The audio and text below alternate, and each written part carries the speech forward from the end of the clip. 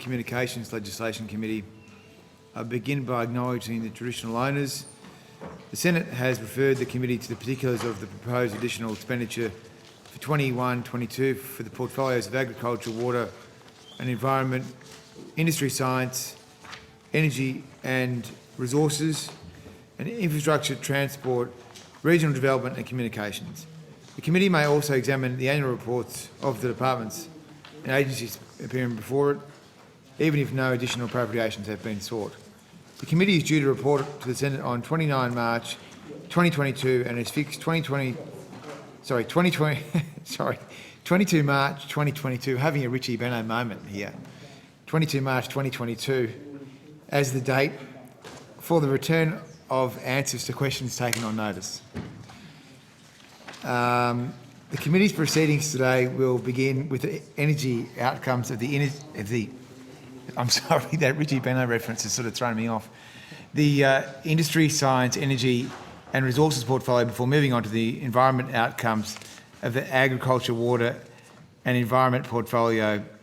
Tomorrow the committee will examine the communications and arts outcomes of the infrastructure, transport, regional development and communications portfolio. I remind senators and witnesses that we are operating in a COVID-safe environment which puts limits on the number of people allowed in the room and the number of senators who can be seated at the table at any time.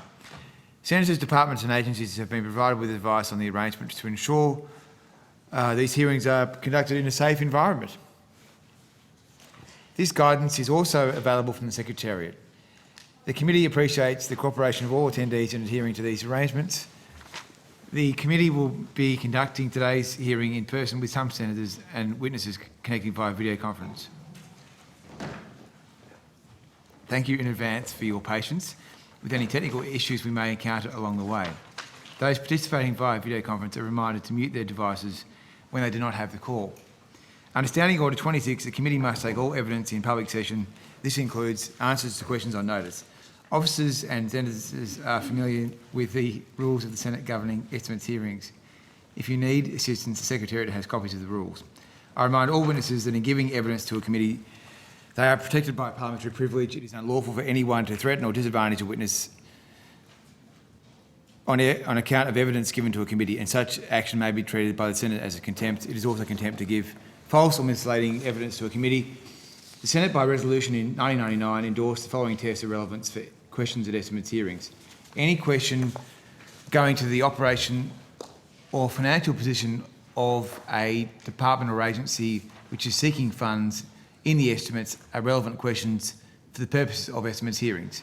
I remind officers that the Senate has resolved that there are no areas in connection with the expenditure of public funds where any person has a discretion to withhold details or explanations from the Parliament or its committees unless the Parliament has expressly provided otherwise. The Senate has resolved that an officer of a department of the Commonwealth shall not be asked to give opinions on matters of policy and shall be given reasonable opportunity to refer questions asked of the officer to superior officers or to a minister. This resolution prohibits only questions asking for opinions on matters of policy and does not preclude questions asking for explanations of policies or factual questions about when and how policies were adopted. I particularly draw attention to the, I'm sorry, this goes for so long. I find it very hard to keep it. I find it very hard to keep a straight face with the length of this. So I'm sorry. It's the resolution of the Senate. I'm almost finished. I just wanted to table. I'm enjoying your delivery. I'm very sorry about this. I want to draw your attention and all the witnesses to an order of the Senate of 13 May 2009, specifying the process by which a claim of public interest immunity should be raised. Witnesses are reminded that a statement that information or a document is confidential or consists of advice to government is not a statement which meets the requirements of the 2009 order. Instead, witnesses are required to provide some indication, which is specific, of the harm to the public interest that could result from the disclosure of the information or the document. I incorporate the public interest immunity statement. I'm going to collapse here. Okay. Well, that's the important bit that you just collapsed. The rest would. I know, but I think we know the rules, I am struggling to read all this because it is very long, and I find it quite funny that it's so long.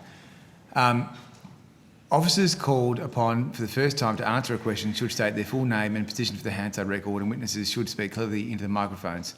Mobile phones should be switched to silent. Okay, it's finished.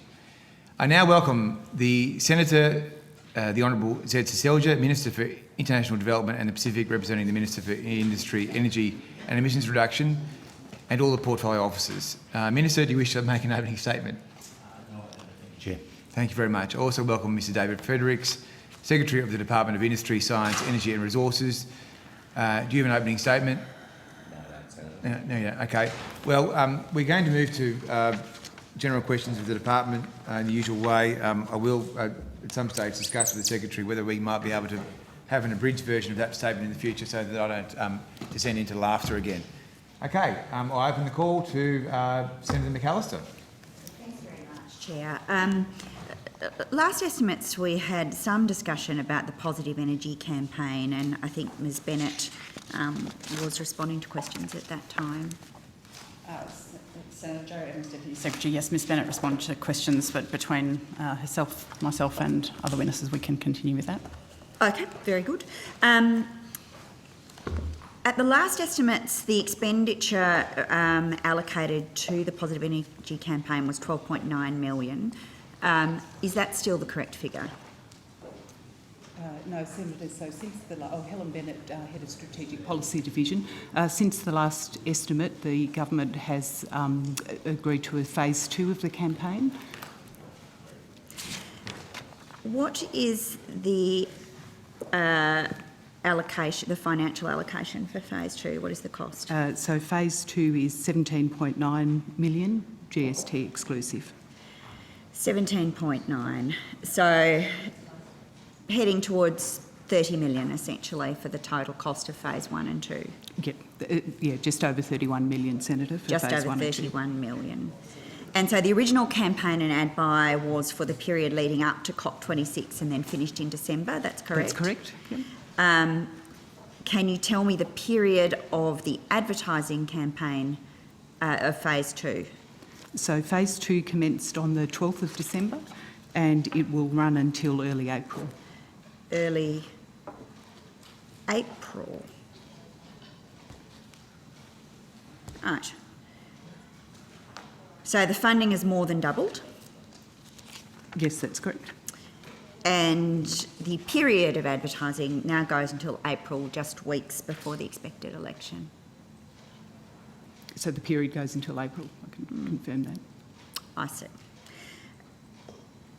Last time we talked about Universal McCann doing the media buy. Is that continuing? That is continuing, Senator. What is the allocation across the categories of buy financially? So last time we talked about print, digital, radio, cinema and out of home as the areas where Universal McCann have been directed to make purchases. Yes, so I don't know if I have...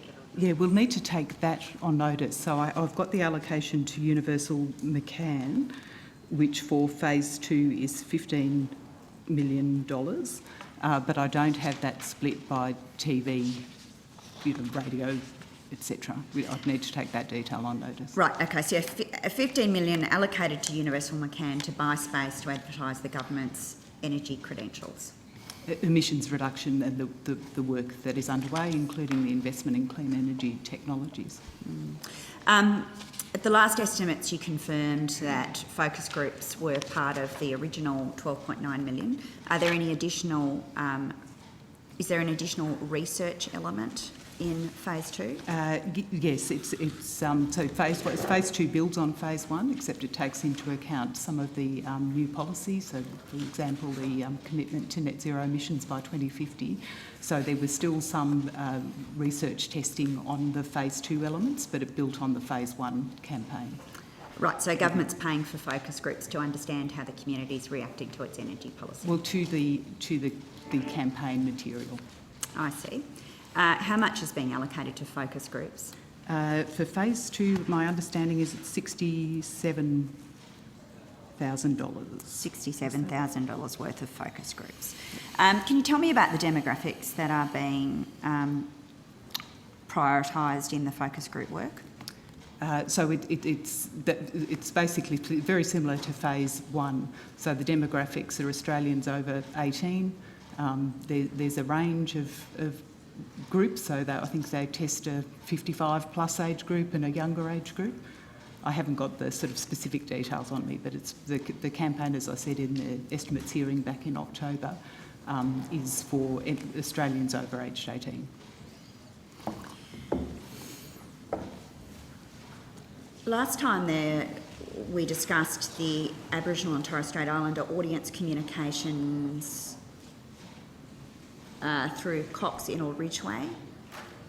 Is that contract being extended? Yes, it is. And what's the value of the extension to that contract? So the extension, so it's still being negotiated, so we haven't got a confirmed value yet of that.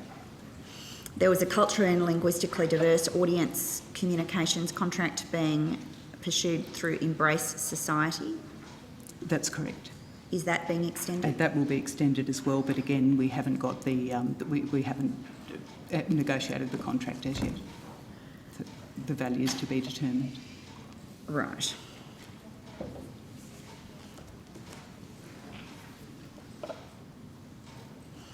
And the evaluation of the campaign?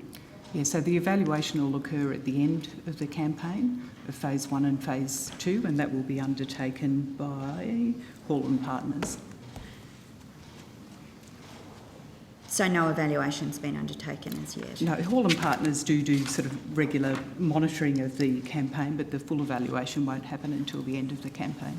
Right, okay. And the public relations component of the campaign, at last estimates you told us that they were providing advice about various media, including social media, and that they would be running social media moderation services.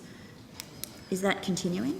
So I did correct the record on that, Senator, through a letter to the committee, that they aren't providing advice on social media moderation. That is being run by Universal McCann, but the public relations component basically looks at extending the messages of the campaign, production of fact sheets, media articles, and they are monitoring some, media on the campaign and related content. Okay. So there's a research component in both phase 1 and phase 2. Can you please table the research outputs from phase 1? I could take that on notice, Senator. You took that on notice last time we were here, and that was back in October. When can we expect to see the outputs of that research? It's publicly funded, talks about Australian attitudes towards government policies on climate change and energy. Is there any reason we cannot see it? So the research itself does go to one of the subcommittees of Cabinet, and so we need to be respectful of the Cabinet processes, and that's why I'd need to take that on notice. Okay, so it's secret research that only the Cabinet may see. That's the attitude of the department. Senator, that's not the attitude of the department. That's the department respecting our obligations to Cabinet processes. So the Minister's commissioned research and put it into the Cabinet process, and the consequence of that is that the public may not see it. Is that correct? Well, Correct understanding. Senator, in fairness, that is the process that's been approved by Cabinet for use. The Auditor-General, as you know, reviewed Powering Forward as part of the broader review of government advertising between 2015 and 2019. A number of problems with the campaign were identified in that review. What steps have been taken to ensure that they are not going to be repeated in phase 2? So we were certainly aware of the Auditor-General's report. We have ensured that the department is acting entirely consistently with the Australian Government guidelines on information and advertising campaigns. Is there a reason that the word climate change has not yet been mentioned in the government advertising? Senator, I don't think there's a particular reason other than that the scripts that were developed by the creative company and so on didn't use those terms, and so it's responded to the research and responded to the information they had available to put forward text that didn't include those words. It wasn't deliberate. on our part or any others. I don't think there's anything in that. Has the Minister had any communication with the department about the use of the word climate change in the public communications? Not that I recall. around? And not that I recall either, Senator. Can you confirm that wind power is not included or referenced in the advertising campaign at all? Senator, again, I'll need to go back and actually have a look at all of the material to make sure there's no explicit reference to wind, but obviously there's a lot of references to clean energy, renewable energy, and all of that includes wind power. Yes, So- I'm quite aware that clean Yeah. energy includes wind power. The Minister, of course, Minister Taylor, has a very different view and has a history of campaigning against wind technology, including speaking at a wind power rally that was described wind power as a fraud some years ago. So I'm interested to understand whether the Minister has provided any direction about whether or not wind power can be referenced in government advertising. Definitely confirm there was no direction along those lines given to the department. And so running through until April, just before the election. That's correct. No mention of climate change, and as far as we can tell, no reference to wind power. Sounds like a terrific use of government money. Okay, sounds like my time's up, Chair. Come back to Labor. Senator Waters. Thanks, Chair. Hi, everyone. Nice to see you all again. I want to start off first with the series of legislative instruments that have been tabled recently and whether any contracts have been written under them, starting with UNGI, the Underwriting New Generation Investment Program. Have there been any contracts written under that, please?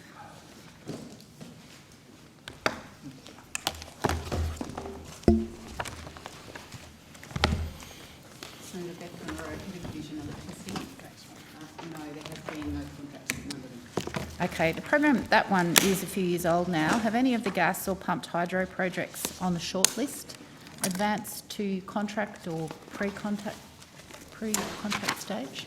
Sean Sullivan, Deputy Secretary. Senator, the UNGI program, I think 2 projects have the original shortlisted 12 projects are no longer part of, they've withdrawn from the UNGI process. The remaining 10 are still being worked through with respect to the proponents. Okay. Have any contracts been issued under the CCUS Hubs and Technologies program?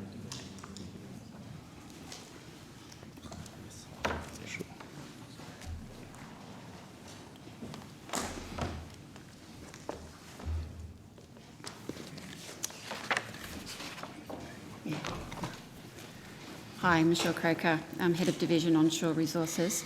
Under the CCUS Hubs and Technologies program, no contracts have been entered into. Okay, have there been any applications made? Yes, I understand that the applications have been made Beg your under pardon? that program. Sorry, could you say that again? Yes, there have been applications have been made under that program. Okay, how many, please? I'll just see if I'm able to find that information. Thank you. I might have to take that on notice. I'll see if I can get back to you today on that would one. be great. Yeah. Thank you. I'm interested now in whether any contracts have been issued under the expanded ARENA powers that, of course, are still subject to disallowance. Sorry for the musical chairs, folks.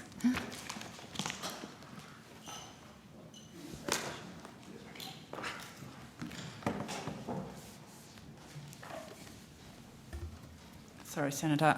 We might have to confirm with ARENA if they have issued any contracts, but no contracts in the department have been issued under those powers. Okay, thank you. So has any money been handed over to any of those companies that we've mentioned under those last 3 grants programs? Senator, so as I said, there's been no contracts finalised with respect to UNGI program, other than there is a grant that's been processed and made with respect to the Port Kembla AIP project, but that's a pre-FID grant, not an UNGI grant. So that's... Turned up a little bit, please, to the lovely folk in the booth. Thank you. So I'm answering this to be complete. So the Port Kembla AIP project There's a $30 million grant that's being progressed with respect to that process, but that is not part of the UNGI program per se. With respect to the carbon capture and storage technologies, as Ms Croker said, that's currently going through the process of assessment of grants. We'll get back to you with respect to the number of applications and the time frame. And I think the ARENA one, we're going to come back to you as well. Is there a process for handing money back if the Senate disallows any of those programs, in particular the ARENA powers? What is that process? But in the generality, my understanding is that the answer to that question is no, but I would like to take on notice. As I understand it, I think the reason why the question is no is, of course, those powers and the exercise of them remain valid until the Senate has declared them otherwise. So I think the assumption is that the grant is valid as a consequence. But in fairness to you, I think it's a tricky question. I'll take it on notice and come back to you. Yes, thank you. I suspect it's one you might need to turn your mind to in any case, so good to get ahead of that. Thank you. The department's released its newest major projects report at the end of last year. It's showing that there's 114 coal, oil and gas projects in the approvals pipeline. Can I ask, is it government policy for as many of those projects to proceed as possible?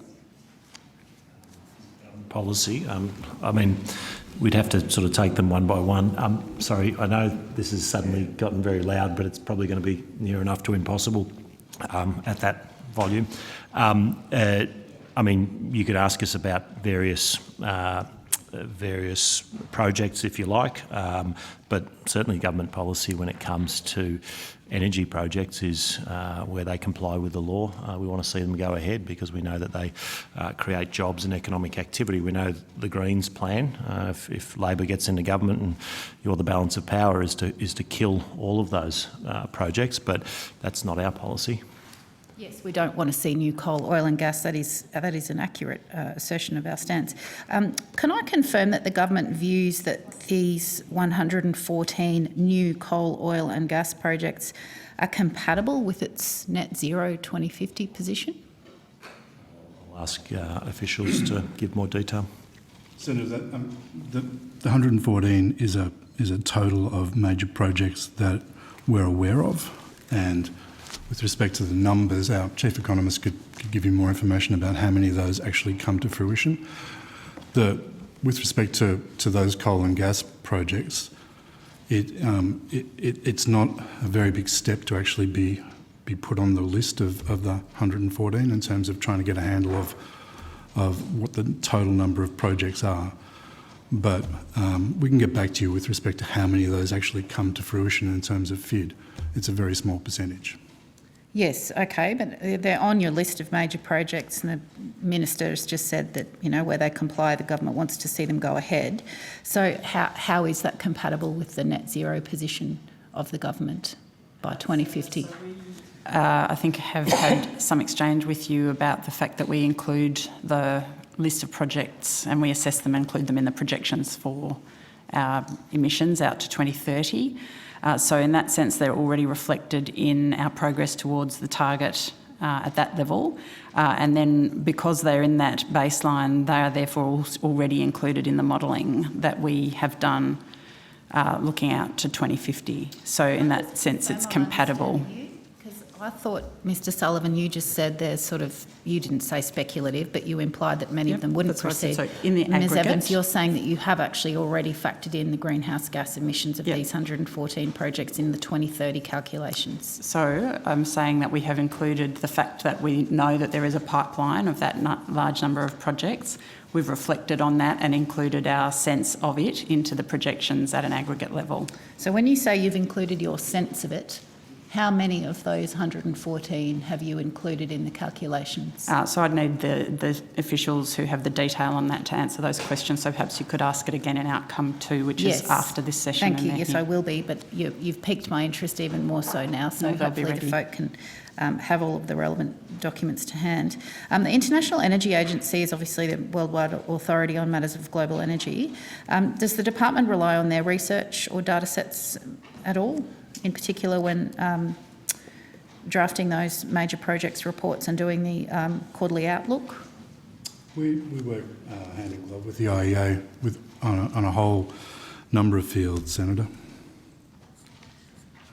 Okay, well, you'll no doubt be aware of their most recent report that was very explicit that in a world on track for net zero by 2050, not a single coal mine or oil or gas field could be opened. Now that you've modelled net zero by 2050, do you agree or disagree with the International Energy Agency?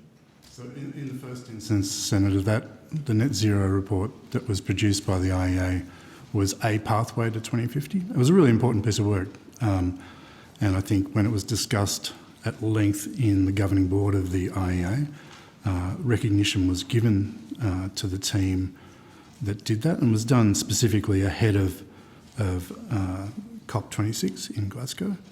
And it was done to show what a pathway to net zero could look like, particularly when the heavy lifting has to be done by the electricity and energy sectors.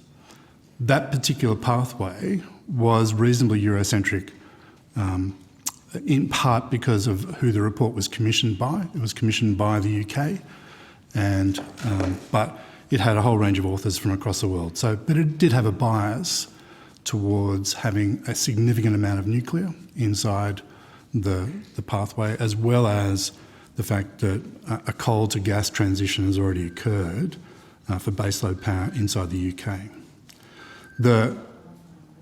It is a one pathway to net zero. Obviously, a really difficult one for Australia, and it's not basically a roadmap for Australia because of its reliance on nuclear. And so we have to find different approaches in terms of the net zero. So the IEA has said we can't have any of those 114 projects proceed. Do you think that those projects are compatible with net zero by 2050? Those projects were with respect to that pathway. For that pathway to work, in terms of the net zero pathway that was modelled by the IEA, the one, as I said, that has a high reliance on nuclear and a high reliance on Northern Hemisphere conditions, to make that net zero pathway in that circumstance, that was one of the prerequisites that the IEA team came up with. Are you endorsing that approach, Senator Waters? I'm asking the questions, Minister. Because it sounded a little bit like you're endorsing that nuclear-based approach, but I'm not sure if that's the Greens' policy now. You are sure it's not. It never has been. So I'm asking the So you're question. referring to a report that you don't support as the pathway for Australia? I'm asking about your government's policy of backing 114 new coal, oil and gas mines and how that is consistent with your own pathetic targets. So you'd prefer we went down the nuclear path then? No, I prefer you weren't in government, then we can fix it, but that's probably beyond the scope of today. I'd just like to confirm, just so we can work through the program in an orderly manner, before I go back to opposition senators, we're already into outcome 2, I think, so are you still on general? Okay. Okay, we might just try and keep to general questions then, because we want to work through this in an orderly way for everyone's benefit. I know there's lots of people that are assembled. So, Chair, just with your indulgence, Senator Waters, CCUS hubs, there were 13 applications, and CCUS Tech, there was 51 applications. Sorry, 13 for CCUS. So 13 applications with respect to hubs and 51 applications with respect to the CCUS technology. Thank you. thanks, Mr. Sullivan. Senator Urquhart. Thank you very much. Mr. Fredericks, we know from public statements that the Prime Minister indicated that he wasn't planning on attending COP26 as late as October last year. Is that the understanding of your department? I think I have to take that on notice, Senator. You have to take it on notice. Yes, if I could, please. Okay. Well, on the 27th of September, the Prime Minister said we haven't made any final decisions about attending COP26. He said, it's another trip overseas, and I've been on several this year and spent a lot of time in quarantine.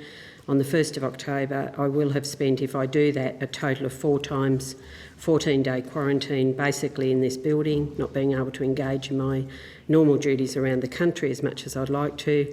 That's a long time for a Prime Minister to be in quarantine in a 6-month period.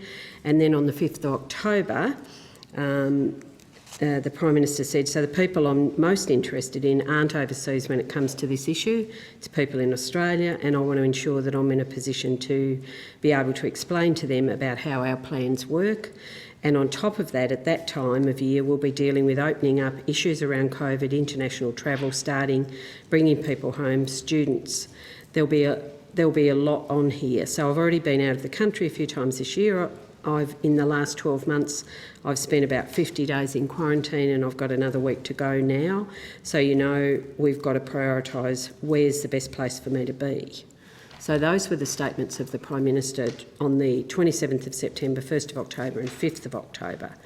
So can you tell me the date the department was informed that the Prime Minister would indeed be attending COP26? I'll do that, but I think I'll have to take that on notice, yes, if I could.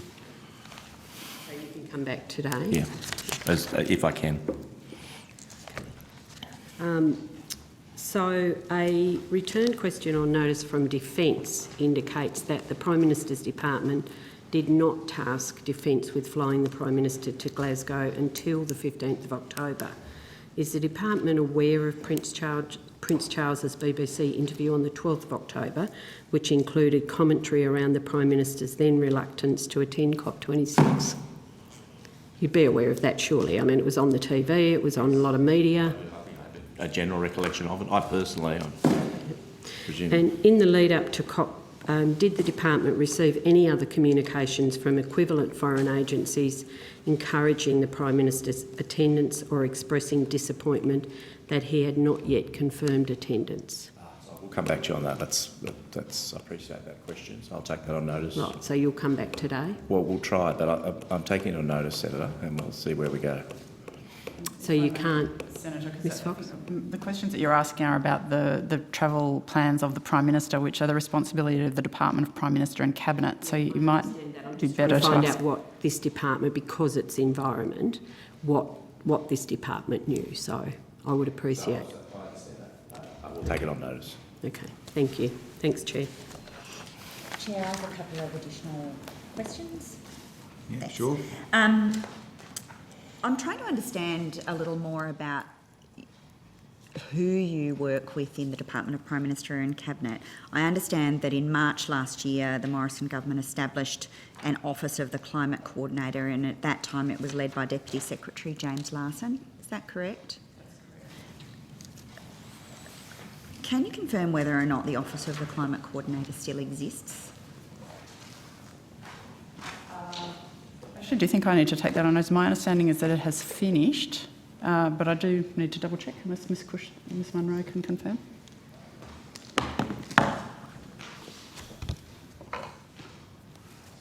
Sorry, Kush Munro, Head of the International Climate and Technology Division. That is my understanding, that the office no longer exists as a separate entity within the Department of Prime Minister and Cabinet. Right, and when was that office disbanded? Well, its very particular role was in the lead up to COP26. So it, I think, again, questions probably for detail of the Department of Prime Minister and Cabinet, but my recollection is that it was, up until and just after COP26. Right, and as a consequence of it no longer existing, who do you talk to in PMC about the whole of government effort to meet your climate objectives? Well, there is obviously the Industry, Infrastructure and Environment Division. So we have ongoing dialogue with colleagues in the department. So while there was a special unit, there were still all of the existing arrangements within the Department of Prime Minister and Cabinet as well. Right, and so the Deputy Secretary position, which headed the Office of the Climate Coordinator, is no longer a feature of the PMC? So again, our understanding is that's right, that position wound up after the COP, and there has not been, so James Larson finished in that role at the end of the COP, and there has not been another climate change coordinator appointed since then. That responsibility has gone back to its normal arrangements in PM&C, which is headed up.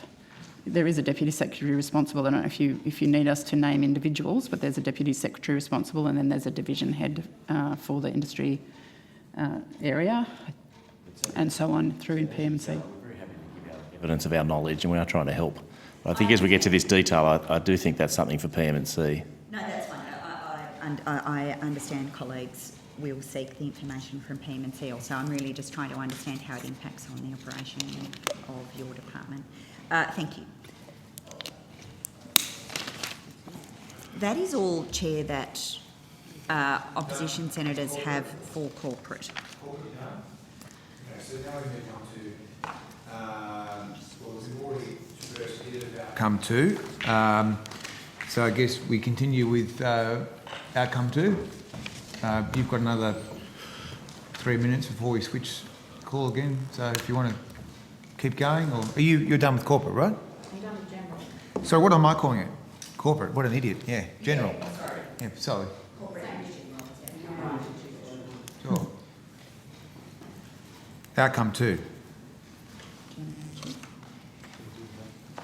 You keep going, Senator McAllister. Senator Chisholm. I just had some questions about the hydrogen hubs. Can you confirm that the National Hydrogen Strategy was endorsed by COAG Energy Council in 2019? Okay. And were the hydrogen hubs a critical pillar of this strategy? Yes, it was one of the identified activities as part of that strategy.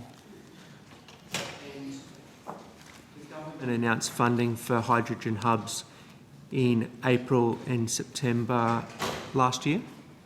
I'll just double check that, but that does sound correct to me.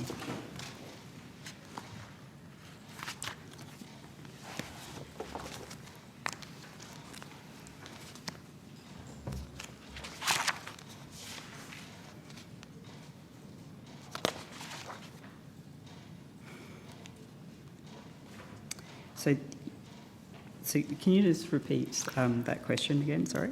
I was just trying to get confirmation that the government announced funding for hydrogen hubs in 2 lots in April and September of last year. Yes, I think that is correct. I just don't have the exact months, but yes, Okay. following a MyEFO and budget process. And do you have the dollar amounts that were allocated in each of those? Yes, I do. So there was in the 2020-21 budget, there was $54 million for hydrogen hubs. And then under the 2021-22 budget, there was $240 million for grants to develop a further 4 hydrogen hubs, plus $20 million for grants to develop hub design studies. Okay. And where are those confirmed locations? There aren't actually any confirmed locations. There are a number of regions that were identified that were most prospective. The program itself, though, is open to all regions in Australia. Right. So the government talks about the hydrogen hubs. What are the hydrogen hubs? Do they have no real meaning when it comes to this program? Like, I'm just trying to get a sense of how that fits together. So the core of the program absolutely is on hubs. And so, as you identified in the National Hydrogen Strategy, it was a recommended activity because it is about how you bring together hydrogen users, producers, and also those potential exporters, and how you look to accelerate industry growth. So it is absolutely a core part of the Hydrogen Hub program. Okay. On the current process for... Yeah, if you'd like me to step through where we're actually up to with the hub program. Yep.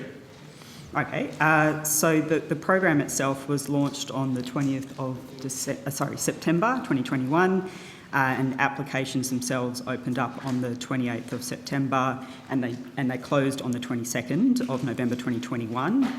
There were 23 applications, 22 were eligible under the implementation for the hub funding, and there were 65 applications and 61 were eligible under the development and design funding. When the applications went live, there were information sessions, and so, for example, information session held on the 15th of October, 252 attendees. On the 19th of October, another information session was held, 380 attendees. So as I said before, there's been a high level of interest, but also the applications have now closed. And so with working with Oz Industry, we have formed an expert assessment committee, and they met over December and right up until the beginning of February, over 6 meetings. So a lot of interest, a lot of work, and hopefully some really good hub announcements coming very soon. If I can just add one other lens onto that, because I think it might get to your question, Senator Chisholm, which is that in the hydrogen strategy, the work that we did for that and leading up to that endorsement through the COAG process, there was a lot of work done to look at where are the areas in Australia where hydrogen is most likely to be successful, what are the characteristics of the areas that you might look for to get a hydrogen industry off the ground. And that was where this notion of a hub, so you want to concentrate the investment in the hydrogen industry around those areas where it's got the best chance of succeeding. So that concept was there in the strategy. And then the government said that, based on further work that we have done for them, that there is really highly prospective areas in Bell Bay, the Pilbara, Gladstone, Latrobe Valley, Eyre Peninsula, the Hunter Valley and in Darwin. So they were the 7 locations that when we launched the hub program, we said those were areas where we knew all of the ingredients for a really successful hub existed, but it didn't preclude applications from other parts of Australia or other areas also being considered as a part of the program. And that's when where we're up to in what Ms Munro has described. So we know that there are some good locations. We actually think we'll get applications from a broader range of places that need to be assessed. Can I specifically ask, in relation to those 7 areas that you just named, has there been any of the $464 million spent in any of those areas? Well, not at this stage, Senator, because the program only just, as Ms Munro just went through, it opened in September. It's only closed at the end of last year. We're just going through and finalising the assessment process. Okay, so nothing's been spent in any of those locations. Okay. Thanks. Just confirming, we're on program 2.1, which is reducing Australia's greenhouse gas emissions, and I think you have more questions on that, so we'll hand the call to Senator Waters. Thanks, Chair. Can I come back to that point about the emissions of the 114 projects that are included in that major projects list? My understanding from previous estimates was that, I think it was Mr Sturgis told me, that you don't include the emissions until it's essentially certain to proceed. Final investment decision, I think, is the barometer that you use. That's not consistent with what you said before. So could you please tell me what the situation is? So what I was trying to say is we use the major projects list of all of those, of what's there. We factor that into our projections. So whether that means every single one of them or not is a different question. So I might ask Ms Rowley to respond. Yes, Thank you. Thank you, Senator. Kath Rowley, acting head of the Climate Change Division in the department. Sorry, I'll just take my mask off. So, Senator, the Resources and Energy Major Projects report is one of many inputs that is used to inform Australia's emissions projections. So, as you can imagine, we draw on all available evidence in terms of the outlook for energy demand for resources demand, both domestically and internationally, and the major projects report is one of those strands. The projections doesn't do a project-by-project level estimate of emissions for each of those projects. What it does is use that as information to inform where the likely new sources might be. It combines that with information with respect to the outlook for coal, oil, gas demand in the Australian economy as well as globally, and it's the kind of sum total of all of that evidence that forms the basis of the emissions projections. And I would note that the most recent projections, sorry? The vibe.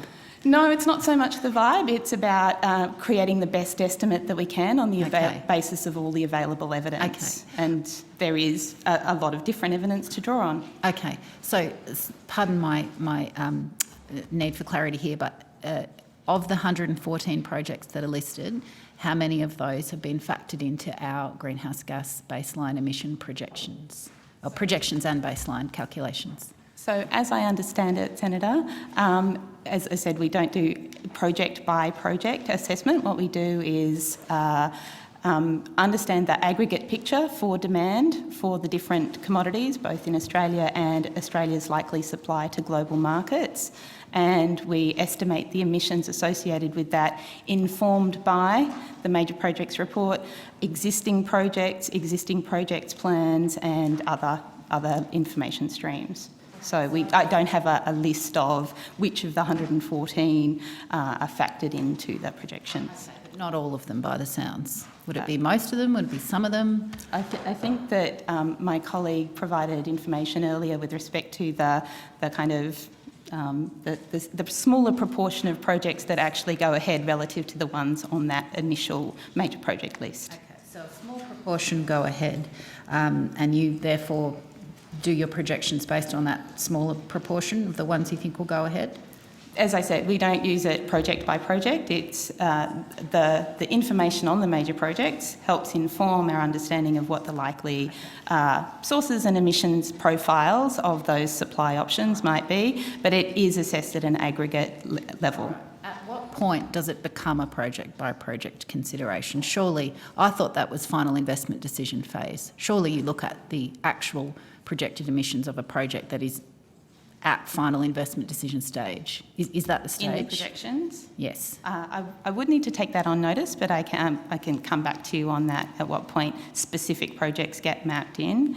But yeah, this is looking out to 2030, and so we do have to use different lines of evidence. Okay, thank you for coming back to me with as much clarity as you can. Last estimates when we had the 2020 emissions projections available, you told us that Scope 1 emissions in 2030 from opening up the Beetaloo Basin would be 0.1 megatonnes of CO2. Empire Energy's own environmental management plan says, in fact, it would be 937,000 tonnes in the exploration phase alone, and the federal court said it would add 13% a year to Australia's emissions. Have you revised your assessment of 0.1 megatonnes? Can I just confirm that was for the Beetaloo? Yep. Give me one moment and I'll just get the numbers for you. Okay, so under the 2021 emissions projections, which were released late last year, we assumed new commercial gas extraction and production from the Beetaloo Basin would commence in 2025. It's assumed to start producing in small amounts and then gradually ratchet up.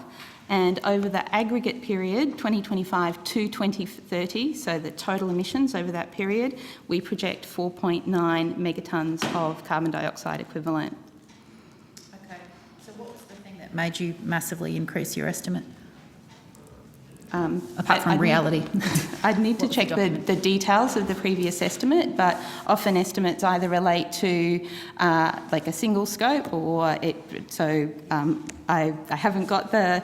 I can't say for sure that 4.2 megatonnes is only scope 1, but we can check that if you're interested. Yes, thank you. If you could perhaps take that on notice. Yeah, but with respect to differences in estimates, often, like, is it a single year or a period of time? Is it scope 1 or scope 1 and 2, which includes the emissions embodied in energy, and other reasons might account for the difference. So in the absence of the specifics of that original estimate, I couldn't explain it right now. Thank you. Do you have current estimates for the 2030 emissions from projects that have received final investment decision last year? Woodside, Scarborough and Pluto Train 2? And if so, what are they? I think that's at a level of detail that we will have to take on today. Apologies. Okay. Well, I'm also after the Santos's Barossa project. It's really just those three, please. If you could take them on notice and possibly come back to us today, that would be tops. All right. Does the government have a plan in place for coal plants to bring their closure date forward? And are you planning for that in any way?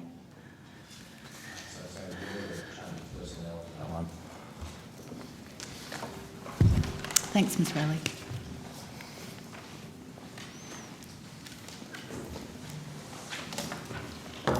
Sorry, Senator, the question was in relation to coal-fired power stations, is that correct? Yes, and do you have a plan for their early closure? So the issue of an orderly exit and the conditions around the exit is a matter that's been discussed at length with energy ministers through the Energy National Reform Committee of National Cabinet. So that work is continuing in terms of the post-2025 reforms to the energy market. That's also taken into account, as you'd understand, in terms of the integrated system plan and the need for transmission that comes from the projections around coal-fired power stations and what the exit strategy looks like. Okay, just some figures here. AEMO said in December that the most likely scenario was that 14 gigawatts of coal-fired power capacity would close in the NEM by 2030. I think the department's 2021 emissions projection report had 11 gigawatts. There's obviously a bit of a discrepancy there. But my understanding is you relied on the 11 gigawatts to calculate your Glasgow reductions of 30 to 35%. So can I ask, please, which coal-fired power stations make up the 11 gigawatts that your department has said will close by 2030? You have to forgive the musical chairs because the emissions reduction is with my colleagues. I think that's a level of detail we'll take on notice, if we could please, and come back to you. Today, if possible, please. If possible, yeah. Yes, thank you, because it's obviously a pretty important question. Can I just say that those figures are obviously are updated quite regularly by AEMO in terms of the requirements on coal-fired power generators and other generators to give notice around potential closure times, and that relates to both wind, solar, pumped hydro, coal in terms of the closure times. As of last week, AGL brought forward Loy Yang A by a couple of years, Bayswater by a couple of years, and so that flows on into AEMO's planning. It flows on in terms of the market projections with respect to what's required with respect to dispatchable capacity, and it's that process of making sure that we avoid the price spikes that come from exit that aren't basically planned for, and that we've got the capacity to meet demand with respect to power. And that price volatility is an absolutely critical issue both for consumers and for industry because of if we can't plan for reliability and security adequately, then the implications are really around that massive price volatility that then flows through. I think we have a question from Senator McMahon. We'll come back. You've got more on emissions reduction? I think so, Chair. Not It's all right. much more, but I do. It's okay. I imagine the opposition have more on emissions reduction. Okay. Senator McMahon. Oh, there you are. Good, Yep. Yep. Go ahead. Okay, thanks, Chair. I just have a question regarding my colleague's questions about the 114 projects that she discussed.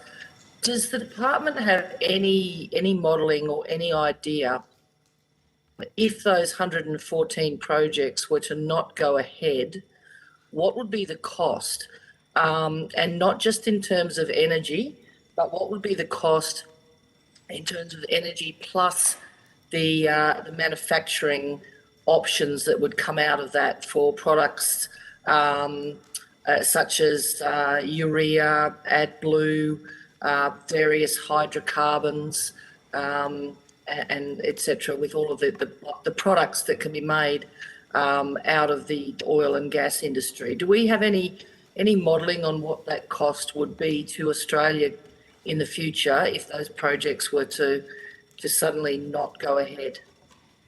Senator, I don't think we do, but perhaps we'll take it on notice to confirm. Yes, thank you. Any information that you could provide along those lines would be great. Well, it'll be in the generality, I suspect. My branch does the major project report within the Chief Economist area. A couple of clarifications with the major projects report. It's a pipeline of projects that we do a stock take-off based on company announcements. We don't make a forecast of what is likely and what is not likely. We simply report on what companies have announced. So we report on whether they are publicly announced. There is not a great threshold to get past the publicly announced stage.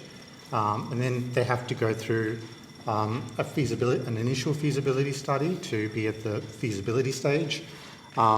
As you may appreciate, there are quite a few more stages of feasibility that they have to go through, which they would. So even at feasibility, we're not saying that they're definitely feasible, that they're at the initial feasibility stage. Subsequently, to get to committed, they have to have taken a final investment decision, and we've provided data in the report and the attached spreadsheets on what companies have claimed are would be the capital investment associated with that entire pipeline, and also the jobs associated with them. But they're basically what companies have claimed. We don't say we don't back those figures in any way. We haven't done our own calculations. We simply report on what the companies have said, and what our pipeline, the total capital investment for our pipeline in the 2021 report is over 500 billion, and I do have some jobs figures as well.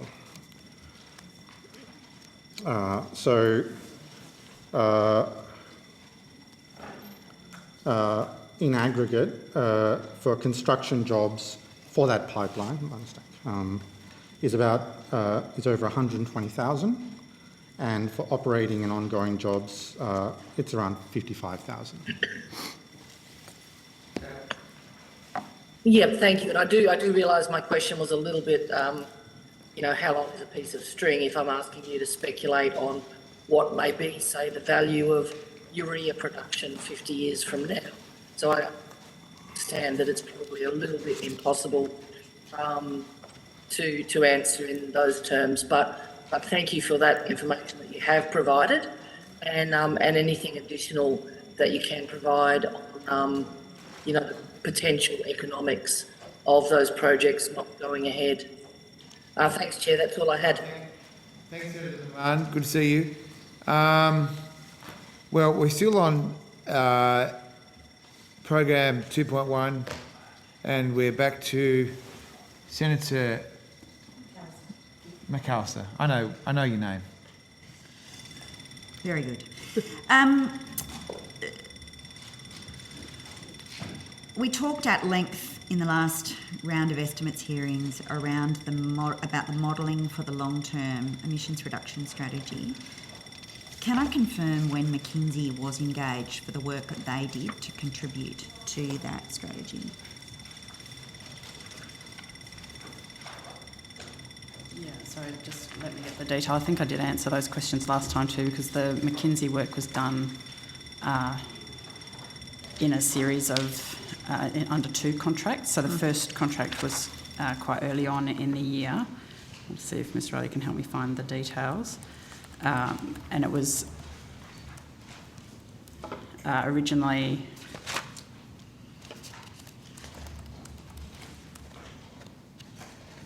sorry, Senator. I've got it there.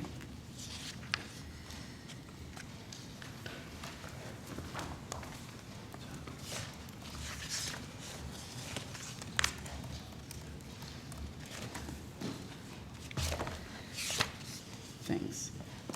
So the 9th of February was the first contract. And what was the value of that contract? Sorry, can you just answer? Yeah, sure.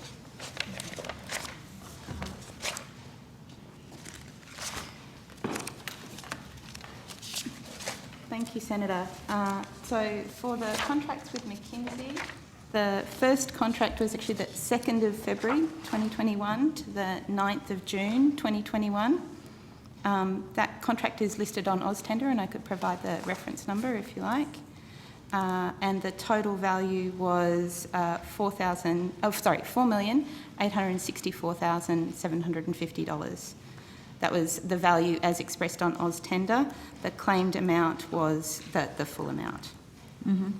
And the second contract? Second contract ran from the 27th of September 2021 to the 8th of November 2021. Again, I've got the AusTender reference if it's required.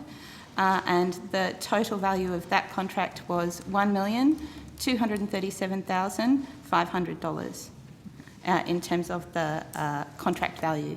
Okay, right. So roughly $6 million to McKinsey across the period, across the calendar year 2021 for work on this. This was to meet a commitment, well, to ask this question a different way. The long-term emissions reduction strategy was a commitment made in 2017, wasn't it? Well, Senator, the commitment to do a long-term strategy is actually part of the Paris commitment, so that was originally made in 2015. Older than that, okay. So 6 years prior, there'd been a commitment to develop a long-term emissions reduction strategy, and that was supposed to be delivered in 2020.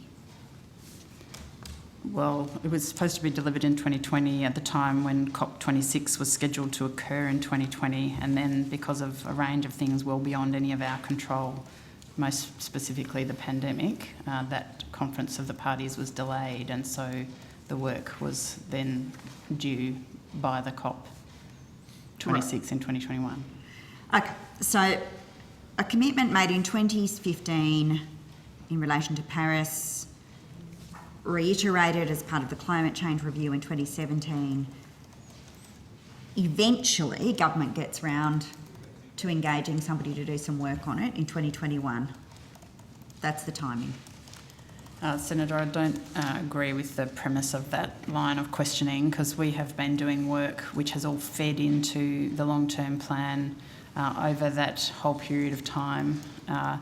The McKinsey contract itself was a very specific piece of work that was translating the stretch goals of the original low emissions technology statement that was done the year before into some into timelines and into a way that we could actually model a time frame for that.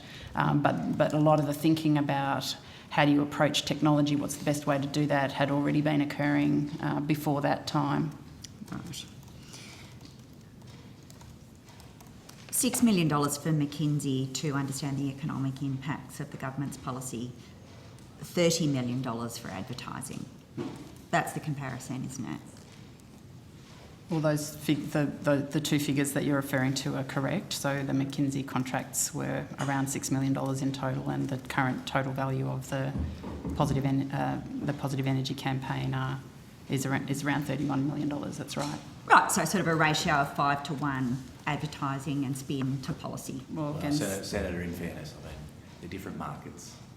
Different markets. So, certainly they are. Senator, our obligation, obviously, is to ensure value for money, and we've done that both in relation to McKinsey, where you're contracting and making judgments about value for money in a consultancy market, and then obviously when it comes to advertising, value for money judgments have been made about quite a different Yes. market. Yes. And, I think it's well known that expenditure required particularly on TV and radio advertising is significant. So at the end of the day, Senator, I think for us as the public service, our job is to make value for money judgments in two quite different markets. I'm very comfortable that we've made very good value for money judgments in each of those two markets. Seem like a reasonable balance of expenditure for you, Minister? Well, I 5 think, to 1, advertising to policy? Well, it seems it's very on brand for your government. Well, you talk about being on brand. I mean, when you're in government, you spent $37 million selling a tax, the mining tax, so, yeah, absolutely. What we're doing on emissions reductions is very important. We're proud of it. It is important Delivering that your message is 22nd out energy there, whereas policy. your $37 million advertising campaign was about how much extra tax you were going to collect. So, yes, I guess there's a values statement right there. There certainly is. 22nd energy policy. We'll see if this one gets implemented. At the previous hearing, Ms Evans, we talked about stakeholder consultation, and your evidence was that stakeholders had been consulted on the technology investment roadmap, but not on the long-term emissions reduction strategy. That's correct, isn't it?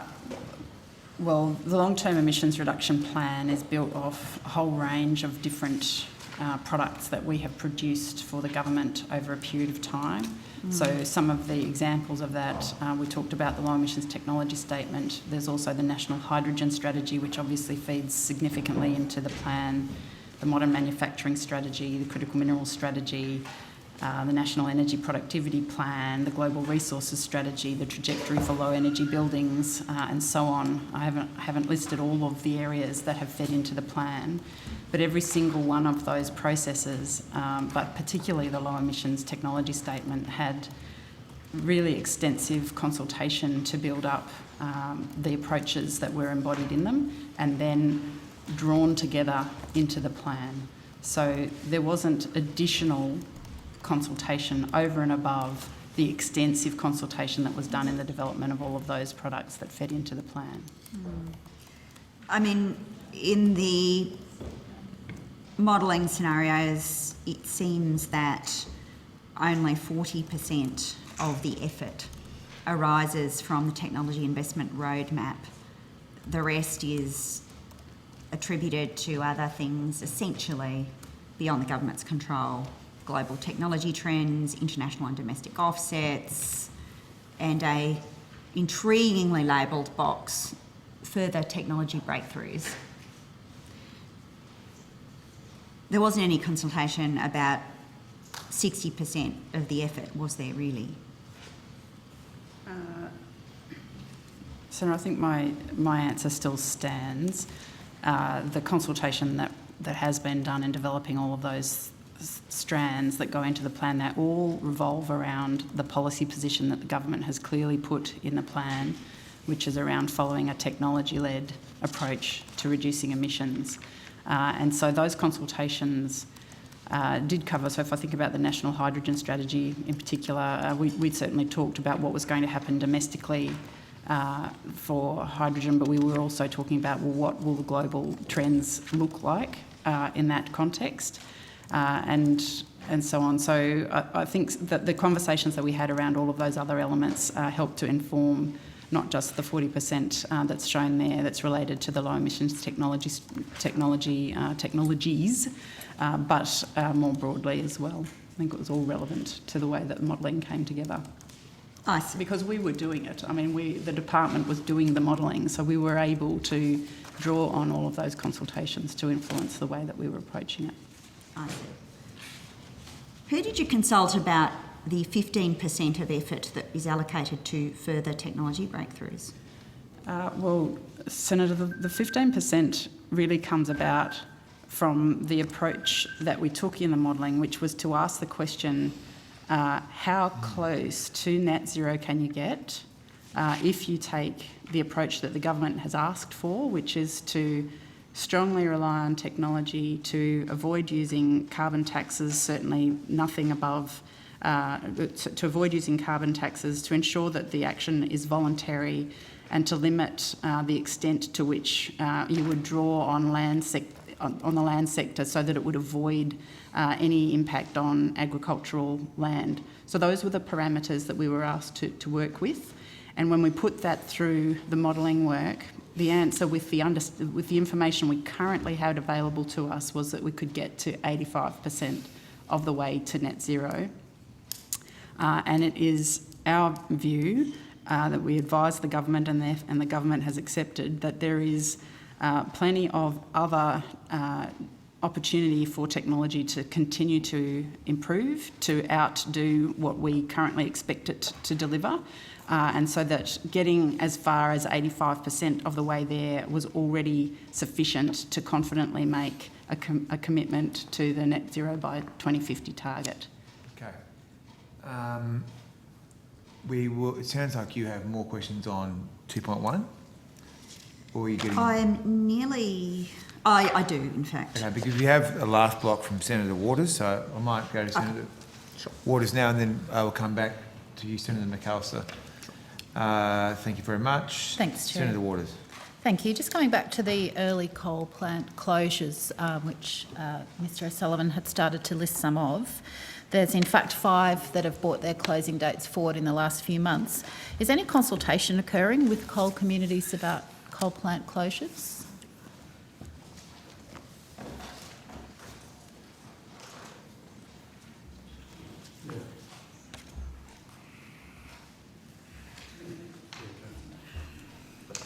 So I think as you pointed out, the AEMO system plan anticipates there will be a faster closure than currently announced.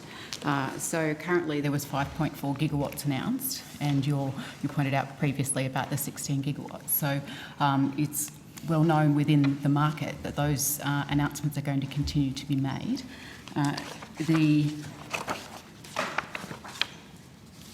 In terms of consultation, perhaps it's useful, Senator, to give you an example of so Liddell, the first unit of Liddell will go into retirement in April of this year, and the remaining 2 units will go into retirement next calendar year. With respect to that announced closure, there was consultation, there was a task force formed with respect to New South Wales and the Commonwealth, and there was consultation with workers, with the local council, looking at futures, diversification of workforce, what the workforce plan looked like. And that consultation has continued with respect to what's the future for energy in that region. Yes. And so that's... is that a model that you'll seek to replicate each time? That was a pretty significant effort, because that closure was brought forward to the point where there wasn't that much time to actually try and find a solution, both in terms of grid reliability as well as for that community. But in terms of so what I'm saying is I don't want to commit future governments to a model of joint task forces and long reports, but the notion of community consultation around diversification of workforces, what workforces look like, will be something that's ongoing now for the decades to come, as we move to the mid 2040s with respect to the long-run coal-fired power stations. Yes, well, I hope so. In that, I hope that consultation is ongoing. So, for the 5 that have announced early closures, has that consultation with those communities already begun? So, what's the 5 you're referring to, Senator? Well, I've got a list of 5, but I'm actually more interested in your list.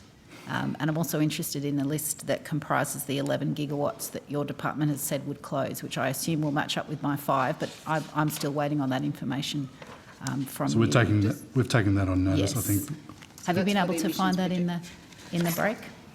So just to add to Mr Sullivan's point about the Liddell task force, so coal generators are required to give 3.5 years notice to the market. So every time there is an announcement that's brought forward, there is an assessment of the implications both on communities but also on the broader system, and that's why the post-2025 work is exceptionally important. There are a number of other measures that governments are taking forward to understand the implications of those closures, including having a reserve available for purchase, the retailer reliability obligation and jurisdictional strategic reserve, so the impact of those is well known. But so that's on sort of the market stability and price reliability, but equally it's about, well, what is the implications for those regions? So Indeed. as they are brought forward, as is anticipated by the integrated system plan, and just to go back to that, there are 4 scenarios in that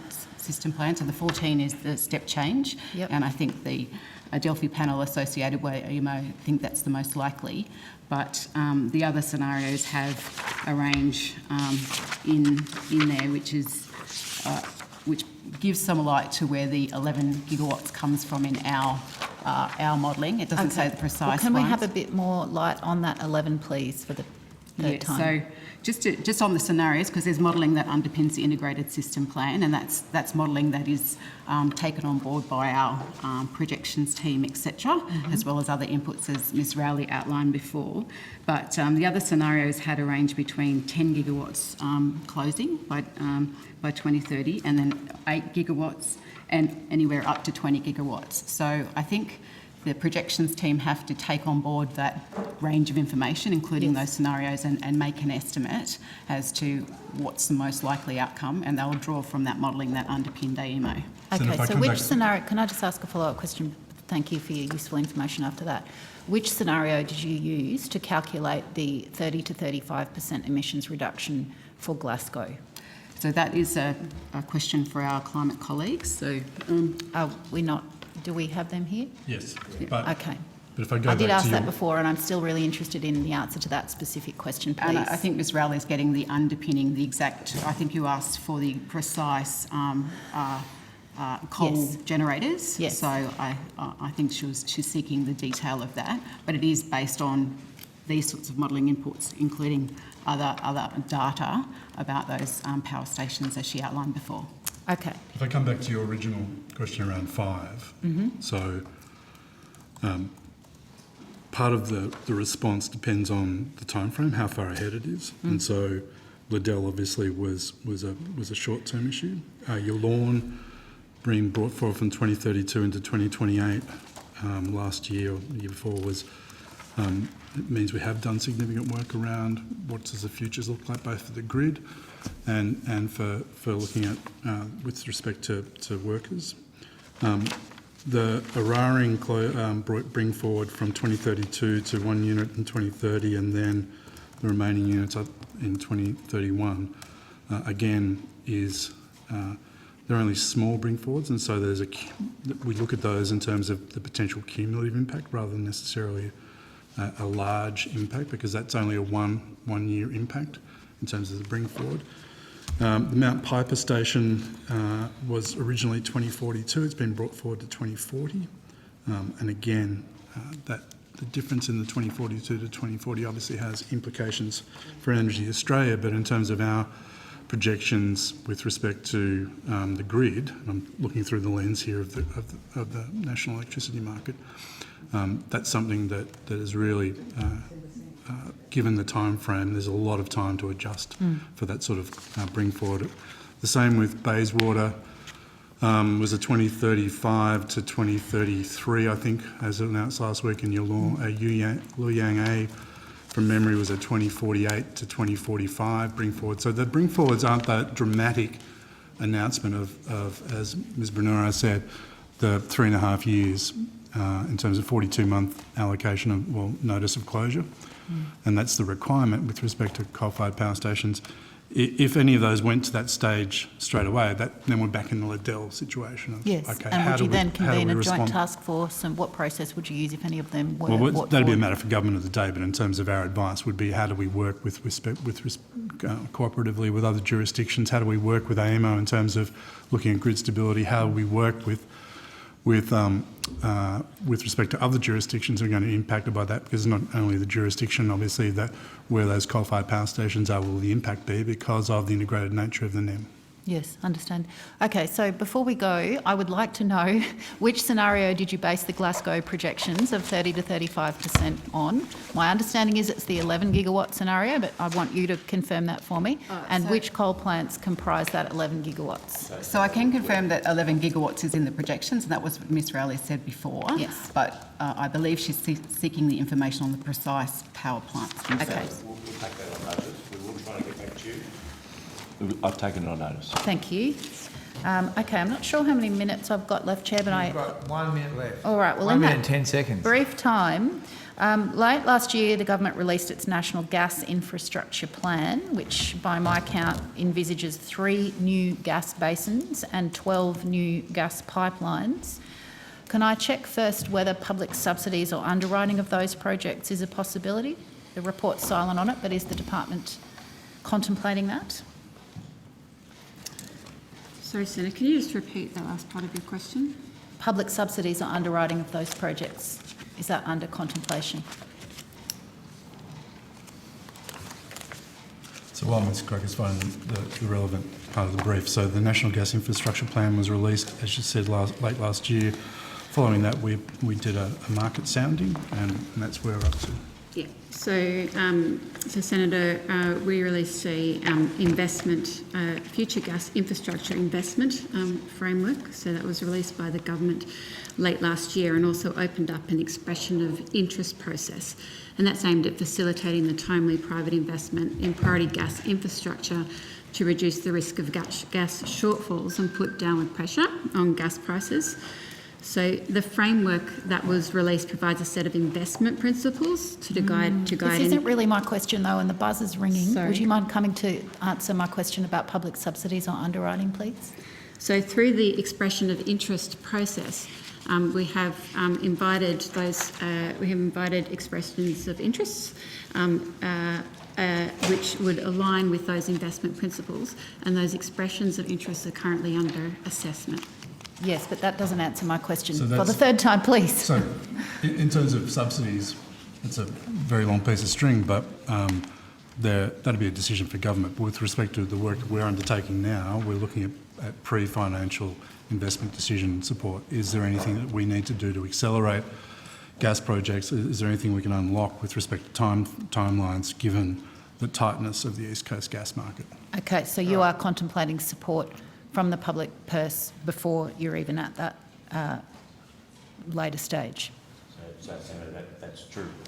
It's actually the philosophy and we've been very open about that. It's in the guidelines. We're out in market. The approach is to assist applicants at that pre-FID point to enable them to get to FID, so that a proper market-based decision can be made about what next for that project. Okay. I might just, so we finished with 2.1 on reducing the greenhouse gas emissions. I'm not sure. No, I was just asking whether Yes, the green I'm not centres sure were... yet. You're not sure? Okay. No, let me okay. ponder. What was the question? Am I done? The question was whether or not people are getting closer to... So the answer is no, we're not done yet. Thank you, Chair. Fair enough. Senator McAllister. I should just say we are a bit over on 2.1, so an indication of how much more time you think we might need would be appreciated. We're close to finishing, Chair, although I would observe that this committee usually spends more time on 2.1 than almost anything else. Understood. All good.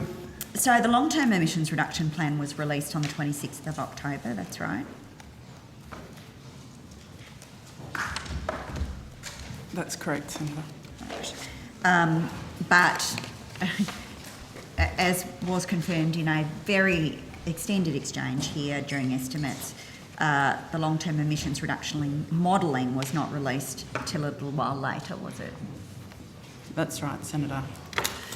Was it always the intention to make the long-term emissions reduction modelling public? Or was there a change in position? Senator, I can speak from my perspective leading that work, is that we always had the intention of making that work public. Right, okay. But it wasn't released in the end until the 12th of November. I think that's right. I'd have to check the date, but that's correct. Yeah, and that was after the COP had finished. That's right. Why was there such a delay between releasing the plan and the modelling which substantiated the plan? Well, Senator, the team that was working on both the plan itself and the modelling that supported it were both working through me.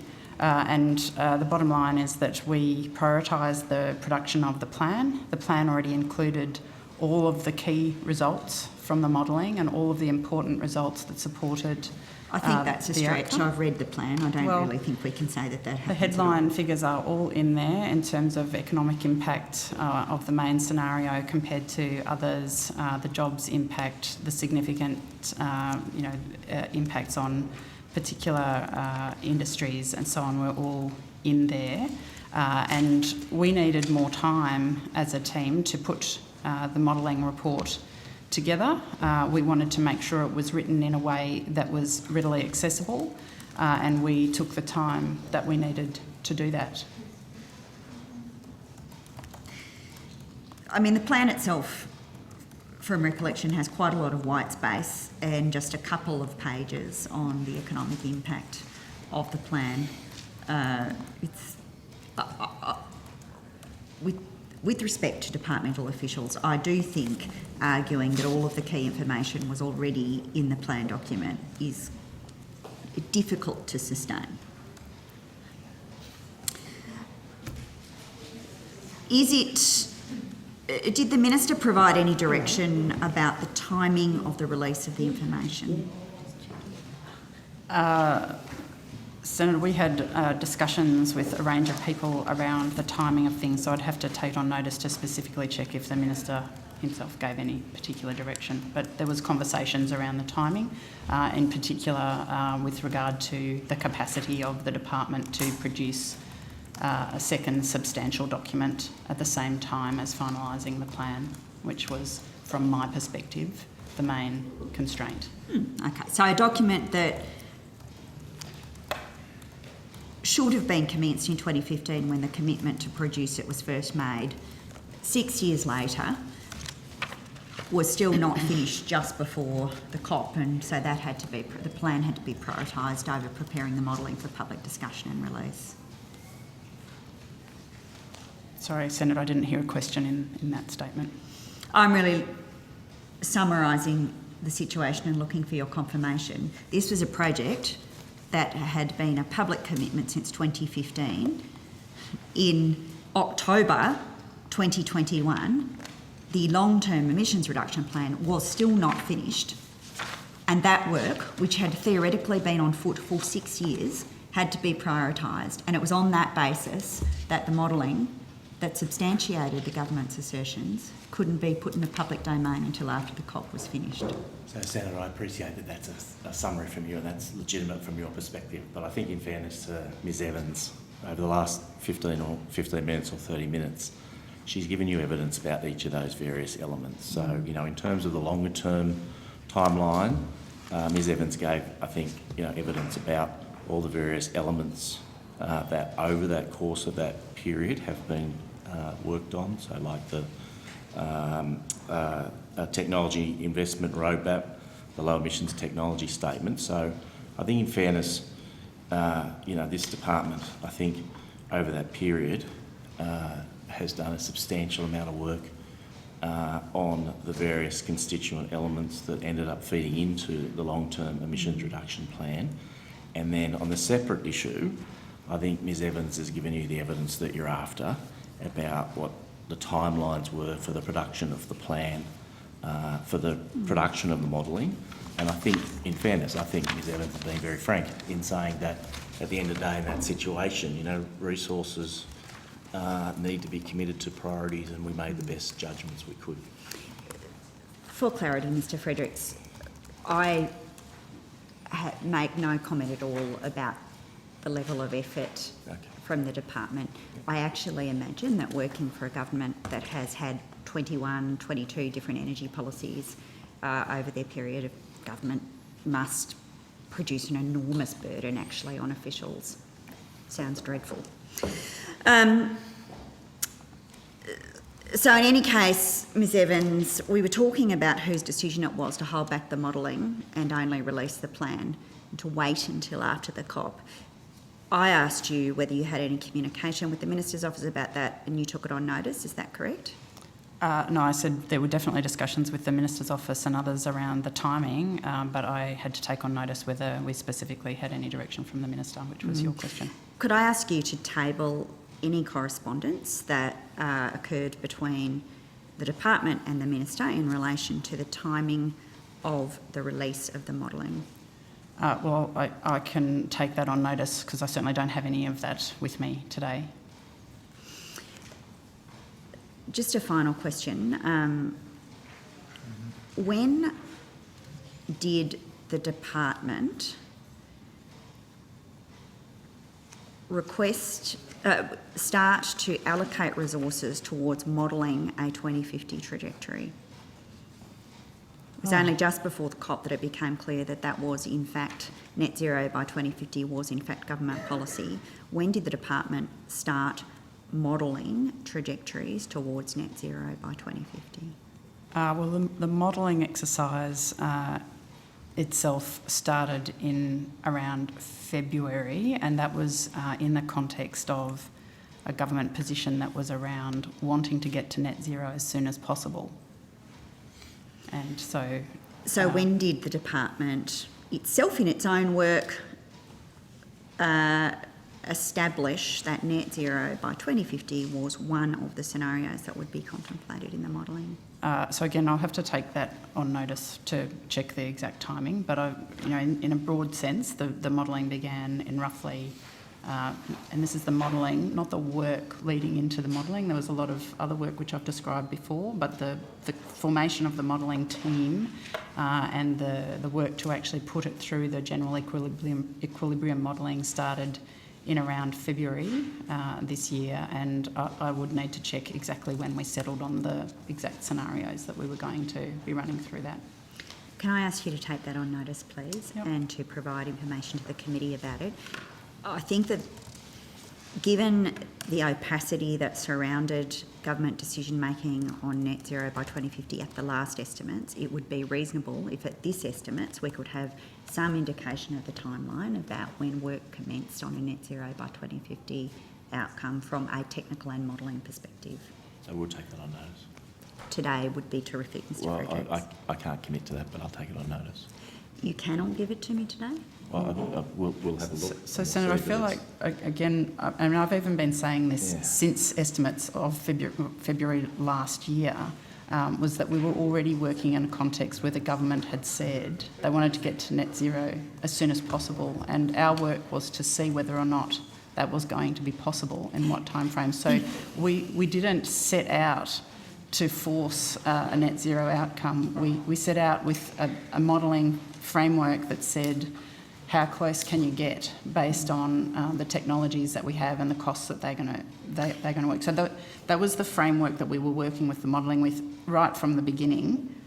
So that didn't change from February. And as we firmed up the results, as we got better, as we finalised it, which was in only the last few weeks before the COP, we were able to give quite concrete advice to the government based on the modelling that the emissions reductions that were possible as a result of the plan were in the order of 85% of the emissions reductions getting us towards net zero, leaving a gap that could readily be filled, in our view, through further technological advances. And that enabled them to then have the discussions that they needed to have around whether or not they could take on the target of net zero by 2050. So that's what we were doing. I can't, to try to retrofit into that, at what point did we specifically model a trajectory to 2050 is counterintuitive to actually what we were trying to ask, which was how close to 2050 can you get? Sometimes we had to run the model with a 2050 target in there for a net zero target in there for 2050 to see what would happen, but it didn't necessarily mean that was an instruction from the government or anything like that. We were exploring the questions on their behalf. So I don't know if that helps, but I'm not... So it was a modelling exercise that definitely ran from February of last year right through until quite late in the piece, because things were changing. The model is a complex thing that needed a lot of work to make sure it was running in the right way. We had to take the time to build in a hydrogen sector which hadn't been done before. All of these things took time, and some of them took some innovation, which we needed to take again time to then write up what we had done once we had finished it. Can I just make this final point, Chair? There is a tone of surprise that I am asking these questions of detail as though this is all done and dusted. In the budget estimates, the department wouldn't even confirm that they were undertaking any modelling whatsoever. At the most recent estimates, we couldn't get any indication about the assumptions that underpinned any modelling, or indeed what the government's target was, and it was days before the COP. I think it is appropriate that the department answer questions about it now, because we have spent almost a year with the department avoiding questions about what really should be a much more public discussion about an economic decision of some consequence. And that was a statement, not a question. So, Senator, just on that, so I understand your point, and I do. I think what Ms Evans is trying to say is that the question, the answer that Ms Evans has just given you, is the best answer we have to the question that you asked, because of the nature of the modelling exercise. So she's been very clear that work started in February of last year.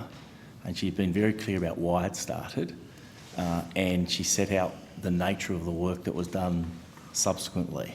So I do feel, Senator, that we're in good faith. We're trying to give you the fullest answer that we possibly can to your question. Okay. Thanks, Mr. Fredericks. And thanks, Senator McAllister. Senator Waters, Senator Hanson-Young, do you have any further questions on emissions reduction? I've got some questions in relation to Australia's presence at the COP conference. I'm hoping that you can answer them here.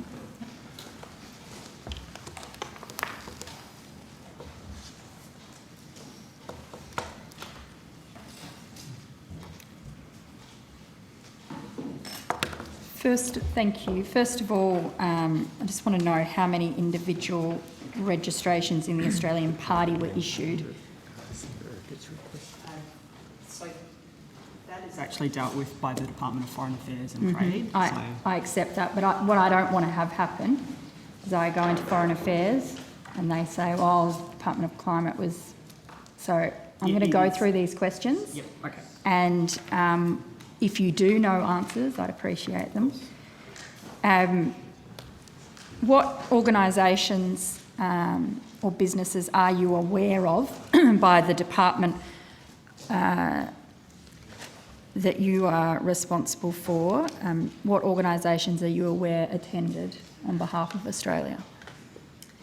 So there were a number of industry participants. So, and as I know you were there, Senator, a big focus of the Australian Government Pavilion was to showcase what was actually happening through various innovative businesses and industries in Australia. So it's not a case of we registered some and others. I can go through a list of companies that did present at the Australian Pavilion over the 2 weeks, if that is helpful to you. Yes, please. Yeah, sorry, I'll just get the right information.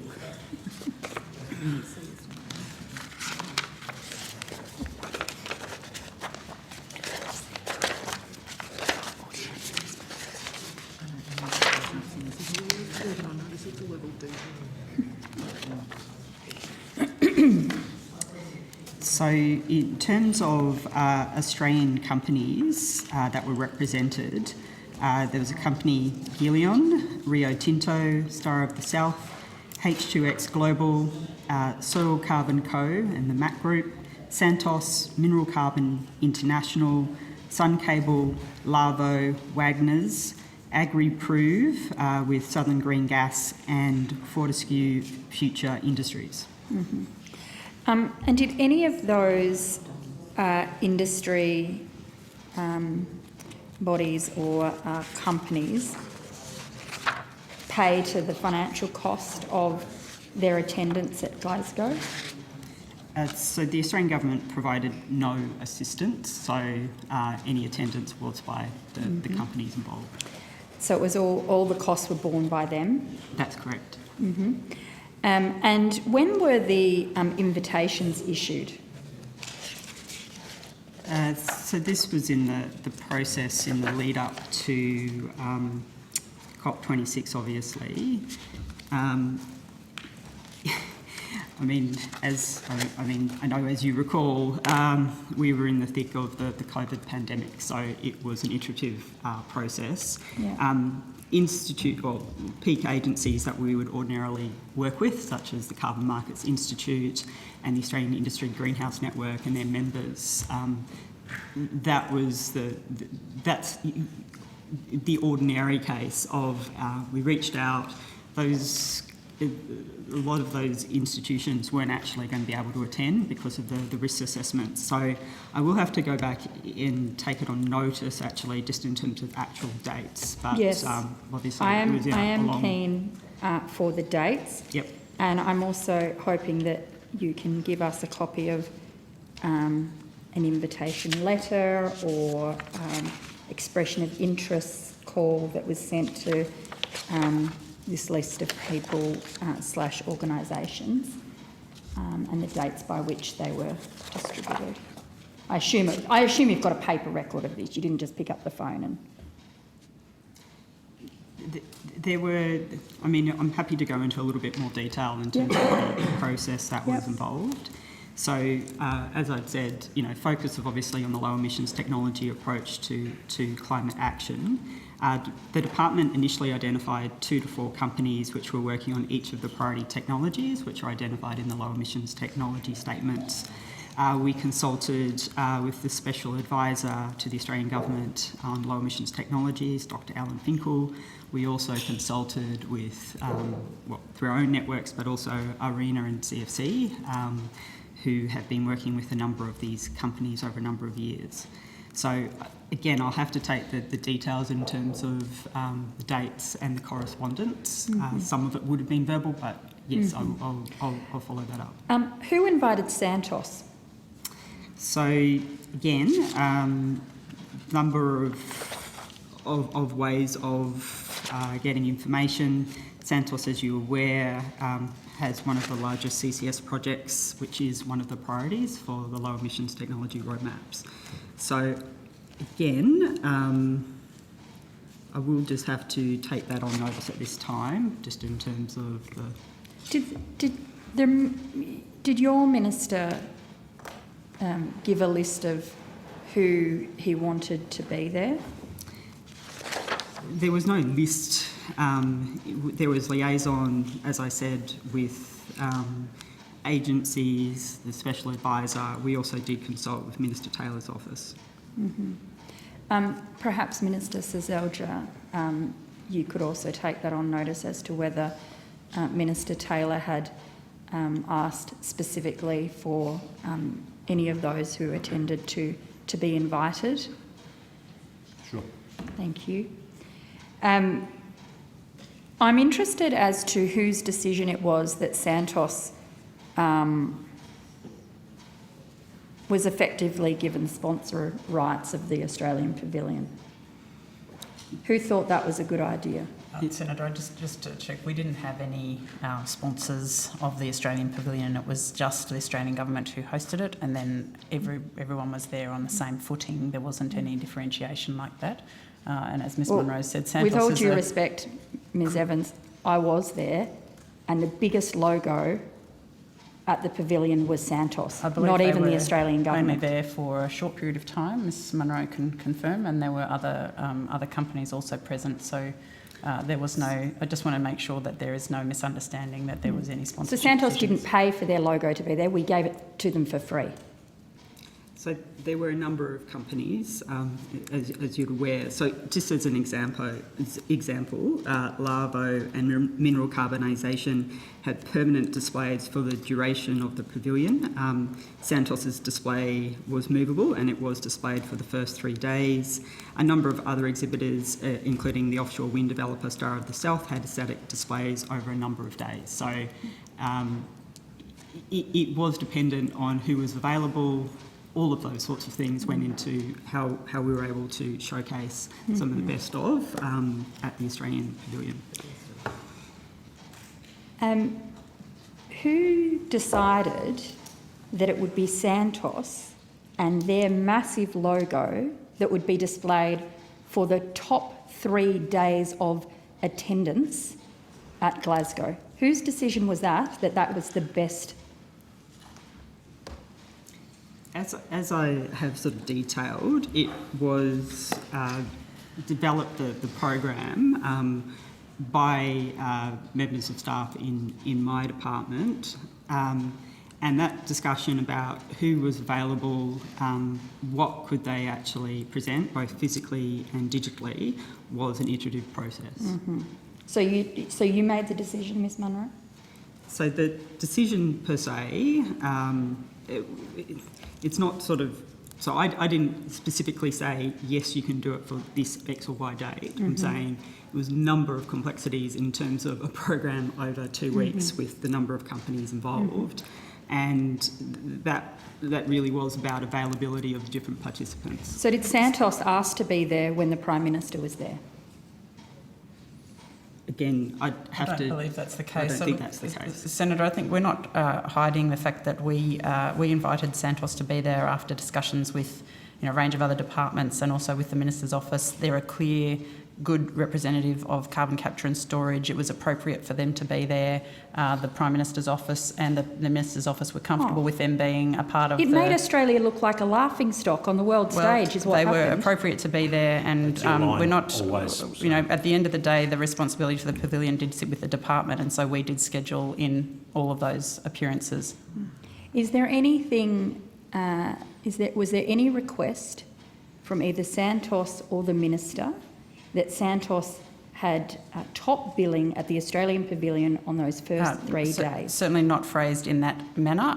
There was definitely interest in having Santos there, both from the department and from the Minister, because of their representation of one of the technology priorities. I'm nearly finished this line of questioning, if that's okay, Chair. No, that's all good.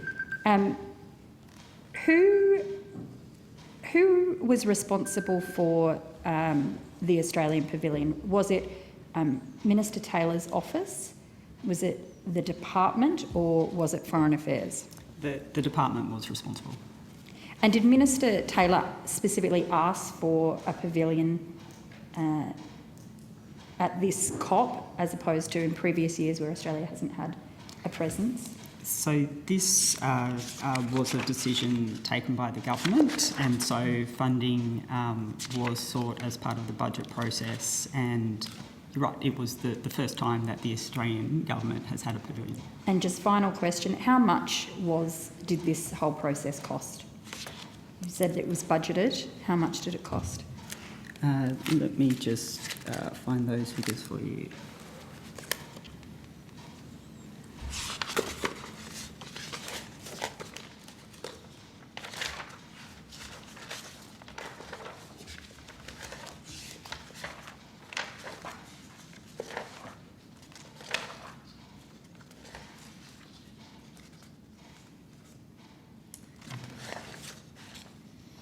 So we are still subject to final acquittals, but the total costs of the pavilion are expected to be approximately $1,074,365. Okay, thank you. And are you aware that some of the organisations invited donated to the Liberal Party? Does that come into any thinking of what was appropriate and what wasn't? Not at all. Thank you. Thank you very much. Can I just, Chair, can I just add to the answers? Yes, Minister. I think, one, just to say that I think it's completely appropriate that Santos was there and represented as a great Australian company, but As a benefit of their I think donations, Senator I'm sure Hanson you'd Young say might that. be slightly misrepresenting the situation, as I understand. I wasn't there, but I'm advised that on the same day that Santos was there, that Fortescue Future Industries had a very significant display, as did Sun Cable, and so I think to sort of suggest that it was only Santos that was represented there is incorrect. I understand that Fortescue Future Industries may have even had a bigger display than Santos, I'm told. So you might be slightly misconstruing the situation. Okay, thanks, Minister. Now, order. We've now expended the questions on 2.1, subject to one important clarification from Senator McAllister. Yeah, the opposition senators have, we think, finished our questions for 2.1, but we do have some questions about Marinus Link, and we just wanted to Marinus Link, and we wanted to confirm that they appropriately are answered in 2.2. In 3, I think. 3. On 3. 3. Okay, sure. Okay. Well, on that basis, I think we have asked them of the energy area in the past, rather than industry. No, 3 is supporting reliable, secure and affordable. Are you saying Marinus Link? Marinus Link. Yeah. Marinus Link we're good to do today. But in program 3.1. Okay, great. Yep. So we'll do it today. Okay, thank you. Okay, so My bad. thanks, Senator McAllister. Thanks, senators. We'll now conclude 2.1, move to 2.2, which is developing clean energy tech. So we're up to 2.2 for those that are following this The same. at home. Same.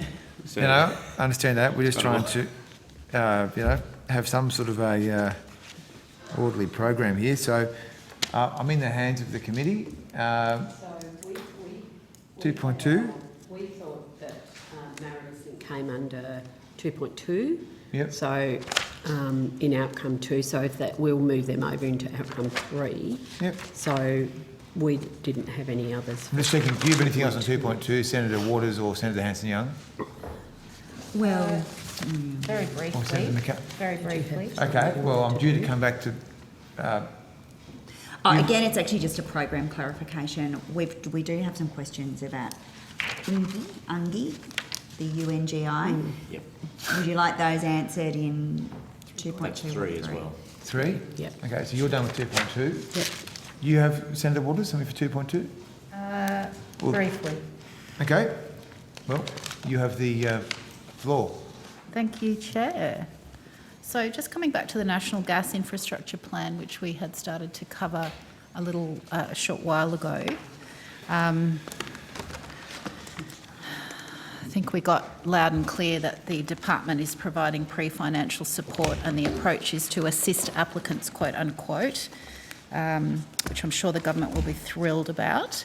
Can I just check, please, under that National Gas Infrastructure Plan, which contemplates 3 new gas basins being opened and 12 new pipelines, how will those projects be compatible with the government's own 2050 net zero policy? So, Senator, I'll just clarify that the department is not necessarily providing money to those that are provided through the expression of interest process. So that's an ongoing assessment and any decision to provide I'm sorry, funding. you'll have to turn the microphones up. I can't quite hear the witness. I don't think it's the microphones, Chair. I think it's the other noise that was going on in the committee. So there's... I'm happy with the mics. Keep going. So there's the expression of interest process, which is being undertaken at the moment, associated with the investment framework that's been released. So, but there has been no commitment by the government or the department to provide any funding at this point. So that would be a decision of government. So I just wanted to make that clarification. Okay, so sorry, what is pre-financial support then?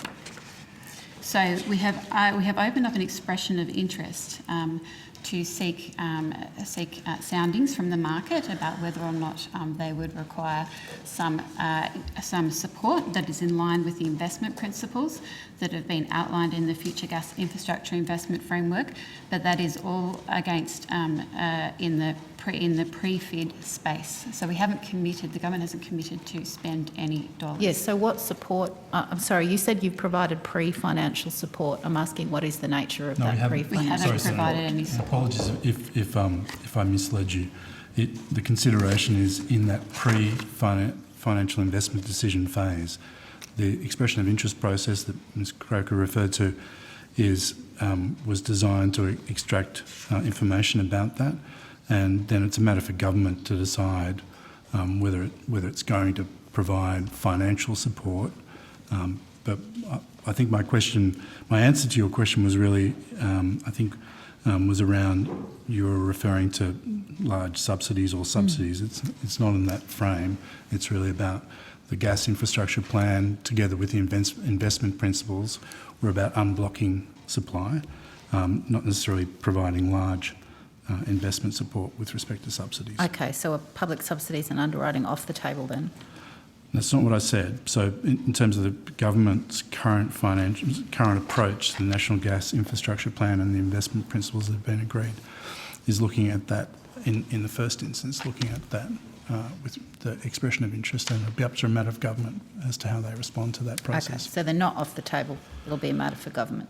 Well, I think I was trying not to preempt any decision, because that's a matter for government with respect to into the future. Okay, so coming back to my my question, Ms Croker, how will the opening up of 3 new gas basins and 12 new gas pipelines be compatible with the government's own 2050 net zero policy? So in terms of the National Gas Infrastructure Plan, so just going back to... Just in terms of my question, how will that be compatible? So how it is compatible is that that Australia's latest emissions projections that were released in last October assume new gas production is going to be brought online before 2030 to meet forecast domestic and export demand. So what we've done with the National Gas Infrastructure Plan is consistent with our emissions projections. How? How can you open 3 new gas basins and reach 2050 net zero? So the government hasn't committed to opening up 3 new gas basins. So the NGEP, which was released last year, found that at least 1 new gas basin would be needed to be unlocked before 2030 to meet projected East Coast gas demand. Which basin was that? So we have the National Gas Infrastructure Plan doesn't identify which particular gas basin that would be. So we did some analysis which included looking at the Gunnedah, the Bowen Surat, the Beetaloo and the South Galilee and North Bowen basins. But what we did say in terms of the actions that came out of the National Gas Infrastructure Plan was that that we needed to prioritise proving the viability of new upstream resources, and that'll be a key dependency to looking at what new basin would come online. So you don't care which of those basins is opened as long as they're open, and you think that's somehow consistent with 2050 net zero despite what the International Energy Agency says? So if I come back to that, Senator, it is net zero. It's not zero fossil fuel emissions. So part of that is why the government is investing in a whole range of new technologies, including carbon capture, use and storage. So, and that challenge around a pathway to net zero that you referred to with the IEA, obviously there are different circumstances for different countries with different resources and different opportunities, and so those pathways are going to be very different. With respect to gas as a transition fuel, it's a critical part of that pathway. Unlike other countries that have gas as baseload electricity generation, Australia doesn't. But gas will play a really, and is playing and will continue to play a really important part of the mix of electricity, particularly supporting increased variable renewable energy. I don't accept that, but we don't have time for a debate at the very minute. Just finally on the carbon capture methodology, which was just approved by the Clean Energy Regulator, and obviously subject to disallowance in the Senate. I'm interested in whether a brand new gas field that wasn't previously planned to be eligible to receive funding applies to that, or does it only apply to existing fields that install CCS technology? Sorry, Senator, it's just the movement to and from the table is getting a bit tricky. And also, we thought we had done with items in 2.1. So would you mind just rephrasing? Yes, the carbon capture methodology just approved by the Clean Energy Regulator, which is subject to disallowance. Would a brand new gas field that wasn't previously planned be eligible to receive funding, or does it only apply to existing fields that then say they want to install CCS technology? I'm afraid I don't know the answer to that question, so unless Ms Rowley does, we are going to have to take it on notice. Senator, the details of the methodologies were developed by the Clean Energy Regulator, and so you might wish to ask that question of them. Yes. They're appearing later in this session. All right, thank you, Chair. I might hand over to my colleagues. We're now going to conclude 2.2 and move to outcome 3. We've got 15 minutes before the break, so I'm going to offer the next block of 10 minutes to Senator McAllister. Thanks. I wanted to ask some questions about UNGI, and I've got quite a lot of them, so it might take us over the break. But can we start back in December 2019? At that time, the Minister announced that initial support terms for 2 new generation projects had been agreed at Dandenong and Gatton. And at that time, the government's position was that it would enter into detailed underwriting and contractual negotiations with the project proponents. What is the status of those negotiations? So the 2 projects you referred to, Senator, I missed that as we were coming up to the table. I Thanks apologise. very much, Mr Sullivan. Dandenong, Victoria and Gatton, Queensland. So I think there's been protracted negotiations with the proponents at Dandenong, and at the moment, I'm not sure where that status is up to, but Ms Bernaro will have that. Yes, Senator. The project is on hold by the proponent. What's the nature of the project? It's a gas project. It's a gas project? Gas generator. Yeah, it's a gas generator. It's 220 megawatt. 220 megawatt. And that's the one at Dandenong. And the proponents put it on hold. What's the reason that the proponent's given for putting it on hold? I can't go into the nature of those discussions, Senator. Right, okay. And the project at Gatton? Yes. Project with Queenbrook Infrastructure Partners at Gatton. Sorry, Mr Sullivan, I'm just having trouble hearing. Sorry, the project at Gatton, proponents at Queenbrook, it's a 130-odd megawatt gas project as well, and it's in progress, but it has gone through times of where there's been pauses in the negotiations. These are really complex contractual negotiations with respect to underwriting. Sure. But the Minister in 2019 said that final agreement was expected in 2020. That didn't happen? No. No, okay. In August 21, the Tasmanian government indicated, they said, we have also progressed negotiations with the Australian government to secure an underwriting agreement for the $700 million redevelopment of Tarraleah Power Station. What's the status of those negotiations? They're ongoing, Senator. They're ongoing as well? That's correct. Have they progressed since the Tasmanian government made that statement? That was 6 months ago. Yes, we are in continual negotiations with the Tasmanian government. Continuing negotiations, but no agreement has been reached. Senator, Mr Sullivan might be able to add a bit more, but that's part of a larger discussion, negotiation with Tasmania, as I recall. So there's a bilateral agreement with Tasmania, of which the Battery of the Nation and Mariners Link are the foundational components for that agreement. The Tarraleah project, as you described, the Tasmanian government used that as part of their own election campaign. Since then, those negotiations have continued with the Tasmanian government. They are a job lot, if that makes sense, with respect to Mariners and the Battery of the Nation underwriting process. But look, where that's up to in terms of conclusion and announcement, that's a matter for government. Right. So, of the 10 projects that remain on the UNGI shortlist, those are the 3 most advanced in terms of negotiations? No, look, I think there are a couple of other projects that are very well advanced as well, one in particular. But again, that's a matter for government with respect to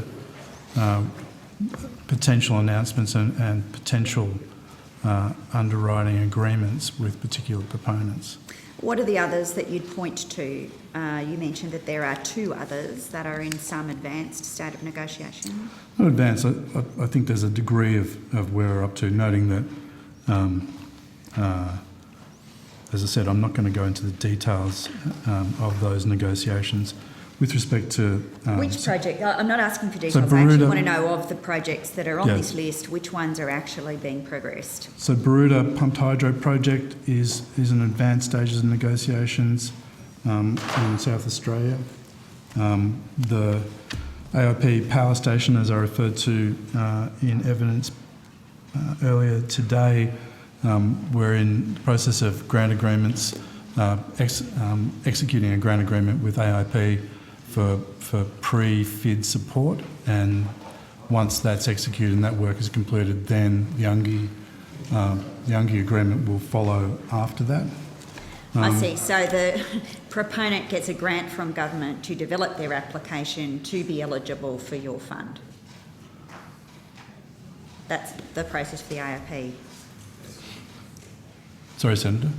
Was there a question? Yes, it is. I'm seeking confirmation. You are giving a proponent... Well, I'm not. The government's providing AIP with $30 million of pre-FID support, and the AIP Power Station remains on the UNGI list. Right, $30 million of pre-bid support, but no actual support provided yet under the UNGI program for that project either. Yeah, so that was executed, that grant, last year, but that's not an UNGI grant. Just to make sure the distinction, you're correct. The UNGI process will follow afterwards in terms of underwriting. Right, so no UNGI agreements executed yet at all. Some, what are we up to? At least 2 years since the Minister announced it. No, and I think the government was very clear that any support under the program would be for projects that stack up financially. Yeah, sure. And I mean, the Minister made quite a big song and dance about saying that final agreement was expected to be reached in 2020, but we're now at the beginning of 2022 and no final agreements under this program.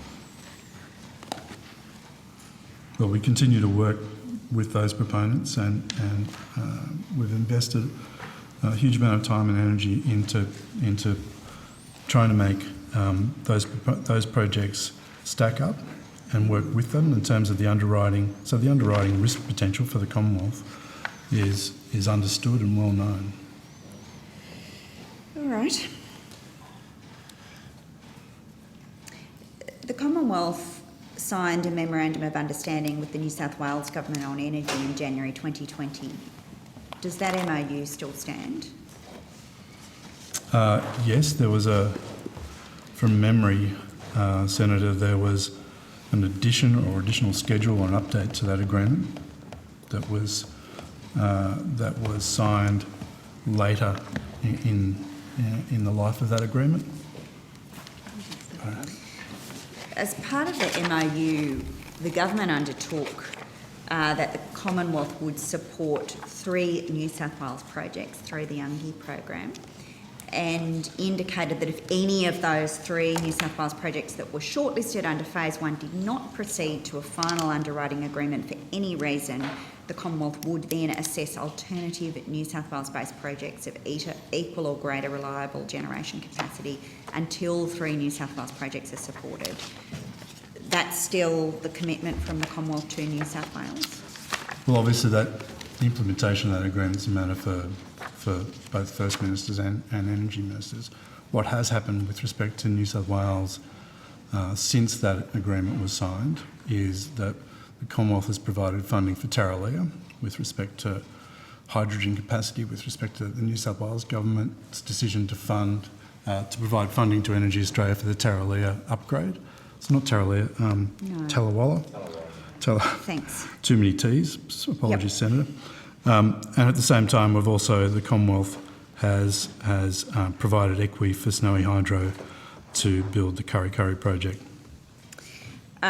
Sorry, so in your mind, the equity for Kurri Kurri and the Tallawalla upgrade represent meeting two out of the three projects under that.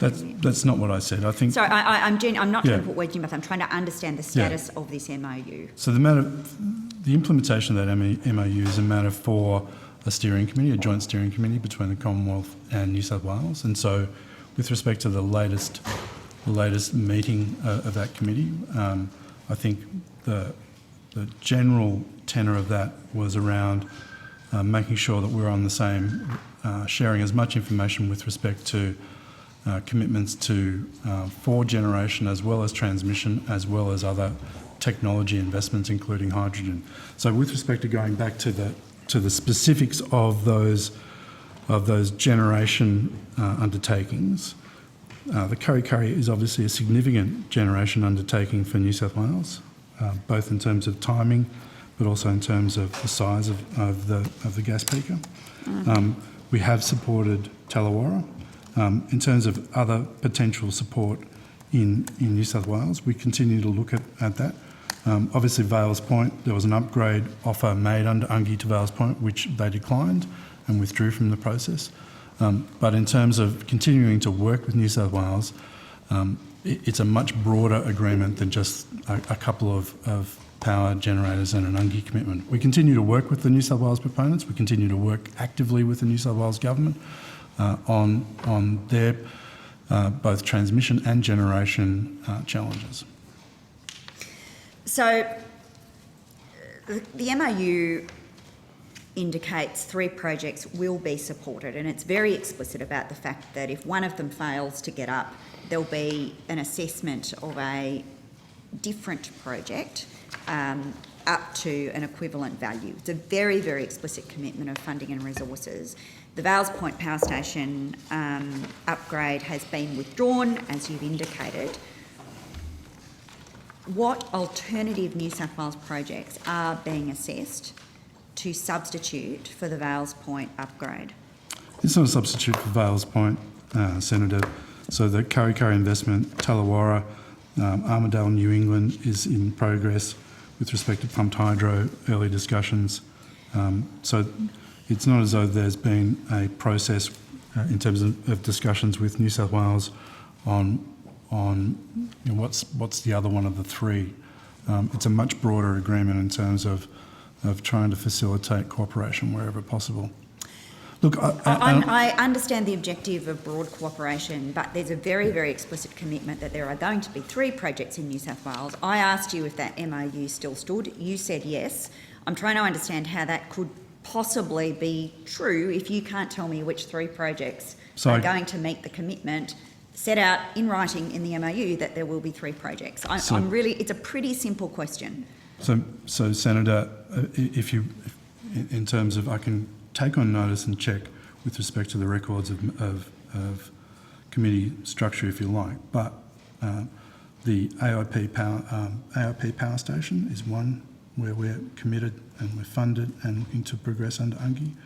The New England Pumped Hydro Project is in early discussions and still remains compatible to be under the MOU, and Kurri Kurri is a total investment by the Commonwealth in terms of equity stake would be the third. So your assessment is that the terms of the MOU are met by those three commitments? Well, potentially. I mean, but that's again a point for discussion with ministers. And in terms of my advice, it'd be four, because we also have funded Tallawarra as well with respect to hydrogen capacity. I don't feel like that's an answer that responds to my question, but perhaps we'll leave it there, Chair, and we can come back after the break. Okay, we're now going to go to the break, so we will now suspend and resume at 11:30. Yep, I'm going to go and get mine. To outcome 3, which is about the reliable, secure and affordable energy. And we were just with Senator McAllister before the break and seeing if whether any other senator might have any questions. And in the case that there is not any other interest, you should proceed. Right, well, we've got until 11. That's just a joke. All right, so the Minister, we're talking about the UNGI. Do you call it that, by the way? The UNGI, that's how she will pronounce it. The Minister has made a new legislative instrument to implement the UNGI program. What does that instrument do and why was it necessary?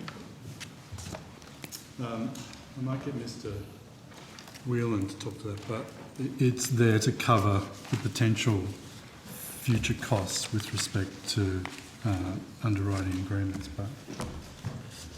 Senator Jeff Whelan, General Manager of the Electricity Markets Branch. So, as Mr Sullivan says, the instrument really will allow for any future expenditure under the UNGI program. Is it, the EM says that the shortlisted projects will be considered in due course for investment under the proposed $1 billion Grid Reliability Fund, rather than through the mechanisms provided for in the legislative instrument. And the fund will be established upon the enactment of the Clean Energy Finance Corporation Amendment Grid Reliability Fund Bill. So I'm just trying to understand the relationship between the instrument and the proposed bill. Is it right to understand that the instrument is a temporary instrument until the Grid Reliability Fund Bill is passed? No, Senator, its purpose is to basically authorise Commonwealth spending if that eventuated not with the Grid Reliability Fund in place. So that's the first point. And so, but that spending is to support potential projects into the future. So, but Mr. Whelan, you might be able to. So the instrument supports any funding through the UNGI program. So as you rightly mentioned, we contemplate some of the UNGI projects being undertaken through the GRF and the CFC. But until such time as there's the correct apparatus and frameworks in place to be able to transfer the programs over, or projects over, sorry, it will be through UNGI. Right, so it's a temporary measure until the bill's passed. So the instrument itself would continue in perpetuity, it's my understanding, but there would be some projects that may transfer over to the CFC if the GRF is passed. Some or all? I'm trying to because I'm trying to understand whether there would be any need for the instrument if the bill was passed.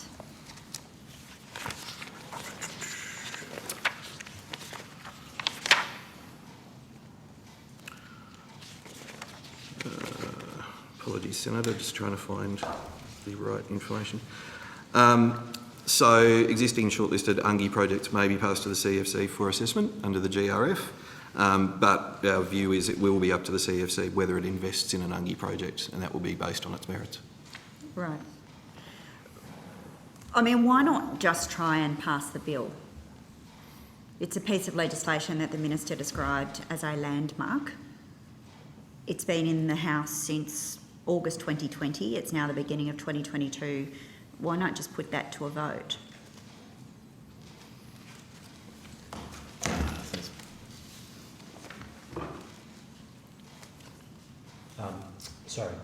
My apologies.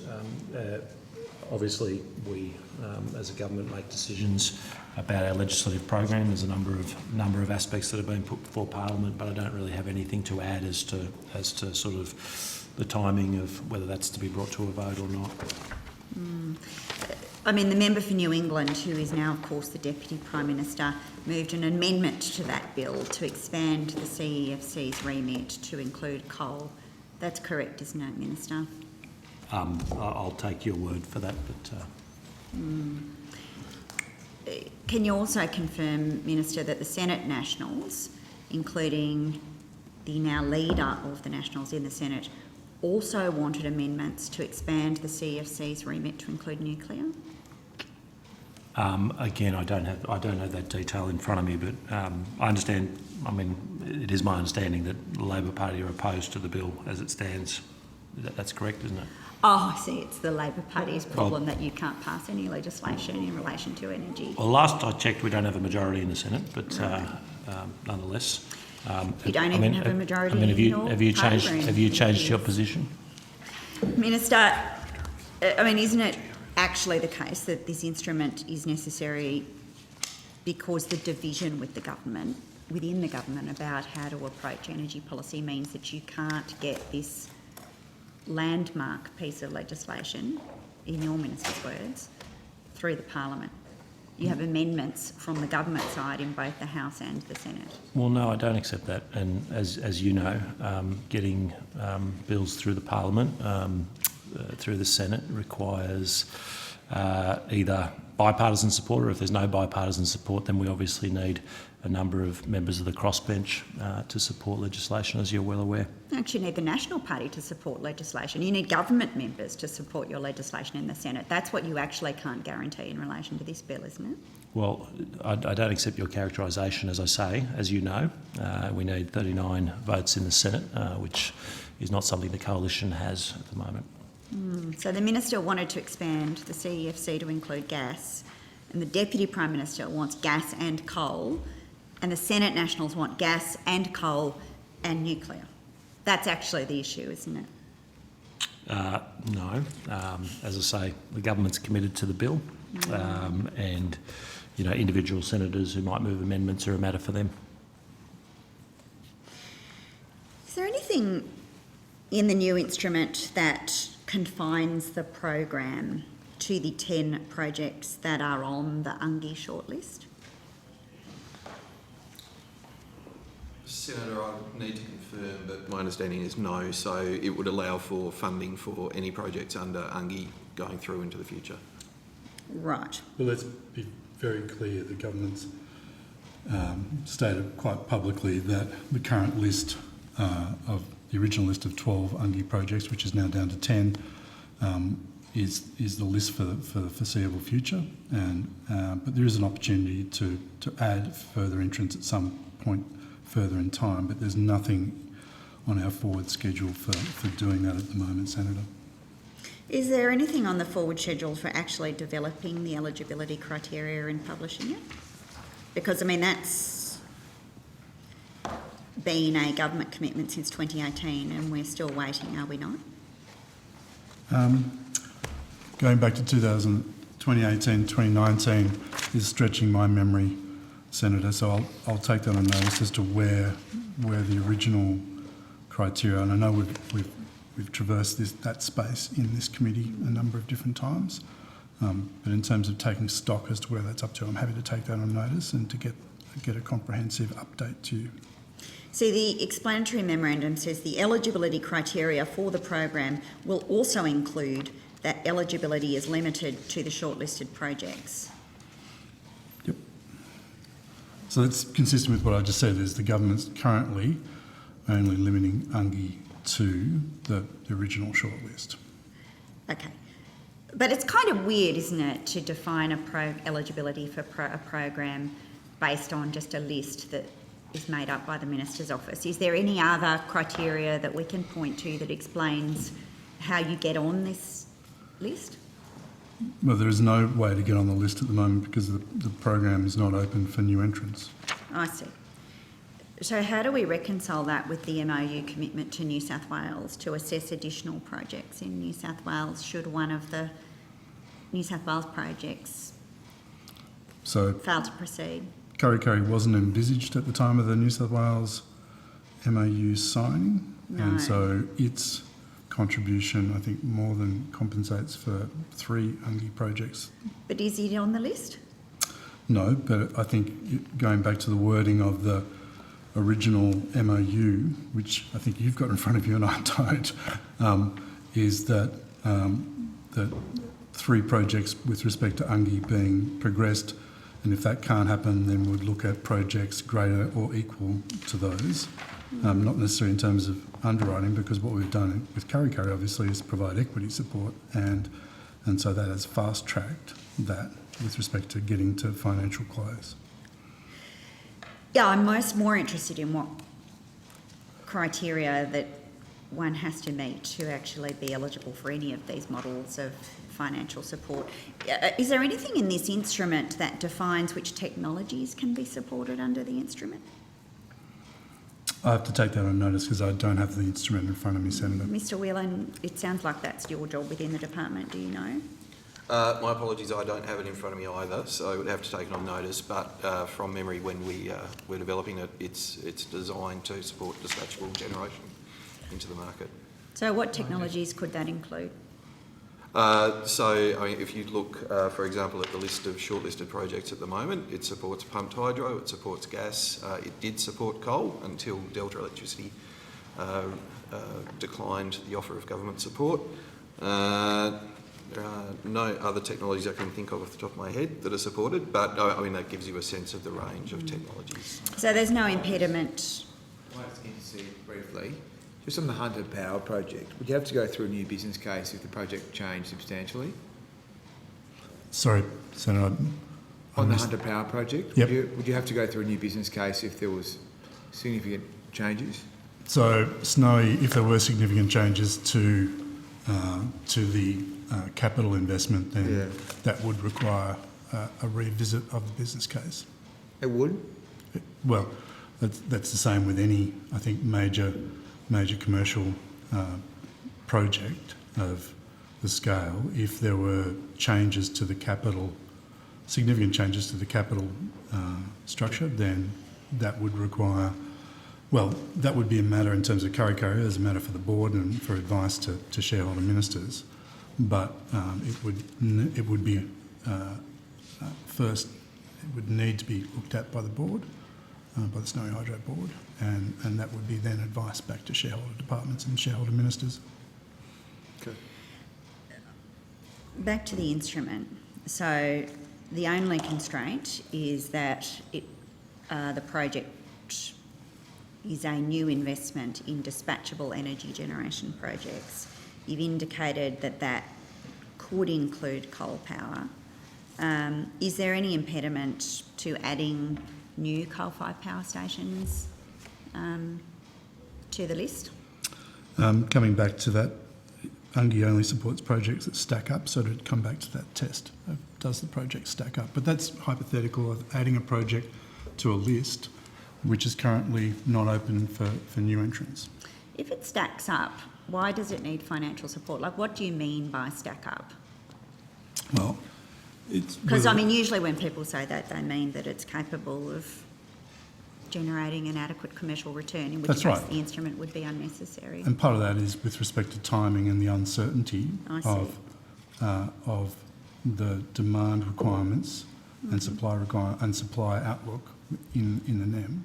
And so, in part, what the UNGI program has shown is that those new generation decisions take some time and require significant commercial underpinnings. With respect to Kurri Kurri, Snowy had an additional gas peaker on their books for 5 or 6 years in terms of their corporate plan outlook. And so that had already been built into some of their forward planning, their commercial outlook, as well as their generation outlook as a generation mix. So we don't yet know if there are going to be any public criteria for the program additional to those contained in the instrument. There's an indication in the EM that there will be, Mr. Whelan, but you can't give me any timing for when this criteria is going to be published. No. No.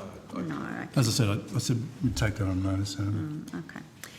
But no impediment per se in the instrument to using the instrument to fund coal-fired generation, should those projects stack up in your term, Mr Sullivan? Well, other things would need to happen as well. They'd need to be included in terms of a list of potential projects being supported under UNGI. So the government would just have to add the project to underwriting. the list. And look, I think Mr Peart might do that. there are other technologies that have emerged since the UNGI program with respect to long duration storage, who are also making representations to government with respect to potentially being added to the list. Okay. All right then. So it sounds like no constraints on the technology, but an evolving situation in terms of how we get on this magical list. I think the intention is quite clearly that the eligible projects shortlisted under UNGI would transition to the CFC, and so the CFC would provide some bounds. There was one minor upgrade in terms of an energy efficiency upgrade to Vales Point in terms of a coal upgrade as part of the original 12. The other 11 are firmly dispatchable and firmly fit in concert with the increase in renewable generation in the NEM that's doubled over the last 4.5 years. Thanks, Chair. Thanks. And just a clarifying couple of questions from Senator Mirabella. Yeah, I'd just like to ask how much hydrogen is factored into these proposed technologies? With respect to gas peakers, that's where hydrogen is starting to, in terms of power generation. In the Australian context, the Australian government support for Tallawarra is a hydrogen extension, and the degree of hydrogen in terms of the targets that Energy Australia has for Tallawarra, I have to check to see whether they're in the public domain, but they may be commercial in confidence, but it was subject to the negotiations that I've been discussing with... So when you say percentage of hydrogen, you're talking about a percentage of hydrogen added into whatever other gas mix there is? With gas, yeah. And so part of that is dependent then on what's the method for getting hydrogen into the mix, and is that in the pipeline? And so pipelines have a limiting capacity of how much hydrogen can be put into a pipeline support. Whether the hydrogen is used at the mixing point at the plant, so it's a physical upgrade with respect to hydrogen capacity. And then it's also what the actual power generators themselves, the peakers, what are their capacity to actually take hydrogen. So I know that Snowy Hydro is on later today, and they will be able to provide advice on with respect to the current generator mix for Kurri Kurri and the outlook for that. But as a rule of thumb, between 10 and 20% is the figure, depending on what the pipelines, how the pipelines put together, and particularly the valve construction, is the capacity for hydrogen mixes. In terms of the actual power generators themselves, normally it's 10 to 15% without modification. Normally, to get to 25%, there'd need to be some sort of modification. I think getting beyond that require, and again, I'm speaking very generalities here in terms of the actual units themselves, and that will vary from company to company. But all those companies are looking to that outlook of current and current gas peakers, as well as those that are being built. What's their capacity to take on hydrogen, and what's the transition look like with respect to the potential additional capital investment to take those to higher hydrogen percentages? Okay, I'm just trying to get some idea of relative volumes here. If, for argument's sake, you're looking at a 10% mix, what's that volume actually mean in terms of, I don't know, what is it, kilos? And right now today, as we sit here, how much, I'm assuming we're only talking green hydrogen, so how much green hydrogen is currently produced in Australia? I don't have that, and it's whether any of my colleagues... That's right, okay, that's all yes. But so I think the difficulty there, Senator, is the relevant officials in outcome 2 who can answer that question, but we will take that on notice for you. Yeah. Okay. Thank you. Thanks, Senator Mirabella. I think we've got some questions from Senator Urquhart. Yes, thank you. I've got some questions around Marinus Link and Battery of the Nation.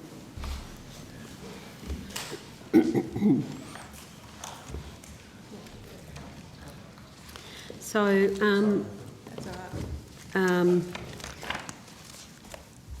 the Battery of the the Marinus Link and Battery of the Nation announcement around ARENA funding was in 2017. That was correct, wasn't it? That's when the federal government first expressed support for Marinus Link and Battery of the Nation. So, you're taking me back. There was a minister, an announcement with the then Premier of Tasmania, Premier Hodgman, the then Prime Minister, then there's a lot of thens, isn't there? Malcolm Turnbull and Mr Frydenberg in April 2017, I think the announcement was. So there was the formation of a Tasmanian Energy Task Force, which was established in April 2016. Yeah. That ran for a year. Yeah. And I think but in terms of the federal government support, that was John Tamblin's work, which was then presented to governments. Yep. Following that, December 2017, the establishment of Project Marinus, which was, as it is currently, is owned by. Sorry, Mr Sullivan, I'm asking a specific question about whether or not you can confirm that the federal government first expressed support for Marinus Link and Battery of the Nation with an announcement of ARENA funding in 2017. I don't have the timing of the ARENA funding. Perhaps I know ARENA have been called as a witness. If not, I can take that on notice, Senator.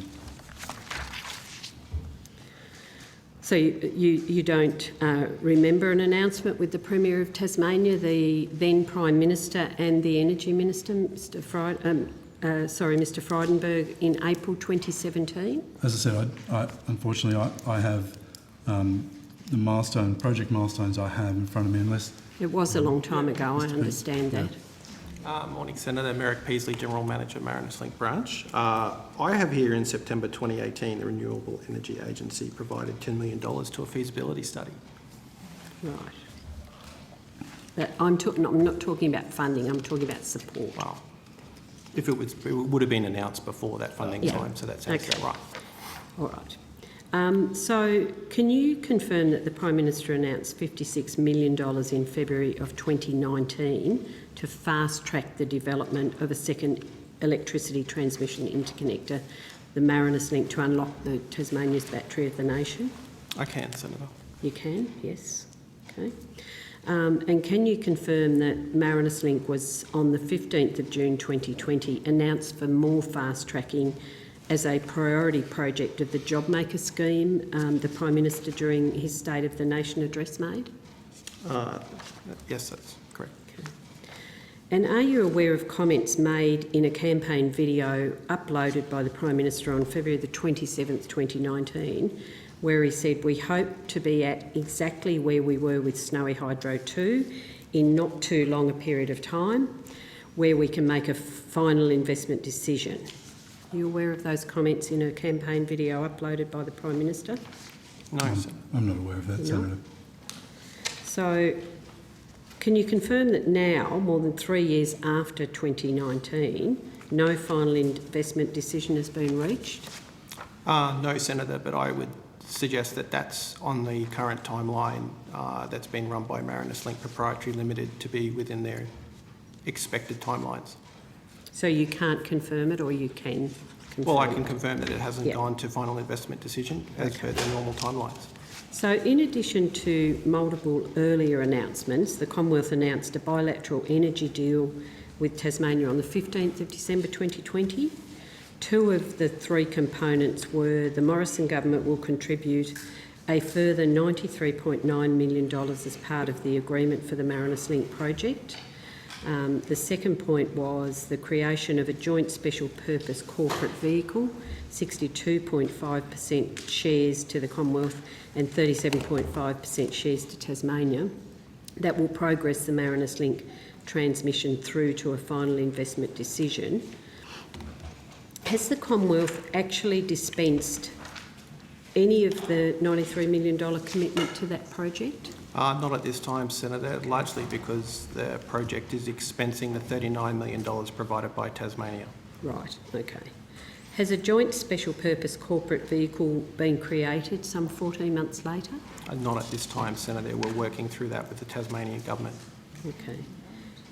If a special purpose vehicle ever does get established, won't the government need to also establish an equity agreement, appoint a board and pass new legislation for the project to proceed? That's the procedure, Senator. So in a speech in February 2019, the Prime Minister said the construction of the Marinus Link is expected to generate between 500 and 1,000 jobs during construction in Tasmania and between 900 and 1,500 jobs in regional Victoria. Can you confirm how many jobs have been created in Tasmania and Victoria so far? I need to take that on notice, Senator, and talk to the Tasmanian Government, Marinus Link Proprietary Limited, who are currently running the project at the moment. Do you have any idea how many jobs have been created? Well, at the moment, I know that Marinus Link Proprietary Limited has around about 50 staff that are currently working on the project, so I think that would be a start. Okay. The original timeframe for Marinus was 2025. Can you tell me what it is now? So that's, if we look back in terms of the timelines around the 2020 Integrated System Plan, I think, and correct me if I'm wrong, had a projected timeline for Marinus Link of 2028. 2027, 28, and that has now come forward. So, sorry, what was I thought the original time frame was 2025. 2027 in terms of the Integrated System Plan. This is AEMO's Integrated System Plan. Right. So, yes, but I'm talking about the original time frame. What you're talking about a different I'm talking about the time frame that's regulatory allowed in a regulatory sense, and it was 2027 was the projected time frame. So 2027 was for the now, regulatory process. That's now being brought forward to 2026, is that?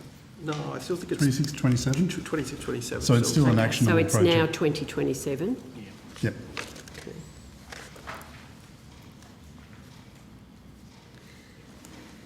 So 3 years ago, Minister Taylor announced funding for Marinus Link, and he said, we do need to move as quickly as possible because this is an urgent problem that needs to be solved, and that's why we're here today.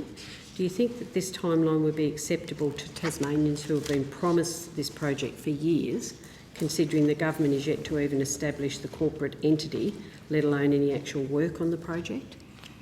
Well, I'll let Mr Beasley talk about the work that's been done to date, because a significant amount of work has been done, and been done both by TasNetworks, but also been done jointly with the Commonwealth.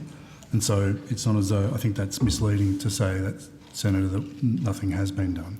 With respect to working this through as quickly and expeditiously as possible, it's also the business case with respect to how does that align with the investment and potential underwriting exposure for Battery of the Nation. And so as I gave evidence earlier, Senator, that's currently under negotiation between the two governments, and it's, while they are separate in terms of Marinus and Battery of the Nation, they're obviously interrelated with respect to potential income that can be generated by Marinus with respect to potential additional generation capacity for TasHydro.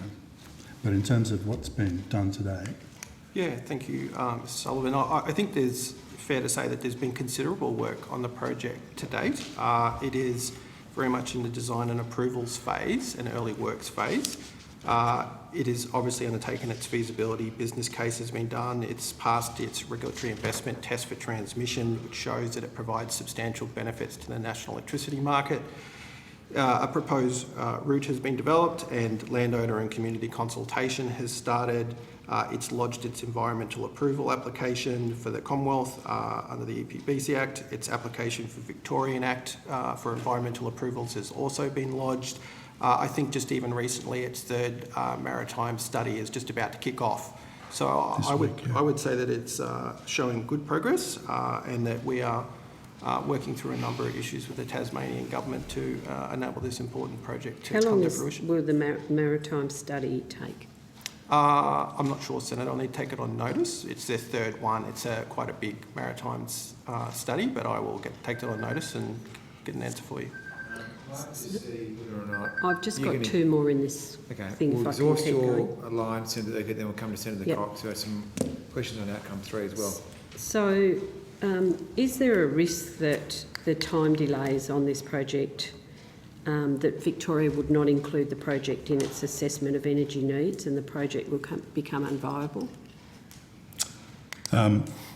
Senator, thanks for the question. So in terms of the transmission that's required to underpin the transition that's occurring inside the NEM, both interconnectors in terms of Marinus, both the one 750 and then the second 750 cable, as well as interconnection in terms of VNI West and HumeLink and Project Energy Connect are all required.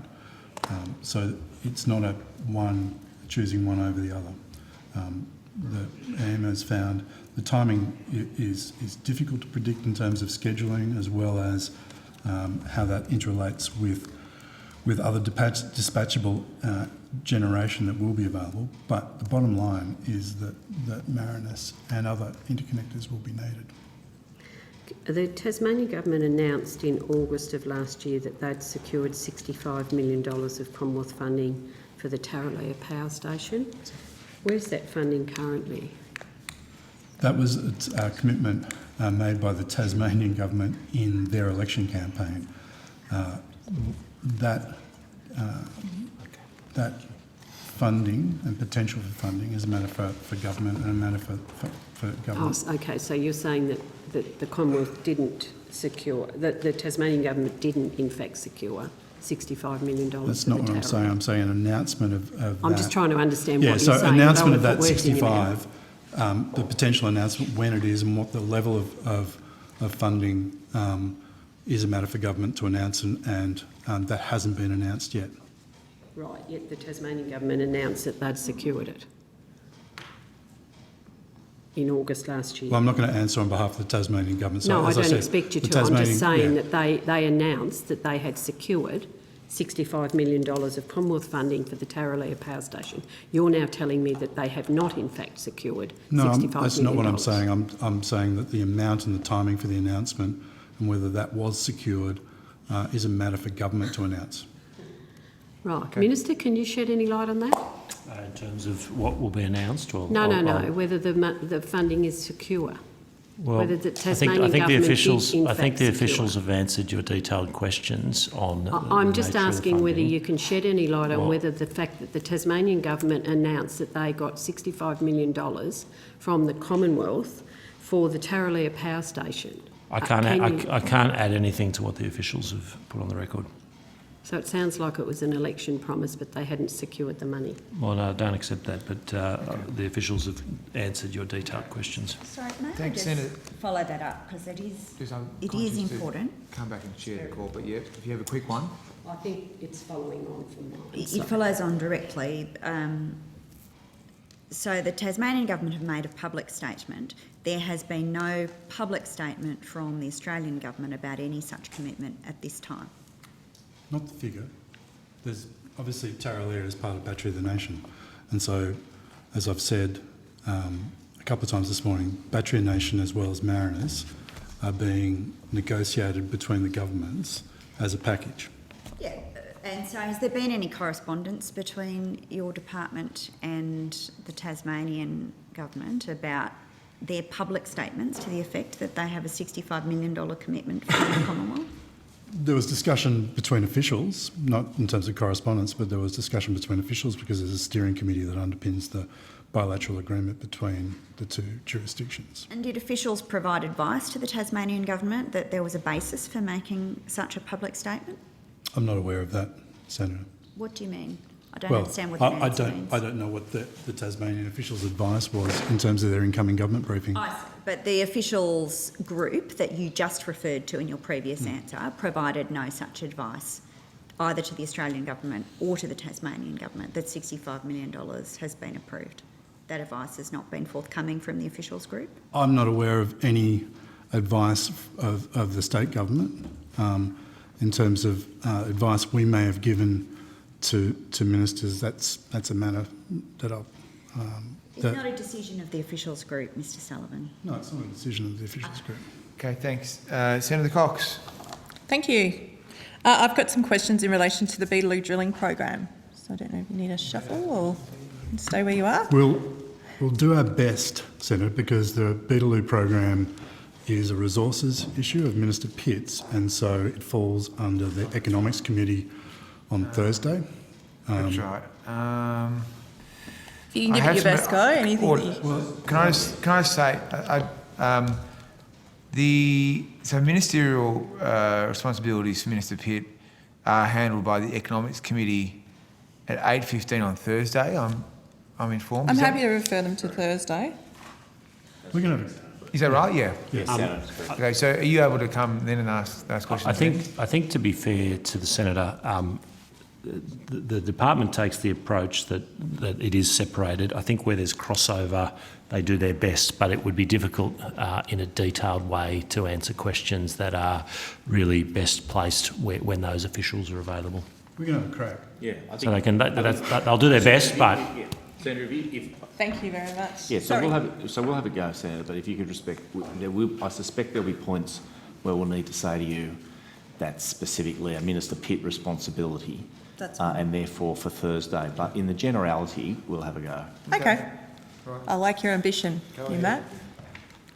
Thank you. I've just a few questions about the cancelling of the Empire Energy contract and obviously in relation to the Beetaloo drilling program. So was it someone in the department or Minister Pitt or Minister Taylor who was responsible for the sudden haste in entering into these contracts with Imperial? So Senator, any questions around the federal court proceedings, which is what you're asking questions about? Absolutely, Minister You're Pitt. unable to answer? I am. Yes, that's Thank fine. you. Okay, then skip to the next one. In relation to the UNGI program, the Minister basically latched onto some legal authority to hand over money to gas companies in relation to the UNGI program, in which we've lodged a disallowance for budget week on. Will there be a competitive grant round or any sort of transparent process put in place now that the UNGI has a formal legal instrument? So the UNGI program is not a grants process, it's underwriting process, and so it's actually really difficult to traverse and to negotiate. So it's based on projected returns from investments over 10, 15-year period. So in terms of your question with respect to transparency with respect to grant programs, that doesn't apply. In the context of the negotiations around UNGI, the bill is there in terms of possible future Commonwealth risks with respect to financial risk. If we're underwriting a particular project to have a bottom line return and it fails to meet that return, then that's what the objective of the UNGI program is to do. And so that bill is in there. It is there. The instrument is there to actually provide the legislative authority for future payments to be made for that. That's why the bill itself can't exactly stipulate what the amount will be, because our aim is for that amount to be zero, and to limit the future, but to provide enough, limit the future liability, but provide enough certainty that we get new dispatchable generation into the market. Okay. Given that no one had any guidelines or oversight of this shortlisting for coal, gas or pumped hydro projects, yet they claim that they were technology neutral, can you disclose what the guidelines were in relation to these projects being shortlisted?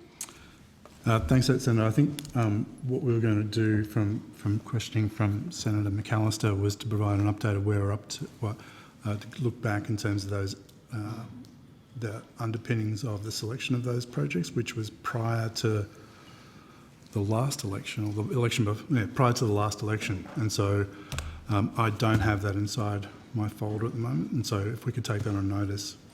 Yeah, if you can provide that, that would be great. Just moving to the Santos Mooba project. At Glasgow COP last year, Minister Taylor helped Santos launch this carbon capture storage project. So let's put aside the dodgy public-private sponsorship deal, which we'll ask DFAT about. Can the department please advise what form of public financial support this project will receive? Sorry, what project is that? The Santos Mooba report project. I think I have some details of that. It might just take me a minute to find it in my folder.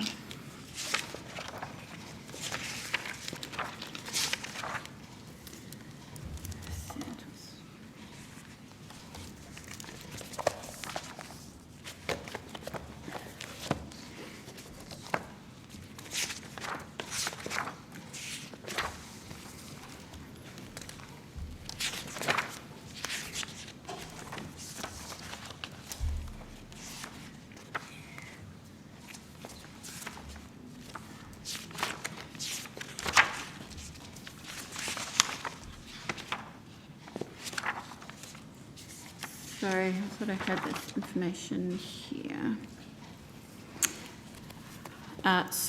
So under the CCUS Development Fund, on the 8th of June 2021, the government did announce 6 successful grantees, and that included funding to Santos Limited. So they were awarded up to $15 million towards the low-cost capture and storage of CO2 emitted from Santos's Moomba LNG operations for permanent storage in the Cooper Basin in South Australia. So that project is expected to store 1.7 million tonnes per annum on an ongoing basis. So my understanding is that the regulations that have been tabled will allow carbon credits under the Climate Solutions Fund, and they'll be made available. Is that correct? I'm sorry, I'll have to take that question on notice. Okay, that's fine. It's just that the legislation is clear that the projects will involve EOR and not eligible to be registered for carbon credits. So, yeah, like to know. I'll just correct my answer, just to be clear that awarding of the money to Santos, they're awarded up to 15 million. So I'm not sure, I might have said 15 million, but it was up to 15 million. And that's Commonwealth money? Yes. Yeah. Given Santos' long history of intending to use EOR at Mooba, what information should the public rely on about what's going to ensure that no EOR takes place if they do receive carbon credit payments from the government? Senator, you're probably straying, and I'm not trying to obfuscate here because that's more of a question from my climate change colleagues, particularly with respect to carbon credits, potential for carbon credits. So we'll have to, in terms of assurance, etc., that's getting into a level of detail I'm not across, and so I'm going to have to take that on notice. But I wanted to give the explanation of why I'm taking on notice. It's not because I'm neglecting to give you an answer or trying to hide something. It's because my climate change colleagues who are responsible for that were on earlier this morning. Yeah, and the clarity on that would just be appreciated. So, yeah, obviously what the regulations say, what the legislation says, and then relying on that so we can obviously give the public more clarity about the carbon credit payments that the government are providing. Thanks, Thank you. Oh, can I just make one request? I've got it. The coal plant's closure by 2030, projections that went to Glasgow that were discussed in the last session, I think from Senator Waters. Are we able to get those today? A list of those? So, Senator, just on that, so we will need to take that on notice, and we did suggest that we would, and that's because our preliminary examination of that information would suggest that some of it is commercially sensitive, including to the market, because it includes judgments about what might happen in the future in that particular market. So we do want to come back with that and answer that question. We won't be able to do it today. We'll have to take some advice around commercial sensitivity. So we'll take it on notice on that basis, if that's okay. Okay. But there is already some information in the public domain about the projections, is that right? No. That's So what I'm saying is the information that Senator Waters was asking about in this department, it is a mixture of publicly available information and judgments about future, which is not publicly available. Right, okay. So we want to make an assessment about the degree of risk to commercial sensitivity around the release of that information. We'll make that judgment and then provide whatever we can on notice. which Great, is very thank similar you. to the market operator, has a similar sort of projection list of coal closures as part of their integrated system plan. That list is, we've checked on this, is also at a macro level for the same reasons. So number of gigawatts that will retire by this date, do they identify those? No. Does it come from an identification process? Well, then the answer is yes. But in terms of, is that commercially Yes, sensitive absolutely. and market sensitive? Yeah. Yeah. Excellent, thank you. Thanks, That's it, thanks. thanks, Senator Cox, and thanks for your patience. Much appreciated. I think we have just some final questions from Senator Urquhart, and then we'll... I just want to follow up on a letter that I wrote to Mr Fredericks on the 10th of February around providing information on the number of programs, Energy Efficient Communities Program, the Hotel Energy Uplift Program, the Microgrids Regional and Remote Communities Program and the Powering the Communities Program. So we wanted tabled the total figure of each program announced, the total figure of each program spent up to the current date, and each individual grant, its location, quantum and status. Now, I'm not aware that that's been tabled at this stage, Mr Fredericks, and I did write a letter to Senator Seselja asking for some other things which has now been complied with, so thank you, Minister. But I'm just wondering, Mr Fredericks, are you able to provide that information? So, Senator, we'll be able to provide the information. In fact, the document's just being prepared for tabling now. Great. We will be able to provide you the information you requested in relation to question 1, which is the total figure of the program announced for each of those 4 categories. Yes. I also want to provide you the information in relation to question 2, which is the total figure spent against each of the programs. The one that we will not be able to provide you today, but we'll take it on notice and work has been commenced on it, is the detailed question around each of the projects, because there's a very, very large amount of projects involved. So, to be really frank with you, we just need to do a hell of a lot of work to pull that information together for you. So the balance we struck was we've done everything we can to get the information on 1 and 2, which we'll table shortly. I'll have to take on notice question 3. So can you tell me why then, Mr Fredericks? I understand under the Commonwealth Grants rules that you are required to have those published grants on Grant Connect within 21 days. Why that hasn't happened? I think I'm going to have to take that question on notice, because I know the team went away and in good faith, and to be fair, Senator, because you wrote that letter and I wrote back and said we do everything we can, we very genuinely have tried to. People have been working on this. And I know you're sympathetic But the rules of the Senate are that you have to comply with the Commonwealth Grants rules. Yep. And that is that they're published within 21 days. So Yeah. All right. So I will take that on notice and come back to you on that question as well. Yep. Yeah. Thank you. Senator. I appreciate it. Senator McAllister, the last question, I think.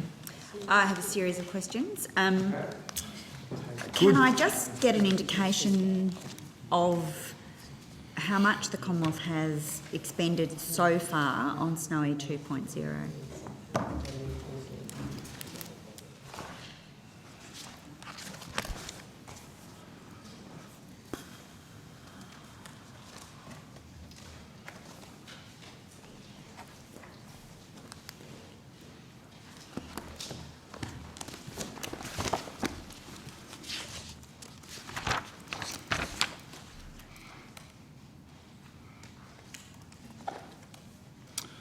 So I think I'm going to have to take that on notice, and I don't have that information about the how much has been provided to Snowy Hydro with respect to 2.0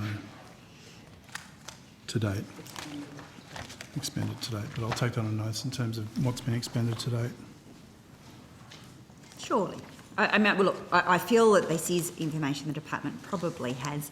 Can we track that down? Snowy's appearing a little bit later, and we'll seek to obtain that information for you, Senator. We'll try and do that over lunch, All right. so you have that. And what is the current estimate for the total Commonwealth contribution to the project?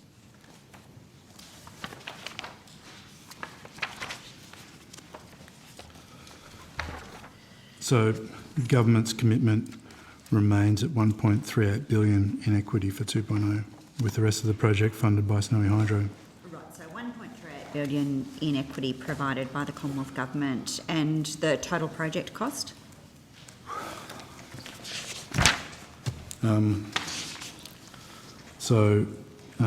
It has a 5.1 billion contract with Future Generation, and the final cost estimated that comes from S&P in its September 2020 ratings advice is a range from 5.7 to 6.2 billion. Right, so 5.7 to 6.2, and the original cost assessment was for less than 3 billion, wasn't it? Senator, look, I think, again, in terms of what the original estimate was, I'm happy to take that on notice, but I know we've traversed this space before in terms of the announcement at the time of where it was first put forward as an idea from Snowy Hydro, but in terms of the business case, the firm business case, when that has gone to final investment decision for the board, then there has been really no cost blowout since then. What was the original expected date for Snowy 2.0 to plug into the grid and start contributing to meeting Australia's demand for energy? Again, I'll correct the record on notice if I get this wrong from memory, but the original estimate of bringing Snowy online was 25-26, and that probably takes, and this is a better question answered by Snowy, of how long that takes to get to full transmission. That can often take 12 months. So the original estimate was 25-26. Has that changed? In terms of the business outlook, are they on track? Again, that's a question for Snowy Hydro. They'll be able to provide you with more detail of that after lunch. But with respect to how they've been tracking over 2 years, faced with the massive bushfires that affected their operations in the Black Summer fires, through a pandemic and through lockdowns and starting the process, they're reasonably on track with respect to the timelines. But I'm sure they can give you an update today or this afternoon as how they're travelling. Does the department not know? Yeah, we do. Well, why can't you tell me? I'm asking about your state of knowledge. What is the department's current understanding of the anticipated connection date for the Snowy Hydro 2.0 project? So, Senator, in terms of the connection date, I will have to take that on notice, but in terms of Snowy have confirmed with us in the last couple of weeks that they are on track to deliver the project in mid-2025, and as Mr Sullivan has said, it will then be the time frame to bring the plant progressively online. I just couldn't quite hear that last phrase, sorry. So 2026 is when the project comes online. That hasn't changed. Okay. As I said, but how long that takes to come online is beyond me in terms of engineering capacity. Our obvious focus at the moment, with respect to shareholders looking at the project, is looking at progress in quarter by quarter. Sorry, just in the answers you're providing, and this is a semantic distinction, but it's important, are you saying that the project might be complete, but your expectation is that the project is completed by 2026? Yep. Is that the same as being connected to the NEM and transmitting energy into the Australian energy system? No, it's not. It's different, Yeah. I see. So when will it actually plug into the grid is my question. That depends on transmission. So the current transmission forecast for HumeLink is that ideally it's online by 2026 to come online with Snowy 2 coming online. So both the additional capacity that Snowy currently has, as well as 2.0 in its in terms of the first electrons coming out of 2.0, will be in the NEM when HumeLink is connected, and that's the criticality of the HumeLink timeline with respect to the integrated system plan. In terms of the full application of 2.0 in terms of getting full capacity into the NEM, that'll depend on when it comes on to full capacity and then when additional transmission is in place. What is the department's current understanding about when sufficient transmission will be in place to realise the potential contribution of the project? So So that'll come on. That's dependent on the delivery of HumeLink and dependent on the delivery of VNI West, the two connectors, the one connector connecting into the New South Wales market and the second connecting into Victoria and South Australia through the integrated system plan. The vast majority of Snowy's electrons will be available for the NEM when HumeLink comes online in terms of being able to access the New South Wales market. And what date's that, Mr That's Sullivan? projected at the moment under the ISP best case scenario 2026, and that's when AEMO would like it in place, and we're working with Transgrid to deliver it by that time frame. The VNI West projections have slowed somewhat, and so the full realisation of the 2.0 is beyond 2028. Right. So the department's expectation is that HumeLink will come online in 2026. Our expectation at the moment is that if the best case scenario for transmission is that VNI West and HumeLink would be online by 2026. Part of that is just a scheduling issue in terms of capacity, but also the AEMO's integrated system plan. With respect, I appreciate that you are trying to explain to me reasons why things might be delayed or might not occur at the time. I'm trying to understand what the department expects, because I think what you're telling me is that VNI West is 2028 and HumeLink is 2026. VNI West may be beyond 2028, but that's subject to an ISP process at the moment that's in draft stage. I understand that Snowy 2.0's entry into the electricity market was included in the previous emissions reduction projections for the government. Has this delay associated with the delay in establishing transmission infrastructure been accounted for in the updated medium-term emission reduction projections? That's a question for my climate change colleagues, so I'm not aware of that, Senator. You're not aware, you don't know the answer? I don't know the answer. Or you believe that it hasn't occurred? No, I don't know the answer. Right, okay. I can take it on notice for you. Ms Brand, do you know? No, sorry, I don't know that. It'd be in the projections.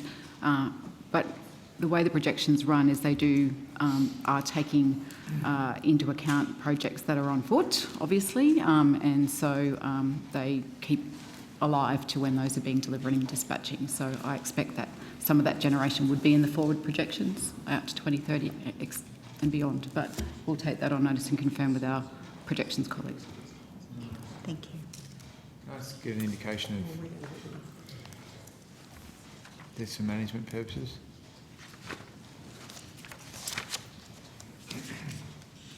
I was just wondering whether you needed more time or how much time you might need, just so we can plan a few things.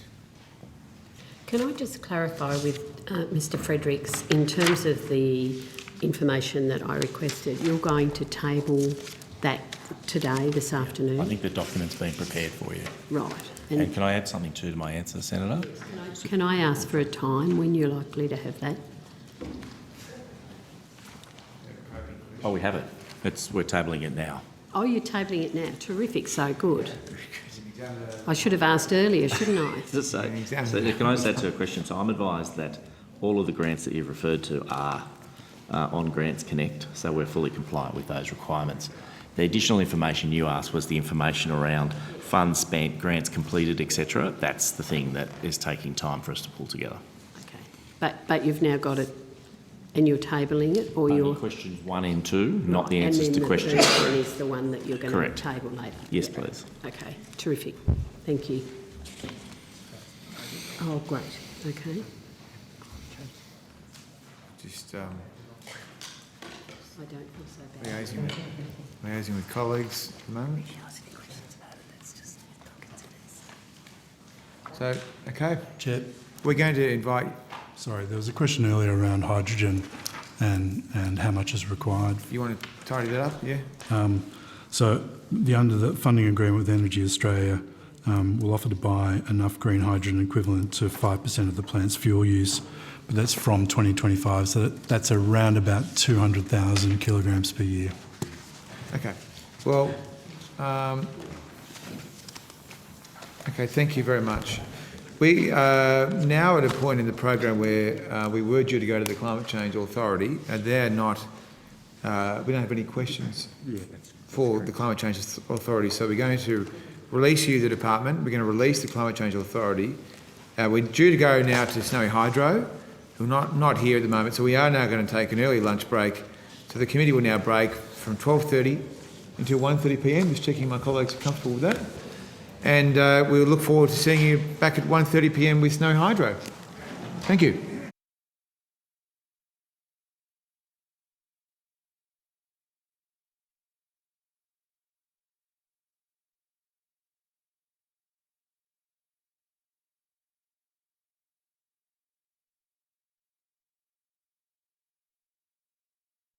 Commence our committee hearing for the day, and we call officers now from Snowy Hydro. Welcome Mr Broad and welcome Mr Whitby. Welcome back Minister. So, do you have an opening statement? No, Chair.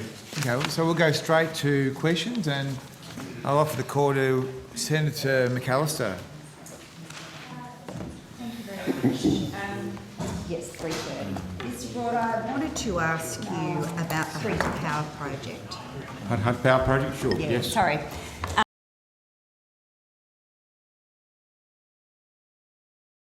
Be fuelled by 10% hydrogen, that's correct? Up to 15 and with some investment 30. Right. But that's not the current plan at the moment. It's not planned at the moment to use hydrogen in the plant. Once it's economically and practically feasible, we can and will. Right. And so up to 30% potentially with some additional capital investment. Yes.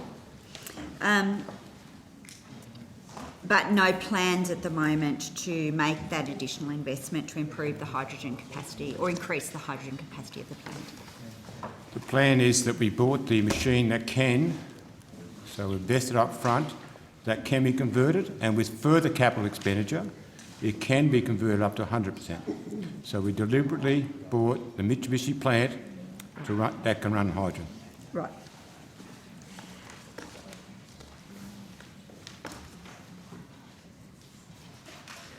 Are you aware of hydrogen projects by Fortescue Future Industries, AGL, in the Hunter region? We are part of a group that's the Hunter Ports, Macbank and us are part of a group that's investing significantly in research on hydrogen, and there's a lot of players doing it. So we tap in through them. Sorry, I just couldn't quite hear that last answer. There's a lot of research going on in hydrogen. And you will recall, I think, Senator, that I think about 5 or 6 years ago, the US invested $1 billion in hydrogen research. So there's been an enormous amount globally going on in hydrogen, and we are not hydrogen specialists, so we're seeking to learn and understand like the rest of the players. Right. And it's obviously connected to, at least green hydrogen, connected to renewable capacity. Does the site of the Hunter Power Project have the potential to host large-scale renewables? I'd have to come back in detail, but as I understand it, there is a waste-to-energy project on site, and there is some potential to develop significant solar on site, but I'm not sure that's what the landowners are doing. You'd have to ask them. Yeah, right, understood. What can you tell us about the New South Wales Government's plans and investment to make Hunter a hydrogen hub? I can't comment on that at all. Right, okay. You haven't been in communication with the New South Wales Government about those plans? No. Right.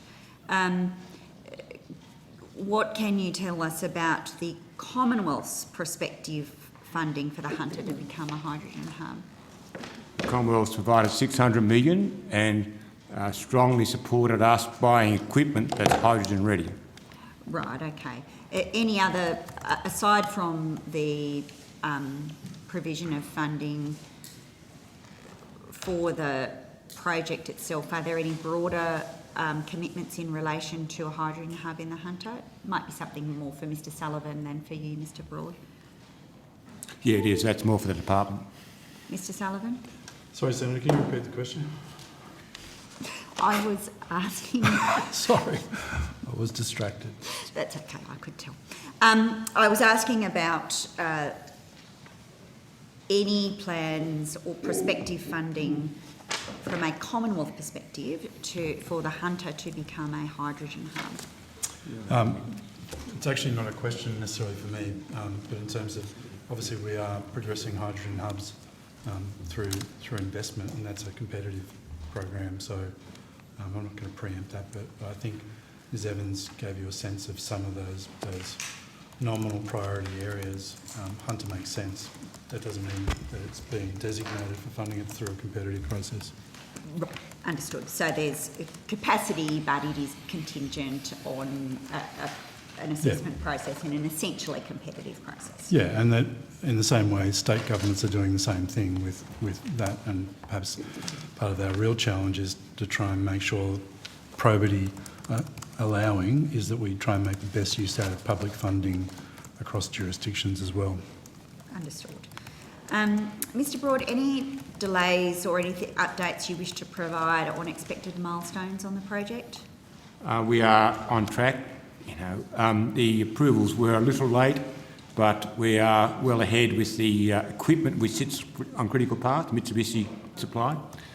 And just reflecting on your earlier question, Senator, I'll ask my colleague Roger just to comment briefly about which just might add to the wider debate goes on with hydrogen and its ability to get to site. So, Roger could just have 2 minutes to explain that. That's okay? Yeah, thanks, Paul. I'll just reiterate that we are not experts with respect of utilising hydrogen, but having said that, there is only limited capability in the existing pipeline network to accommodate hydrogen, depending on the age, the condition and the original construction and the operating pressures of those pipelines.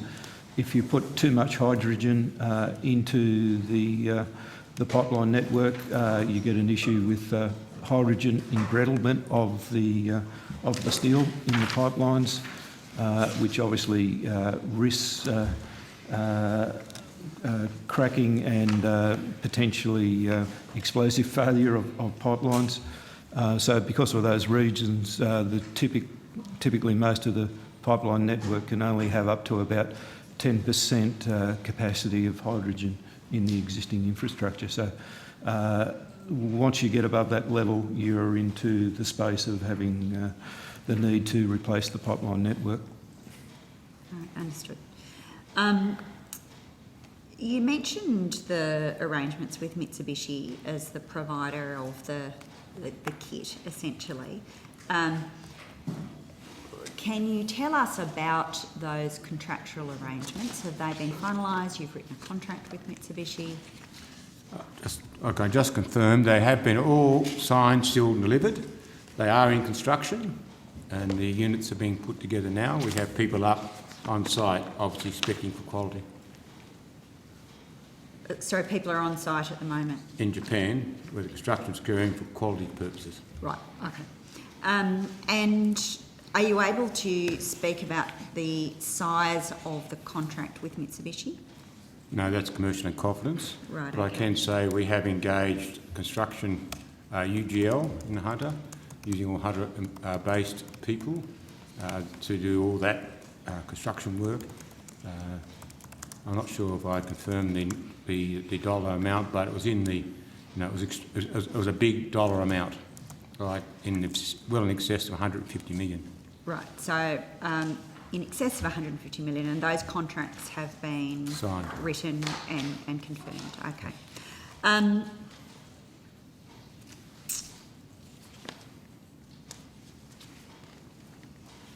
Okay, I think that's probably all I have for you for the moment. Thank you very much, Chair.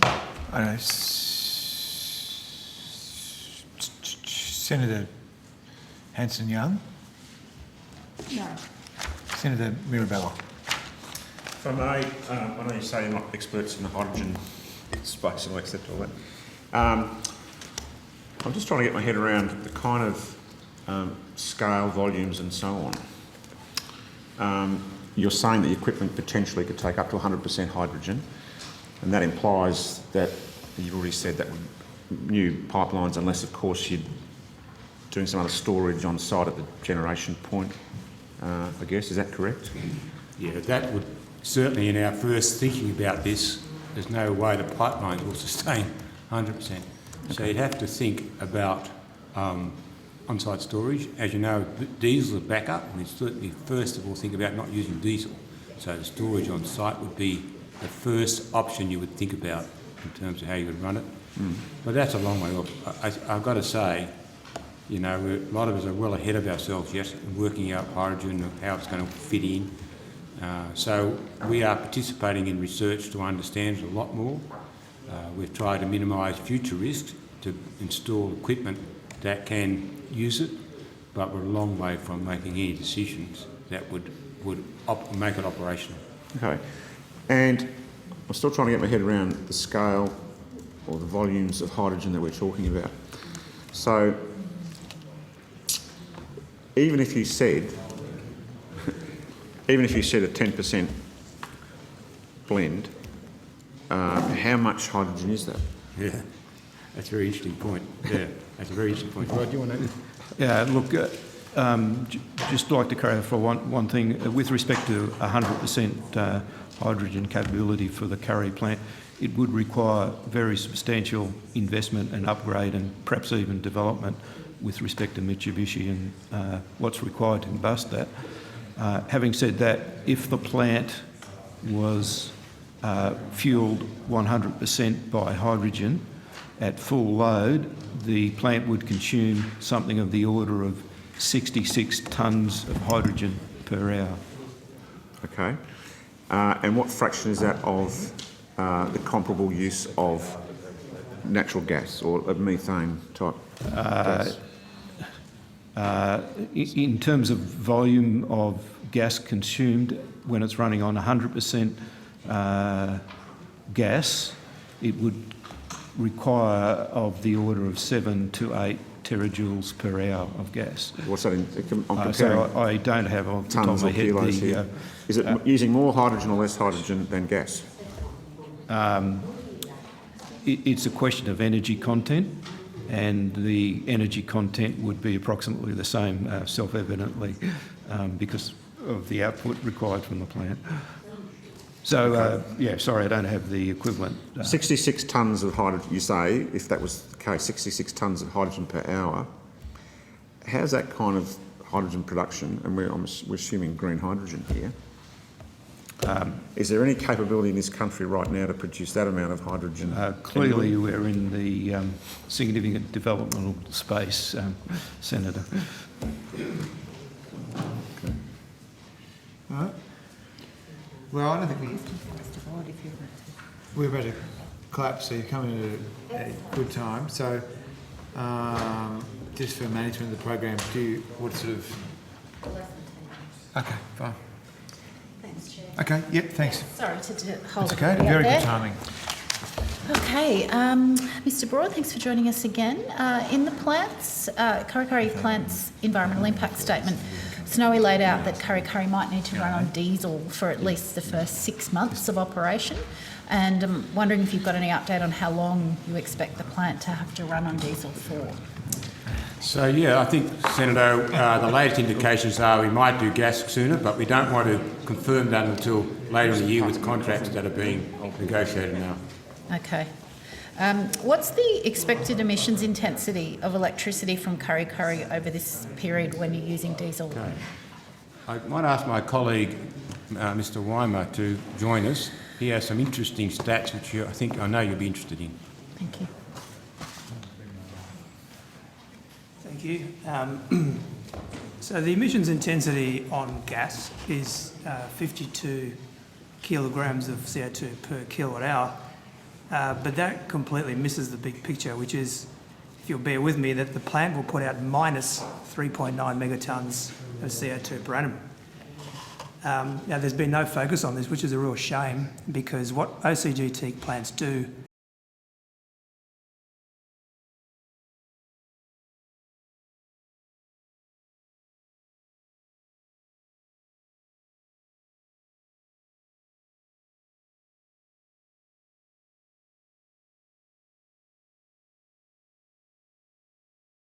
gigawatt hours per annum of coal.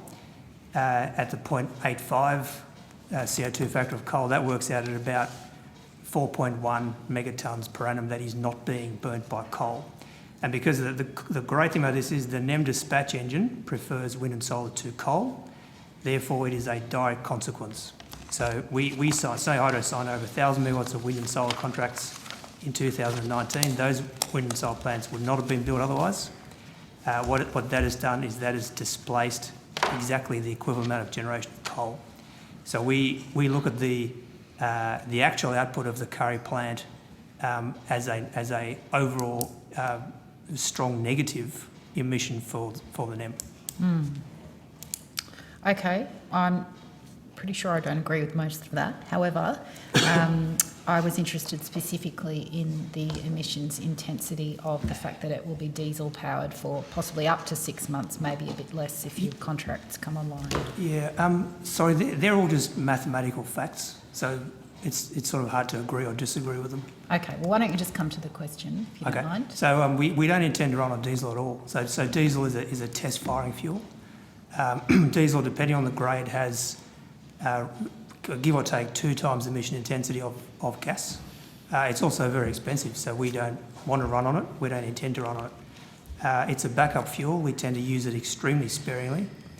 Our 3 other open cycle plants all have diesel backup, and it very rarely runs on diesel because it's just so expensive, and it is a CO2 emitter, so we'll be minimising it. Okay, but your EIS says it might be used for up to 6 months, so are you going to correct your EIS if you've in fact changed your position? Or? Yeah, no, we won't change that. So the reason it says that is because at that time we were in the lead into negotiating all the contracts for Curry. Having the ability to run on diesel gives us the flex time if the project was running late. I see, so it's just a backup, got it. Yes. All right. A most recent quarterly energy dynamics report showed that record high renewable energy generation of almost 35% was responsible for reducing wholesale electricity prices, while gas, of course, contributed to higher electricity prices. Is a new gas-fired power plant still considered the right answer to reduce electricity prices? Yeah, so respectfully, and we love the EMO research, and the fourth quarter report was excellent. One of the figures in that report shows quite clearly that the dominant change in the dispatch percentage was brown coal. There was much more brown coal used for generation in Q4 21 than it was in Q4 20, and that was what led to the reduction in prices because brown coal costs $4 a tonne or whatever it is, which is close to zero. So the renewable, the percentage of time that renewables set the price increased slightly as it did in New South Wales. But the price in New South Wales was more than double the price of Victoria because in New South Wales, black coal set the price. So I raise these facts because gas plants in Snowy's portfolio don't set the marginal price. We've previously provided information, not to the Senate, but to other sources that show that Snowy's use of gas plants and hydro is as a portfolio defence. So when you do a pie chart of who dispatches at $10,000 a megawatt hour, Snowy Hydro ranks something like 9th. On most of those charts, we're invisible. And the reason for that is we sell insurance in the form of derivative contracts to the industry. When the price is a risk of going higher, we will generate to depress the price to protect our own position. So we will hardly ever set a price over $1,000 or $10,000. Okay. Final question. Yeah. Given the new dispatchable energy commitments made since the plan was announced to invest in a new gas-fired power plant at Kurri Kurri, including the large-scale batteries announced by the New South Wales State Government, have you reconsidered and done any calculations about the impact on whether or not you still even need Kurri Kurri for dispatchable energy? Yes, we have. It's been a long time since we did the FID. As a guide, our futures book, so the number of contracts that we have open since Q1 2020 to Q1 22 multiplied by 5 It went from 700 megawatts to 3,500 megawatts. So we see that as evidence that the buyers of capacity insurance in the NEM are extremely concerned about where they'll be sitting in FY23, FY24, FY25. So the economics of the Curry plant, like Snowy 2.0, would be much more favourable if we reviewed them now. Sorry, what was that last bit? They'll be much more, so like 2.0, if we redid the economics now, they'll be much more favourable. Okay, because of what you say is nervousness and demand, as opposed to the fact that capacity might in fact be supplied by large-scale batteries by the state government. Well, so again in the Q4 EMO report, the revenue earned by batteries is pretty flat. The problem with batteries is the duration of storage is so short, and the difficulty of anticipating price peaks is so high that they're actually finding they're making most of their money out of frequency control. So we're not anti-batteries at all. We'll probably get one at some stage, but for providing storage and for providing on-demand peaking power, they have not played a significant role in the NEM to date. Neither do we expect them to. Even with the investment proposed by the New South Wales State Government for large-scale batteries that can surmount most of the issues that you've given voice to? Yes. So, for example, the SA Hornsdale Power Reserve, one of the stress events in South Australia, they never dispatched more than 30% of the battery capacity. And the problem with that is, if you imagine you've got a 4-hour battery, you need to have 100% of the battery full before a price spike, and you need to have it 100% empty at the end. That is virtually impossible in the NEM. If you had that degree of foresight, you wouldn't need a battery. You just buy derivatives. So the problem with batteries for supplying price peaks is you need to have virtually perfect foresight. Mm. Whereas with a gas plant, you don't. With a gas plant, if there's a price spike, you just turn it on. Mm. Okay. Thanks, Senator Waters. Just checking with the opposition senators, are you finished with Snowy Hydro? Okay, just got a quick 5 minutes block from Senator Mirabella. Go ahead. I've just been calculating some numbers. If you're running this plant on 100%, you said 66 tonnes an hour, that's 1,584 tonnes per day. My understanding is that a large petrochemical plant in the US somewhere doing hydrogen, reforming, whatever, maximum output of about 300 tonnes per day. So in other words, you're talking about a volume of hydrogen that doesn't get made anywhere in the world at that level, and that when we're talking dirty hydrogen. Yeah, well, but we aren't talking about that though. No, I understand this, but I'm just trying to get my facts straight, because this sounds... okay, come back a step.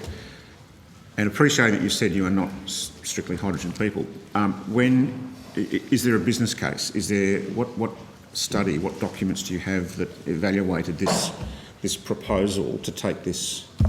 Have you done this? Yeah, I'll answer that question to the best of my ability. So the problem with hydrogen is not very energy dense. It's very light, but it's about 4 times less energy dense than gas. Yes. So to get the same energy out of it, you need an incredible quantity of hydrogen. So what we've done, and we've done it in some detail, is to look at the electrolyser efficiency and the source of power for an electrolyser that you would need to make hydrogen economically competitive with gas. Now, from what we can figure out, that's pretty hard, because even a perfectly efficient hydrolyser gets you hydrogen at about $3 per kilogram. Now, that's 3 times the price of gas, and that's a theoretical ideal. So realistically, you're talking 6 times the price of gas. So when we look at it, we see it probably as a source of mopping up excess solar production or excess wind production by a hydrolyser that then can feed into the pipework. And as Roger just noted, none of the surrounding infrastructure is capable of taking more than 10% hydrogen. So we're really planning for, if other people can provide the hydrogen, because we certainly aren't going to make it ourselves, then we will be able to utilise it, and the plant can certainly utilise up to 10%. But keep in mind that that is by volume, not by energy content. Okay. Did you, in your analysis or your business case, look at the numbers of what it would if you're looking at the capex on this project off the bat, at running it on 100% hydrogen today as opposed to 10 years down the track? We never looked at that for the business case. Okay. Not 100%, no. All right. You've said the equipment that you're obtaining, this Mitsubishi equipment, runs on 100% hydrogen. Is that a Well, fact? a significant investment. Runs on up to 10 to 15 initially, then you have to invest to get it to 30. Do we know how much that investment is? Not off the top of our heads, no.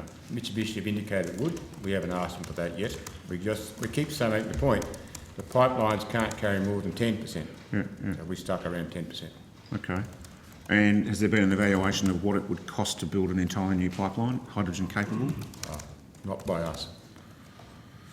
Okay. All right. Okay, we've got one quick last question on the phone from Senator McMahon. And then... Yes, thank you, Chair.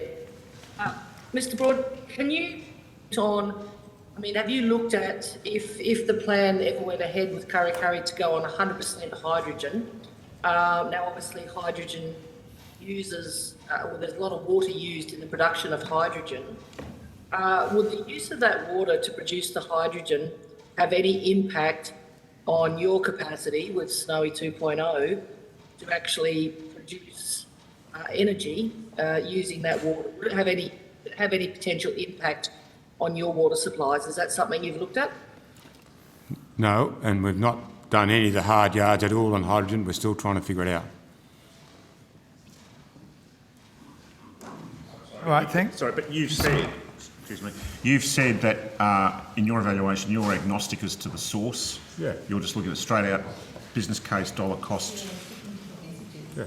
Okay, and in your estimation at this point, what's the reality?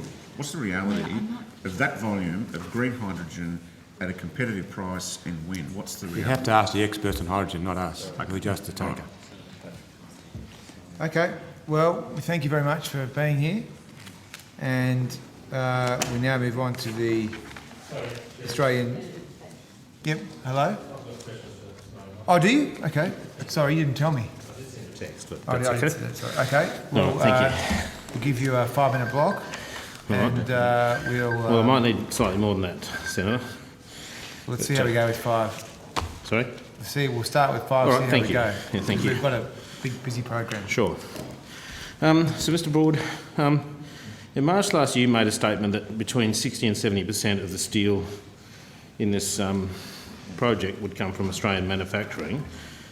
Then in October you've provided a copy of the advice from Future Generation which says actually it's approximately the overall quantity of Australian sourced steel. So can you just explain the delta between the two statements that were made? So my latest advice from Future Gen, from them, is that total steel for the project is 54,960 tonnes. I could table this if you like, and you can have it. Well, so does that mean it's up at 60, or what does it mean? 54,000, of which 43,000 will be sourced from Australia, and 11,960 internationally. So we're still sitting at that 30% number? No, it's 43,000 from Australia. Yeah, and 11,000 from international. Okay, so your can you table that? Can we have that tabled, please? So this is a different statement to the one that you provided. This is the latest they advise us. I rely on what they tell us. Sure. I have to put that in the form we can. Sure, thank you. So how do we get, in the last statement, which I've got here, it says approximately 2,810 tonnes of steel, PV 500 for collector tunnels, draft tubes, equals approximately 30% of the overall quantity will now be Australian sourced steel. So that's 30%. You're now saying it's something different. What I'm saying is I'm repeating what the FG, the contractors, told us. Yeah. And that's what they've told us. Okay, but you can see it's moving. How does it move so quickly in the space of would you like 3 months, then 3 months, and 3 months? So Paul just tabled the latest advice from FG. which talks about the overall quantity of steel in the Snowy 2 project as far as the civil engineering is concerned. Yeah. The earlier figures referred to the waterway lining only, which is a subset of the overall steel. Okay, all right. And so where will that Australian steel come from? That'll predominantly come from, I presume, Wollongong? I don't have that information off the top of my head. Again, there was one through an open competitive tender, and I haven't got the individual wins now. There's obviously various categories of steel within that. Steel reinforcing, steel fibres, other structural steels, and as I mentioned before, waterway or penstock steels. So a whole variety of steels. You can understand me feeling, and I remember Senator Green raised this topic with some concern last time around because the numbers were so low. So it's almost like you've created this problem because you haven't been tracking this from the start. No, I think the original question related to waterway or penstock steel, I believe. So. Okay. There's an article in the Australian Manufacturing on the 9th of February this year claiming that the Snowy 2 point tender required all steel plate to come from Australian manufacturers. Is that the case? Was that the case for the tender? I'm not aware of it. I can't comment. And they've included an image in that that would support that claim. So they've got an image from the tender. I mean, my concern here is you've tendered, saying all steel plate is to come. Sorry, just correction. The contractor has tendered. Sorry. FG, the contractor. We're not acquiring the steel. The contractor is. Oh, hang on, but didn't you tender the whole project, which Future Generation won as a joint venture? Yes.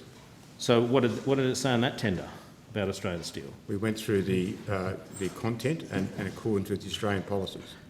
Yeah, it refers to Australian standards. It doesn't say the steel must be Australian. All right. Can you, on notice, table the tender for the JV? The tender that led to the joint venture winning the contract. I have to take on notice whether that's commercial in confidence. Well, it was put out on an AusTender site. I would hope it's not. You wouldn't claim that a tender stating Australian requirements is in actual fact commercial in confidence. This is the sort of stuff I have to deal with. Officials making ambiguous claims which are actually they're clearly ridiculous. It's a tender on an AusTender site and you're claiming it's commercial in confidence? Well, if it's a tender, it's from FG, it's not from Snowy Hydro. So that's what I'm saying. I have to get commercial confidence, speak to the contractor who put the tender up. No. You put the tender out, didn't you? No. All right, so... Well, that's steel, no. But on the tender we put out on the Australian contract... Okay, so how do we get to the point where... We can get the component of the contract which talks about Australian contract. Yes, I can get that out, but the remainder of the contract, no. Okay. Senator, can I make a suggestion? Sure. If you can provide us that information and we'll take on notice that and we can have a look. All right, I'll do that. I'll provide the article. I'll table that. Okay. If that's okay. You got anything else? I do. So in terms of the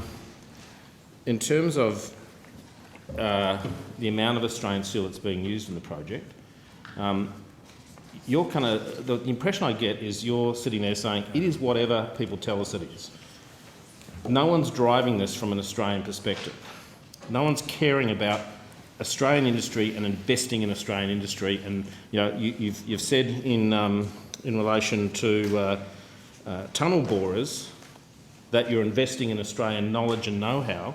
Why aren't we doing that in Australian steel? Why aren't we specifically looking and saying, let's get Australian steel into this project?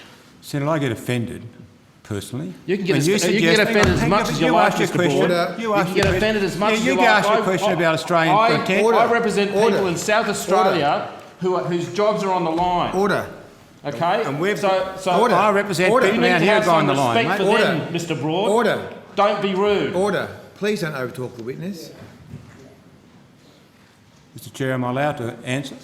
You are, and I'll try and keep it very brief. Just think for the general, I mean, I think people know I tried to be quite collegiate. Be good if we could just sort of have questions from senators and then answers from witnesses. Thanks, sir. Look, we have tried desperately to put Australian content in. I'm very proud of the workers and skills. At the factory we insisted they build in Australia at beautiful Cooma, we have kids from the local high school now who are getting training they never had before. I'm incredibly proud of that. Our Indigenous workforce in the mountains, I'm incredibly proud of that. I'm incredibly proud of the 70-odd contractors who got work down there. I'm incredibly proud of the 270 workers who got displaced at the back end of the fires, which destroyed the mountains. I'm incredibly proud of that. I'm incredibly proud of that. I've insisted FG give the Australian content a good go. As I understand these contractors, they had Australian bidders. They didn't pass. They didn't pass tests. The one who won that one, the high tension school, was one who's been operating for 50 years with 700 similar contracts, so they tend to be pretty good at it. So no, I reject the suggestion that we're not pushing for Australian workers, Australian contract, Australian skills.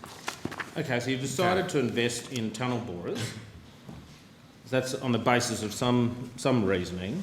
I'm wondering why you didn't invest in the steel manufacturers, who we could have perhaps upskilled to the point where they could have done the work. What's the difference between the two categories? On the tunnel boring machine, what we said was we're skilling up the operators, Australian operators. They operate on tunnel boring machines. That's what we said. We didn't say we're building tunnel boring machines. It's not the question I asked. You've made an investment in a particular category. You say it's in perhaps workers' skills. What about skills for Australian industry? Why haven't you made a decision to invest money in skilling up the Australian steel industry to meet the requirements that you've had set? That's where the 83% of the steel provided for the site comes from Australian steelmaking. Okay, but I put it to you, we could have had more, and that's why I'm going back to the original what I understood to be the contract let to the JV. I know I could be wrong about that, but basically stated 100% Australian steel. So, Chair, I think I've answered the question. Any further questions?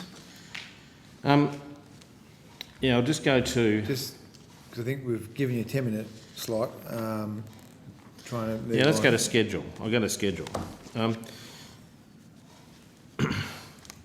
I'm sorry, what do you mean by that? Sorry? What do you mean by Well, I've got some questions on schedules. On the schedule. Okay, are this your last questions? Yes, this is my last block of questions. Okay. Thank you. No worries. Okay, so on a couple of occasions, I've asked for schedule information, and on one occasion, you provided me a schedule that has 7 milestones. On another occasion, you provided me a schedule that's got 8 milestones. Whereas if I go to your final investment decision, it's got 26 milestones. Why, when I ask you for a schedule, wouldn't you give me all 26 milestones? We thought you want the key ones, so we gave you the key ones. Well, these are ones that are on the critical path. And if you'd just be open and transparent and give information up front, we don't end up going through this 3 or 4 times. Is there anything sensitive in the schedule for that's got all the 26 milestones mentioned in the FID? So we gave you what we believe to be the key ones. All right. I'm asking you, can you provide me with all 26? Provide me with an integrated master schedule. I'll take it on notice. You don't have one? I'll take it on notice. No, I want to know, have you got an integrated master schedule for this program? Of course they do. But Okay. it's at varying levels, at varying degrees, and again, I'll take it on notice. And So the reason you're taking on notice is... I'll see what I can release publicly. Okay, so you're doing that to work out what you can and can't release publicly in terms of timeframes, because there is a document, I'm also happy to table this, that actually lists all 26 of them. So now I'm just really asking, not for anything secret, it's already in the public domain, just the timing of it. Surely that's not secret. As I said, Senator, I'll take it on notice. All right. My frustration is that this is the 3rd or 4th time I've tried to ask for this. You know, you're paid for by the public. This project is paid for by the public, and they're entitled to details about this project. The amount of steel that's being made, the amount of Australian content, the schedule for the project, the risks that the Commonwealth are exposed to. That's all stuff that the Australian public is entitled to. Sorry, I'm paid for by the consumers of energy from Snowy Hydro. We pay 200 and odd million in dividends and tax each year. We were contributing. Well, the fact that you are here indicates you are responsible to the Australian Senate. Okay. And that is you are responsible to the Australian public. So please be a bit more open with the Australian public for whom you are working. Okay, they've taken the questions on notice. Thank you very much. I have promised that we would let you go before, but I did also promise Senator Davey that she could have a quick line of questioning, and invite you to do that now. Thank you very much. I will be brief. I've just got a few questions on water as opposed to power. Mr. Whitby, good to see you again. Very important. That's why we exist. Absolutely. My questions relate to the operation of the Murrumbidgee side of the scheme this year. Can you explain to me whether any of the required annual releases for the Murrumbidgee were released into a full or spilling storage? I don't believe so. Roger, have you got any comment on that? Not off the top of my head, Senator. Because we've got airspace. See, what happens is we release down the Murrumbidgee, we go down and we've got sufficient airspace before we release, which is a part of the licence arrangement. So yeah. I'd be very surprised that's the case. I'm a bit perplexed by that. Obviously, the downstream storages on on both developments, but particularly the Murrumbidgee, have been very tight. But I don't believe there's been any in that category that you mentioned. Right, because it has been put to me that because of the rules of the required annual release and because of the storage rules that you have, you're required to have a certain amount of airspace. That required annual release has been released from your storages and it has exacerbated already full storages and rivers downstream. Would you disagree with that? Well, I mean, almost by definition, that is the case, like the required annual release. But you do. So when you fill up the airspace and more rain comes in, it's going to spill. But we release, and if we know it's going to spill, we don't release. Yeah. To the extent that we can. Yeah, and if there's a flood upstream, everything's gone, there's nothing we can do. And you've got enough flexibility in the rules that govern your required annual releases that you can actually, if it is a full river system, you can hold it in your storages until later in that water season. Yeah, absolutely. And that's how we work as a company. We tend to have big storages like you can be, and we wait to the market demand. So we tend to. That's the heart of what we do at Snowy. So we don't. And the last thing we want is to put it downstream and have it spill. That's that's something we try desperately not to do. But I can't guarantee, having put it downstream, your rain event doesn't spill. I can't. When 2.0 is complete, will that make it easier for you to manage your storages so that there is less risk of potential spills? That is correct. It'll give the additional ability to shift water back up the hill, so to speak. And is it true this year to date, even though we've had good rains everywhere, but is Yukon Beam still around 40%? It's about 43%. So it is filling up. In contrast, though, Jindabyne, it actually spilt this year. It just illustrates the different storage time frame of the different storages. Sorry, Senator, we had the wettest period on record in the Jindabyne catchment area. Right. And yet Yukon Beam, it does. Can't It shows how different and how and the broad size and complexity. So overall, what are the storages looking like in the whole scheme? I think we're about 47% currently overall storage, Senator. You were going to ask? I was just going to ask me about fishing, but then I thought better of it. Very good, Senator. Very good. Lots. I thought so. That's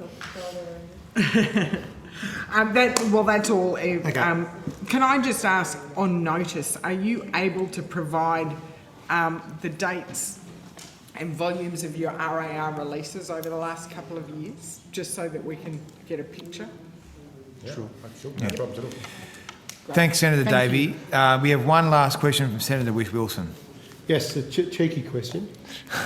Being Tasmanian, and your understanding of the market, there's different theories around competitive tensions with Battery of the Nation and Marinus.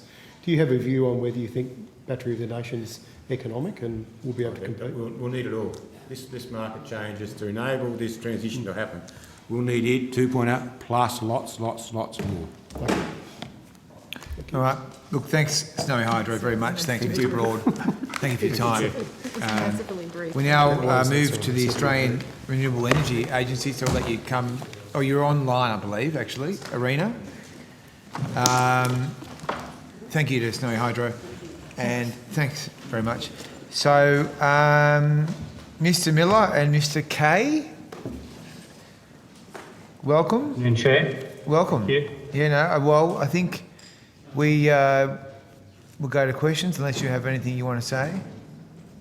No opening statement, Chair. All right. Thank you. Well, I haven't heard from... No? Hello? No, I don't think that the opposition senators have anything right now. No, So, they did not call, they say. Senator Waters, you have the call. Thank you, Chair. Hi, folks. Thanks for joining us online today. I don't have very many questions. I will start, though, with the new proposal that's been tabled to expand your remit, if you like, to spend money on carbon capture and storage and gas-derived hydrogen. Has ARENA taken legal advice from either the Solicitor General or externally on the lawfulness of these regulations? Senator, the regulations stand today, so we're certainly operating under the basis that we have the right to test against those regulations. But in answer to your question, we have taken AGS advice in relation to any risks that are posed by those regulations and the notice by the Standing Scrutiny Committee as to the status Sorry, of Mr. those. Miller, can I just interrupt you? Are Hansard able to turn that up a little? I can't. I missed a key word. Did you say have or have not?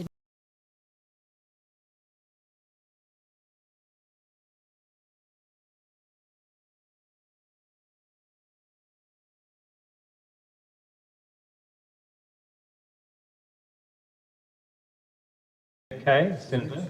Look, it's not great, but there is a little bit of background noise. I might try my headset if that's okay. Oh, thank you. That might assist.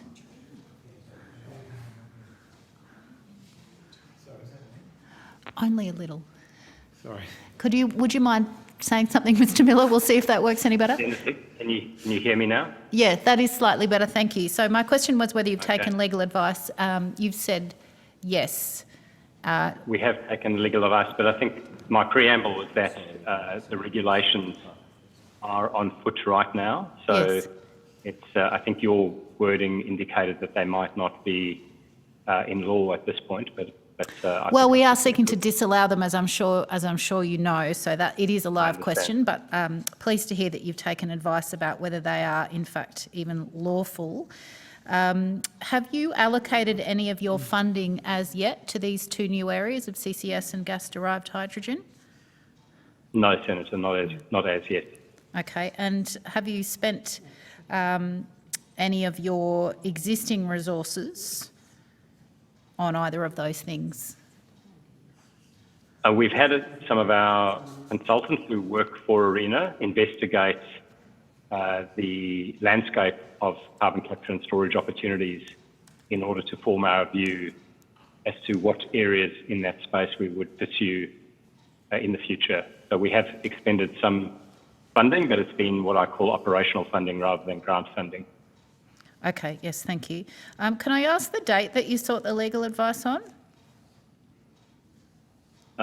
Senator, I'd have to get back to you, but it was, I'd have to take that on notice to give you a specific, accurate date. Okay, and do you care to share the nub of the advice as to whether it is lawful in fact, or whether the proposed regulation is ultra vires the objects of the Act and ergo not lawful?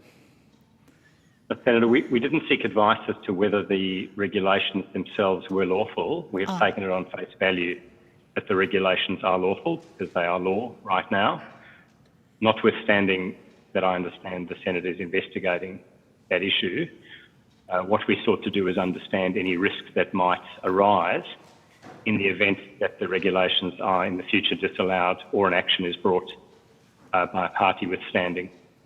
Oh, I see. As to whether or not, if you'd already expended funds, what position would that put you in? Would you have to, resume them or that along that sort of line?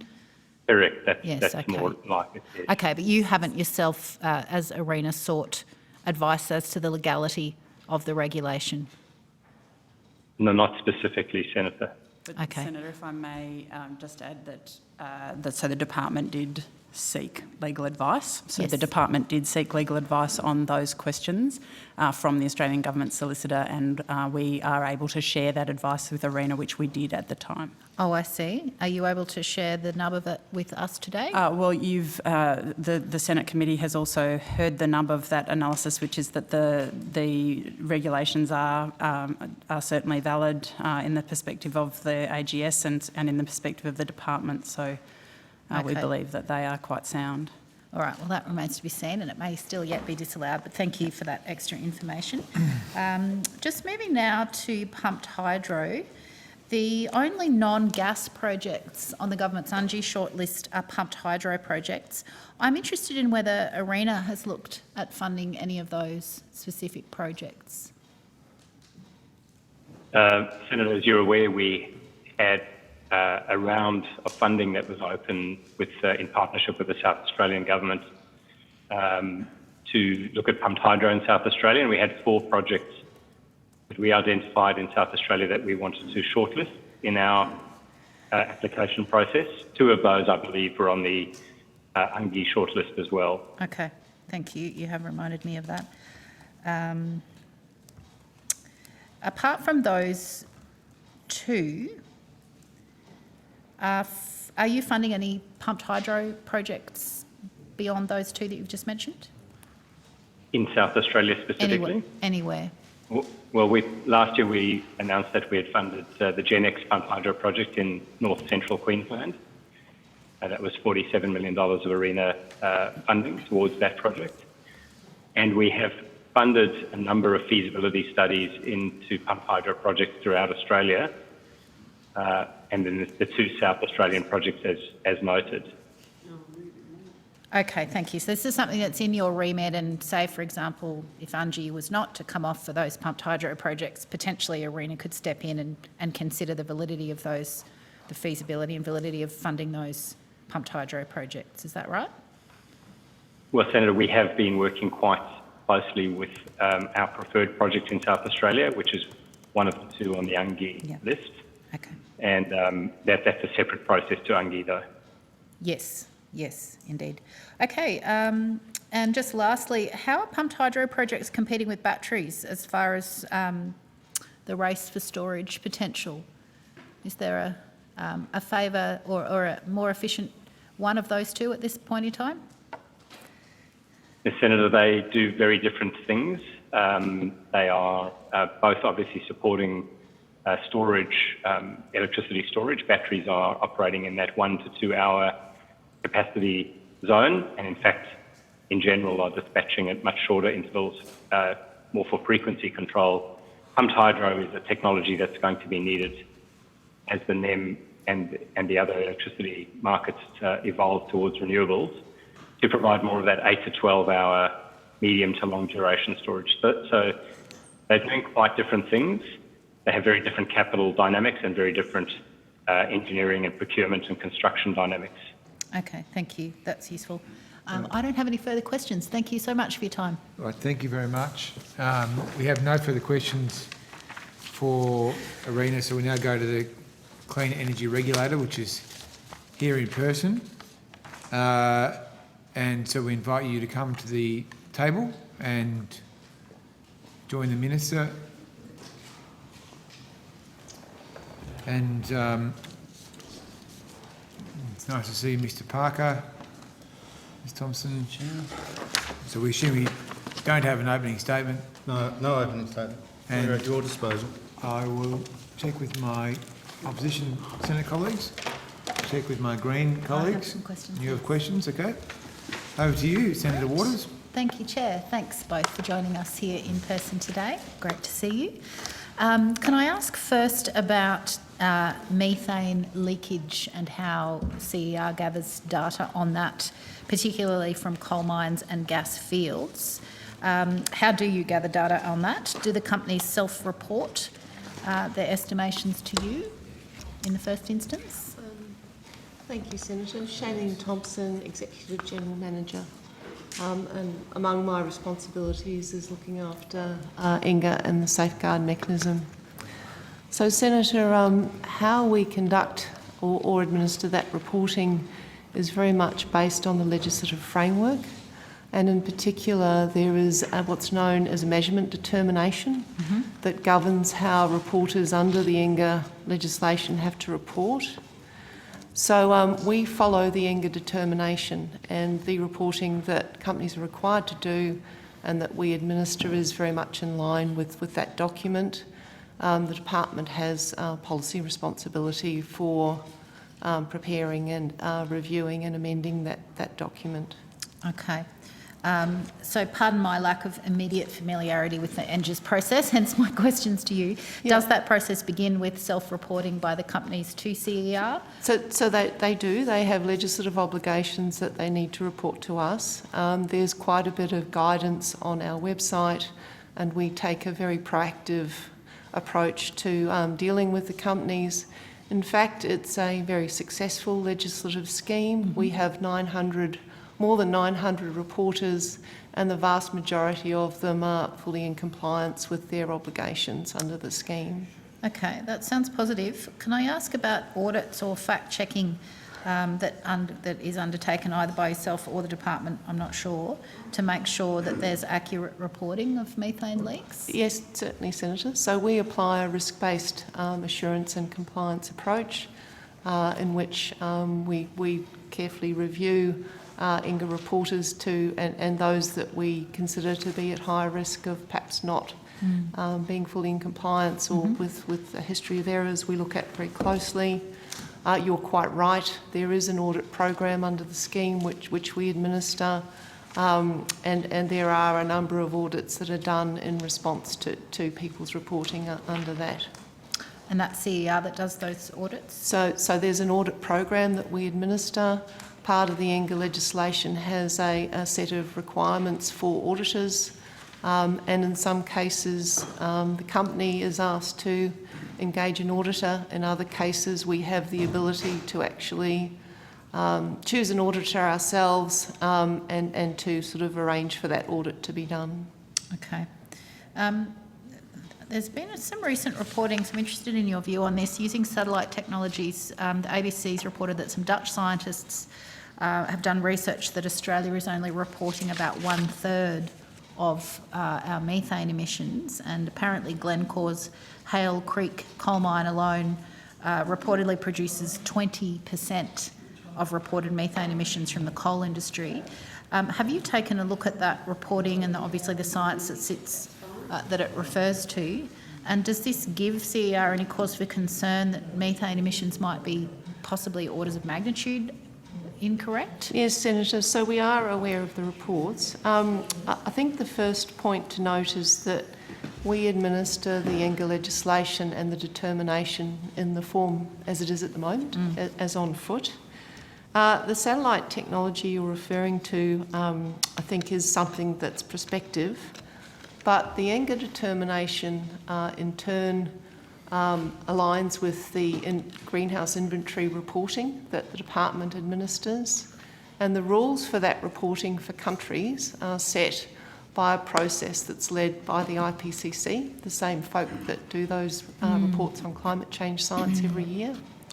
So my understanding is the department and the IPCC are of the view that using the satellite data technology is currently premature. And I've been, and I think if you have further questions on that issue, then probably it might be best to direct them to the department. Okay, well, look, I might do both because I'm interested in both your perspectives. Ms Evans, has the department taken a look at that Dutch research? And Yes, can you Senator, respond? we absolutely have, and Ms Thompson is right that at the end of the day, we follow the IPCC processes and practices, and so while it's really good to have new data sources like the satellite-based information come in, and we will be using it as it evolves right now. Both the IPCC and Australia continue to say, for the moment, it's premature to just rely on that satellite data alone, but that doesn't mean we're not taking a look at it. We're looking at it very carefully. We'll continue to improve the inventory and strengthen the way that we measure and monitor methane as we get more familiar with what the satellite information can do, and continuously improve what we do. But it's probably also worth understanding that in some of the areas those reports looked at, so in the Bowen Basin, for example, in Queensland, about half of the emissions there are actually from underground coal mines. So, and in those areas, we're very confident that we have very accurate information about the methane emissions. For the surface mines, it is an area where there is room for improvement, and even in the most recent quarterly update of the inventory, we have revised some of the factors that we've been using for the surface mines there, so you'll see that when it's released later this month. Oh, I see. I was going to ask immediately about that, what the basis for the revision was. It's due very soon. Okay. Well, perhaps would you mind taking on notice for me, Ms Evans, the reason for the revision? Yep. What new data or method came to light that Have then to. saw you revisit those the figures? quarterly report that's forthcoming has a very good explanation in it. Okay, thank you. So just for clarity's sake, so the department has looked at those satellite surveillance technologies, but you said that it wasn't enough on its own. Yeah. It may not be, but are you progressing building it into your arsenal, if you like? Well, we'll definitely we'll use all of the data that's available that's sort of up to standard. I can't say for sure. I need to get my experts to go and say whether we're ready to actually include that particular data, or whether we think it needs a little bit more work before we can actually use it. And I think it falls into the latter category. I think they're saying it's still early days for that particular satellite approach. There are some known weaknesses with it, not insurmountable, but currently known weaknesses with it that until those are resolved. Okay. We probably wouldn't be so able to have use you it. reached out to the scientists who designed the satellite approach and discussed I'll those have weaknesses? to check with my team if they've gone that far. I know they've certainly looked at all of the written material that's available about it. And has CER made an outreach to those Dutch scientists who are looking at Australian coal mine emissions? No, Senator. We work very closely with the department on these matters, and engagement on these sorts of policy and technical improvements to the inventory and the determination are matters that we would look to the department to lead on. Okay, well, without wanting to preempt this report that's forthcoming, Ms Evans, I'm just struggling to understand why. I apologise, I've just had somebody correct me that the satellite data information is actually already in one of the released reports, so it was released in August, so that's already in the public domain. You can read the section of the quarterly report that's already out from last year. Okay, I'm sorry, you're saying you are relying it, but you just said that the information wasn't ready to be relied upon. Which one is it? I don't want to put words in your mouth. No. We continuously improve our data. Mm-hmm. Every step that we take to improve it, we document and we put into the public domain. Mm-hmm. The first thinking about the use of this newly emerging satellite data and our analysis of how we could, what we thought about it is in the public domain in the quarterly report, which my team is advising me was actually the one that was released in August of last year. Okay. So that will give you a good understanding of what we've done. We have, however, in the meantime also revised our estimates of the Queensland surface mines, and that one, again, I want to double check that. I think that was related, but I'm not sure it was related to the two issues. We always revise these estimates based on a range of new information that comes to light. Yes. So I've just perhaps gotten a little bit confused about whether this was directly related to that satellite issue or just a general update. But we have done that recently, and it's something we will continue to do. I've just got a few more. All right.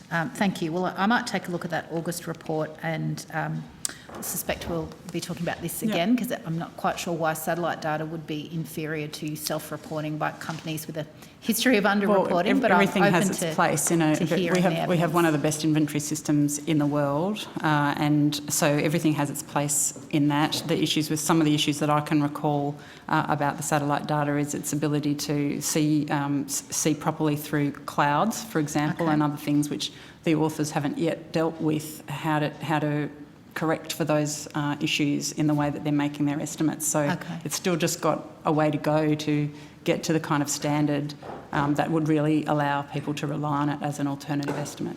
Okay, sure. But you haven't gone to them to ask them about that directly? Not me personally, no. And I did say I would have to department. check with my team whether or not they had gone that far, but they have certainly reviewed the technical material that's available. Okay, great. Can I come back now to CER? You've just approved a method for carbon capture and storage to earn credits. Do all the methods under the ERF have to adhere to the legislated offsets integrity criteria, including additionality? Yes, Senator, I might pick that up, and if there are points of detail, then I'll pass it over to Shailene. Can I just unfold one element of the question you said? Just approved by the Clean Energy Regulator. Could you just speak a little louder? I'm sorry, I must be going deaf. Just approved by the Clean Energy Regulator.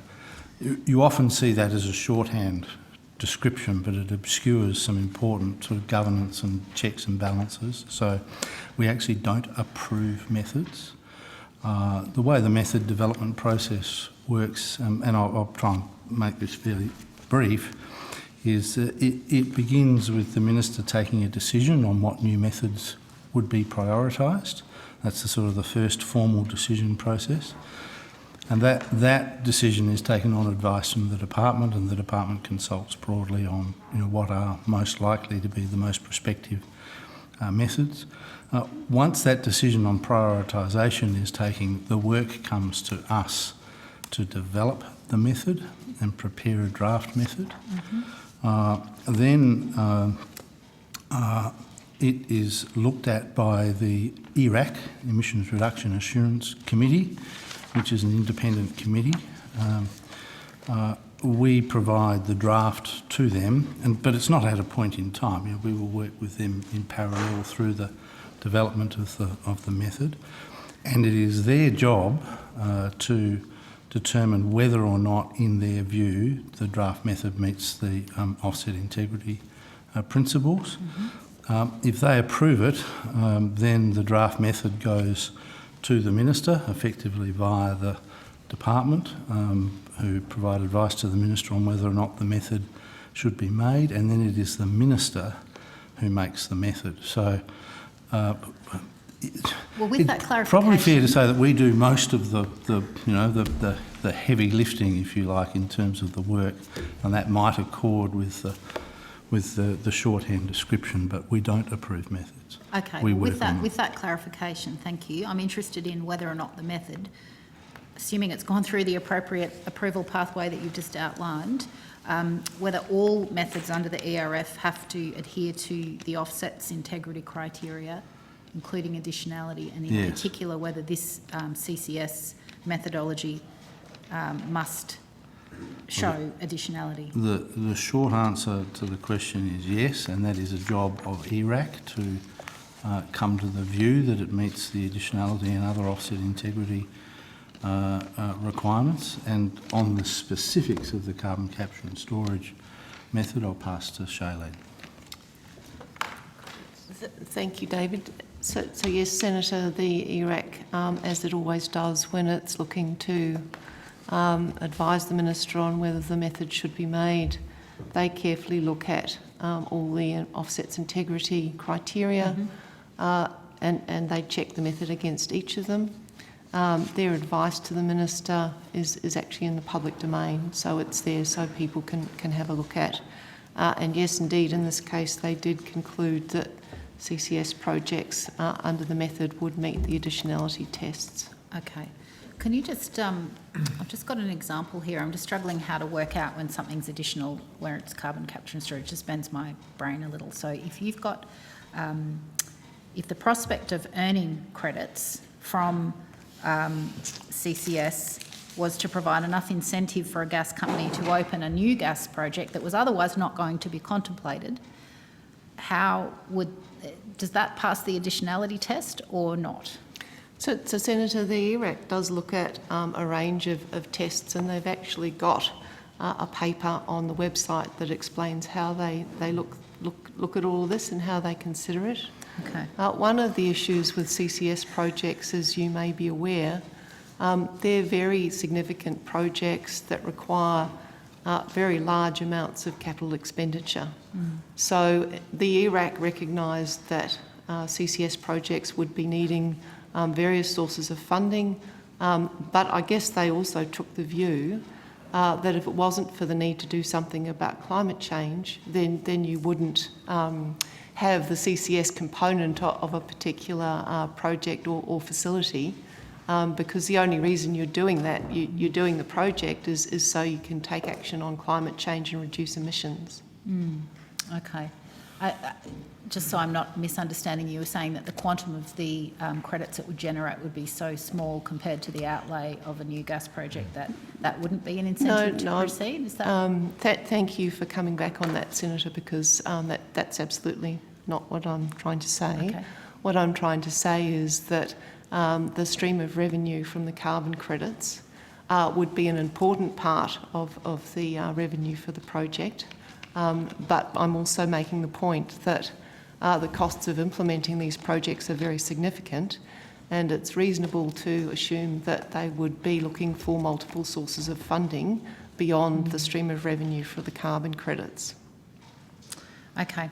Minister Taylor is on the record as saying in relation to this CCS method that CCS projects earning offsets will, quote, allow Australia to increase production of LNG, end quote, which seems to me to imply that the offset method will in fact encourage projects that might not otherwise have proceeded, ergo the additionality criterion is impossible to be met.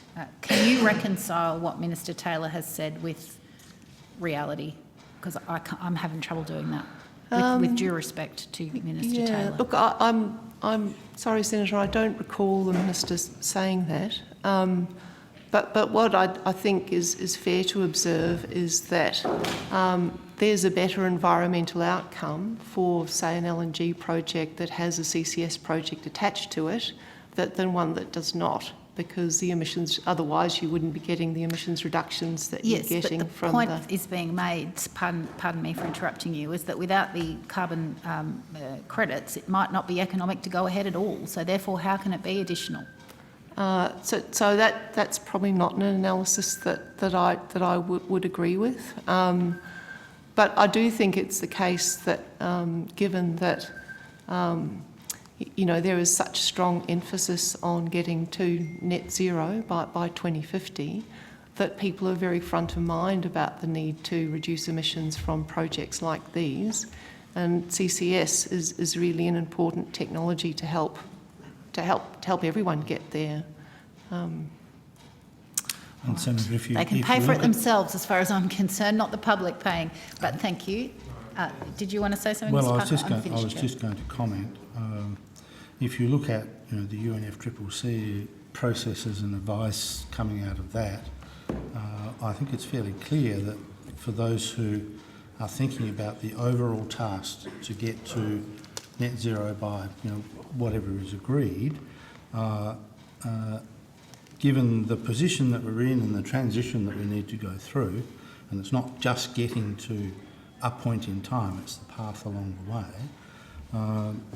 that carbon capture and storage is seen as being an essential part of the solution. So, has it actually been demonstrated to work anywhere yet, though? Why throw more taxpayer money at something that, we don't even know if it's going to work or not? Anyway, this is a larger philosophical debate that perhaps we won't have here right now. Thanks, Senator Waters. Thanks, and Chair. I'd like to thank the Clean Energy Regulator for your time today. Now we will suspend the committee while we bring in the next part of the program, which includes also a change in the minister. So thank you, Senator Seselja, for your time today. Thanks, Chair. We'll suspend.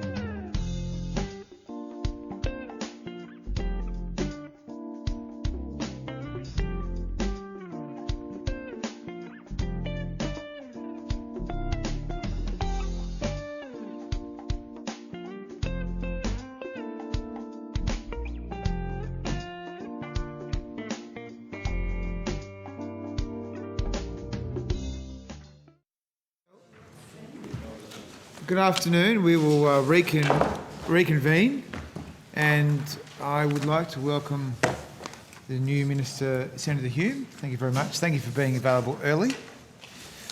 And I would also like to welcome Mr. Metcalfe, Secretary of the Department. I expect that there are no opening statements. You do have an opening statement. Go ahead.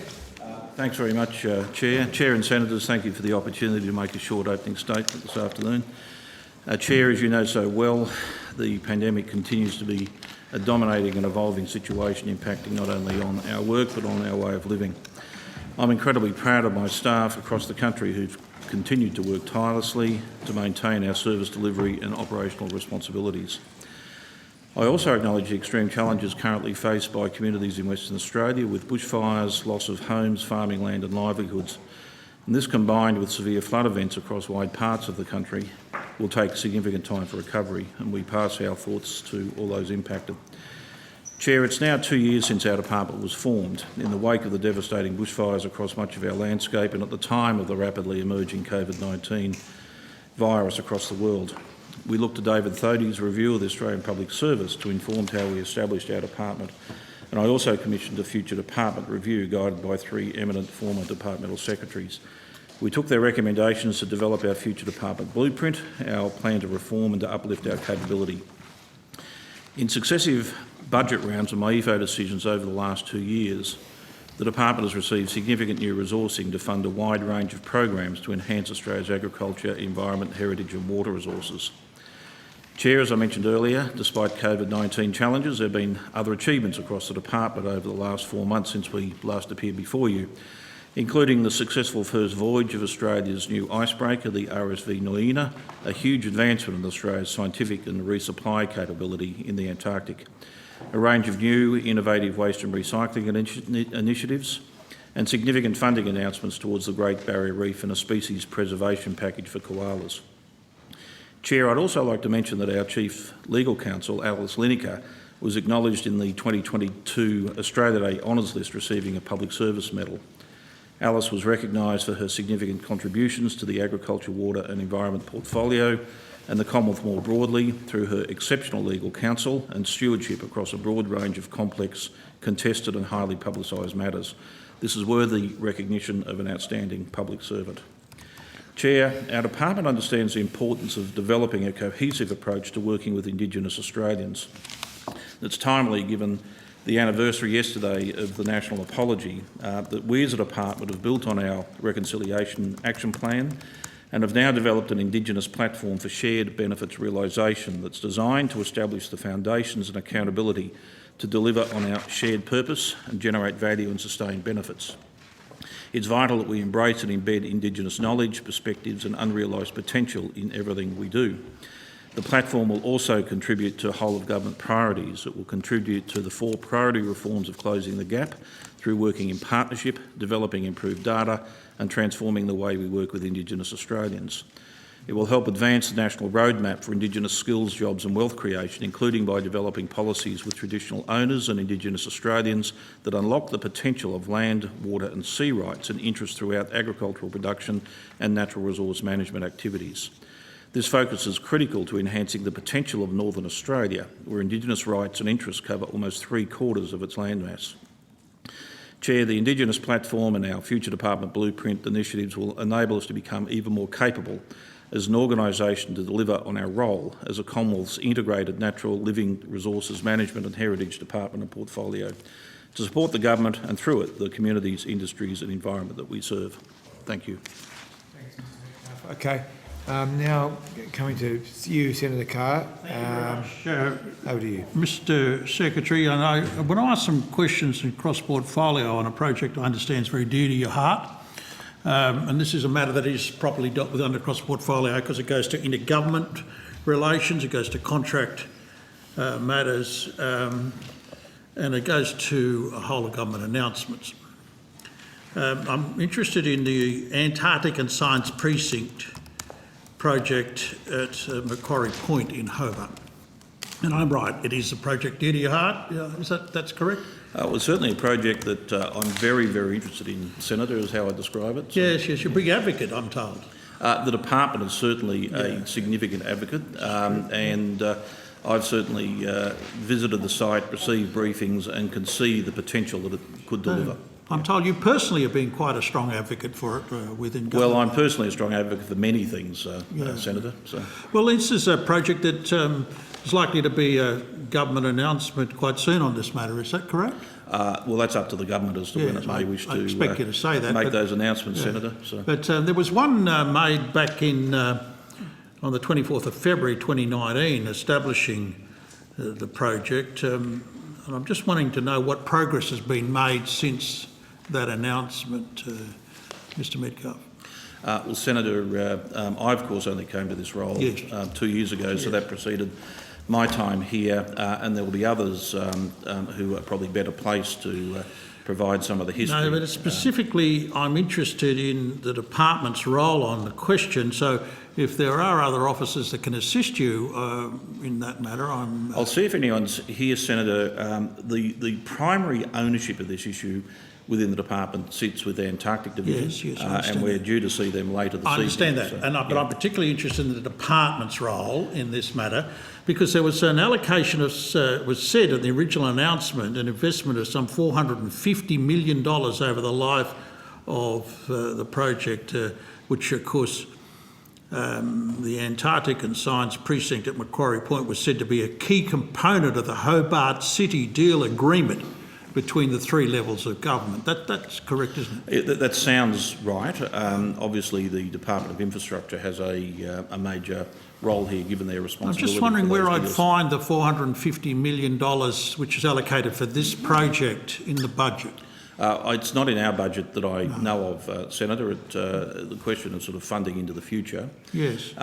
We can check as to where that particular money is someone handy can tell me that? Is there a finance officer here that can tell me exactly where I can find that money? We can check as to whether there's anything in our current budget, Senator, or whether it sits elsewhere. But certainly my understanding is that a significant part of the concept is the potential relocation of Antarctic Division into the Wharf Precinct from Kingston, and together with the improvements to the Wharf Precinct, particularly to ensure that a large vessel like the Noina can sort of easily tie up alongside. Okay, I want to go to that because there was nearly $1 million allocated to KPMG back. When was that? That's correct, wasn't it? Nearly $1 million. I'd have to check on that. That's the case, wasn't it? Was it in this portfolio, Senator? In December 2019. Okay, yeah, we'll need to check on that. KPMG was awarded $929,500 to undertake an Antarctic Science Precinct options assessment. That's right. Well, I trust you on that, Senator. I don't know that personally. And they specifically were tasked with the function of identifying anchor tenants for the project. Has that been done? I think that the answer to these questions will probably be dealt with in the Infrastructure Department rather than this department, in that while we are a proponent, we are only one of a number of potential tenants or users of the precinct, including CSIRO. Yes, well, I'm familiar with a few of these other agencies, as you're well aware. It's just that I can't locate anywhere within the government announcements on any of these science agencies being actually moved to this precinct. Well, I don't, Senator, from what I understand, the actual final decisions around all of this have yet to be taken and announced. There's obviously a history to it. Right. You've got some figures there that I'd need to get checked, and I'd need to check to the extent that they sit within this department or other departments. Thank you for that. There is, the Minister, in fact, made a speech recently, Minister for Infrastructure. In fact, he talked about these matters at some length. And in the previous estimates, we were told that these some decisions would be made against these contracts that had already been ordered within a 6-month period. Now, that doesn't seem to have happened. I'm just wondering, would you say the project is behind schedule? Not really for me to comment, Senator. What I can say is that we believe that there are significant benefits for the interests of our department should it proceed. Yeah. Did with the claims that were made that the decisions in regard to anchor tenants, for instance, would be made within 6 months, that hasn't been done. Has there been any agreements reached that you're aware of, as the department's aware of? I'd need to take this on notice, Senator, and check just to make sure my Now, the understanding is accurate. So. Fair enough, I understand that. But the department has been a regular participant in a interdepartmental committee down in Hobart. Is that the case? That's my understanding, and as I've said, the knowledge of this sits with Antarctic Division. We have no one here from Antarctic Division. The director is in Hobart and is due to join us later this evening. Right. However, is it the case that he represents the whole department, or is it just the division? Well, the primary interest is for Antarctic Division, and there's no other part of the department that really has a direct interest. There's corporate support. I am aware that the relevant Deputy Secretary, who is currently on leave, has been involved with that. But again, if I could beg your indulgence, I suspect there are others who aren't here with me right at the moment who can probably provide you with more detail. Because it's normal for the Commonwealth to have a few backups for these sorts of arrangements, particularly a project of this size, isn't it, Mr McCarthy? That's right. But again, I just continue to repeat that our interest is primarily or solely around Antarctic Division and its location. That feeds into tenancy leases that sit out at our main headquarters out at Kingston, and associated entities such as CAMLR, that of course is the international body relating to Antarctica, which is also a possible tenant. Yeah, I mean, look, obviously the icebreaker being home ported in Hobart is critically important to the department's operations. The Antarctic territories are incredibly important to the country. Is it true that there is not refuelling facilities at the moment for our icebreaker? My understanding is that the fuelling facilities for the icebreaker are further up the river. They're not at the wharf as such, and so fuelling can occur by barge, or as occurred on a previous occasion occurred in Burnie.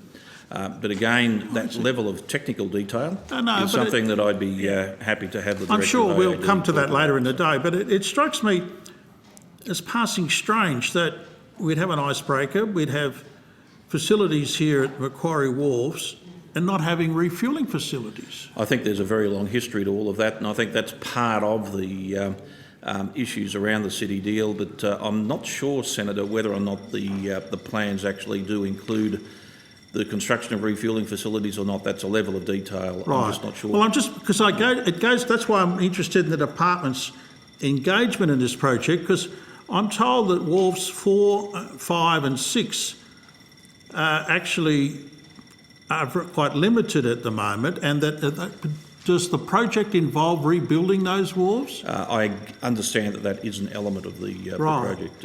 Senator, while I am across very broad detail. And as an advocate for the project. I'm an advocate for Hobart becoming a centre of global capability in relation to Antarctic science and exploration. The reason I ask this is that I'm just wondering what the cost of this is going to be. If we're going to rebuild the wharves, there's major tourism, wood ships, other vessels. It's a working port, isn't it? Certainly, Hobart's a working port. So. But with respect, Senator, I suspect that the key understanding of the totality of the project sits with the Department of Infrastructure. Okay, I understand your question is, but your interest is the scientific capabilities. Our interest is the Antarctic Division capability, and particularly the location of AAD and the facilities in the precinct for our ship. And what assurances, Mr Metcalfe, given you're an advocate for the project, is that the scientific capabilities won't be lost in moving the Antarctic Division to this new precinct? Well, that's just certainly something that we would ensure didn't occur.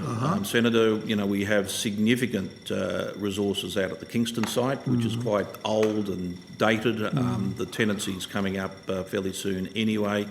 So with an opportunity to re-establish our presence there, that combined with the extraordinary investment that the Australian government has made in the Icebreaker, which really is a globally leading scientific vessel, and we've already seen evidence of that on its first voyage. So I think that all underlines the importance of we attach to science in Antarctica. Indeed. Well, I'm interested to know what the costs are of this project. The whole project. I'll take that on notice, Senator, but again, I suspect that we'll need to redirect that to the Department of Infrastructure. Sure, and I'm interested to know what the scientific capabilities are that are being transferred. I'm particularly, obviously, you mentioned the CSIRO, and I had something to do with the refurbishment of the CSIRO facilities on the other side of the harbour. Yep. And if they're being moved, as well as part of this project, I'd hate to see that being lost. I understand that IMAS, through the Tasmanian University of Tasmania, is being proposed to be moved as well. And what I've got here is the Tourism Industry Council last November saying that the only thing they can see at the moment from the current plans at Macquarie Point is an underwhelming apartment block. And I'm wondering whether or not that is in fact the product we're getting here, a series of new flats rather than a scientific precinct, which is what we were told was going to happen. And the last time there was an election announcement, the $450 million election announcement, whether or not we've got a real estate development being proposed as part of the Macquarie Point Development Corporation's latest adventure. Can you give me any assurance that that's not the case, Mr Midcote? What I can talk about, Senator, is the areas within our department, and we are absolutely committed to Australia continuing to develop and expand its scientific capability in relation to Antarctic explorations. Because I need to share the call. Do you have another a few more and I'll be off and I'll get out of your hair. Happy with that? Yeah, thank you very much. That's okay. In terms of the move, what measures are being taken to protect the ice core collection, for instance? I'll take that very detailed question on and notice, a very Senator, specific question. But they are very significant areas of scientific discovery, and you have my assurance that everything will be done to ensure that they are well and truly preserved. The Centre for the Antarctic and Southern Oceans Technology, CAST, which of course is currently part of the arrangements down at the University of Tasmania, which are being proposed, and there's no clear understanding about what's happening with that. Do you have any understanding of that? I can't speak to that, Senator. As I've said, I'm happy to redirect any of these questions to the relevant people. Thank you. And could we have a copy of the MOU that's been, I understand, entered into between the Department, the AAD, CSIRO and the University of Tasmania in regard to CAST? Do you have can you provide that? I'll take that on notice. Thank you. And if it's possible, if you can provide me with a detailed answer of what arrangements were being made to establish the anchor tenants for this precinct, and whether or not, and what progress has been made on the request for quotation process that's underway as the second phase of the business case in terms of the precinct's options that are being developed following the KPMG report. Is that possible? I'll take that on notice, and to the you. extent that I'm sure my colleagues from Antarctic Division are listening to this, Senator, and to the extent that we can respond to any of this later this evening when they appear, we'll endeavour to do so. Look, you're a very experienced public servant. You and I have worked together over many, many years, and I'm sure you wouldn't willingly be party to an arrangement that would effectively see an accommodation or a tourist development or an accommodation development, a real estate development, undermine our scientific capabilities. Certainly my understanding, Senator, is that the whole intention here is to bring together into one place AAD, Syro, UTAS, Camilar, to really create a precinct because, as you know, AAD is several kilometres down the road at Kingston. Together with providing opportunities to educate the public and showcase, Australia, to ensure that we remain and in fact expand our capability to be a gateway for other nations, and therefore expand opportunities in Hobart to the extent to which there are other aspects to the overall precinct arrangement. I'd again just direct you to the Department of Infrastructure. Yes, okay. But this reference here to an underwhelming apartment block has been the only visible sign at Macquarie Point under the plans. That's what the Tourism Industry Council I just can't comment about that. Yes, I see. Well, I look forward to your responses, and I do appreciate your attention on this matter, given the amount of money that's been spent on developing the capabilities for these other science agencies already in Hobart. Thank you, Senator. Thank you very much. Thanks, Senator Carr. Senator Billick, and then we're going to come to the Greens colleagues. Thanks for asking those questions, Senator Carr. I know you've got great interest in Tassie and the AAD. I'm just wondering, Mr McCarthy, I'm sorry, this might have been answered, but as I was making my way from another committee,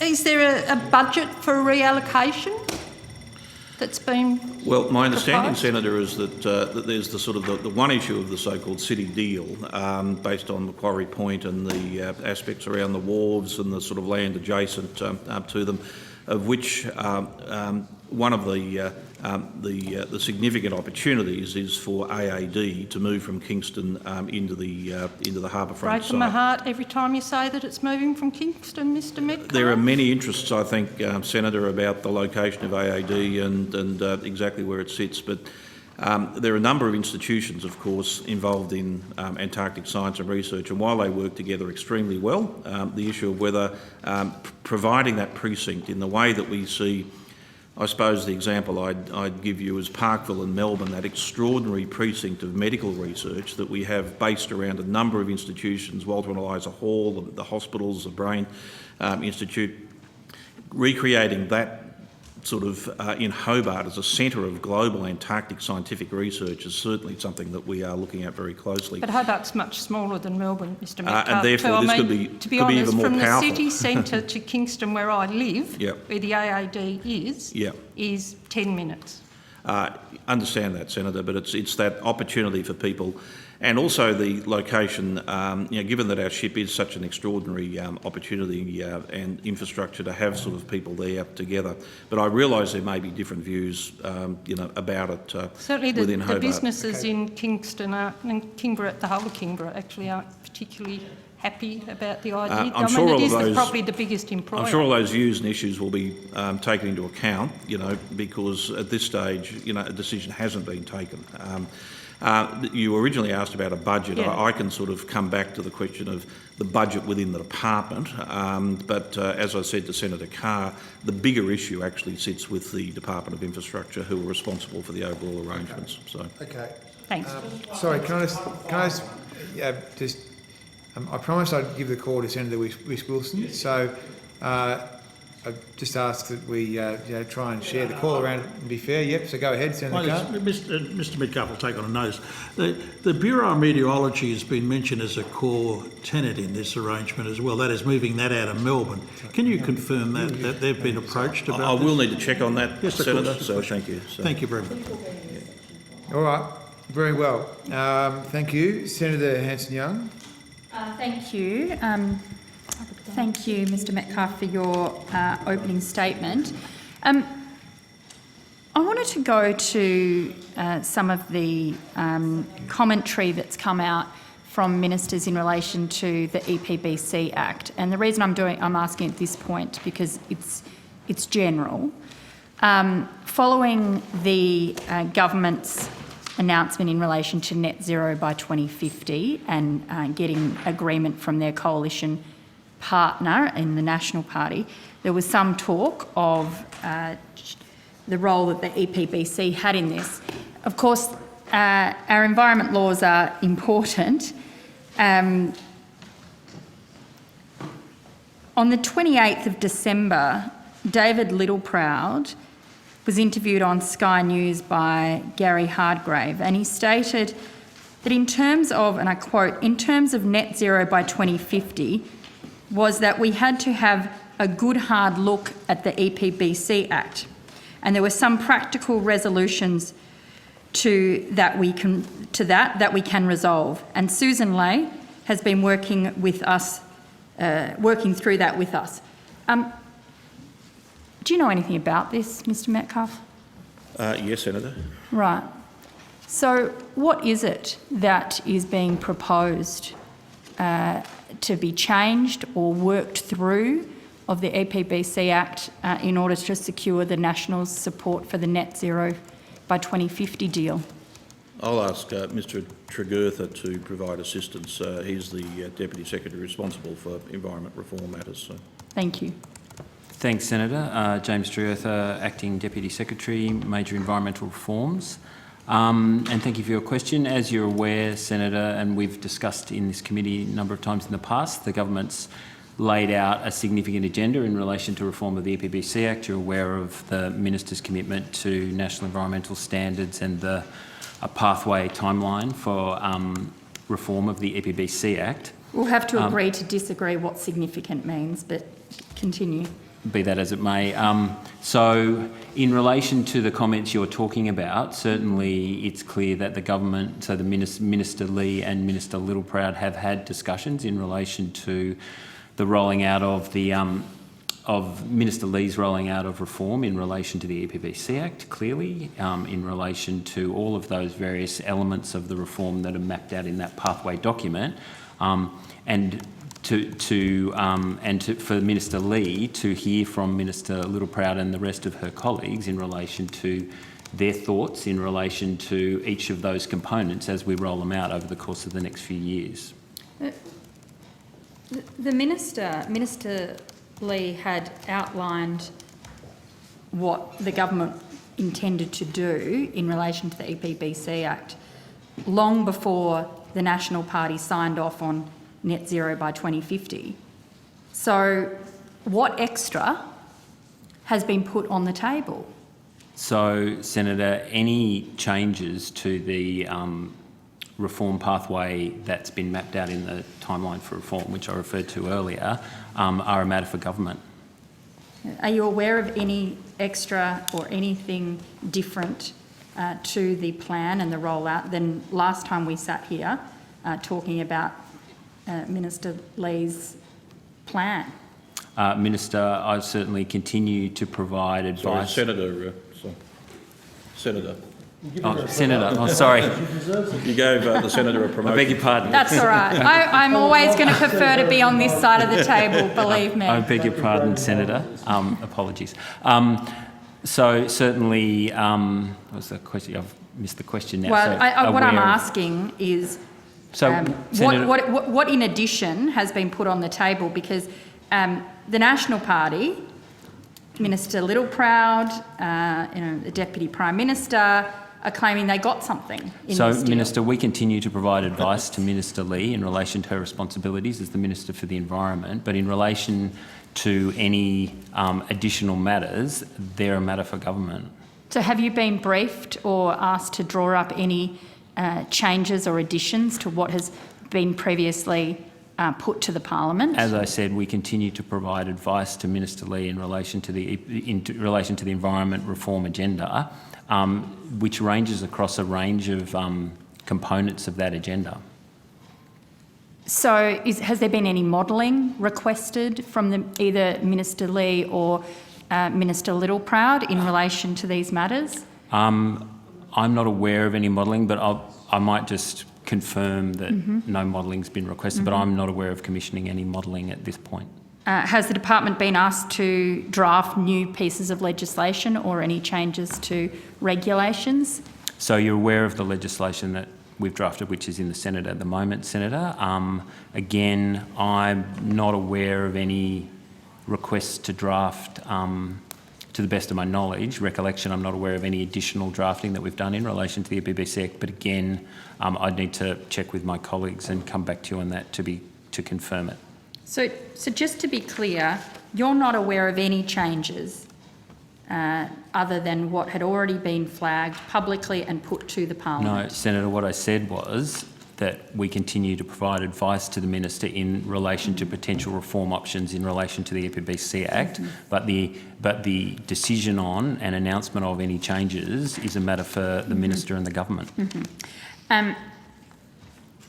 Is the department doing any work that would further change the standards as previously drafted? So, in relation to the standards, Senator, as you're aware, when the Minister has made public commentary around the standards to say that, as a first step, as outlined by the Prime Minister, I think it was the end of 2020, that the standards would be drafted, as you know, to reflect the existing settings of the EPBC Act, but that then the Minister undertook that more work would continue in relation to a range of standards, not just the standards for the matters of national environmental significance, but also the other standards that were proposed by Professor Samuel as part of his review, and that the Minister, through the timeline for reform, has set out to continue to consider looking at those standards, including finalising a final standard for matters of national environmental significance.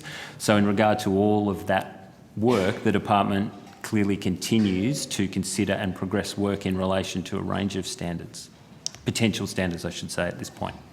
Have you been given any oversight as to what the deal between the National Party and the Liberal Party government members were in relation to getting their support for 2050? So, Senator, I've been asked to prepare some advice in relation to, as I said earlier, reform of the EPBC Act and a range of potential options. Mm-hmm. Have you been asked to do any work on the removal of the water trigger? Not to the best of my knowledge, no. Mm-hmm. But again, I'll check that and come back and confirm it with you on notice. Have you been asked to do any work on shortening the timeframes even further in relation to approvals for mines and development? No, other nothing. Projects? No, Senator. Have you been asked to do any work on further streamlining bilateral agreements? Senator, we continue to look at opportunities to streamline environmental regulation and approval under the Act, including in relation to bilateral agreements and how we can make them more efficient and effective, both in terms of environmental protection, but also in terms of ensuring that they happen in the most efficient manner possible. Mm-hmm. Has there been any work done to put timeframes around bilats in terms of how quickly bilats should be dealt with, agreed to? Has that been prioritised? Are there timeframes? So, Senator, in terms of bilateral agreements, clearly, as you're aware, they're an agreement. They're an agreement between two parties, and given that like one of the parties would be a state or territory government, we don't have any specific timeframes around landing or agreeing bilateral agreements, other than, I guess, a general intent to negotiate those things as expeditiously as possible. Mm-hmm. So has the department been asked to explore how to fast-track bilaterals from the existing EPBC legislation? That exists now, not the draft legislation? Well, as you're aware, the existing EPBC Act does provide for bilateral agreements, and the department continues to explore a range of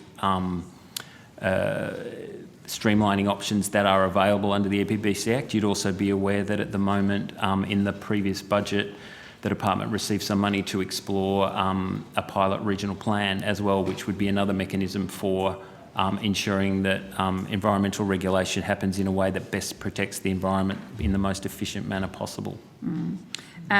Has department been asked to come up with options for circumventing obligations on endangered species? No, Senator. I might. Has the department has the department been asked to consider what other elements could be what other powers could be handed back to the states? Or further powers or further responsibility? No, Senator, not beyond the provisions already outlined as potentially being able to be endorsed through a bilateral agreement, and the various elements of state legislation and state environmental regulation that could be accredited as long as they are consistent with the obligations set out under the EPBC Act. Mm-hmm. I've got to rotate the call. Okay, Do you just have a final question? Final question. I mean, I've got others. I know you do, yeah. But on this matter, is the department, as part of this deal between Minister Lee and Minister Littleproud, does this involve changes to how offsets are agreed, calculated, monitored? Are there any changes or advice being sought in relation to offsets? So in relation to offsets, Senator, the review of the offsets arrangements under the EPBC Act is well overdue. Professor Samuel also made some recommendations in relation to offsets.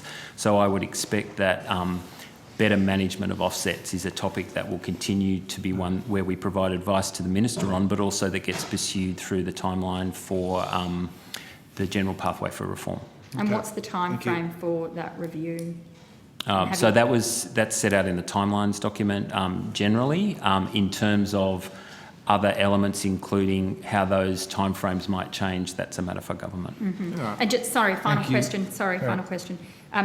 Have you already given the Minister a briefing on what changes could be undertaken in relation to offsets? Again, I'd need to double check that this hasn't come from my staff, but certainly from my perspective, not a specific brief at this point that goes to specific changes to offsets. Okay, thank you. All right, thanks, Senator Anthony Young. I'm just going. Just for the sake Sorry, of Minister. clarity, Yes. can I just assure the committee that there is no deal that has been done between Minister Lee and Minister Littleproud? I think for the sake of the Hansard transcript, we should make that very clear. Right. And that the EPBC reforms that have been proposed by government are freely available, publicly available on the government's website, on the department's website, and that remains the government's position, and any alternatives to that or proposals would be cabinet in confidence. All right, thanks, Minister. Now I'm going to hand the call back to my Labor colleagues. I'm just checking that we're still on general questions. General questions, okay. Senator Urquhart. Thank you very much. So the Minister made a number of announcements to bus congestion within the department after a report revealed that 95% of key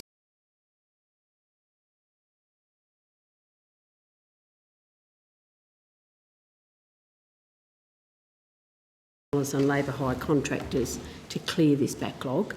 When is that funding expected to run out? Just ask my colleague to join us, Senator.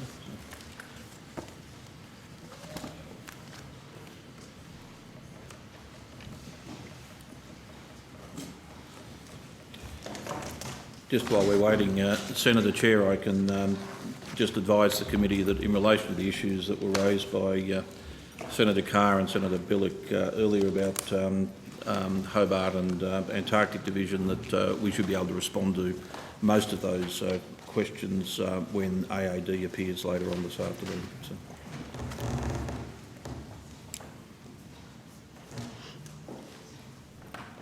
Hi, Senator. Melissa Brown, First Assistant Secretary, Environment Approvals Division. If I can just clarify your question, was it in relation to when the congestion busting funding runs out? So it was when is the funding expected to run out? We know that there's been $78.7 million spent. So we have 17, excuse me, we have 17.1 million that is for the 22-23 financial year. Yep. And is there any beyond that? Not at this stage, Senator. Okay.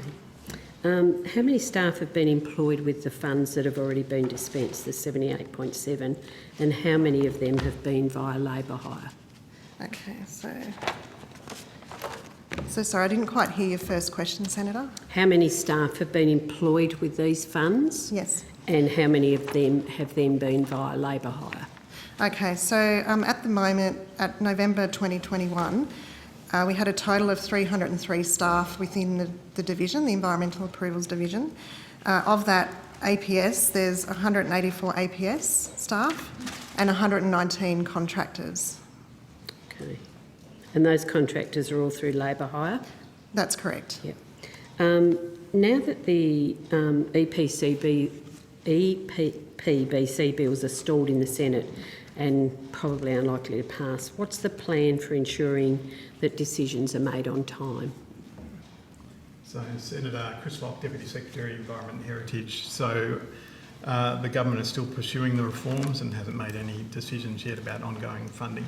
Okay, what's the contingency if they don't get passed in terms of keeping to a time frame to get the decisions made on time? Yes, Senator. So that'd be a decision for government at that point as to whether additional resources was needed. Okay. So how can businesses be assured that when the funding runs out, so you've got another 17.1 million, when that runs out, how can businesses be assured that their applications will be made on time if you don't have any contingency?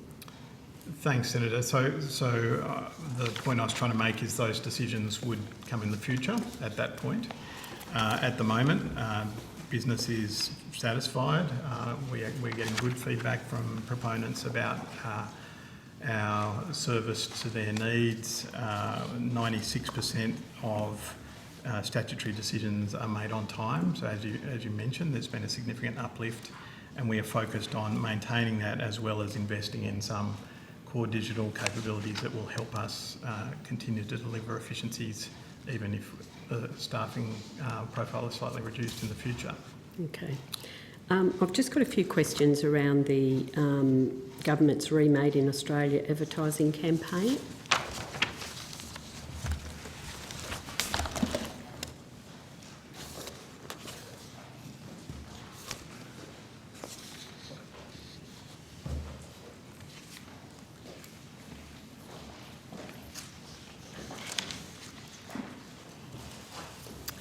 So can you tell me how much has been spent on this campaign so far and how much is contracted to be spent?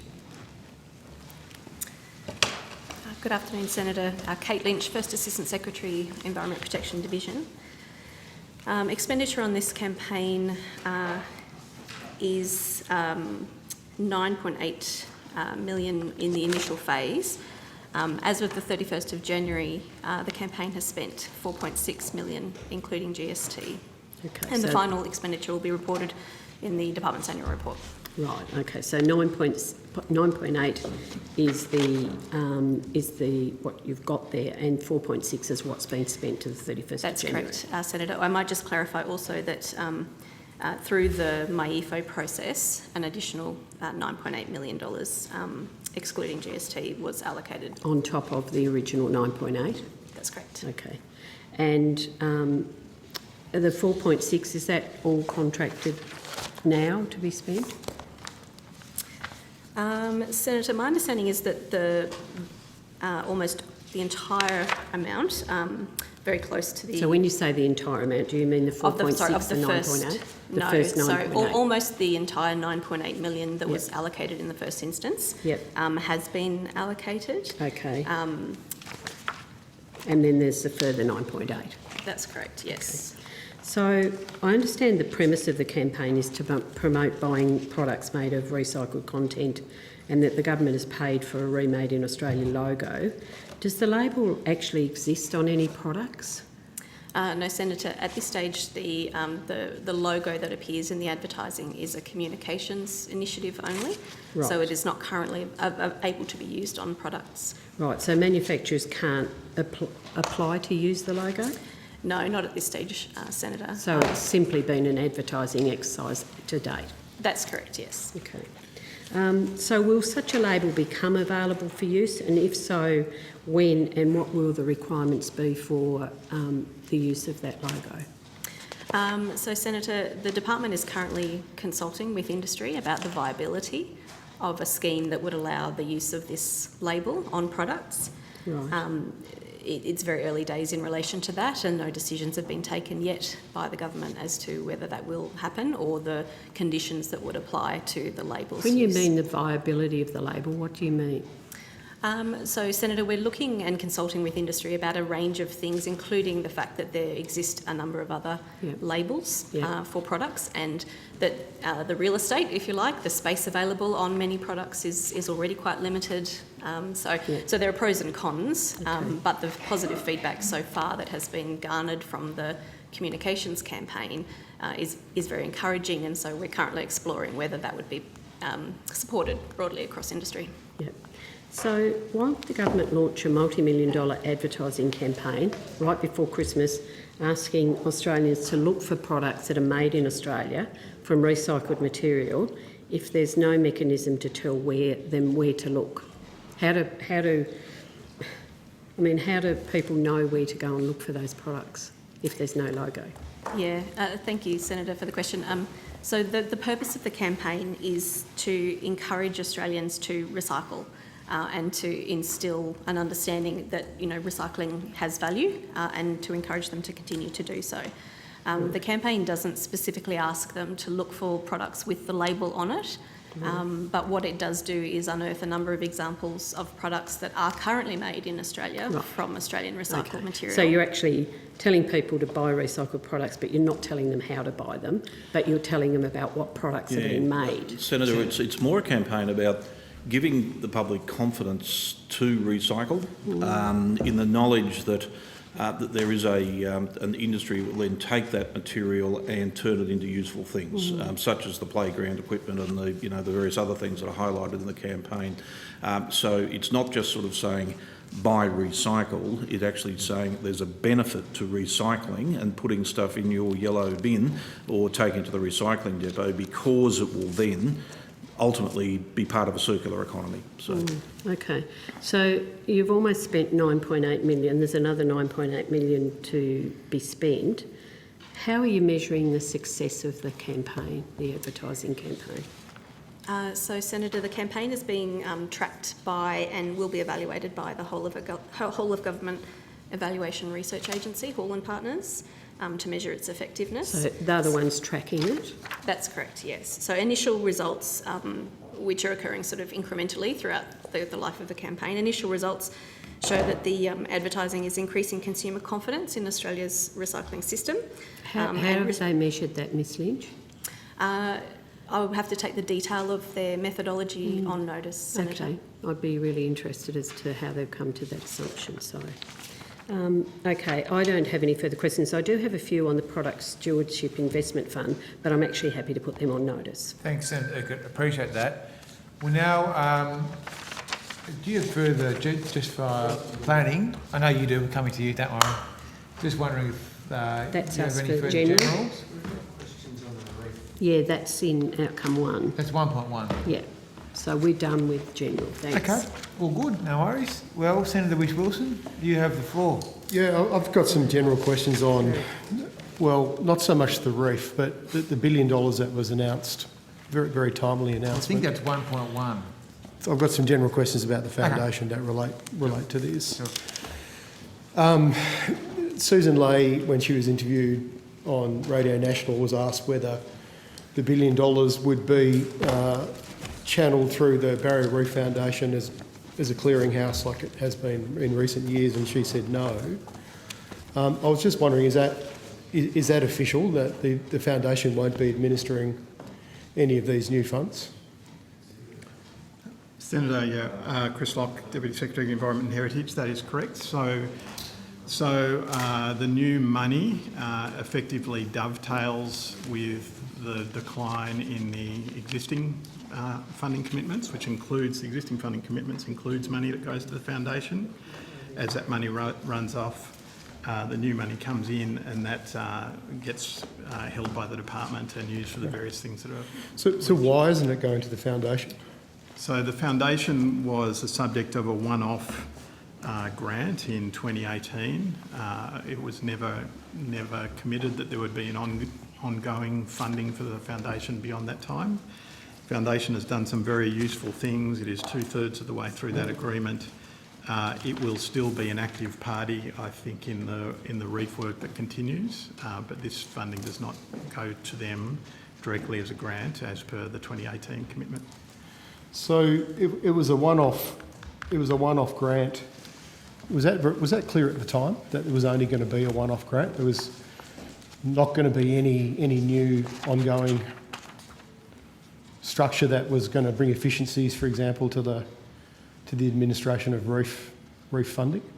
I don't know. My colleague might be able to talk about what was That's committed at the different time. to my memory, chairing the inquiry into the allocation.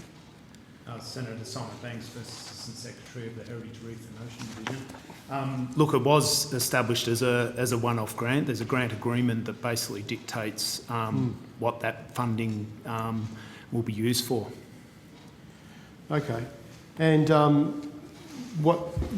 when would you expect the foundation will continue in its previous form once it's finished allocating the funds? How long do you think it'll continue to Senator, administer? the other concept, of course, is that the foundation would attract other money. There was a significant amount of Commonwealth government money provided, but the whole intention is that it would attract philanthropic and other funds and therefore be an enduring and continuing contributor to the overall health of the reef. So, Well, I'm sure we'll get to that shortly, but it hasn't attracted any funds to date. I think it's probably been it has done some, and I think there's been evidence given. I think the foundation's actually appeared before the committee and provided information about that. We can certainly deal with that when we get to 1.1, but it's been a pretty tough couple of years for an awful lot of things. The type of travel and exposure, the ability for people to visit, all of those things have obviously been hugely impacted.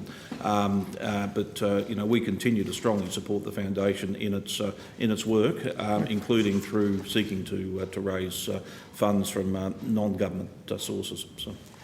So would it be fair to say that the one-off grant was given to the foundation, the $443 million, in its various structures with the Reef Trust and the Reef Adaptation Plan, was given as a one-off payment to honour promises made to UNESCO to commit funds to the reef?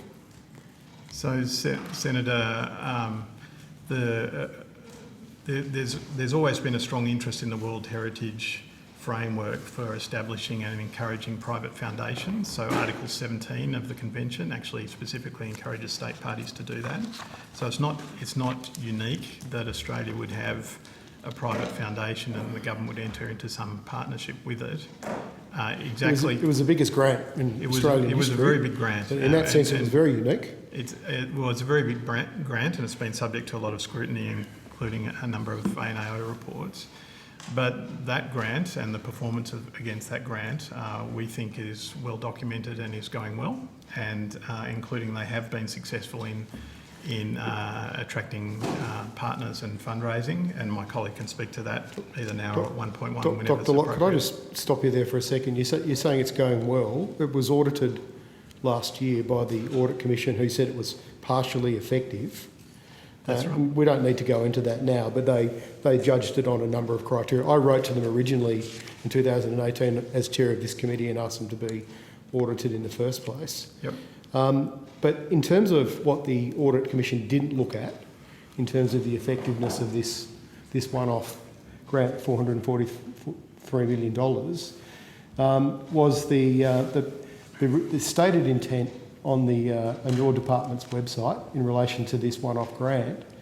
It says the $443.3 million grant to the Reef Foundation to be delivered over 6 years. The objective of the Reef Trust Partnership grant is to achieve significant measurable improvement in the health of the Great Barrier Reef World Heritage Area.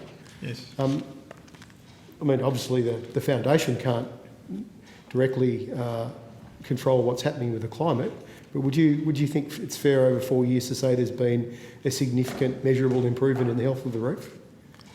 Yes, in terms of the areas the foundation was asked to focus on, I think that's correct. Yeah. Such as so Crown of Thorns starfish removal, water quality improvements, and there are a range of community engagement and traditional engagement activities that they were asked to support, which they have. Yep. I'm particularly interested in the Reef Adaptation Fund.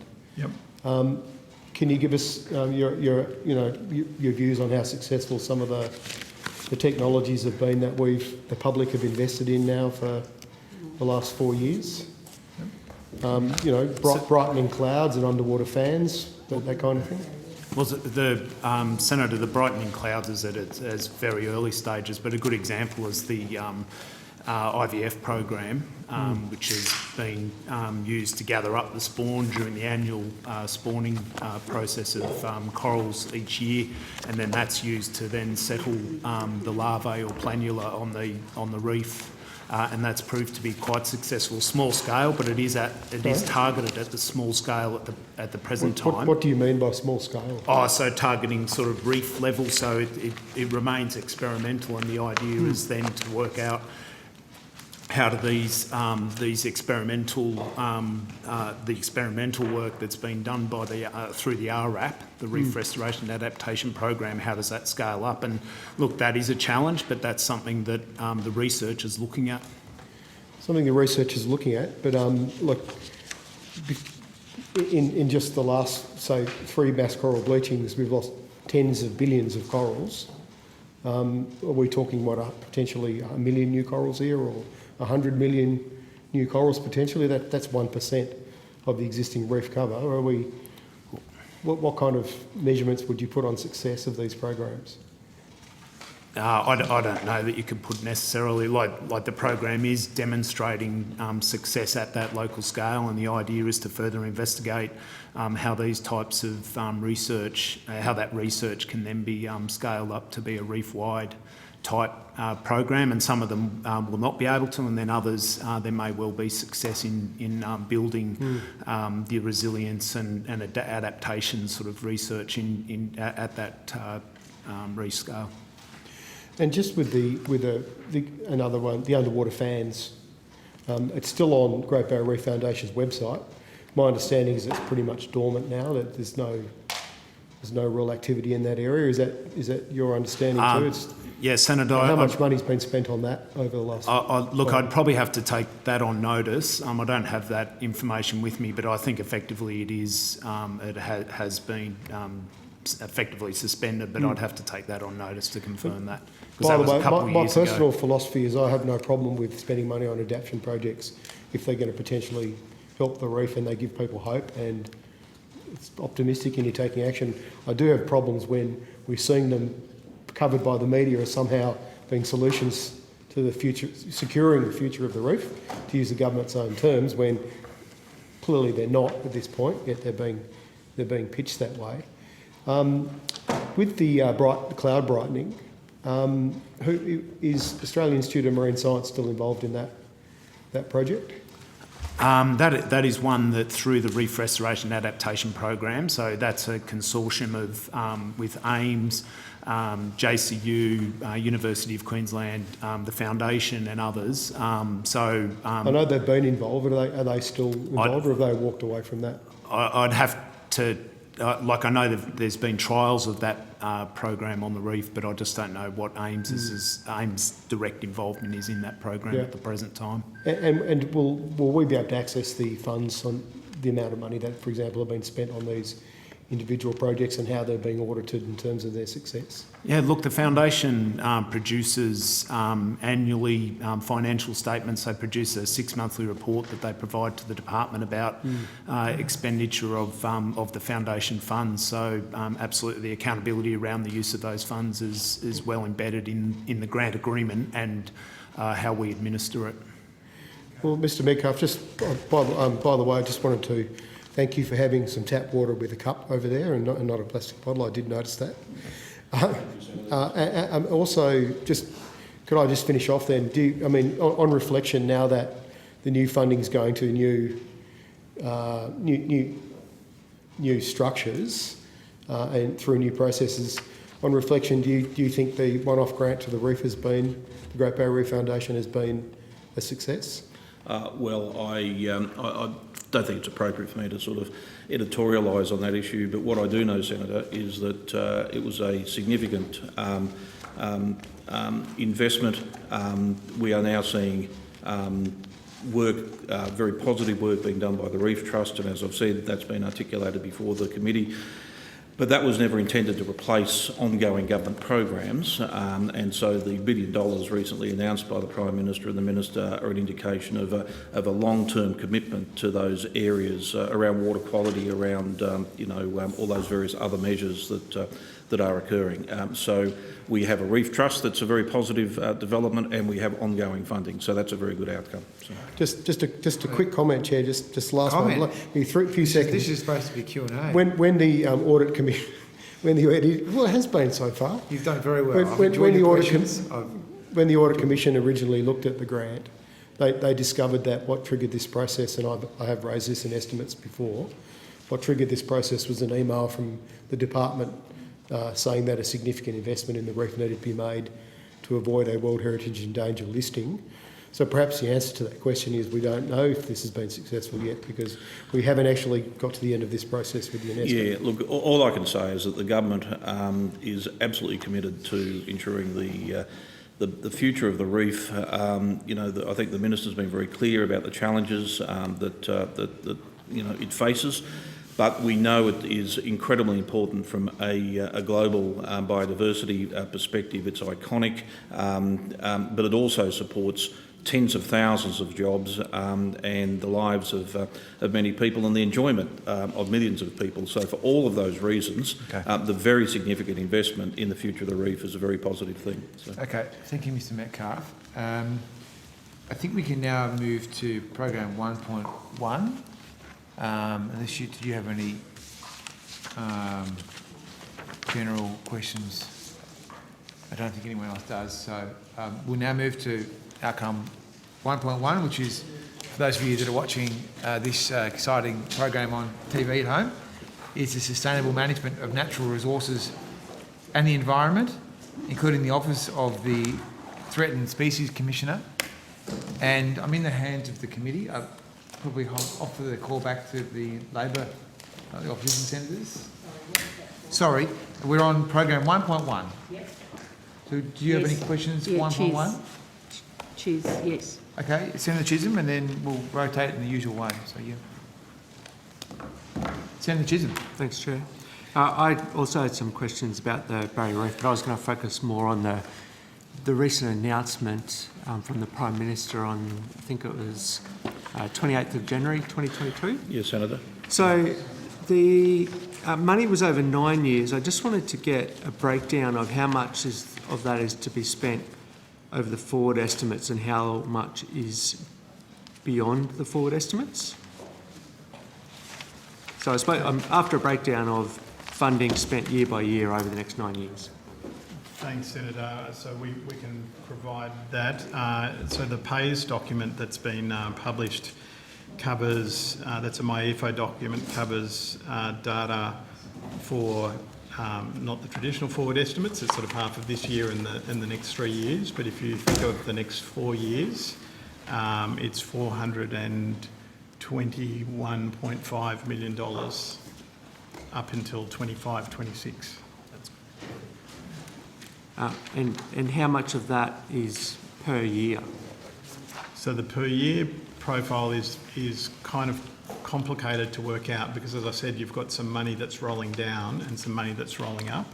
I wonder if we might kind of try and explain what we see as the average numbers for previous instalments and where we're up to now. So do you want to? I can give a breakdown, Senator, for the funding that was announced. So in 21-22, the total funding for this year, or the remainder of this year, is $3.2 million. In 22-23, it's $8 million. It's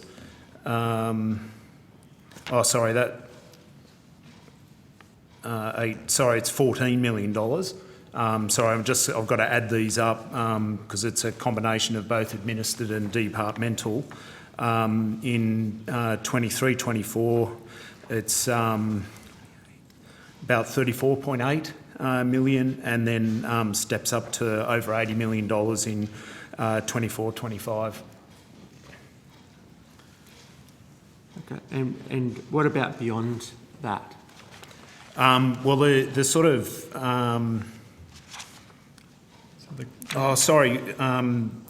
sorry, Senator, I'll go over those again. The total for 21-22 is $5.2 million.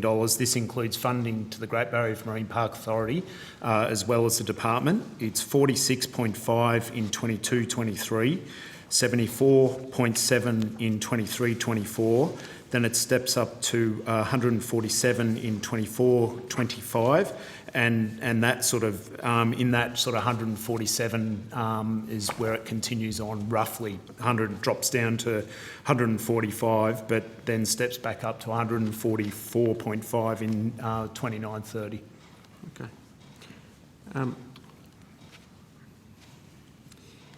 And in reference to the 579.9 million for water quality, how much is to be spent over forward estimates, and then how much is to be spent beyond that?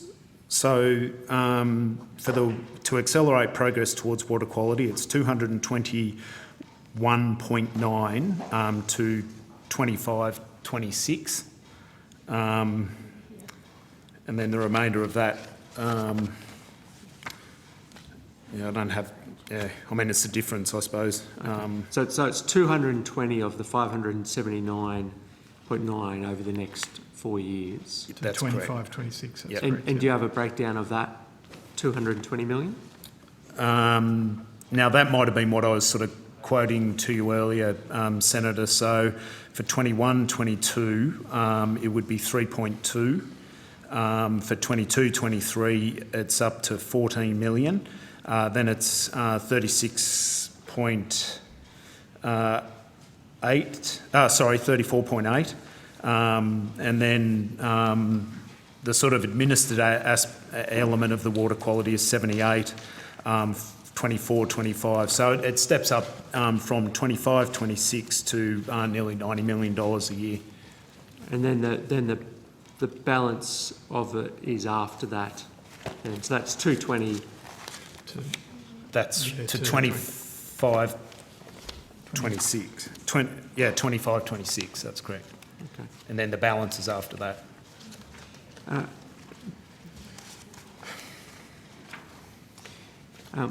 The government has said that this funding will assist land managers with improving water quality.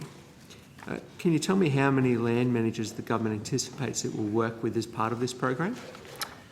I can't tell you precisely the number. I know there's obviously a huge number of land managers as well as local government that we'd be looking to work with to deliver this funding. And I mean, we will assess over the next sort of 12 months, we'll design this program to work out where best to invest the money in particular catchments or particular projects, and then work in partnership with the land managers once that's been worked through. Can you give us any specifics? Like, that's a pretty broad answer. Can you give us some specifics about how this will work? Well, initially the funding will dovetail into the existing programs. So there will be a number of those programs that will continue, which is working with landholders, farmers on restoration, riparian vegetation repair, but then other newer sort of programs that we're looking at as working with local government to improve water quality from urban, and the delivery of that will be through a combination of grants, procurements and other mechanisms. With reference to the 252.9 million for the Great Barrier Reef Marine Park Authority to manage crown of thorns starfish, can you give me a breakdown on how that is to be spent over the forward estimates, and then how much beyond that? Senator, it's 161.5 that's allocated towards crown of thorns starfish control out to 29-30. So that program has also been designed to dovetail into the existing program, which is currently funded through the Reef Trust Partnership.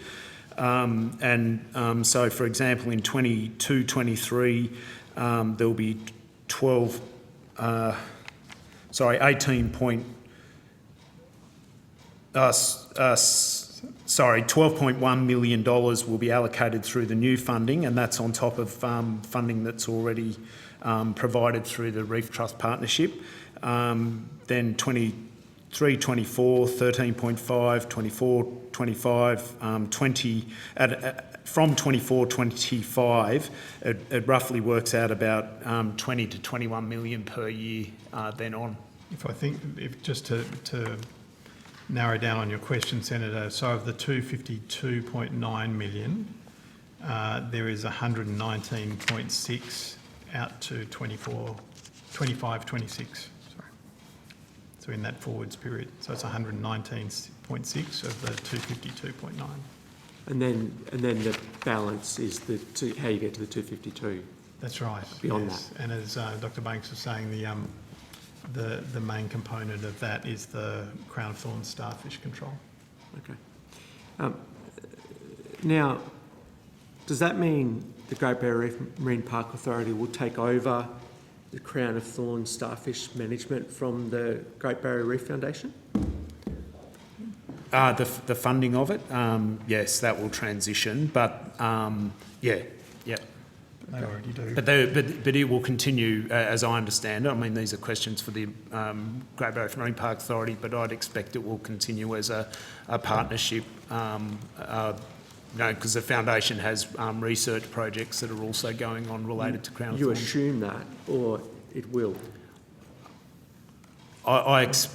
Look, I mean, that's a question for the Marine Park Authority, who will be administering that program.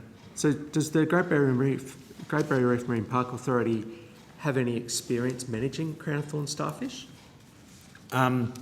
Senator, that's also a question for the Great Barrier Reef Marine Park Authority, but yes, they do. They're currently engaged through the RTP on water management of Crown of Thorns starfish, and they're very much engaged in the sort of strategic direction for starfish control, i.e. determining which reefs should be the focus of culling efforts. Well, my recollection before the $444 million was given to the foundation, they actually did manage the Crown of Thorns starfish program, didn't they? Yep, and now they're managing it in a partnership with the foundation and the Reef RRC, the Reef Rainforest Research Centre. So doesn't that look like an admission that you got it wrong with giving the money to the foundation when you've done that for a period of time and now you've gone back and given it to a Grumpa? So, Senator, as we were trying to touch on before, the agreement with the foundation had clear objectives to it. It has met those objectives. There's public reporting to that effect. We don't regret the engagement with the foundation, but it doesn't mean that the Reef Authority can't also be doing work on management of the reef in Crown of Thorns. But surely, given the importance of the Barrier Reef, and we heard the Secretary talk about it, we've heard the Minister talk about it as well, and the Prime Minister indeed, surely you would be choosing what is best for the reef, and you've made a decision that Grumpa is better for the reef to manage the Crown of Thorns starfish problem. So the foundation will still be there, it will still have capabilities, it will still have networks, and it will still engage in... Well, you don't know that though. Yeah, You're we guessing do. that. You assumed that to be the case. So the foundation will still be there. There's no suggestion, as I understand it, to wind up the foundation. No, but there's no guarantee they're going to get any work out of this. Grumpa are under no obligations to use them. But there's an existing set of networks and contexts and capabilities in the foundation that Grumpa will be very well aware of. Grumpa are observers on the foundation board, and they will make judgments about where best to take the future investments. With reference to the $74.4 million for traditional owner and community-led projects, how much of this is to be spent over the forward estimates and how much beyond that? So of that, the 74.4, there's 35.9 out to 25, 26. Okay. And do you have a breakdown of that per year? My colleague might. I can try. Just while Dr Banks is answering, Senator, the point you're trying to make, I just don't think we agree with that it's sort of all or nothing relating to Gurumpa or the Trust. Having them both there delivering programs and obviously working closely together means that not only have you got a vehicle through ongoing government funding, taxpayer funding through Gurumpa, but the whole concept of the Reef Trust is to attract private and philanthropic funds. My briefing indicates that so far the Reef Trust has undertaken activities that have protected 13,600 hectares of coral reef from predation by Crown of Thorns, 253 high-value reefs with 276,650 starfish having been culled. So they're active, they're busy, they're delivering, but we also believe that there is a very strong role for Gurumpa as the overall manager of the park to play here, and they're due to appear before the committee tonight, and I'm sure they can talk with you more about it. So. Do you want to finish this line? Yeah, I can. I've got a lot more on the reef, but I can finish, if we can just finish this one on the 74.4 on the traditional owners, because that's a nice segue for me. So, Senator, across the forward estimates, as Dr Locke said, there's 35.9 million that's been allocated. That's 1.1 in 21-22, 3.8 in 22-23, 7.9 in 23-24, 13.1 in 24-25, and 10 million in 25-26, and then beyond 25-26, it's sort of 9 to 10 million per year. And will the community-led projects, which I think was used in the press release by the Prime Minister, it says 74.4 million for traditional owner and community-led projects. Yep. How much of that will be led by First Nations groups? So the breakdown of that particular element of the funding is about $12.6 million for traditional owner on-ground catchment work, and then the community work, on-ground catchment work, is about $12.5 million of that total. So that only gets you to 24 of 74.4. What am I missing? That only gets you to 24 million. Oh, sorry, and 74.4. Yes, Senator. So then there's some there's 4.5 for to support strategic and collaborative citizen science in the reef.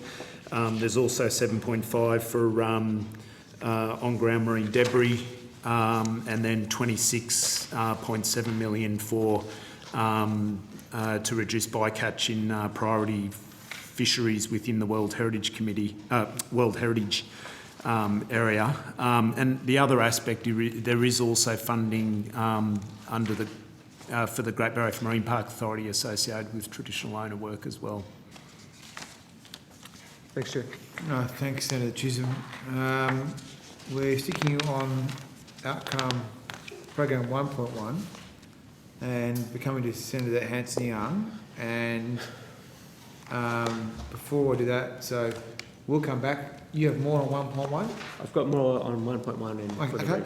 We've got plenty more on 1.1, so we'll be here for a while. Okay, well we're going to do 10-minute rotations as we have been throughout the day, so we can get 2 more rotations in before the break. So we'll go Senator Hanson-Young, then we can do one more from the opposition, and then keep it rotating. Okay, and then after the break. Unless you want to change that amongst yourselves. I mean, Yep. I'm in your hands. No, that's good. You happy with that? Yep. Okay. Okay. So can I just confirm though, Chair, this is the time to be asking questions on the roof? This is 1.1? Yeah, because I was told 1.4 before, that's all. Are you happy to answer the questions about the reef now? I mean, it's up to... Okay. Your 1.1 is where the reef is. Yeah, Okay, so it's 1.1. thank you. So Good. we'll go there, then we'll have a break. Thank you. So, Lydia, I think, how long will our afternoon tea break be? 15 minutes? Hang on, I'm just looking at the piece of paper. 15 minutes, yep, long time, eh? 4:45. Sweet, thank you. I've got some questions in relation to the devastating news that koalas are now endangered on the east coast of the country, and just what a disgrace that we've got to this point.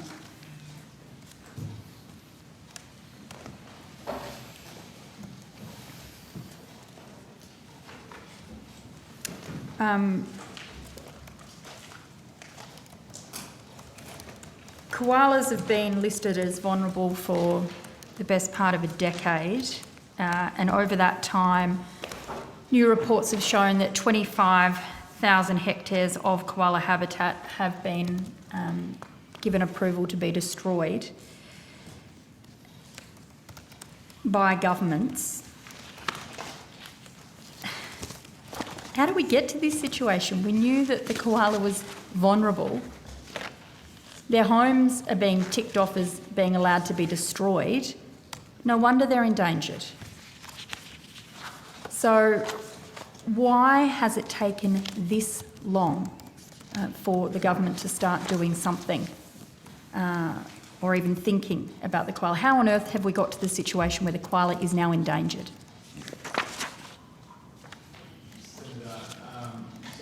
That's a broad-ranging question. So it's a fair question though, isn't it? Well, so Senator, just to try and narrow to the point, so the question is what was behind the endangered listing decision in the last few days? Is that right? My question is, how did we allow the koala to now be endangered? So, Senator, as you know, there's a range of pressures on the koala population. A very significant factor in the uplisting decision was the outcome of the bushfires 2 years ago, and the recommendation that came out of the expert working group that followed the bushfires, and that fed into the work of the Threatened Species Scientific Committee. So the bushfire event was very significant in the triggering of this decision, but as you know, there's been significant pressure on the koala population for some time. How many projects have been given approval since the koala was nominated as vulnerable? How many projects that impact on their habitat? So I'm not sure that we would have that detail here, Senator, but we could take on. Well, the figures I've got is 63 projects across Queensland, New South Wales and the ACT. That seems like an awful lot. Senator Cassandra Kennedy, First Assistant Secretary, Biodiversity Conservation Division. As you mentioned earlier, this is obviously a matter that is in relation to state governments as well as the Commonwealth Government. Certainly happy to talk about the listing and any other information in relation to that, but our colleagues that are coming slightly later this afternoon from the Environment Approvals Division would be able to provide more detail on the matters of national environmental significance. Well, let's, and Mr Metcalfe or Dr Locke, I think it'd be good then, if those officials are going to come in tonight, that they can answer that question of how many approvals have been signed off by the Commonwealth that disrupt or destroy koala habitat since koalas were nominated as vulnerable over the last 10 years, because this is clearly part of the problem. I'd also like to know how many approvals for the destruction of koala habitat have been given since the bushfires, because there's been a number of those as well. So I'm happy to put those questions when they come, but they can be prepared with the answers. Yeah, we will do our best to answer all the questions you put to us. I'm not sure in what form we have that information, but certainly we will give that a go. I guess, Senator, as you know, land use is a complicated issue, including the issue around offsets. And so whether or not we have something that captures the offset decisions as well as the actual kind of clearance decisions, I don't really know, but let us see what we can find. Thank you. I appreciate that. When was the department and the minister first informed that koalas were endangered? Senator, I might need to ask my colleague to join me. Do you want to? But that might be a difficult question for us to answer exactly. But the timeframe for it to be included on the FPAL, which is the final prioritisation assessment list for the Threatened Species Scientific Committee, was in that period following the bushfires, is my understanding. But Dr. Stabutsky may be able to provide more detail. Thank you. Dr. Ilona Stabutsky, Assistant Secretary, Protected Species and Communities Branch. Yes, as Ms Kennedy said, after the 2019-2020 bushfires, the expert panel identified the koala as one of the 20 priority mammals in need of urgent intervention after the bushfires, and in response to that, the Minister prioritised the koala in 2020 for an update of its listing assessment to check that it had, so the Threatened Species Scientific Committee could assess its status and therefore whether it had appropriate statutory protection.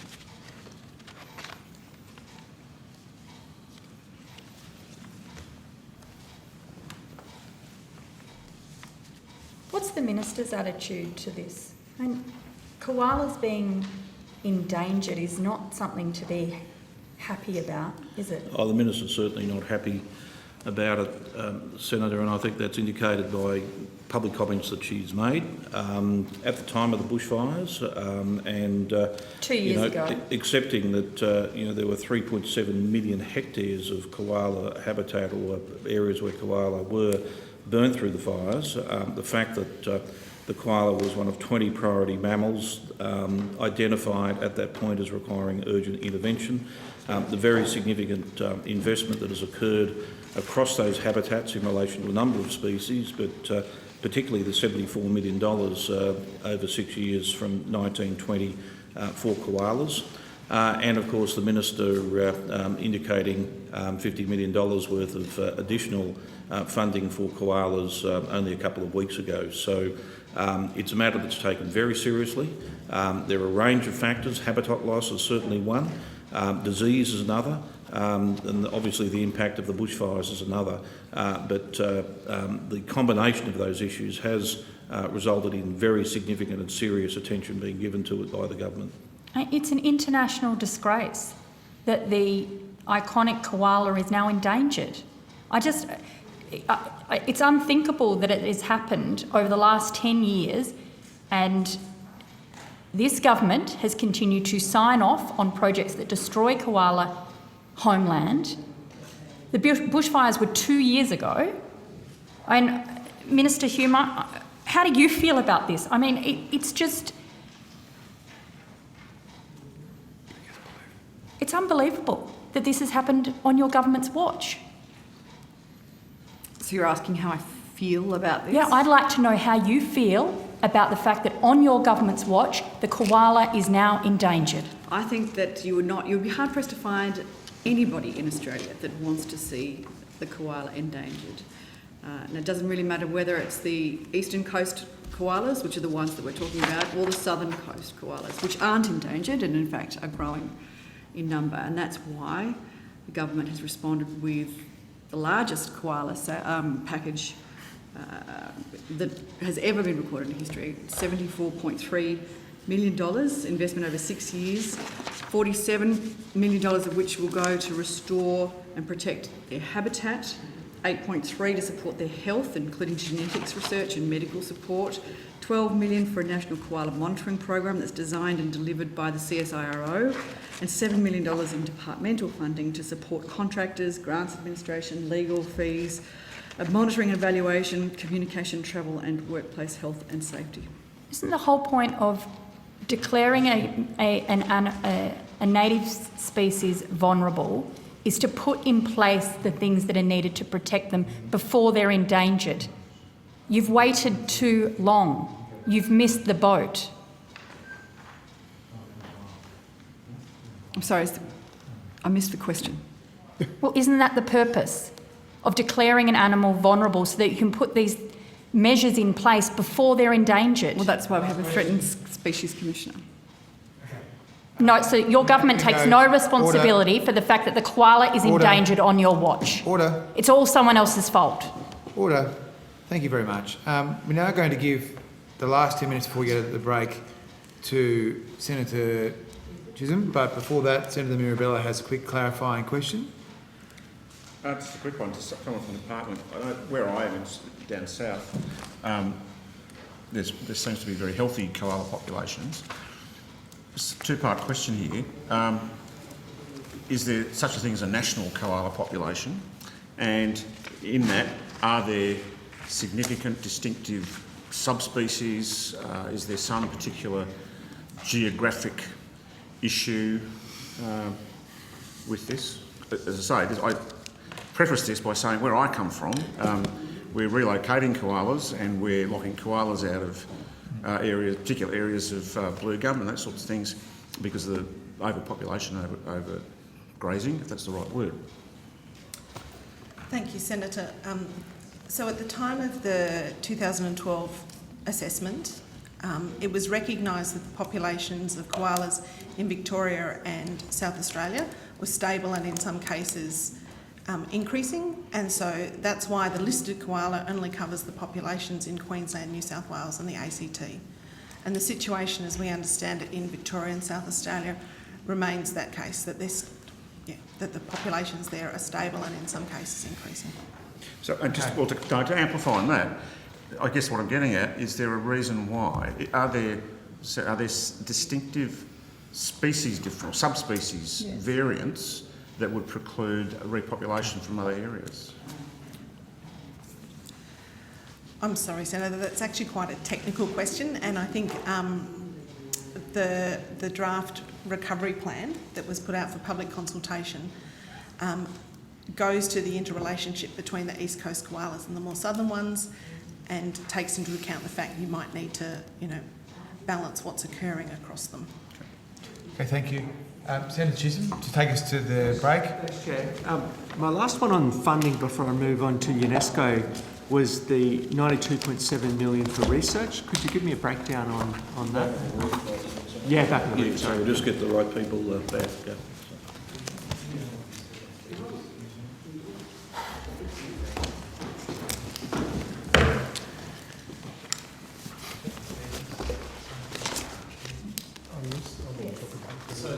Senator, you after the breakdown? The 92.7 million for research, That funding across the forward estimates to 25-26 is 44.1 million, and that there's no funding in the remainder of this financial year, but then it goes 1.1 in 22-23, 1.1 in 23-24. Then steps up to 20.9 in 24, 25, 21 in 25, 26. And then it sort of goes 15.9, 14.9, 8.9 and 9 to give you the total of 92.7. Thanks for that. On the 1st of February, the government provided a report to the UNESCO World Heritage Committee about the state of the Great Barrier Reef. The government acknowledged that climate change was the reef's greatest threat to survival, but said the most effective response to this threat is successful global action to reduce emissions. How can the government expect the global community to commit to climate action to save the reef when the Morrison-Joyce government won't actually be serious about tackling it here? Is that aimed at me or is that aimed at the department? Because I doubt that the department can answer that question. Happy to. Well, that's why the Morrison government has committed to reducing emissions by 2050, net zero by 2050. So, and also meet its 2030 target, which I acknowledged Labor doesn't have a 2030 target. We're also not in government, in case you hadn't noticed as well, Minister. So, in terms of the recent conference, the government's efforts at that were largely panned by the international community. No, they were largely panned by Labor. Largely panned by the international community for anyone who was paying attention. So you're saying that that you're doing your bit as part of the global effort to tackle climate change? Are you suggesting that without a global action on climate change, the reef will be able to survive? I'm saying it's the biggest threat to the barrier reef, Minister. And that's exactly what we said. And unless there is global action taken, then the reef will be under threat, and that's exactly why we've committed to reducing emissions to net zero by 2050. Okay, so in that report to UNESCO, it noted that Australia's emissions comprised just 1.3% of the global total, and said Australia's efforts to reduce its own emissions would have virtually no impact on the long-term health and resilience of the reef. Is that the case? So while we obviously need global action on climate change, there is more than we can do. Things like the work that government's doing with scientists, with traditional owners, with farmers, with local communities, with tourism operators, and that's part of our joint effort, combined effort, and to ensure the long-term health of the reef. And they were raised by the World Heritage Committee, and that's why it's so important to come down and see. That's why we said to the World Heritage Committee that it's so important to actually see the reef firsthand and see the action and the important work that's taking place. And when will the UNESCO advisory bodies be invited to Australia for the reactive monitoring mission? I'm not sure I will take them on unless the department can answer that. Senator, thank you. So, yes, they were invited in August to come. They have still not selected a date. We are trying everything we can to get them to commit to a date very soon, given the obvious timelines to the Russia meeting. In the report, there is a section on improvements on key values since the 2019 Great Barrier Reef Outlook Report, which downgraded the condition of the reef from poor to very poor. Is there a section on the diminishment of any key values since the 2019 report?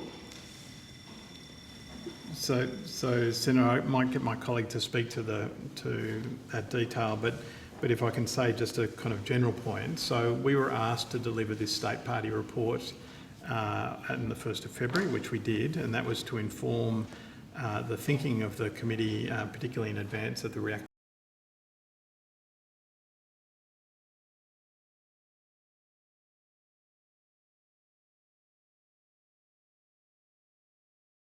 management interventions we're undertaking, and including the climate change policy story, because our experience of the mission in May and June to kind of explain our positions to other countries is they didn't really understand any of those things, or they didn't understand those things well. So we've tried to set those out in a way that's informative to their needs and their questions in this document.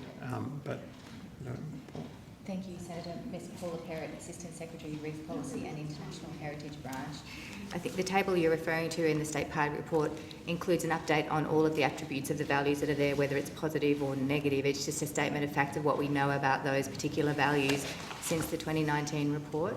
Some of the values we didn't have updated information on, in which case we didn't include those in the table because it's just the 2019 Outlook report stands as the document with reference to what we're updating in the State Party report. And you'll see in the attributes we talk about what the 2019 Outlook report said, and then we have an update on the current observations, and some things there's been no change since 2019, some things that are positive and some things aren't. In the government submission, the government said an update to water quality monitoring will show that some of the targets in the reef have been met or exceeded. Is that publicly available?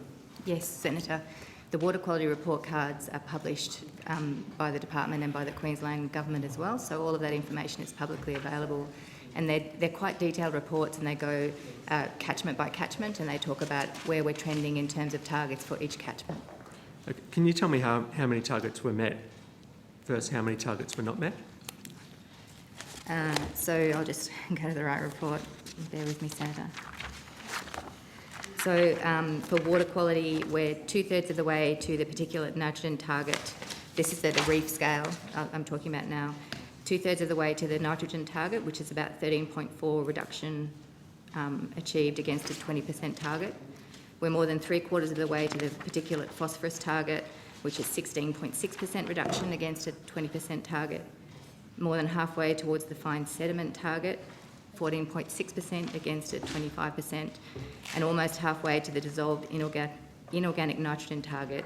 As Senator, as I said, that's at the reef scale, so there'll be variations across that from catchment to catchment. I don't have that specific detail here, but it's certainly publicly available. All right, thank you very much.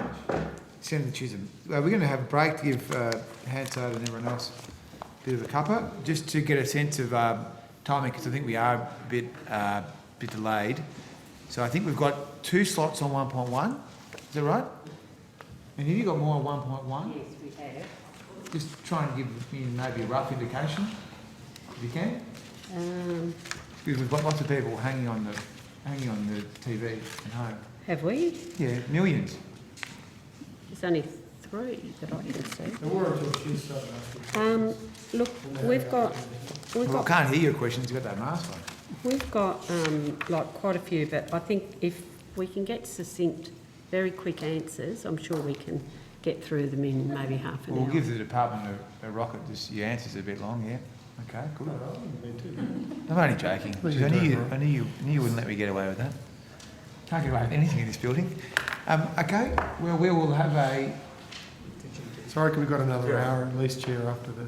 It sounds like we've got a bit of time to go on this outcome, so we'll keep everyone here and see you in 15 minutes. I've done mine, so I'm Thanks. done. Suspend.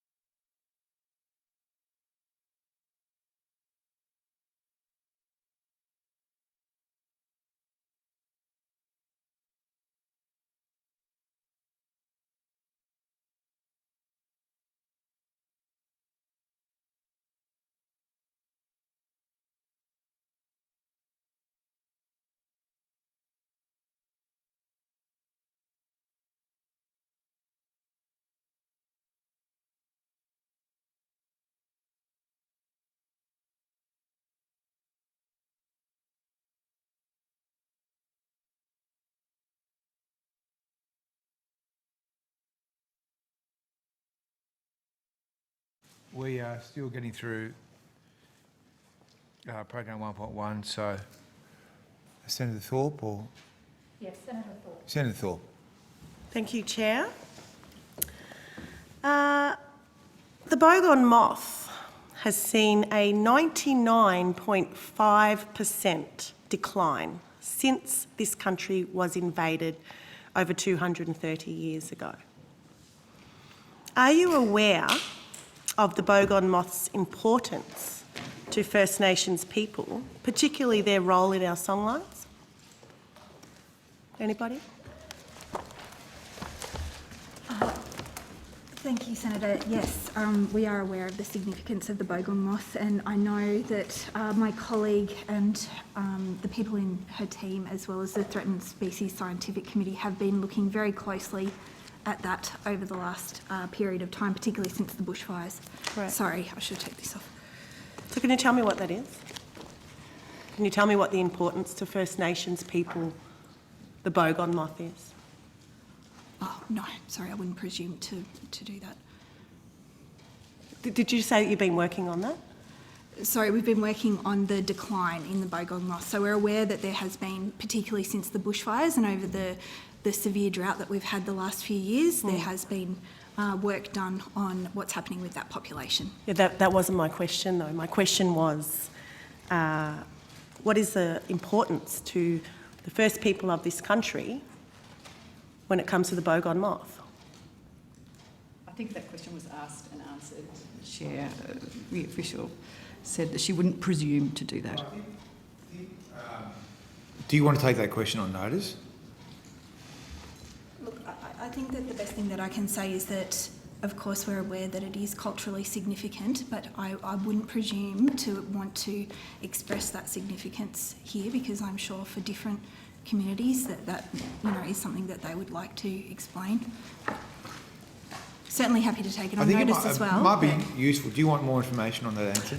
Yeah, I understand that you understand that there's some kind of importance, but I think it's important that you understand the importance to be able to make informed decisions about what you do in the department. Is that fair enough? Senator, I do. Indeed, we're aware of the significant cultural significance of many animals, plants and places in relation to species, in relation to Indigenous Australians. The officers at the table may not have the particular knowledge, but we do have consultation processes and other ways of trying to inform ourselves. In my opening statement earlier this afternoon, I indicated the department has come to the view that we need to do even more. We do some things, but we need to do much more, and that's a commitment you have from me. Thank you. Yeah, 230 years is a long time, but, we're patient people. So then, what is your understanding of the cultural implications of the decline of the Bogon moth?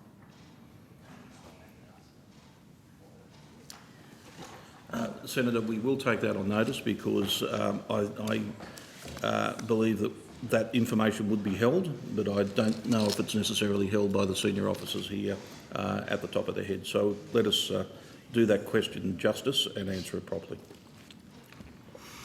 Thank you.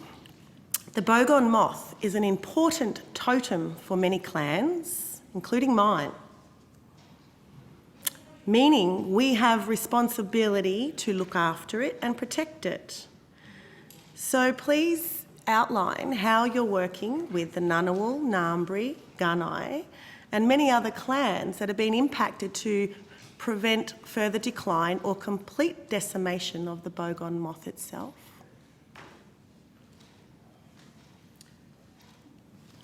Thank you, Senator. I might just clarify where the department and the Threatened Species Scientific Committee are up to in terms of considering the status of the Bogon moth, which then leads to your second question in terms of consultation and working with the communities. So, through the National Environmental Science Program, the government invested in analyses across a range of fire-affected species, including the Bogon moth. That analysis came out with an assessment against the International Union for the Conservation of Nature's criteria for potentially requiring listing as a threatened species. Could we get to the crux of the question through you, Chair? It's just that I only have 10 minutes. Okay, well, so as long as you take to answer, you're taking away my further questions. I really want to know who you're working with, what traditional owners you're working with about a totem that is very, very crucial to our survival as First People. So if you could just tell me the names of the traditional owners you're working with to help you inform whatever process you're going through. So the process, thank you, Senator. The process to assess whether it's threatened hasn't yet started. So as part of that process, we would commence the engagement with the communities. So you haven't worked with any traditional owners at the moment about the bogong moth, because are you saying it's not extinct? It hasn't come to the point of extinction as far as the government's concerned? Or like, when are you going to reach out to the TOs to talk about our totem? The process for the department to look at whether it's threatened commences with it being put on the work plan. That report has relatively recently been released, and so it isn't on the work plan yet. So I know this is a process answer, but that's the fact of the matter at the moment. I guess the work that the government has done to date has been focused on light pollution, working with communities to make them aware of the impact of light pollution, but we haven't got a process in place that is looking at the status and therefore the management that's appropriate for the moth. So when you say communities, do you include traditional owners in that context, or are we separate? I would include traditional owners in that context. So have you spoken to any traditional owners about the bogong moth as part of your process to date? In terms of the light pollution work, the initial work has been raising awareness. To traditional owners? It's been more general than that. So there is no specific consultation process that you're having with the traditional owners who've cared for the bogong moth since the beginning of time in this country. Are you saying that you haven't got to that part of the plan yet? I think, Senator, I might be able to help. I think what we're saying is that what Dr Stabutsky is describing is the process at the point from when the Threatened Species Scientific Committee agrees to commence work on looking at the status of the species. But as she also mentioned, there has been research done through the NEST program, which is also in our department, but it's not in my area, I would need to take our notice who was consulted as part of that work. Please do that. That would be great. And are there any traditional owners on the committee you just mentioned? Yes. We have a botanist, Professor Stephen Van Leeuwen. Sorry, I was pausing as to whether he was a professor or a doctor. Great, thank you. How are you addressing the causes of the bogong decline? So, following up, what measures are you taking to work with farmers along the bogong migration routes to reduce the use of pesticides? We would have to take that on notice. I don't think that that's work that my area of the department has commenced at this time. As we said, hasn't quite got to that point with the TSSC, but this is a broader department, so we can take on notice any work that has been done on that matter. Thank you. So we're talking about a bogong moth. Right here, where we're all sitting in colonised capital, this was a gathering place for clans and tribes to gather and feast on the bogong moth. Are you aware of that? Yes, Senator. So we're at 99.5% decline since invasion. We're not part of a plan. You haven't really talked to the farmers about pesticides that you're aware of.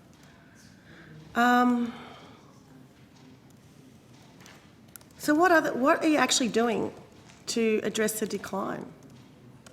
So I guess the best thing that I can answer is I think that we can take on notice a much more fulsome response for you, and we'll certainly do that covers all of these questions that you've raised. But we are aware the research that's been done through the NESP, and more broadly we are aware of the fact that there has been significant recent declines, like very significant recent declines in the bogong moth, which is why it's on the radar for the TSSC. I think that there is some hope that a lot of that decline has happened in the last few years rather than iteratively over the whole period. That's my understanding of the research anyway. But please, if you could let us take it on notice, we'll come back to you. Thank you.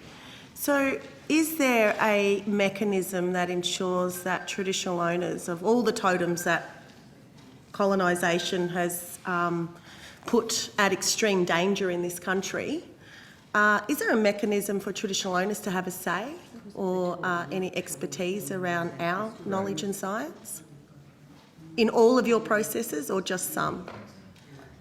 Dr Stabutsky could explain it for the processes that consider the processes that develop the listing of a species, a threatened species, and the processes that develop the planning documents all require consultation. And so there is a set process. Well, there are processes for traditional owners to engage in both of those. Could you outline that process of consultation, please? So, for each of them, there is a public consultation phase where any stakeholder can engage. If, as part of developing the initial draft listing assessment, the department tries to understand the cultural importance of a species and identify traditional owner groups that might be interested in engaging on that, and we often arrange meetings with those groups. So it really depends on the geographic spread of the species as to how frequently we can meet with them or the relative importance to them in terms of that process. But to be clear, so I just want to clarify that answer. Sorry, Chair. Question. And Senator, if I could perhaps add to that question. In my opening statement, I indicated that one of the initiatives that the department has taken is to develop, with the assistance of a very senior officer on secondment from the National Indigenous Australians Agency, something we're calling the Indigenous Platform for Shared Benefits Realisation that has a whole range of different features to it. We'd be happy to provide you with more briefing. One of the areas which I suspect we do well in parts and not so well elsewhere, and it's not as good as we would want. It's probably good in some places but can be improved, is to strengthen our scientific capabilities by enabling the consistent application of Indigenous science and traditional knowledge in the department's scientific practice and policy, regulatory and operational decision making, and specifically to develop an action-oriented Indigenous-led traditional knowledge science and benefits framework to ensure consistency in terms of how Indigenous traditional knowledge is utilised in our scientific practices to address the dynamic challenges facing Australia's natural resources. So at a department whole level, there's a commitment, and we've indicated we'll take on notice the specifics around bogong moths and the question. It doesn't address my question. I'd like to go back to this answer over here, if that's all right, just for some clarification. Okay, then we need to move on. So I talked about consultation with traditional owners. You talked about you have public forums, and then the government tries, you use those words, tries to contact the relevant traditional owners. Is that what you said? Is that what I heard you say? So it's a separate process. So obviously blackfellas aren't rolling up to your public affair. So the department then goes, oh, quick, who do we call? We've got to get onto the traditional owners. Who are they? Who are they? And then you go and try and find out who they are, and then you make that contact. Like, what is the process? Sorry, I don't think that's a reasonable characterisation of the process. So apologies if I wasn't clear. What I was trying to say there is the initial drafting of a listing assessment includes gathering information on the cultural significance of species, which helps us identify traditional owner groups that we then try and have direct contact with. But I was also trying to characterise the fact that for some species there are a large number of owner groups traditional owners engage, and for others there is a smaller group. So we tailor what we're doing to the species and the region we're working in, was what I was trying to say. Okay, thank Apologies. you. I look forward to you coming to Gunai country. No, I think it's a worthwhile line of inquiry, and we are quite over, so we will ask for your answers to be as brief as they can be, and then allowing opportunities for people to follow up, like has happened here. So I'm going to come to Senator Urquhart, and then my understanding is we've got a last line from Senator Whish-Wilson on 1.1. The good news is... No, I've got two. I've got at least two sets, Chair, so Okay, two sets of 10 minutes. We'll manage through that. The good Unless news you can is... give me one longer slot. Well, let's see how you play your cards. All right, I'll be quick. I'm sure there's a first for everything. The good news is that well, maybe not good news, but the potentially neutral news is that, because I have no opinion on these things, is that the Threatened Species Scientific Committee is not required. So if you're part of that committee, I wish you a pleasant evening. I think that's Professor Marsh, who's online, probably from Townsville, I think, Senator. Okay, well, Professor Marsh, you have a good time. Thank you, Chair. I've just got a couple of questions around the Environment Restoration Fund. Not my time. And then I've got some others on other topics. Oh, so Miss Kennedy, that's you. Oh, great. I will start then. There's another colleague coming so, up as well. So I just want to know, can you tell me can you just tell me what the value of that fund was? How much money was committed? The Environment Restoration Fund was announced, as you know, in the 2019 budget as a $100 million four-year program. Okay. And has all that money been spent yet? At this stage, as I understand it, as I said, my colleague is coming and can probably provide more detail if needed, but $87.1 million is currently contractually committed. Okay, so there's probably around 13 million that's maybe outstanding. Yes, that's right. I mean, some of that has been subject to a recent competitive round associated with the Threatened Species Strategy Action Plan. Is any of that money being used to fund the Jubilee Trees program? No, as I understand it, Senator, that is a separate program with a separate source of money for $15.1 million. Yep. And are you able to provide a list of projects that have been, that the 87.1 has been spent on or allocated to? I certainly would be able to provide that, but could I do it on notice, because I think it will be quite a substantial list. Yeah, okay, that'd be great. So I've got some questions around Kakadu. Okay, that's Thank not you. me. Who's on Kakadu? Kakadu. Is this man, Doctor somewhere? I'm sure that was on the answer.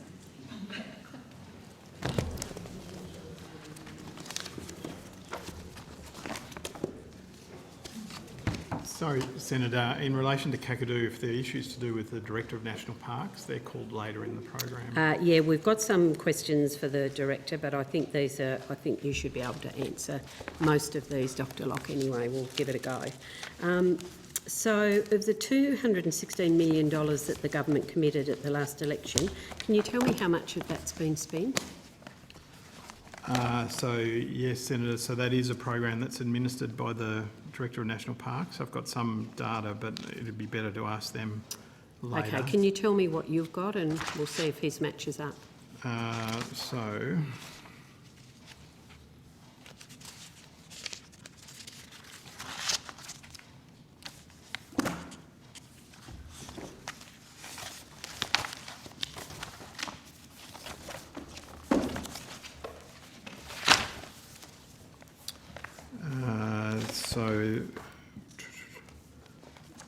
the total expenditure of that 216 million as of 31 December was 8.488 million. 8.488 million. Okay, so there's a significant amount to go. How long was Kakadu closed throughout the last 18 months during COVID? So, Senator, you'd really have to ask those questions of the Director who determines the closures with the traditional owners. Okay.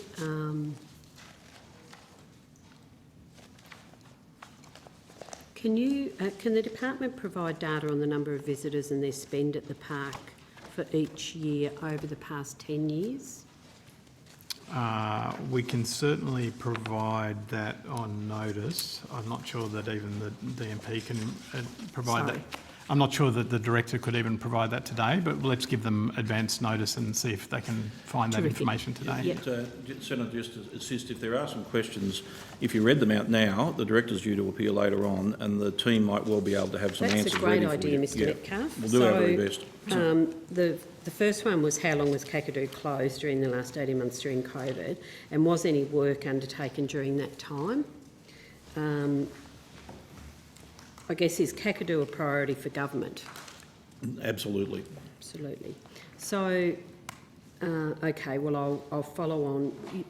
You'll be here later. I'm sure the director will be able to provide more detail. And you'll be here too, Mr Metcalfe. I'm not going anywhere, Senator. Good. Okay, well, I might follow up with that one with you when I get there. So the one is, can the department provide data on the number of visitors? And you've said you'll get that on notice, but they may be able to bring that along. Thank you. How much has been contracted to be spent? So similarly, it's better if the team answer that this evening. Yep. Right, okay.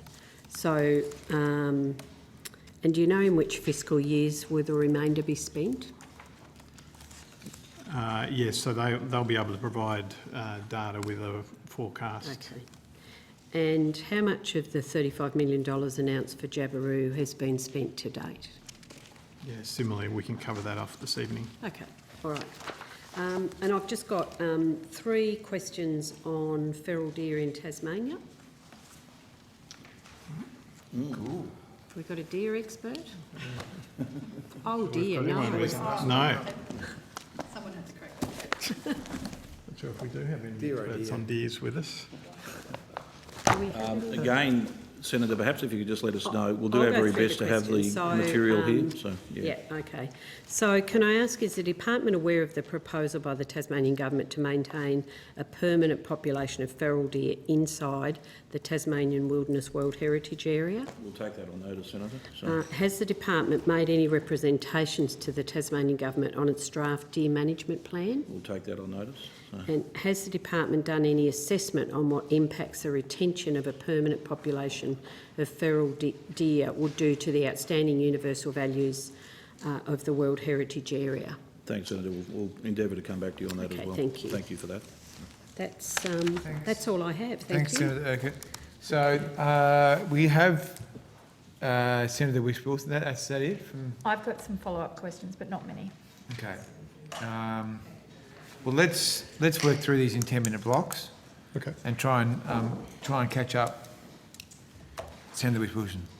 Yeah, thanks. I'd just like to get back to the Barrier Reef. The 1st of February State Party report to UNESCO states the updated Reef 2050 plan has been tailored to respond to climate change risks, providing a comprehensive program of corrective measures. It talks about water quality, crown of thorns, and obviously, except reducing stress on the reef, helps its resilience with marine heat waves, or mass coral bleaching.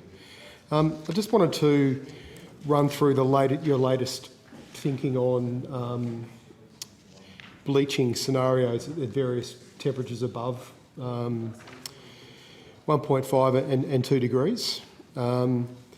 Because when I looked at the reference in the report, it talks about the 2050 reef plan, and I went to that, and that reference to 2018 IPCC literature. And that shows that 70 to 90% decline in corals at 1.5 degrees, the old Paris Agreement, and a 99% at 2 degrees, that above pre-industrial levels. Is that your current understanding around marine heat waves? So, thank you, Senator. So I think these questions are best targeted towards the Great Barrier Reef Marine Park Authority, but I would just, because they're quite scientific questions, and the reef, as you know, is large, and the areas of the reef that are bleached vary from year to year and so on. I think that the general guidance is that, of course, 1.5 is better than 1.6 and, 1.6 is better than 2, and all of these things are on a sliding scale in terms of the impact on the reef. Ms. Perrott, I understand. I'll certainly be asking the authority, but their kind of job is to manage the reef with the state and federal government. I would have expected your department to be on top of this, because obviously the biggest threat to the reef is climate change from marine heat waves. So, yes, sorry, Dr. Locke. So I was going to say, yes, so Great Barrier Reef Marine Park Authority and AIMS and others do provide technical advice into the department, but just the nature of, the detailed questions, we're better going to the source. Yep. Well, they're not detailed questions really. At 1.5 degrees. But marine. You wrote the report. Sure. Correct, for UNESCO, the state party report recently, so you must be on top of this. What I'd like to explore with you now is whether you still accept that a 1.5 degree warming scenario, which is very optimistic because since COP26 we're now less than 2 degrees, that's our current Paris Agreement, or alteration of the Paris Agreement. But are you still comfortable with those numbers that are in your own reports that show 70 to 90% decline in corals at 1.5 degrees and a 99% decline at 2 degrees by pre-industrial levels? So Senator, clearly the report says that climate change is the biggest threat to the reef, and anything we can do to address climate change and marine heatwave events is critically important to the reef's future. Yep. I accept that. So I just want to drill down into this because you don't go into any detail in the report. But in a way, Senator, that is the key point, right? So there has to be global action to deal with climate change, and to provide resilience to the reef. Dr. Locke, sorry, because I don't have a lot of time. Sorry, I'm generally not meaning to be rude. So let's assume that global action you're talking about is the Paris Agreement. Okay? So it was 1.5, it's now less than 2 degrees. So I'm saying to you at those 2 points of global agreement that Senator Hume will back me on this, that is the government's commitment. We are looking at 70 to 90% decline in coral cover at 1.5. That's the current science. Or a 99% decline at 2 degrees, which is less than 2 is the current Paris Agreement. Do you agree with that?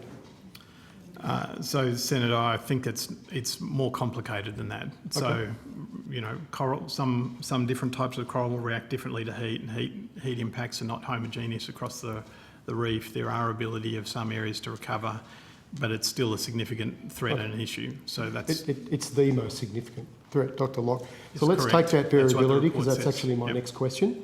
A new report that was just released, the PLOS, PLOS, which I have a copy of here, looked at refugia. So your point about some reefs will react differently to these warming scenarios. Have you read that report, or Mr. Metcalfe, are you aware of this report? This is the most recent global report on. Senator, I'm not aware of that report. Okay. So they use 2 bleaching events per decade as a cut-off for a decline at which a coral reef can't recover. That's the basis of their science, which I think's been used previously by the IPCC in their surveys of scientific literature. They state that 1.5 degrees, to use their own terms, would be catastrophic.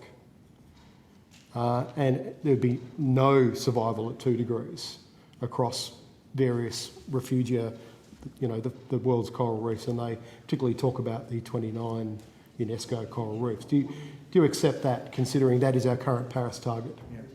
So, Senator, I just said I'm not familiar with that report, and we would have to get our experts to have a look at it and provide that comment. If you could, and take it on notice whether you accept that report is a reasonable basis to provide advice. I mean, obviously, all IPCC does is review the literature. But that's a very recent report, and does it trouble you that the latest research on this is suggesting even at 1.5, the result will be catastrophic for the world, not just the Barrier Reef, the world's coral reefs? So, Senator, there's no doubt that we are deeply concerned about a range of issues to do with global reefs, and that's why the government has made such a serious commitment. It's not cheap and it's not easy. Yeah. Dr. Locke, do you accept a serious commitment of 1.5, if that's the world's commitment, it's not just, I'm not picking on our government here, the science is saying even at 1.5, these reefs are pretty much gone.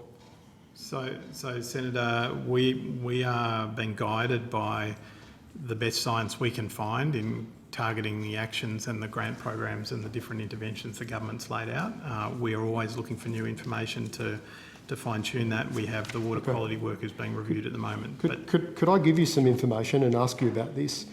Business as usual scenarios, which are also outlined in this report, with the government's current targets, their 2030 emissions targets, has us on between a 3 to 4 degree warming. Do you accept that? Do you call that serious commitment to So, climate? Senator, I can't speak to the climate change projections. Well, why can't you speak to the climate change? This is the biggest threat to the reef and you can't speak to it. Yeah, because, Senator, there was a long conversation with the industry portfolio about this morning, and they're the appropriate place to talk to. I mean, you manage the Great Barrier Reef. This is a global icon that we are a custodian of. We are the state party, and you can't answer simple questions about climate impact. The key issue is that we accept and we understand that climate change is the biggest threat to the reef. It's been a clear discussion in the management strategies, and it's a clear discussion with the World Heritage Committee that this is a global challenge that requires global effort. But we as property managers are putting our absolute best foot forward to manage the reef, and that's exactly what that package sets out. So, in your report to UNESCO, the State Party report, 1st of February, you claim that hard coral cover increased after the last 2 years, a very, very rosy picture of a reef recovery.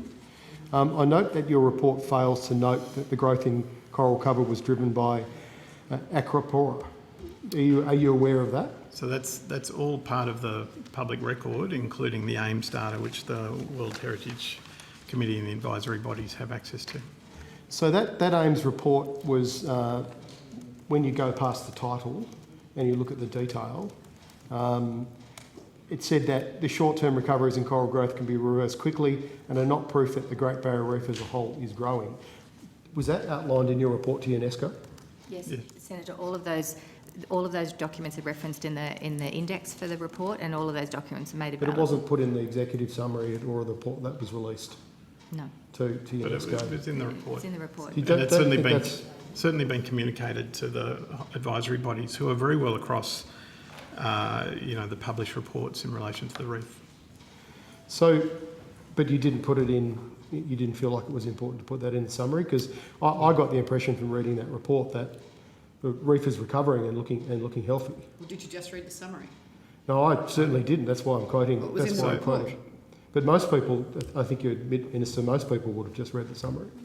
But it's in the report, and the people that matter it's not read in the the report. It's That's exactly exactly in what a the footnote. officials have just said. It's in a footnote, buried in a footnote on the report. Sorry, Senator, I don't think we would accept that. I think there's a thread of conversation that's been through the World Heritage Convention for some time about the threats to the reef. This is a part of that conversation. What we wanted to do is set out arguments and material, and particularly those that address questions that have been raised to us.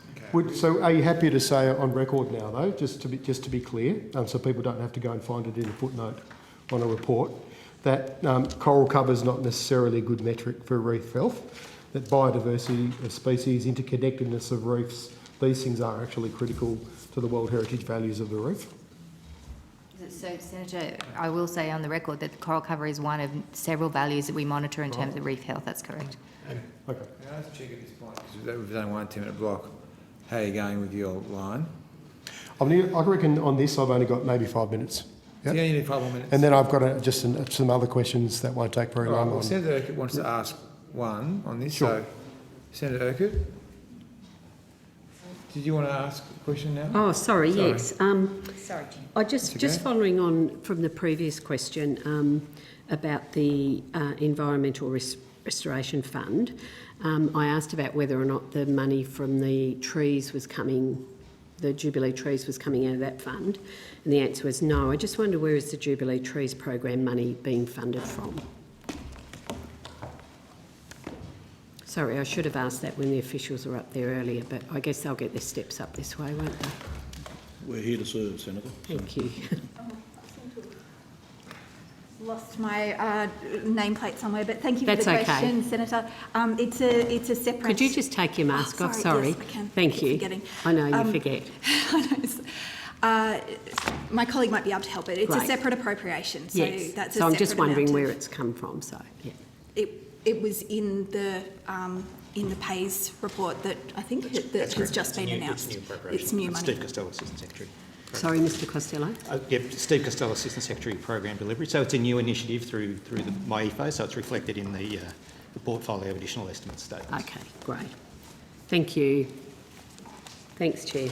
Right, so I think we've got another slot from Senator Whish-Wilson, and then I think we should be done. Thanks, Chair. So over to you, yeah? Yep. So just, if I could just continue that line of questioning on the roof. So, yeah, just, sorry, Dr. Locke. And,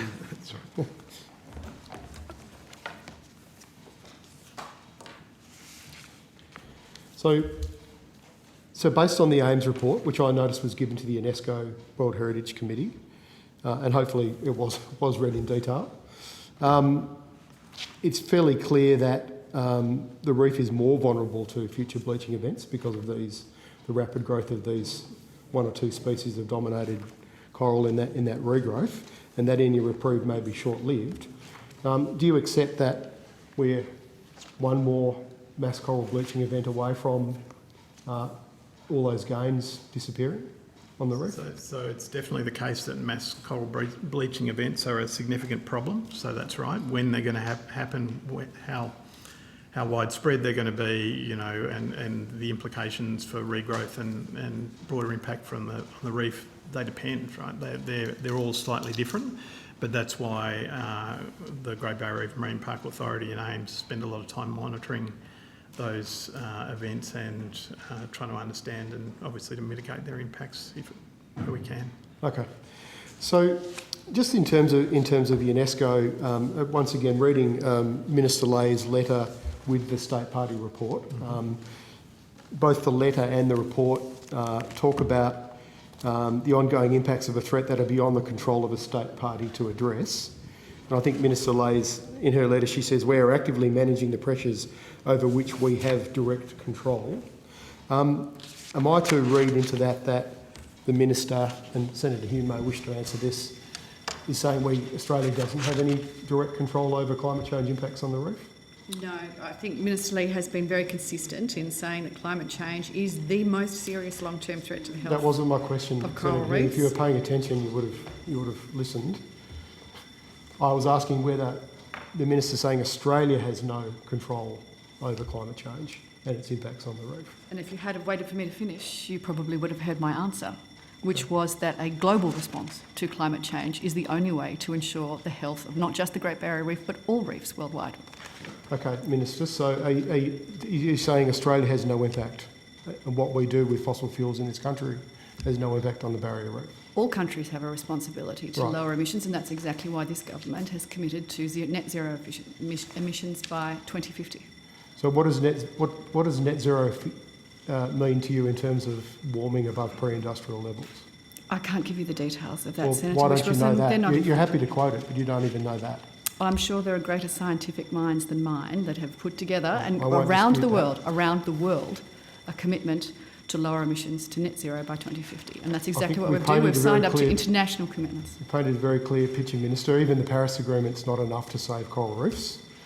So we need a much bigger commitment than we currently You're have. absolutely right, and that's exactly why we have committed to a $1 billion plan to help preserve the Great Barrier Reef, which includes things like reef restoration and adaptation, that will accelerate research to help the reef adapt to climate change and support the continuing move to deployment of the Reef Restoration and Adaptation Program. It'll include things like early deployment of interventions like reef seeding, cloud brightening, coral fogging, rubble stabilisation to boost coral resistance to a changing climate. So, Minister, do you think that $1 billion will save the reef, given the future threat from climate change and what the science tells us? Simple answer. Simple question. Will it save the reef? The government is committed to doing everything it can. I know the government's committed. I'm asking you if you think that's going to save the reef from climate change. Do you think I'd be get an opportunity to answer the question rather than just simply being badgered? No, I think that's a fair point. And the orderly process here is that the senators ask the questions and then the witnesses, including the minister, are given an opportunity to answer the questions. So, do you have a question? So, Senator Whish-Wilson, I understand that whatever the coalition and indeed the opposition do in this space will never be enough for the Greens. But this government has said that it recognises that climate change is the greatest threat to reef health around the world, not just the Great Barrier Reef, and that global action on climate change is the only way that we can address that. That is exactly why we have signed up. One of the reasons, dare I say, why we have signed up to net zero by 2050, which is a global obligation. Minister, do you accept that burning fossil fuels is the biggest contributor to climate change and marine heat waves and mass coral bleaching? I'm not a climate scientist. You do accept that? I'm not a climate scientist, Senator Whish-Wilson, and dare I say, neither are you. But my understanding is that burning fossil fuels is a consistent contributor to climate change. Order. I think just given that the opposition senators have said that they would cede some of their time, I think rather than having a political debate with the minister, you may want to ask questions to the department. Well, I'd be very happy to, Chair. But I was actually interested to hear if the minister believed that fossil fuels, when her government's approved 114 new fossil fuel projects recently, and we're the third biggest exporter of fossil fuels to the world, suggests to me we can have a direct impact on climate change and therefore on the future of the reef. And I think most Australians watching this would understand that and would want to see. I'm sure many millions of Australians that are watching this will be, wanting you to ask questions to the department. Okay. Could I ask the department? Australia talks about wanting global action on climate change. With our 2030 emissions target, do you agree that the world's 2030 emission targets are critical to the future of the reef? So, Senator, to repeat, I mean, climate change is a significant influence on the reef. It's the number one issue, and so global action on climate change is a key contributor to the health outcomes of all reefs. Thank you, Dr Locke. Our government's commitment is 30 to 35% reduction on 2005 levels by 2030, which equates currently to a 3-degree warming for the rest of the century. Why is our ambition so low to the US, EU, UK and others? So they have at least a 50% reduction target. Sorry, Senator, you might have to source that assertion. Oh, you can check it for yourself. It was all available at COP26. Well, thank you. Other countries so if we're going to much more footnote, ambitious. for the sake of Hansard, to verify that data, you're saying we should footnote COP26? Absolutely. Just the whole conference? Okay, so here we go. I'll give it to you, Minister, because you obviously don't know. The US aims to reduce emissions by 50% by 2030. The EU by 55%. That's not what I asked, Senator Whish-Wilson. I wanted to know so UK where you got the assertion ambition about the extent to which the reef would be damaged. What was it? Oh, I've forgotten your question now. The extent to which the reef would be damaged by a particular rise in global temperatures. So, just to get back to my question, Chair, to the department, and the Minister did intervene. So, Australia currently has a 30 to 35% reduction of emissions from 2005 levels by 2030. The EU has announced at COP26 an ambition of 55% by 2030, the UK by 68%, and the US 50% by 2030. Does that suggest to you, as a state party who is the custodian of the world's greatest natural wonder, we are doing enough on our 2030 targets on climate change? Senator, we can obviously talk about things that we administer in our department, and we've spoken at great length, I think, about the work that's been done in relation to the reef. The issue of emissions policies and targets are not issues that are within the domain of our department. But you must accept, Mr Metcalfe, that emissions lead directly to warming oceans, and warming oceans are killing the reef. But Senator Whish-Wilson, so how I don't can want they to not debate be this something any longer. that you This have is getting to a bit factor in? ridiculous, but let's be frank. If Australia stopped all its emissions tomorrow, we would still be facing a problem with the reef, and that's exactly why the government has responded in the way that it has. One more question on this, Chair, and then I'll move on to the next section. Isn't that... No, I've just got a couple of quick questions on recovery plans. I might just try and get some... let's just try and be a bit more efficient with the time, because we're a long way behind. Well, this is critical to my children's future, and I would like to see these answers put on the table at this point in history, because we're going to look back on this, Chair, and kind of wonder why we didn't do more. I would like to know, with UNESCO and with the World Heritage in Danger listing, and perhaps this one is to you, Minister, and it's not a political or combative question, and it is outlined in your state party report. If UNESCO was to list the barrier reef in danger, most of the world's coral reefs would also have to be listed in danger, because they're actually, some of them are in worse shape than the barrier reef, and I accept that. And if UNESCO was not to single out our state, one state party being Australia, as being responsible, but to make it clear it was a global problem, and that in danger listing would lead to a potential recovery pathway that everybody committed to, would you see that as a positive thing and not a negative thing? Well, that was an enormously hypothetical question. There were an awful lot of ifs and it's actually what's on the table in a couple of weeks. There's an awful lot of ifs, and so I can't answer a hypothetical question. Well, that's a cop-out, a total cop-out. Okay, so just quickly, Chair, on recovery plans. I have other questions which I'll put on notice. Thank you very much. I appreciate that, Senator Whitfield. Thank you.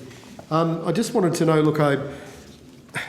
just quickly, Minister Ley announced before Christmas that around 140 threatened ecological communities and species were going to have their recovery plans cancelled, I suppose, and the conservation advice would take the fore or would replace that. Submissions have been made. I've tried to get copies of those submissions. How long, Dr. Stabutsky, until they'll be available, or till the Minister will be announcing what's happening with these recovery plans? Thank you, Senator. So there was public consultation on the initial advice that recovery plans would be appropriate for 185 species and communities. No final decisions have been made. The Department and the Threatened Species Scientific Committee are currently working through those submissions, and the committee will provide its final advice to the Minister. As if she makes any subsequent decisions to change the recommendation for the need of a recovery plan, she'll consider those submissions as well. Okay, look, I might just put some more detailed questions on notice on that specific issue. Just nearly done. I've just got two more questions. All good. There's also a series of, let's put it, sunsetting of other existing recovery plans that I'd like to cover off on, because a number of the threatened species of Tasmanian, which are obviously near and dear to my heart.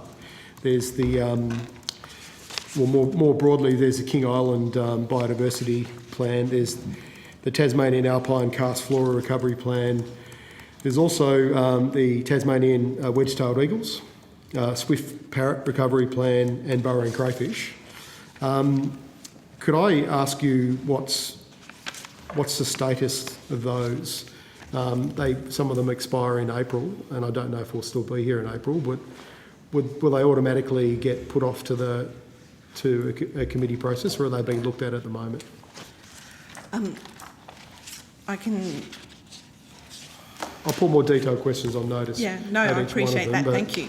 So at the moment, every species that's listed under the Act that requires a conservation planning document has one, either in the form of a conservation advice or a recovery plan.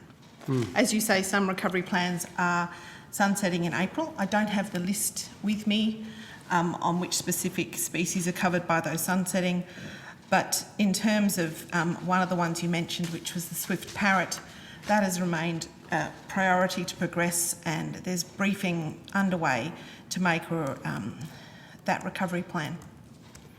Okay, could I ask you some specific questions about the wedge-tailed eagle, which is one of these ones that has a sunsetting plan? Under the current recovery plan, could you tell us how many eagles have been killed by wind turbines?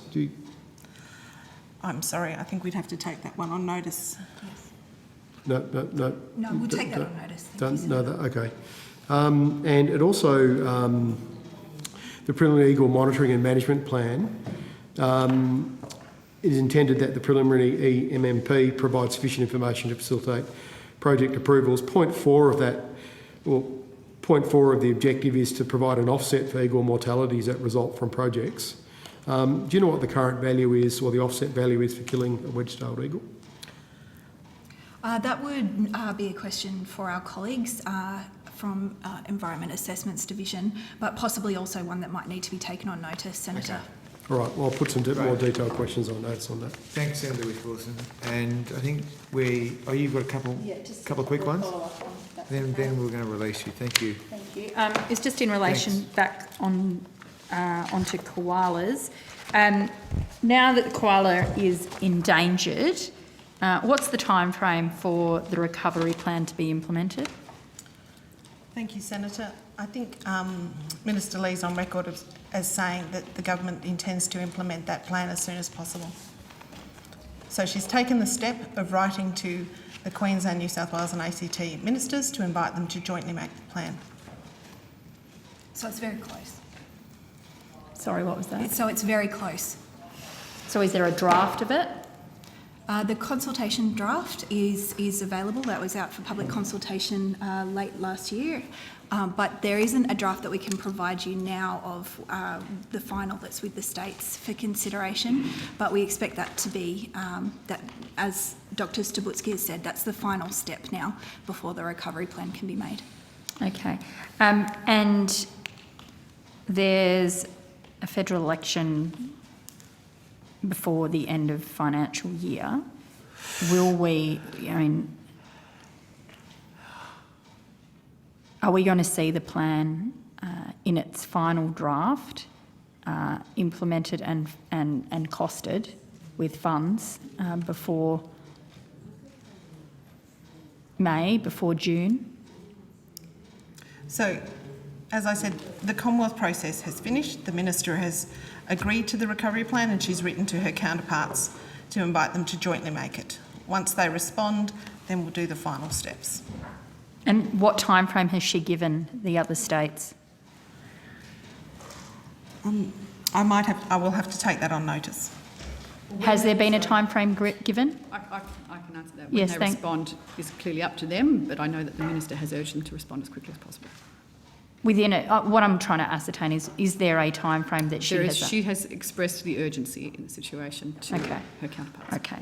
I guess I'm just a bit cynical considering we've got so many recovery plans that haven't, and that are so outstanding. So if this is urgent, I think we need some dates and some deadlines. Final question. Will this plan include a direction for stopping the clearing of koala habitat? Senator, the recovery plan will be comprehensive, but as we've just said, we're not able to comment in detail on it on the final draft because that is with the states at the moment for their final consideration. Is the clearing of koala habitat dealt with in the plan? The plan includes a range of strategies. One of those is obviously focused on managing the threat of loss and degradation of habitat. Okay. It's in the conservation advice that's currently available. Yeah. Thank you, Doctor. Thanks.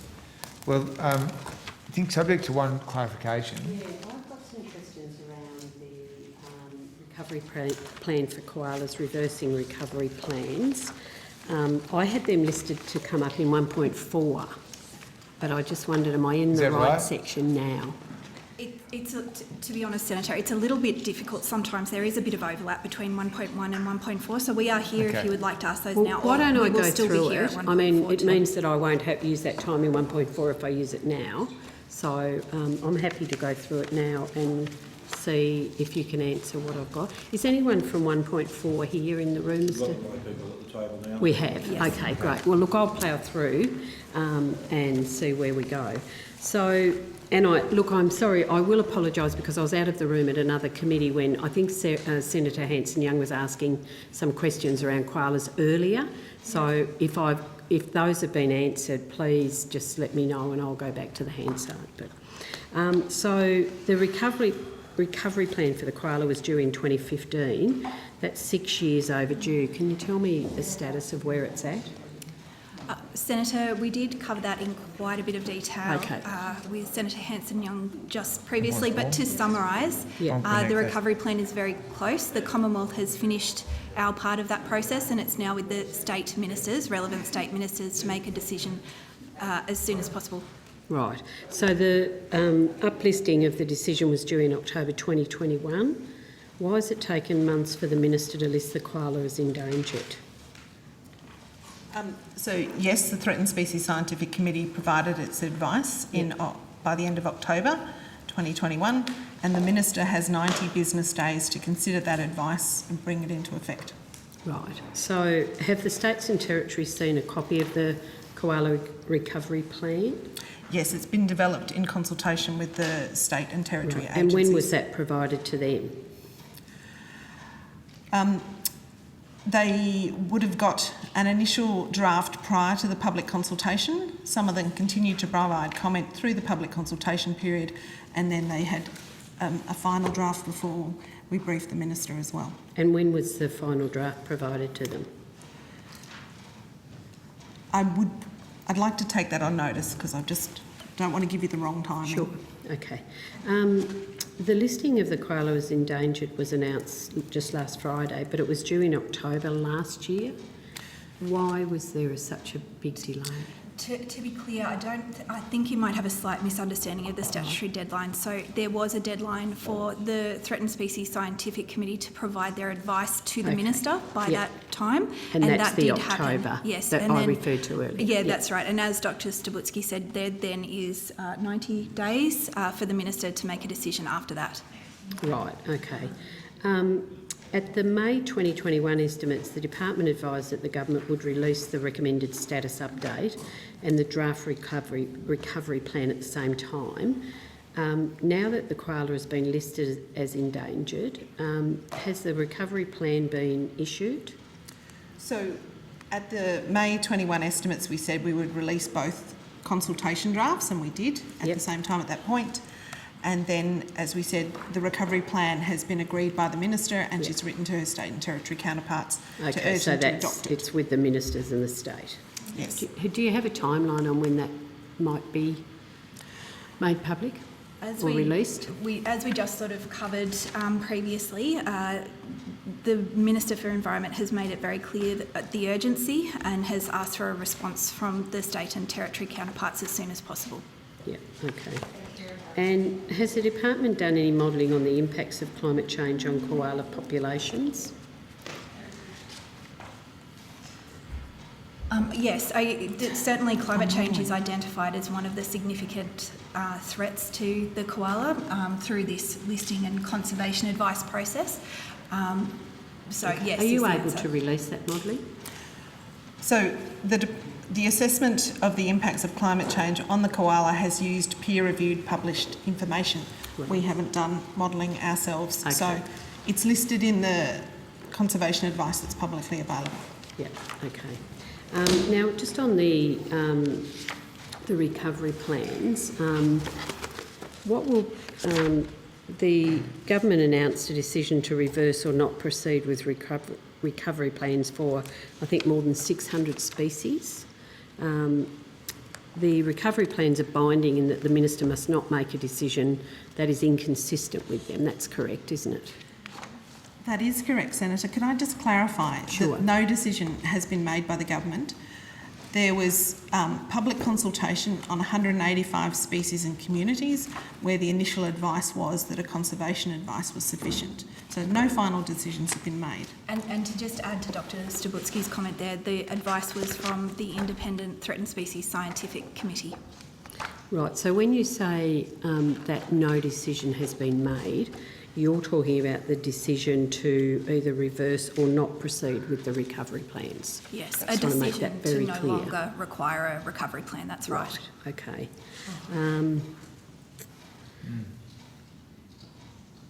I think that's probably, if I've got any more on that, I'll put them on notice. I've just got half a dozen on national heritage, but I think that might be the next 1.4, yeah. 1.4. Okay, so we're moving on to 1.4 now. We've dismissed so we're on to 1.4, right? So I just want to try and get a sense from the committee about who has questions and what sort of timetable you might like the committee to accommodate, just because we are significantly behind. So I've got about 6 questions and we've got more, but I've put them in notice. okay, I much appreciate that. Yeah, I mean, the more we can put on notice, the better. So how about over here? Question, Dorinda needs to go first. She's got some questions. Senator Cox, yeah, you got questions? And then Pete and Janet have questions in their section. Okay, so we've got, I suspect... Can you give me a sense of time? I suspect we've got 3 blocks to go. Okay, so we'll allocate 30 here, 10 here. Okay, well, because I think we need to try and get to the bomb before dinner if we can. Yep. We should aim to do that. Yep. Certainly, I don't want to be going on with this after dinner. So let's kick off. So might make sense. Yeah. So if everyone's going to stick to their We've got more, but we're prepared to put them on. Yeah, I suppose that's sort of it, isn't it, Chair? So well, we are willing to compromise our time. Yeah. It doesn't sound like other parties are at the moment, considering well, I mean, their questions. I'm not asking anything, and I'm asking the committee to try and consolidate if you can. I think, I mean, realistically, this is our biggest chunk. So we can't. Yeah, I mean, there will be questions that go unnoticed, but not from this. There'll be my questions that go unnoticed. If you're worried about BOM, we could go to BOM now and then come back to 1.4 at the dinner break. Well, I think we should just try and get through. Okay, well, let's just try and get through. Okay, so let's just try and get to them as quick as possible. I don't think we're going to get to BOM before. I don't think we're going to get to the Bureau before. Okay, dinner. well, let's at least get through 1.4 before dinner. So I ask everyone's agreement to at least do that. So let's kick off with. So are you happy to go next? I might kick over. I'm happy to go next, yeah. Yeah, okay. So we'll go Senator Cox, Senator Urquhart, Senator. Who you all want to go? Yeah. Yes. Okay. Will you only 10 minutes for the whole day. Will you work out the order? Okay. Thank you. I'd like to ask some questions about the partnership between the federal government and the First Nations Heritage Protection Alliance that was announced in November. Can you explain to me what the group is working on and if there are terms of reference?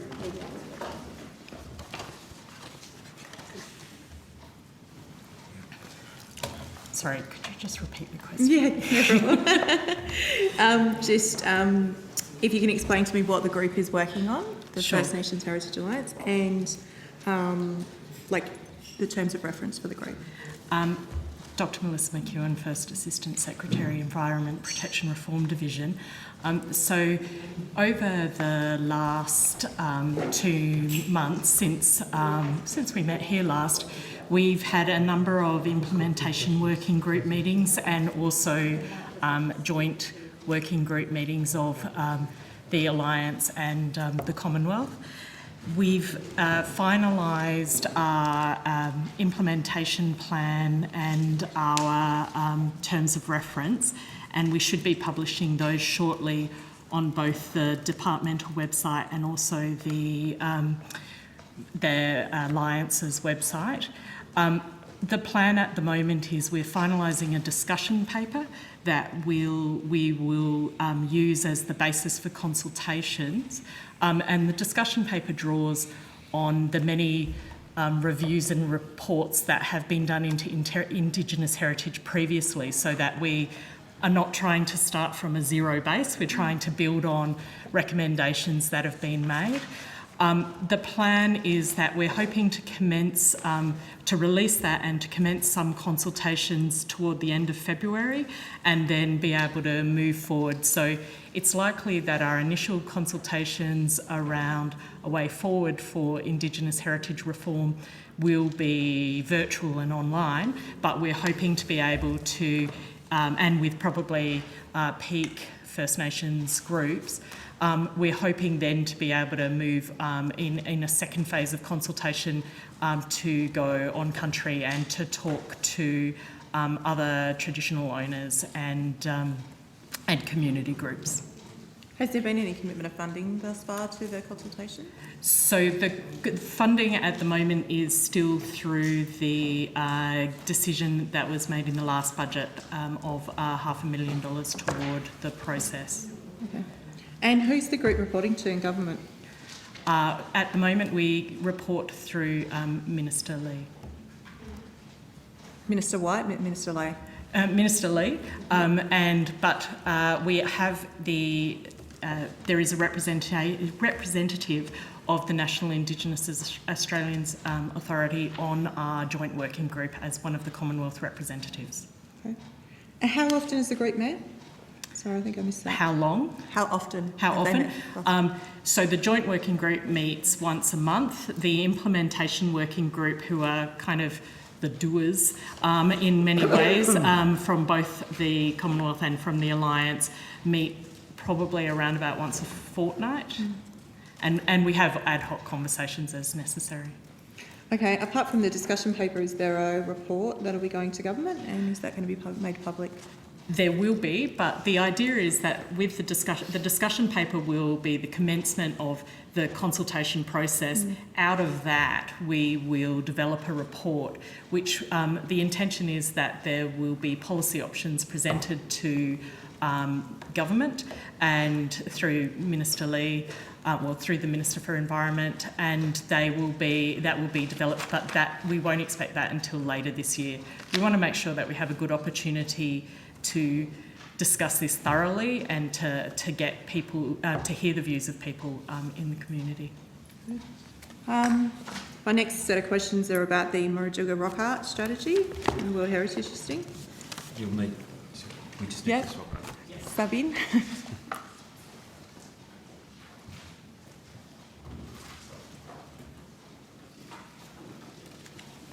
Hi, Senator. Hello, how are you?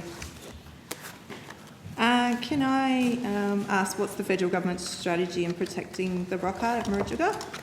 So, Senator, the strategy is actually led by the WA state government. We're involved in a reference group as an observer, as the state government has that lead role. And are you funding any independent research in relation to? Not that I'm aware of, Senator. I don't think so, no. You don't think so? No, I'd have to take that on notice. Okay, if you can get back to me, that'll be great. Can you describe what exact support the Commonwealth has provided to the WA Government and the Murujuga Aboriginal Corporation as part of the World Heritage Listing nomination process? Sorry, I can't find my glasses.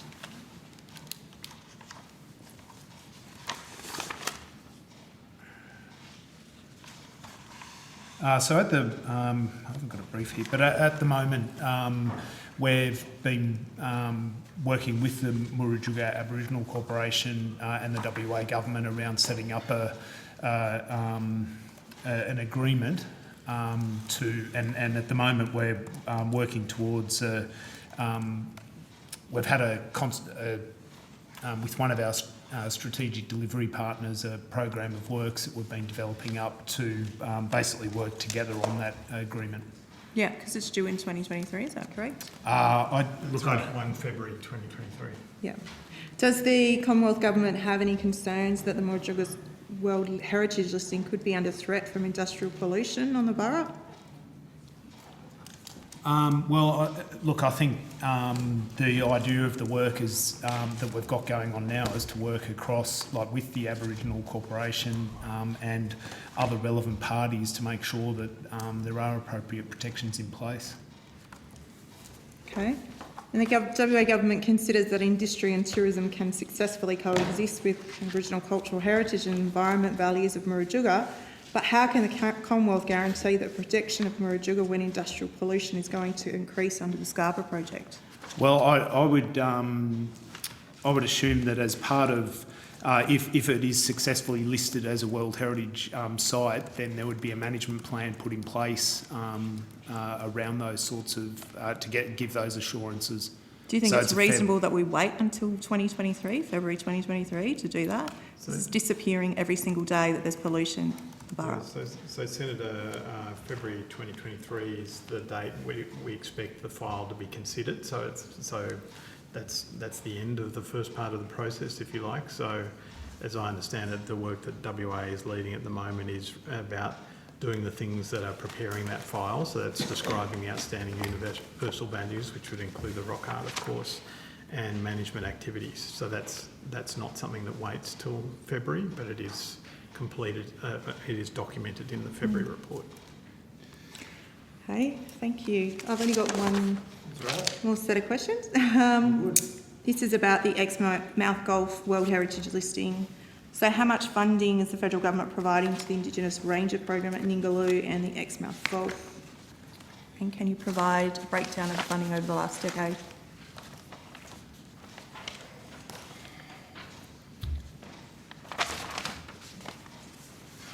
I'm not sure if we have the breakdown here, Senator. We'll see if we can find that, but otherwise we'd be happy to provide that on notice. There are various heritage Very grateful grants. if you could find it now, yeah. I don't know if I'll have it across the... Might need to take it on notice.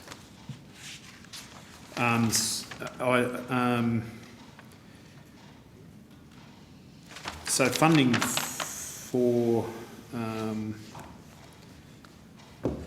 so what I've got is funding for the Shark Bay, Ningaloo coast. Look, we'll have to take that on notice. Apologies, Senator. I just haven't got the breakdown to know what's going to the Indigenous Ranger program. Right, yeah, and if you could provide it over the last decade, that'd be appreciated. Yeah. Also, have you provided any funding to support cultural tourism in the Exmouth Golf area? Sorry, where? Any cultural tourism funding to the Exmouth Golf area? Not that I'm aware of, but again, we'll just take that on notice. And do you provide any support for cultural heritage surveys and assessments, particularly in the Exmouth Golf? Again, I'd have to take that on notice. Apologies. If you could get them back to me, that'd be great. Thank you. Right, Senator Urquhart, do you want to knock yours off and just ask the department again just to provide brief answers? If senators want more information, they can come back and ask you. Sorry, I've just got to find my page. I was distracting somebody. Sorry, I was just trying to spring a sneak attack on you. Yes, well, I am almost ready for you, so... Good. I feel like they're never very successful, these sneak attacks. What's that? They're never very successful. They always see me coming. That's right, exactly. So... too transparent. I don't think I can find... Here they are. Okay. So, we're on National Heritage, obviously. Consultation for the midpoint review of the 2015 Australian Heritage Strategy closed in March 2021. When will the revised Australian Heritage Strategy be released? Senator, that's a matter for government. We've been working on a draft strategy, but basically due to other priorities, it's perhaps not proceeding at the pace that we're after. So you haven't completed the draft strategy? No. Okay. Can you give me a timeline of when that might be finished? The draft, Mr. Barker? So, Senator, James Barker, Assistant Secretary, Heritage Branch. There isn't a fixed time frame for it. I think we're hopeful to be able to develop a draft later in the second half of this year. Okay. So you're hopeful to have the draft ready to go to the government in the second half of this year? Subject to decisions by the Minister, that would be right, Senator. Yeah. Sorry, subject to the... Well, the Minister, there's still a process to be undertaken in Yes. terms of further consultation as well around the revision to the heritage strategy. So the process that's underway is a process of a revision of an existing strategy that's been on the table since 2015. It was a 10-year strategy with an undertaking for a review after the 5-year point. Right. So we're looking at a revision that involves some engagement with key stakeholders and others, including a broader public consultation, but we haven't moved into that phase of the cycle yet. How many National Heritage List and Commonwealth Heritage List nomination assessments with recommendations from the Heritage Council are with the Minister for decision, and can you tell me what the names of the places and the dates of the assessments are? So, Senator, there's currently 16 places that are on the assessment plan for the Australian Heritage Council. That's 14 on the National Heritage List and 2 on the Commonwealth Heritage List. And there are 6 that are being finalised, that the assessments are being finalised and are awaiting a decision by the Minister on listing. And the Minister's made 4 decisions on listings since last estimates. Right, so what are the names of those places? Might take me a while if I have to iterate all of them. So the ones since last estimates, if you could just bear with me a moment, Senator.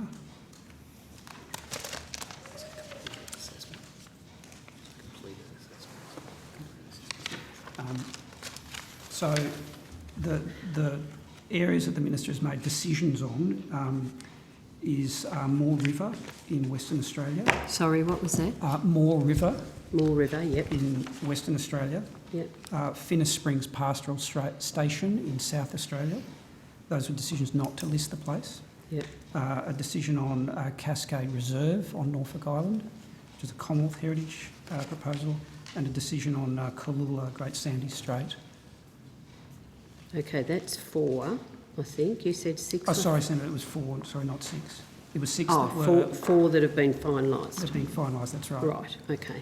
And what were the dates of the assessments of those? So I'd have to...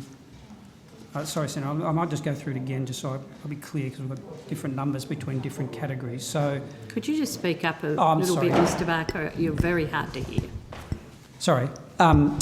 So I might just go through the numbers again because we're jumping across a few different categories. So there's 14 places currently under assessment for the National Heritage List. Yep. 2 for the Commonwealth Heritage List. Yes. There's 5 National Heritage Assessments and 3 Commonwealth Heritage Assessments that have been completed. And they're yet to have a decision made on them. And then there's the 4 on which decisions have been made that I've just iterated. Yeah. And those 4, when were the dates of the assessments?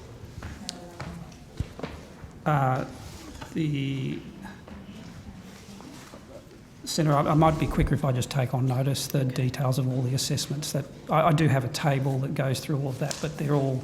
There's quite a number of different properties. Are you and able assessments. to table that? I think I can.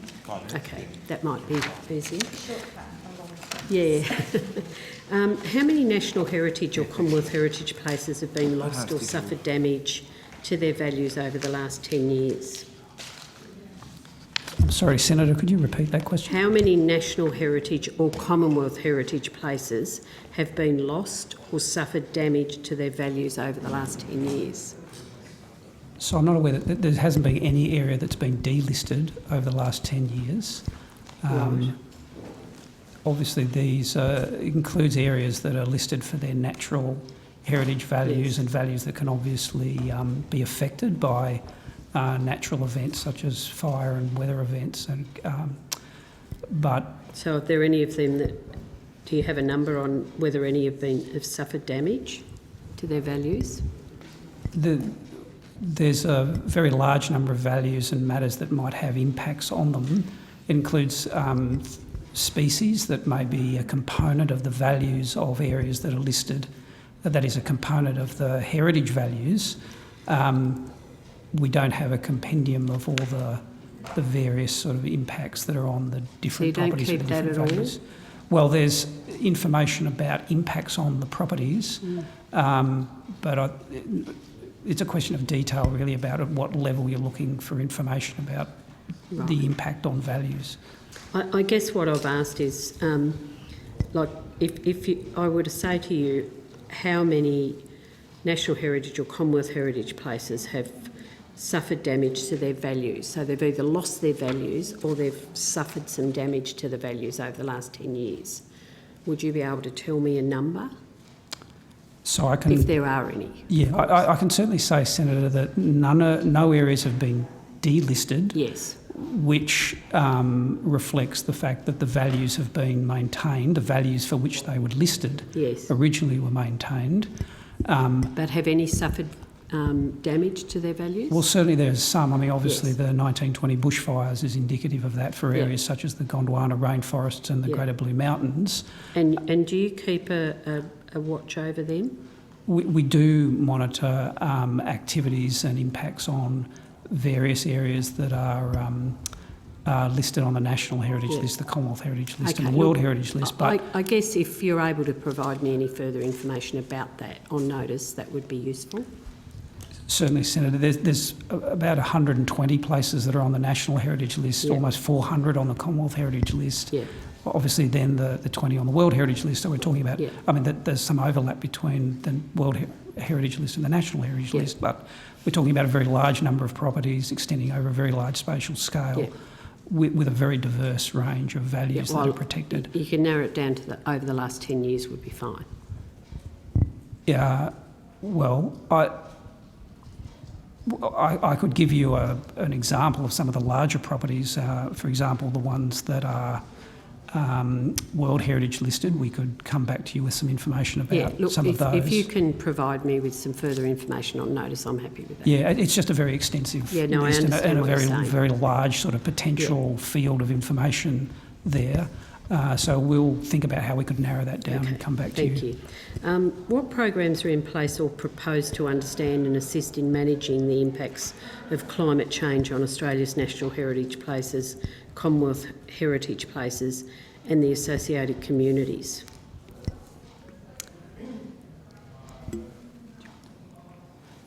So, Senator, there's, I suppose, one point to make at the outset is that if we're talking about the National Heritage Estate, the property managers are largely the state governments. So there's a very large range of information that goes into the management of the properties, broader impacts on those properties, including changes over time.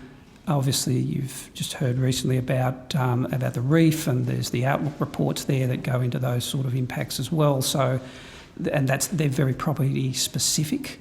So it's quite a large range of information that goes into understanding and managing that. I'm talking about the programs that you have in place to understand and assist in managing that, the impacts of climate change on those. So, Senator, there has been... Do you have programs in place to manage that, to understand the impacts of the climate change on those? There's certainly funding that's being made available, for example, through the Australian Heritage Grants program. So that's a yearly program providing funding for managers of national heritage properties, or that is for projects that support the values of those properties, and certainly property managers have applied for funding through that program that relates to that type of activity. Can you tell me how many national heritage management plans have expired and are pending renewal? For national heritage properties, I don't have that figure offhand, Senator. Okay, can you take that on notice? Yes, certainly. And can you tell me identify which sites fall into that category? Yes, certainly, Senator. I've got two more on this and then I'm done. How many World Heritage Management plans have... sorry, I've just asked you that. How many... sorry, Senator, sorry to interrupt. If you were talking about World Heritage Management plans... So one was National Heritage. Yes. And the other was World Heritage Management plans. Okay, so for World Heritage Management plans, and again, the department's role is limited to providing advice to property managers around the consistency of their management plans with what are called the World Heritage Management Principles, which are set out in regulations to the EPBC Act. So we're aware there's plans for 16 World Heritage properties that are in place, 4 that are in the process of being developed, including for areas like the Budgebim cultural landscape, which was only World Heritage listed in 2019, and so they're still in a process of developing a management plan. I'm not quite understanding. Are you saying that there are 4 in the World Heritage Management Plans that are expired and are pending Four that are pending development. Right, okay. And how many in the National Heritage, or are you going to take that? I'll take the National Heritage one on notice. Okay. And just my final question on this is, how many Commonwealth Heritage Management Plans are current, expired or not yet completed? I'd have to take that on notice as well, Senator. We're talking about, it's 387 properties, I think, on the Commonwealth Heritage. 387, so I'd have to take that on notice. Okay, great. Thank you. Thanks, Senator. Okay, so we can knock off this outcome before dinner. Going to 5-minute block, Senator Rice, call's yours. Okay, so 5 or 10? 5 now, and then we'll just try. Okay, so recovery plans. I'm starting with grade gliders.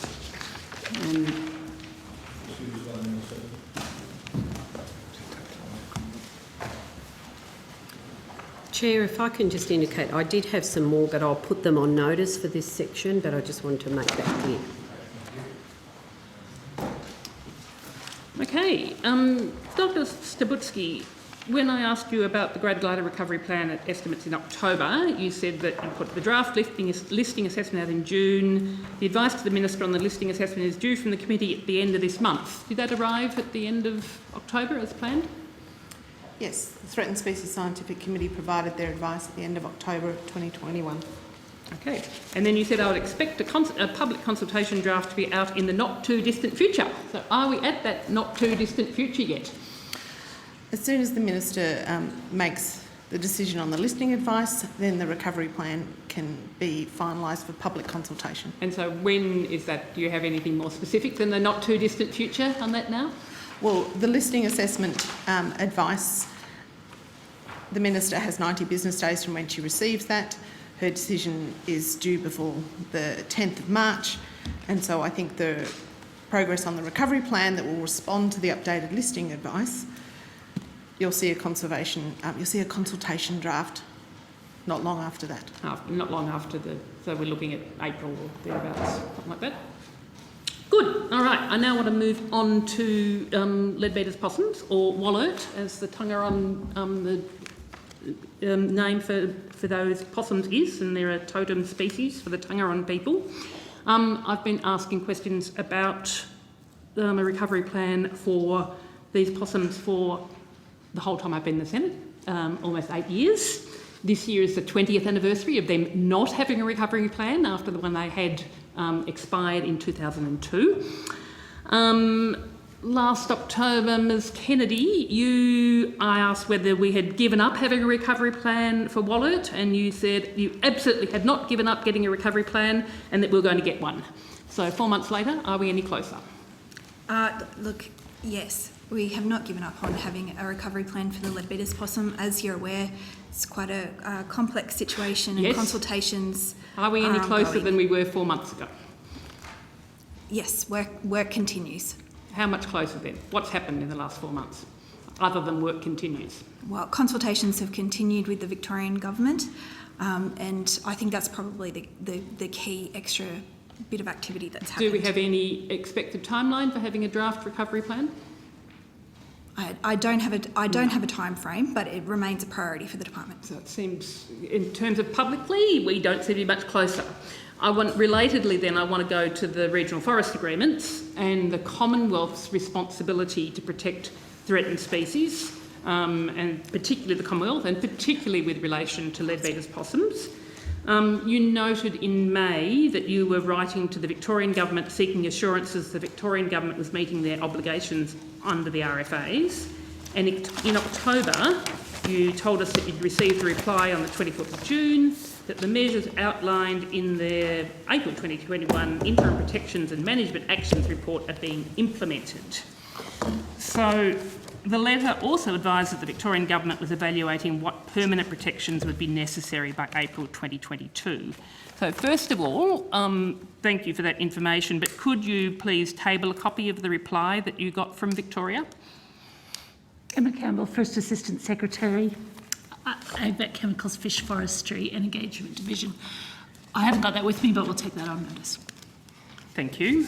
If it could be provided as soon as possible, given that you referred to it in your answer to my questions. With regard to the permanent protections that the Victorian Government was evaluating, what work's being undertaken beyond the work that was done for interim protections?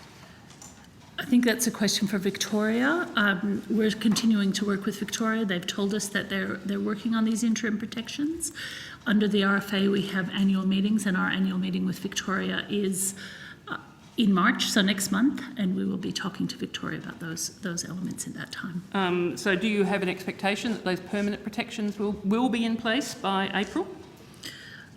I'll have to take that on notice and we can respond after we've had that follow-up with Victoria. I would love to have another Just check with Deputy Chair, take some advice from you about which Greens colleague should go to next. Well, Janet, I've got about another 5 minutes. All right, Janet, finish, and then we need to go to Lydia, I think. Okay, we've got 10 minutes to go, so if you want another 5, it's up to you. Okay, I'll have 5 and no more than 5. So, Then we'll come to you, Senator Thorpe. Okay. What does that give me, just for point of clarification, so I can get through mine as well? Well, I'm working with the Deputy Chair. So what are we doing, 6:30 cut off? Yeah. All right. Okay, Is that going to be okay for you? Yep. Trying to accommodate lots of different groups. I'll be putting a few on notice, but that's okay. What we'll do... I think that's what Labor is doing as well, what we'll do, in total, Chair, pretty much. Is Pete is going to put his questions later on, so can we split the time between these two? Trying to accommodate everyone here, so appreciate your support. Let's move on with it. Yep, and so in terms of those permanent protections, in response to my questions about the assessment of the need for interim protections for threatened species under the RFA, you told us that the Victorian Government has advised that this assessment considers the efficacy of the existing protection measures and management actions for leadbeater's possums, which the Victorian Government assessed as satisfactory. So do you just accept that the Victorian Government accepted these protections as satisfactory, or does Commonwealth take any further action for itself to determine whether these measures are satisfactory? We continue to work with the Victorian Government on but the Victorian Government have said that the interim protection measures for Walloat are satisfactory. Do you just accept that? Yes. Yes, you just accept that. So, Senator, sorry to interrupt. I think, Rosemary Denninger, Deputy Secretary, Agriculture Policy, Research and Portfolio Strategy. As Ms Campbell mentioned, we do discuss these things at the annual meeting. Look, I've got very limited time. What I know is the Commonwealth doing any independent assessment for itself as to whether these measures to protect leadbeater's possums or Walloat are satisfactory, as the Victorian Government have said they are? Or do you just accept the Victorian Government's word for it? As Ms Campbell said, we're not doing any independent research ourselves, but we do have further discussions with Victoria. It's not just an acceptance. But they've said they're satisfactory. So these measures were basically buffers which have been assessed by independent scientists as being totally inadequate, and nest boxes and chainsaw hollows. I now want to go to the assessment of the Threatened Species Scientific Committee, which was in their May 2019 report. I understand that they actually said that logging in the montane ash forests of the Central Highlands of Victoria should cease. Is that accurate? I'm not sure I know which document you're talking about. It was the Threatened Species Scientific Committee report into leadbeater's possums that was going to feed into the recovery plan that we have not yet seen. Yeah. Ilana? We'll see if our colleagues have anything to add. I think we're not aware of that report, and in the interest of time... It's the Threatened Species Scientific Committee report into leadbeaters. You're not aware of it? From 2 years ago. When we haven't seen a recovery plan, nothing has happened. You just keep having conversations and you don't even know of the scientific committee's report and what it said. The scientific committee, I think, is in the other areas of the department's responsibilities. That's all. Simply different parts of the department dealing with different pieces, and a number of people relatively new in their jobs. We're trying to assist, but look, we'll do our best. So. What I want to know is you've got the Threatened Species Scientific Committee report that I understand to have said that logging in these ash forests in the Central Highlands should cease. You've got the most recent paper that was done on conservation of leadbeaters, which summarised that a moratorium on logging in landscapes where the species occurs is urgently required. And I want to table that paper. That was a paper on protecting leadbeaters in animal conservation. 4 other papers I'm also going to table which support the need to cease logging if leadbeaters are not going to continue hurtling towards extinction. And I won't go through the names of them just for time. So look, can you take on notice how you as the Commonwealth, who have got a responsibility to protect Commonwealth-listed threatened species, are taking this information into account? The findings of the Threatened Species Scientific Committee. How is this being taken into account vis-a-vis your willingness to just accept the Victorian Government's assessment that the measures they are taking are satisfactory? Thanks, Senator. We'll take that on notice. Yes, and if you're not taking these into account, you just have to presume that you're happy for leadbeater's possum wallet to go extinct. So thank you. Thanks, Senator. Senator Gore. I'll get straight into it. How many Act Sections 9, 10, 12 and 18 applications has the Minister received in 2020 and 2021? Let's get the right people to the table, Senator. See you, Senator. Nice to see you.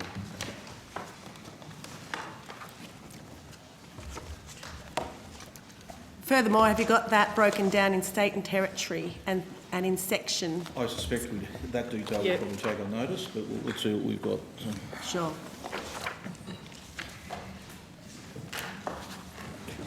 Dr. Melissa McEwen, First Assistant Secretary.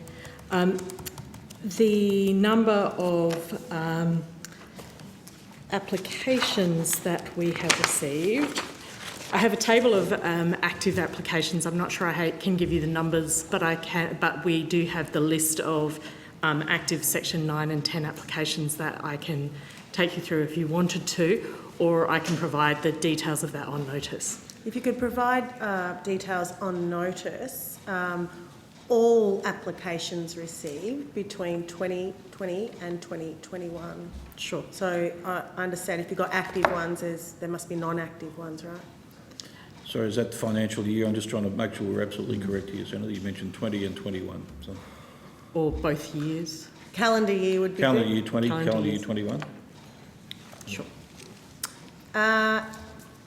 Do you know how many of these applications were granted? So many of them are still in progress and haven't been finalised as yet.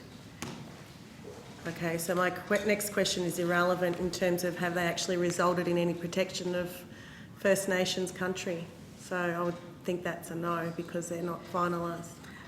Some have involved processes where we have engaged with proponents as well as the applicants, so where there's a site to and have been resolved by through negotiation. Thank you. In the case of Jackie Kundu near Gympie in Queensland, the Minister granted an application by TOs to protect the site under the ATSIP Act. The Queensland Department of Transport and Main Roads, which is responsible for the works threatening this site of significance, has continued the works at Jackie Kundu. What interaction has the Minister of the Department had with the Queensland Department of Transport and Main Roads to ensure urgent stopping of the works at this site?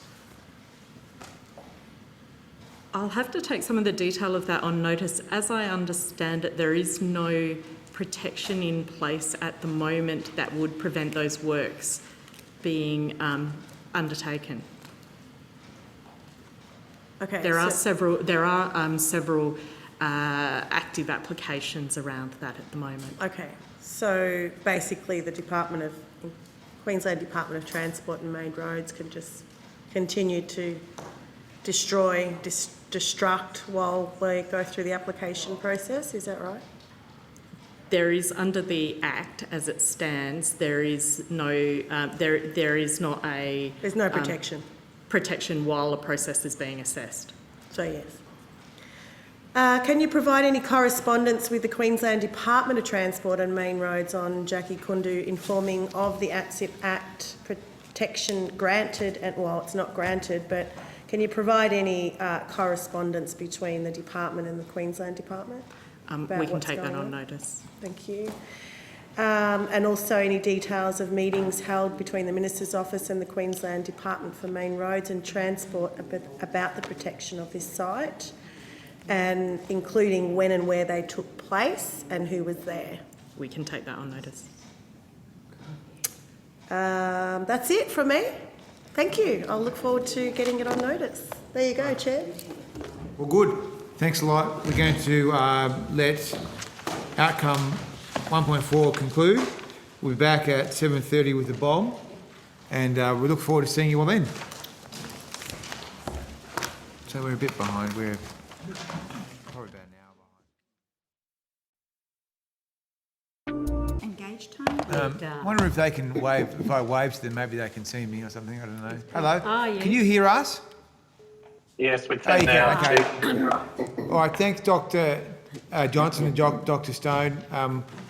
We're a bit behind in the schedule, so we're going straight to questions from Senator McAllister. Thanks very much, Dr. Johnson and Dr. Stone.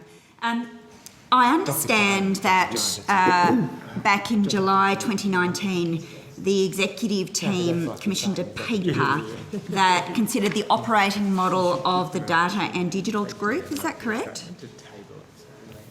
I'd have to check that, but certainly we have considered that matter. I can't confirm whether that actual date's accurate. I wonder if you might just repeat that. I think you said that you have considered that matter. Well, we have considered that matter, but the executive team meets 12 times every year, and I'm not 100% certain that that meeting. So, but I'll. Right. Okay. I'll thank you for that on face value. Yeah. Look, I understand that on the 13th of September last year, the operating model for the Digital and Data Group was listed for consideration at an extraordinary meeting of the executive team, and a paper was presented. Its internal document number is XEM 2021-09. It was the only agenda item listed for that meeting. Yeah, as I said, I haven't committed to memory all of those matters, Senator, but I'll take that on face value. Yeah, terrific. So you can confirm that there is in fact a very substantial review of the DDG operating model on foot within the Bureau.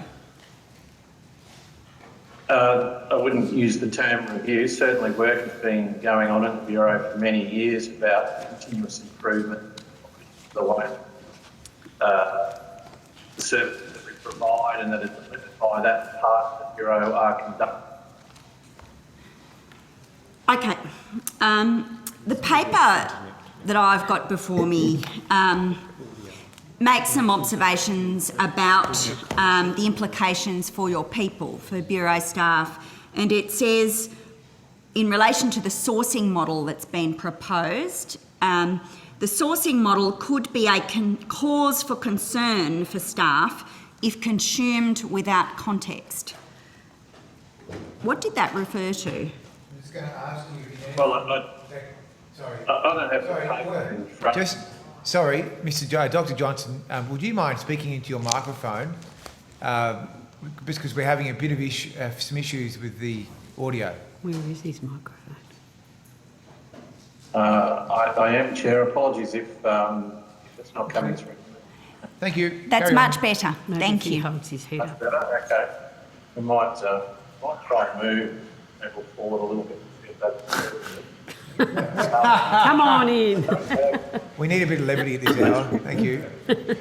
Highly scientific, technical intervention. Move the table forward. And we can up, but I have to say, Chair, we can only move forward so far. Anyway.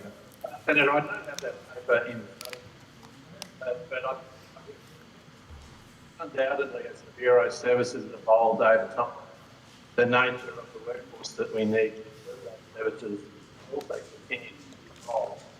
And the Bureau will continue to tailor the skills that need to range of sorts, including within the Bureau, but also through partnerships with vendors and other providers of the capability. Well, the paper, as I understand it, indicates that as you mature your capabilities, the proposed operating model will likely lead to greater uptake of vendor-sourced supply of common capabilities rather than internally resourced.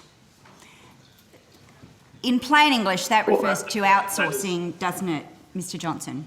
Well, that's one possible pathway that we're exploring as we seek to provide the most efficient and effective service for the Australian community. So we'll examine all those things on a case-by-case basis and test whether the market can provide those services as well as or better than we can internally. Right. The attachment includes a summary pack, a PowerPoint presentation on the DDG operating model. And at page 23, it provides an indication of the various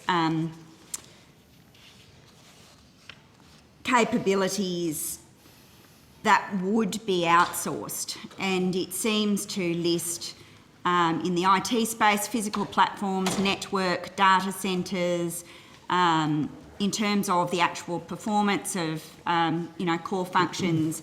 It speaks to flood, surface water analysis, radar, upper air.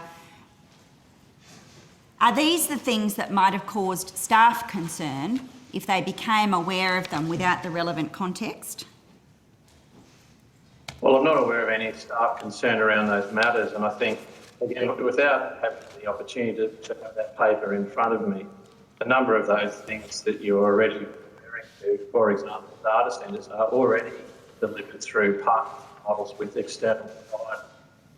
So there are pathways probably in there. As I said, I don't have the paper in front of me where we're continuing to deliver services through those types of models, and there are others that are delivered internally. But I think it's important to understand that approximately half of the Bureau's budget is deployed towards the capability that sits in that group, and so we're always looking to deliver those services more effectively and more efficiently as we can. What is the current ratio of contractor utilisation versus in-house versus the outsourcing? I can't give you those numbers for that, Senator, but I can tell you that in the Bureau we have roughly 1,500 odd full-time equivalents, 1,560 odd APS staff, and we have approximately, and this moves around as you can imagine, about 435 contract staff. But that number moves around a lot. For example, the vast majority of those contractors are employed to deal with time-limited specific work that relates to a particular program that has an end date in 2023. Right. Can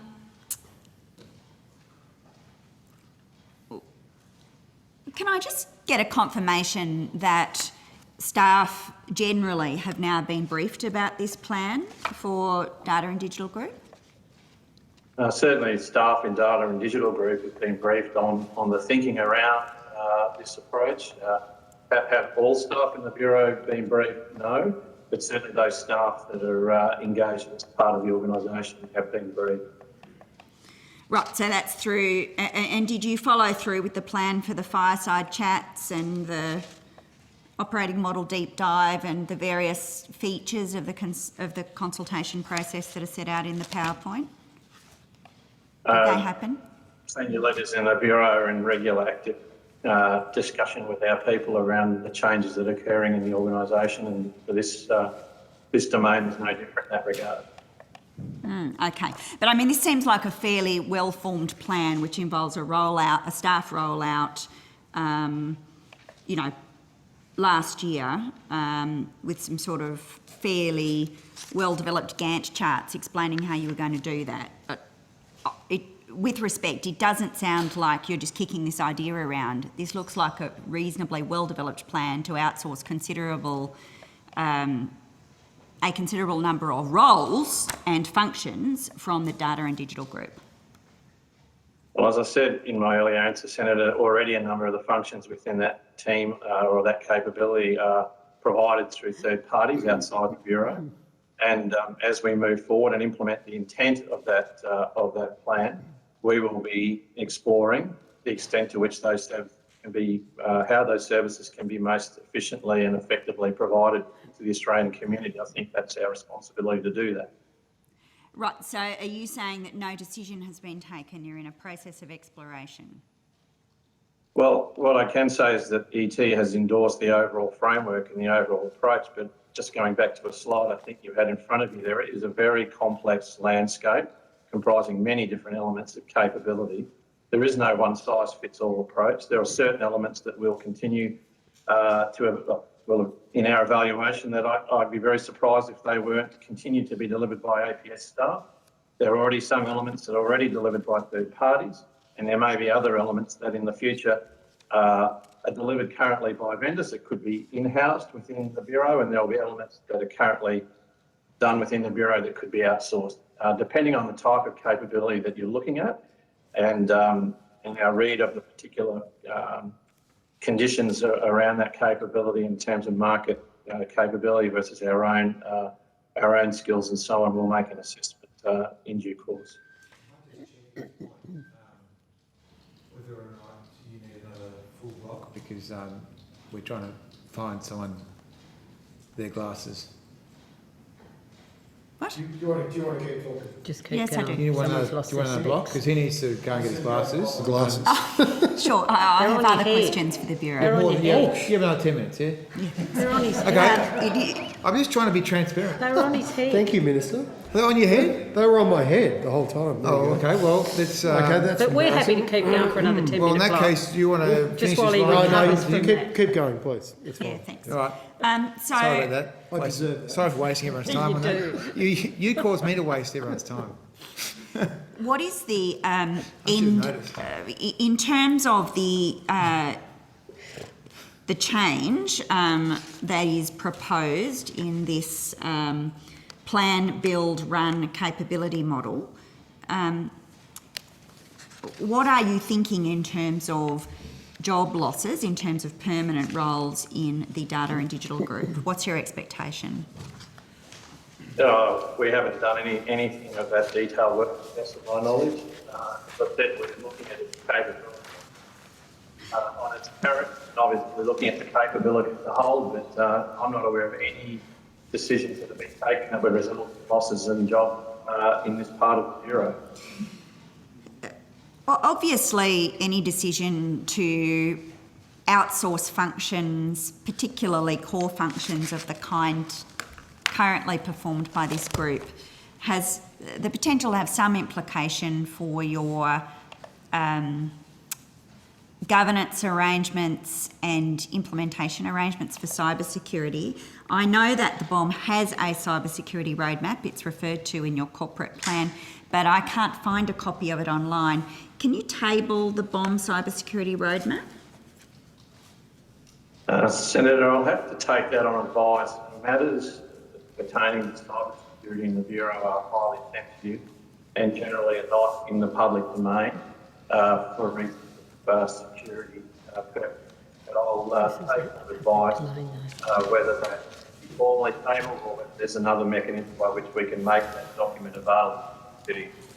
But as you know, the Bureau was the subject of very significant negative cyber activity in 2015.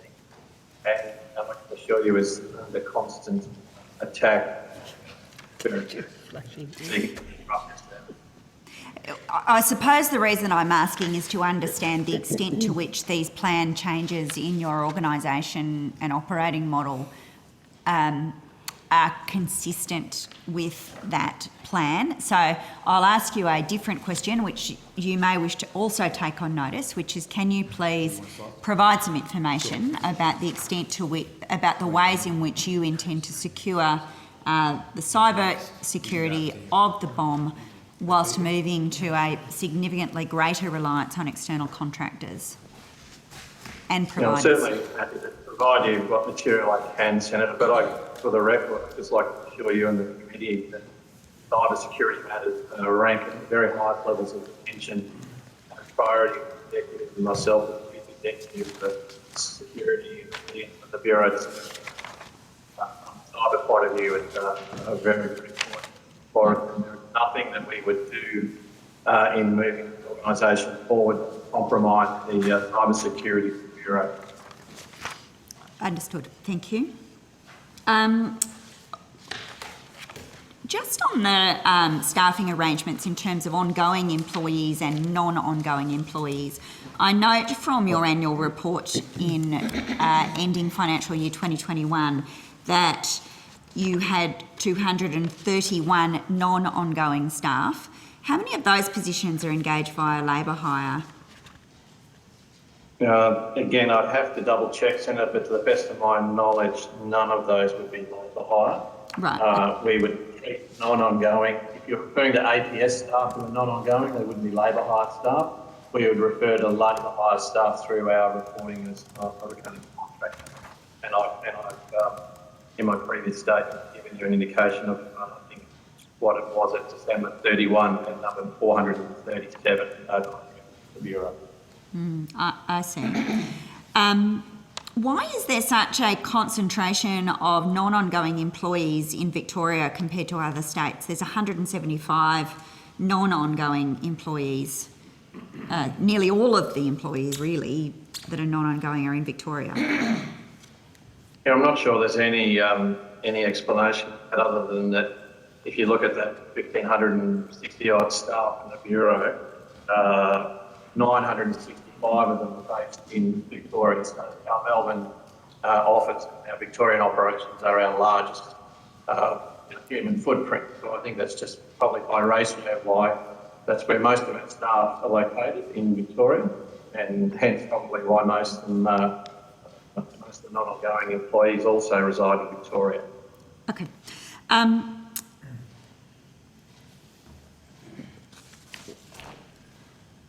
What's the average tenure of your non-ongoing employees? Weeks, months, years? Yeah, I'd have to take that on notice, Senator. I don't have that information from me. Do you know how many of them have been, your non-ongoing employees have been engaged either on a single contract or through rollovers for more than 12 months? Not off the top of my head, but if that's information you're interested in, we can certainly provide it. Turning to another issue, I note that the last budget committed $209 million over 4 years to establish an Australian Climate Service. Can you confirm that this is the total figure still committed to the establishment of the Australian Climate Service? Yes, so just to confirm, in the last budget, $209.7 million was allocated to the Australian Climate Service over the board estimates, and then $37.3 million, I think, ongoing as a continuing measure. So there's an initial establishment funding over board estimates of $209.7, and then an ongoing funding of 37.3, I think. Right. It's of that order. Has any of that funding been repurposed to meet other needs and demands within the Bureau? I'll probably answer that in two ways. Firstly, not all of the money of that 207.9 comes to the Bureau. The Australian Climate Service is a partnership between the Bureau, CSIRO, Geoscience Australia and the Australian Bureau of Statistics. So the funding is distributed across the part. And also government's decision in the budget also included a small component that went to the Department of Agriculture, Water and Environment for administrative support, and a very small amount of money to go to the Department of Finance. So that money is being spent for the purpose for which it was appropriated. Is there any intention to utilise any of those funds to re-establish operations in Townsville? No. Okay. And just a final question in the climate change space. Are you suggesting that I'm running out of time, Chair? I'm just conscious that you've been going for 20 minutes and we should probably rotate. We are at 20, are we? We should rotate the call. Yeah. Just a final couple of climate questions. Recommendation. Simply, sorry, through the chair, I just want to make sure I'm crystal clear about my previous answer, because you used a better word there that mean different things to different people. So I just would like to clarify, if I may, around the Australian Climate Service in Townsville. So as part of the Australian Climate Service, 6 new positions will be created in Townsville to deliver a set of services to the community in Northern Australia within the scope of the Australian Climate Service. The Bureau delivers all sorts of other services out of Townsville, as it has for many years, and so operational service from the Bureau, so forecast, warning, so on, will continue to be delivered out of Brisbane, as they have for many years. We'll have a small footprint remaining in Townsville for the delivery of services to the Australian Defence Force. So the Australian Climate Service staff who are based in Townsville now are not delivering services to core Bureau operations. They are there for the purpose of delivering on the scope of the Australian Climate Service, which is a complementary activity to what the Bureau does. I see. So how many staff will be delivering core Bureau services in Townsville separate to the ACS function? Yeah, so there'll be two staff associated with the Australian Defence Force, one staff associated with our agricultural water program, and then there'll be, when fully staffed, there'll be 6 staff there, 6 new positions associated with the Australian Climate Service. Four of those positions are already filled and located in Townsville, and we're in the process of filling the other 2 positions. Thank you. Just this final question about the Royal Commission into National Natural Disaster Arrangements, which recommends that Australian state and territory governments should produce downscaled climate projections. Has the Australian Climate Service produced work to meet this recommendation? Not yet, but it's certainly part of the scope and mission of the ACS. So that's certainly in the forward work plan, Senator. When should we start to see product associated with that forward work plan? Well, downscale projections are already produced by the SRO and the Bureau, so I think you'll continue to see them this year and year on year thereafter as our knowledge improves and our scientific method improves. Okay. Chair, I will leave it there for the moment. Thank you. Thanks for that. Next block goes to Senator Whish-Wilson. Thanks, Chair. Good evening, Dr. Jackson. Dr. Stone? Dr. Stone, yeah, sorry. Could you update us on, I know you put out a one-pager on this recently, on record sea temperatures off New South Wales for December and the Great Barrier Reef? I'm particularly interested, you know I'm a big fan of your website and your synoptic charts, so I'm not having a go at you about forecasts, but I was interested if this was unexpected. Well, the trend of warming in the oceans around Australia has been going on for some time, Senator, and as you know, there's been about a 1 degree warming in sea surface temperatures nationally over the last 100 years. How that warming manifests varies quite considerably depending on where in Australia you are, and I'd certainly refer you to our State of the Climate report that we do with the SRO that has a lovely map that shows where that warming is focused. As you rightly point out, in recent years there has been a significant warming in the Tasman Sea, and Bureau and others have been in the public domain speaking about that warming. So that is well established, and obviously some of the consequences of that warming play out on the east coast of your home state. So that warming is well established. So I think that's quite clear where they're going on. In terms of the Great Barrier Reef Marine Park, that is a very dynamic system. As you know, the marine park covers nearly 2,600 kilometres of Queensland coast, and we have seen in recent years periods of significant warming and also periods of cooler temperatures. This year has been an interesting year. We've seen quite a degree of fluctuation, both space and time, along the length of the park, and also during different months. We had quite a wet spring, where cloud cover and wind speed and rain were high, and water temperatures were relatively cool in the reef, as a general comment. Then during the first part of summer, we saw quite a significant degree of warming.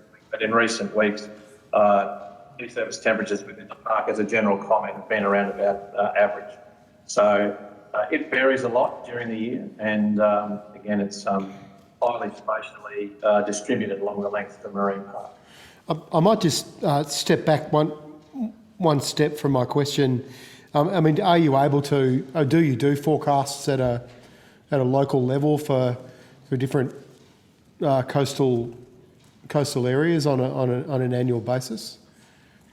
We certainly do sort of regional scale forecasts of sea surface temperatures. In fact, it's a service provided to the Great Barrier Reef Marine Park Authority. It's part of the support we provide to them and their partners, underpinning their management actions. So we do have a dedicated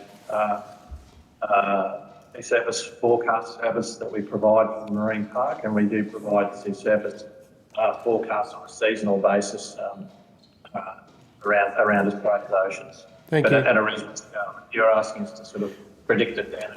Yeah. I'm not trying to trip you up here. I'm just interested as to whether this December forecast off New South Wales or the Barrier Reef was a surprise to you, whether it was higher than you forecast.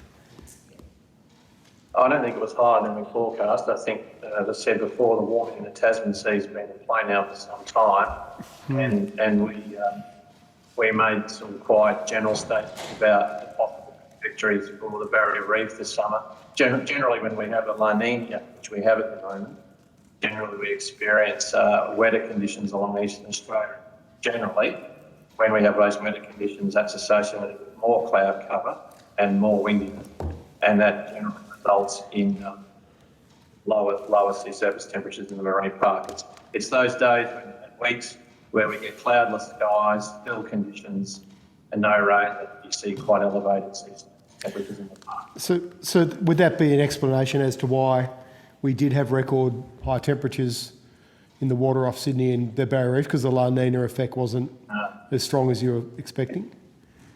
Yeah, the forces that are at play in the Tasman Sea, for example, sea surface temperatures on Sydney are quite different to what plays out in the marine park. So big drivers for sea surface temperatures off Sydney will relate to broader ocean scale movement in ocean currents, and also in the direction and then the speed of the winds. So, for example, where I live here in Brisbane, when we have a very strong east Australian current and prevailing southeast, which is what we've had over the last few weeks, we see water warming quite significantly inshore. We have northerly wind, other processes come in play, and inshore waters do become cooler. Okay. Yeah, because I was just interested in the La Nina. I mean, would you expect temperatures to be... do you have any long-term forecasts for 12 months or 2 years out expecting El Nino conditions? No? Okay. We're expecting this current El Nino to persist well into the autumn, and it's generally in the autumn that we get an idea as to whether those conditions will persist then through the spring and the next summer. So usually that autumn period is when we've got a reasonable idea about the possible trajectory of that sort of dynamic in the Pacific. Thank you. Could I just ask you about your readings off Cape Grim for parts per million of CO2? In particular, I just can't seem to find your current readings. I get a daily reading of the Northern Hemisphere CO2, but can you tell us roughly what it is off Cape Grim at the moment? Yeah. Well, not at the moment, but I can tell you, because I know this is a matter you're always interested in, Senator, so the latest figures I had were for December, because we need to make sure there's quality control and so on, and they were 413.0 parts per million, and the previous quarter, they were, the September quarter, 413.1. Right, 413.10. You put out a State of Climate 2020 where you gave an excellent kind of breakdown of how you measure this and why it's important. Will you be doing an update on that at all for 2022? Yeah, so the State of the Climate report that we do with our colleagues in SIRA comes out every 2 years, and we will, again, this year be producing our, I think it's our 6th or 7th report. Okay. Could I ask you whether the logic of my thinking's roughly correct? I'm obviously particularly interested in the parts per million sort of associated peak concentrations. If at the moment we're at, say, 413, the latest report, Impacts of Climate Change on World Heritage Coral Reefs, update to the first global scientific assessment, has 3 scenarios. The first scenario, RCP 2.6, results in global temperatures peaking around 2050 at between 1.3 and 1.9 degrees, so a median of 1.5 above pre-industrial levels, with associated peak emission concentrations of around 442 parts per million.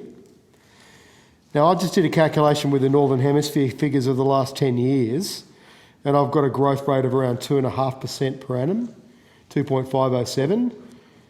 Does that sound right? In your 2020 report, you talked about between 2 to 3 degrees growth. Sorry,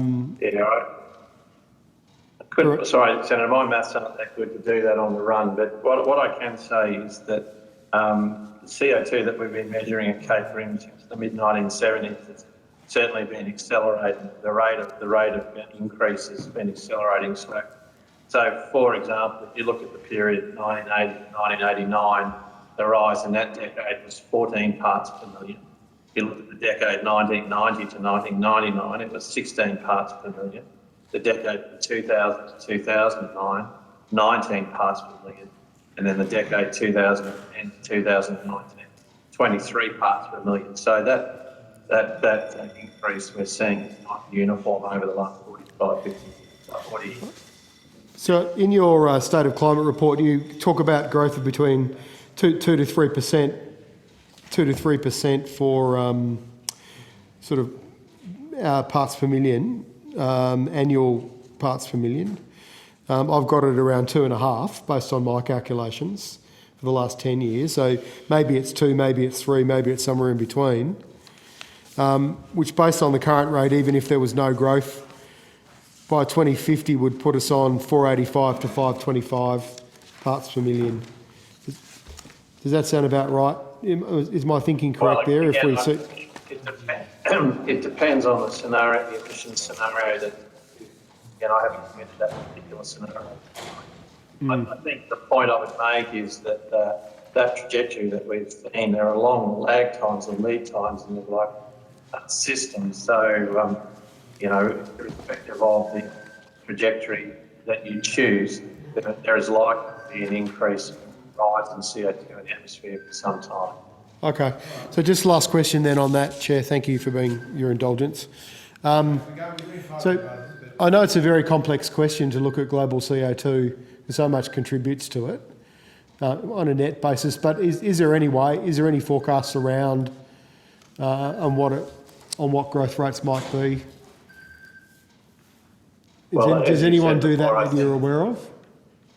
Well, through the IPCC process, there have been a number of scenarios explored in great detail, Senator, and I'd encourage you, if you haven't looked at those. But they're scenarios, Dr. Jackson, as in they lay out if there's a concentration of this, it means to this. They don't try and forecast what they think it's going to be based on other factors. But the forecast is dependent on what the actual emissions are. So the only way I think to the community and get an idea of the range of possibilities to model and project different outcomes in terms of global CO2 based on a set of plausible scenarios. And that's really what the IPCC report does. What the actual scenarios will be, obviously time will tell what they play out to be in practice. But I think that the IPCC process provides a valuable way of gaining insight on the possible range of CO2 levels might be under a range of different scenarios. Okay, thanks, Dr. Johnson. Thanks, Senator West-Wilson. Senator Roberts. Thank you, Mr. Metcalfe and Dr. Johnson and Dr. Stone for being here tonight with us. My questions are fairly simple and they go to one of your documents that you produced jointly with the CSIRO, namely the State of the Climate reports that come out every 2 years. What is the purpose of these reports? Yeah, as you say, Senator, that report comes out every 2 years. It's something we've been doing with CSIRO for many years now. Genesis behind both agencies coming together to produce the report is to provide an authoritative summation of the state of Australia's climate from arguably the two most trusted sources of scientific knowledge on our climate. So the purpose is really to provide the most up-to-date and trusted reporting of the various parameters that contribute to Australia's climate. Thank you. The reports confirm that climate varies naturally, or at least that's my conclusion. Is my conclusion valid? I think there's a lot of variability in the world's climate, Senator. Thank you. Yet the document seems to be written, Dr. Johnson, in a way that subtly and implicitly reinforces the notion that carbon dioxide from human activity affects climate and needs to be cut. Now, I see no empirical scientific data within a logical scientific framework proving cause and effect within the State of the Climate reports. What are you doing to stop people drawing that misleading conclusion from your report? Well, Senator, I think it's important for the record to note that none of the State of the Climate reports in any way whatsoever make statements with respect to global emissions. They merely report on the state of various climate and ocean parameters over time. So I think if you look at the reports, and I know you get a copy of them, they chart a trajectory around a range of parameters, temperature, rainfall, so on and so forth, sea level, ocean temperatures and so on, over time. And they show quite clearly that on all of those parameters, or most of those parameters, the trend is increasing. So whether it's temperature or sea level rise or so air temperature, ocean temperature and so on and so forth, it does show for a number of parameters that there's quite a degree of variability across geography, for example, around tropical cyclones, rainfall and so on. So it merely reports what we're observing, Senator. And I think it's very well established now, and I think this is the view of the Bureau, and yes, I strongly agree with us, that the cause for that increase in air temperatures is absolutely due to, or predominantly due to the activities of human beings. I think that's well established, Senator. It's not very. So there's nothing in the report. I'm sorry, I cut you off. No, I was finished. Okay, thank you.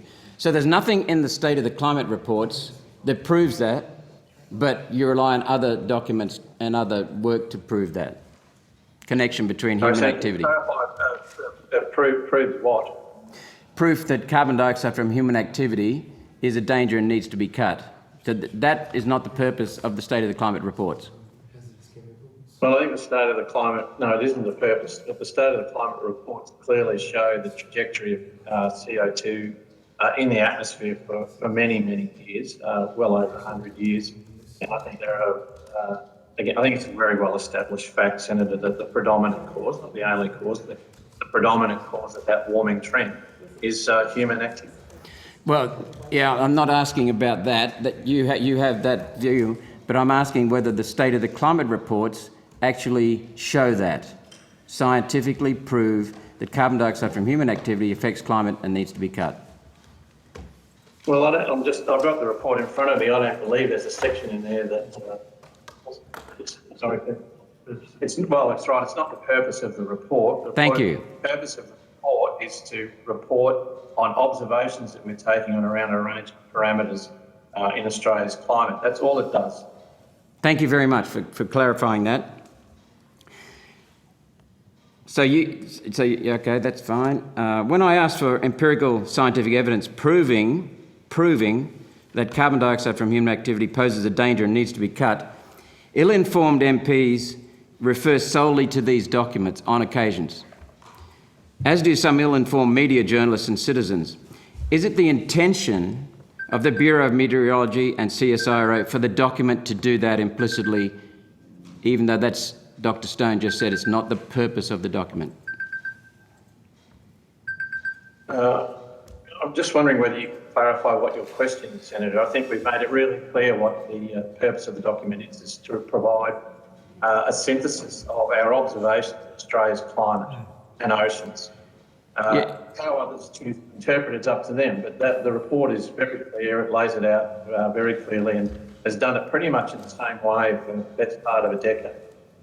I accept that. You've repeated that three times now. Thank you for that clarity. Okay. I'm just after I'd like to know about the intention behind the wording, because so many people misleadingly come to the conclusion that the State of the Climate reports prove that carbon dioxide from human activity affects climate. Is the wording deliberately misleading, or is that just their lack of scientific understanding? Well, I can't speak on behalf of others. I can only speak on behalf of us, which is the wording is, I think, crystal clear. And great effort has gone to make sure the wording is clear and simple to understand in its reporting of the observations that we're making. It does nothing more and nothing less than that. I agree with you. And others choose to interpret senators for them. But I think, I think you've read the report. It makes it very clear what we're reporting on, and I think right up the very front of the report, if I'm correct, it makes it very clear what the report isn't. Okay. Can I just ask? No, that's fine. Actually, I don't need to ask that question. Thank you very much, Dr. Johnson. Much appreciated. Thanks, Senator Roberts. Okay, well, we thank you very much. We'll have some more on notice for you, but we'll now move back to the department. I note that it's already 8:10, so we want to try and get through as many of the Senator's questions as we can, noting that people are, collegiate and wanting to work together so people can get their questions through. So we are on program 1.2, and I might just take some advice from the Secretary to see if we are... I think we have the right witnesses here, depending on the questions. Here. All right. Well, let me just Chair, talk to my...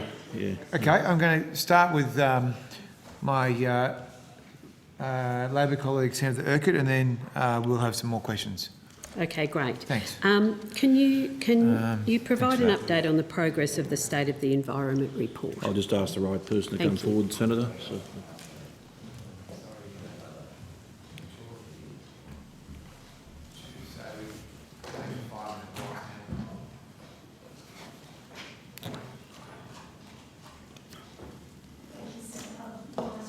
First Assistant Secretary, Climate Adaptation and Resilience Division. The State of the Environment Overview report has been delivered to the Minister consistent with timeframes in the EPBC Act. When did the Minister receive a copy of that report? Just mid-December. Mid-December, okay. And are you able to provide any indication of when the State of the Environment report is likely to be publicly released?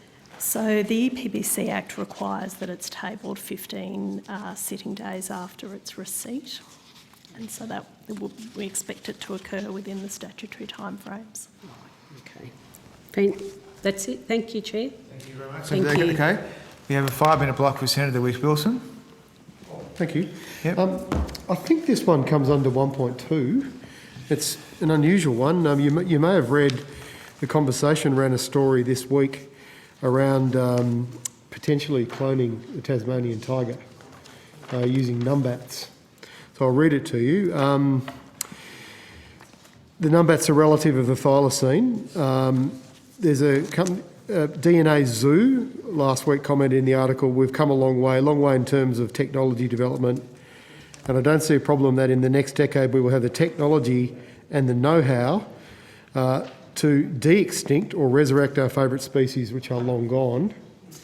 Are you aware of the work by DNA Zoo in regards to the thylacine?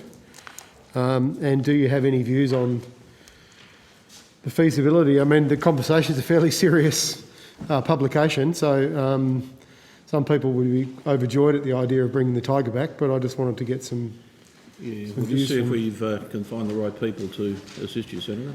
Thank you. Thanks, Senator. I'm afraid it'll be a quick answer. No, not aware of any plans to do that, and we haven't got any insights into that technology. Okay, so I might put some other questions on notice on that because it related to how we might manage the reintroduction of a potentially extinct species. Is this something that you've ever covered at all in any internal Look, discussions? not in my experience, Senator, but we're happy to look at it and see if there's something we can contribute to those answers. Do you know if it's been done anywhere else around the world? No, I don't know off the top of my head, Senator. Okay. Yeah, could I just refer you to that article in the conversation and perhaps ask if you could take on notice if you have any views on the feasibility of this and whether this kind of thing would be regulated? Yes, it sort of has been discussed in some section, I think, Senator, but we'll certainly look at it carefully. Thank you. And if the technology is sort of taking towards that type of potential, then no doubt it raises a range of scientific and possibly ethical and other issues. And management issues potentially too. So thank you for letting us know about that, and we'll look at it. Oh, that's my first question. Oh, just give me 5 minutes. That was about a minute and a half. You've had 2.5 already. Okay, come on. So look, this one was previously Senator Hanson-Young and I put off our questions. May relate to 1.4. Nevertheless, I just wanted to know, firstly, in relation to the recovery plan for Tasmanian devils, which are under review at the moment, to potentially just become conservation advice only. Can I ask a question? Have I got the right people to ask about that? So those people aren't here, I don't think, Senator, but a general question I can have a go at, but otherwise... Yeah, I just wanted to know whether the original plan involved dealing with roadkill in Tasmania, because I should probably take my mask off when I'm talking. We've had there's a disease-free devil population in northwest of Tasmania around Woolnorth and Smithton. That's where disease-free devils have been bred and released. But we've lost 100 Tasmanian devils that we know of that have been logged on one stretch of road there. And I understand the population is only estimated to be 500, and that's just in the last 12 months. And I was just wondering if there was any detail in the original plan.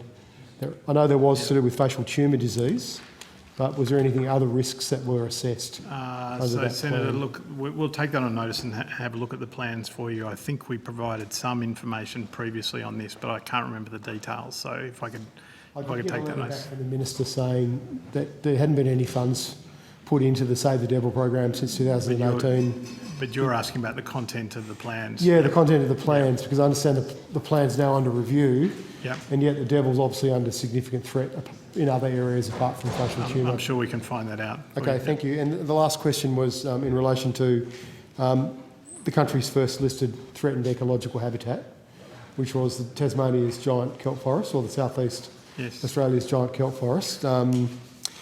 Whether basically anything was done in the original recovery plan from 2012. Sure, I can take that on notice. If you could take that on notice too. Thank you. We're now going to move to outcome 1.5, which is environmental regulation. My understanding is we have more questions this time around. So I'm going to kick off with Senator Urquhart. We are going to 5-minute blocks, but if we need more, we need more. Thank you.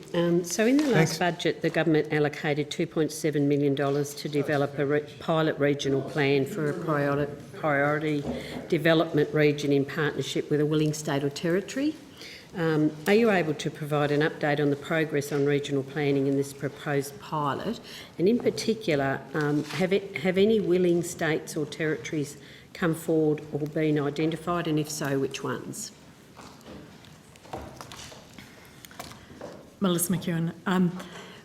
At the moment, the process around regional planning is that we are doing a co-design process and a consultation process with stakeholders in order to determine the shape and criteria around a regional plan before progressing it. We haven't progressed to the point of a direct discussion with individual states about locations. There are a few that are being considered, but nothing's particularly progressed. Okay, so you haven't identified any regional areas yet? Or have any been there are a range of shortlisted? areas that might make good candidates that we have identified, but none that we have are specifically targeting. Right, okay, but you've identified regional areas? That's just, Senator, that's just internally. We haven't Right. consulted with states and territories about areas there, but you would expect at some point after, as Ms McEwen has pointed out, once we have a framework in place, then certainly we would be advising the Minister and helping her to consult with states and territories. So really nothing's happened in that space apart from co-design and consultation with stakeholders? Yeah, developing criteria and a framework Okay. that would support the implementation of a So regional has plan. any of the $2.7 million been spent? Yes, on this co-design process. And Some much? small amounts have been spent on the co-design process. Okay, so how much has been spent? So in terms of, we have employed Think Place Australia as a consultant to assist us on that. The expenditure so far is $133,000. What we are also, there are also staff employed, but I don't have the specific details of Okay, their so the costs. staff costs are part of that 2.7, or they will be? That's right. Yep, okay. I think I can probably, given that you haven't advanced it. Oh, the other, you may be able to answer, how will goals be set for recovery of threatened species and other MNES within a regional plan? Senator, the part of the development of the criteria That's that you would still use, but back in that clearly first lot. the Act in establishing the capacity to deliver a regional plan requires the Minister to meet a standard which is effectively the same standard she has to meet in relation to her other approval functions or entering into a bilateral agreement, which would incorporate the recovery plans I'll leave my questions there on that. I've got some on the Warragamba Dam. So do you want me to Very fine dam. keep going on that at the Very moment? big dam. So can you tell me what is the status of the EPBC assessment for the Warragamba Dam raising project?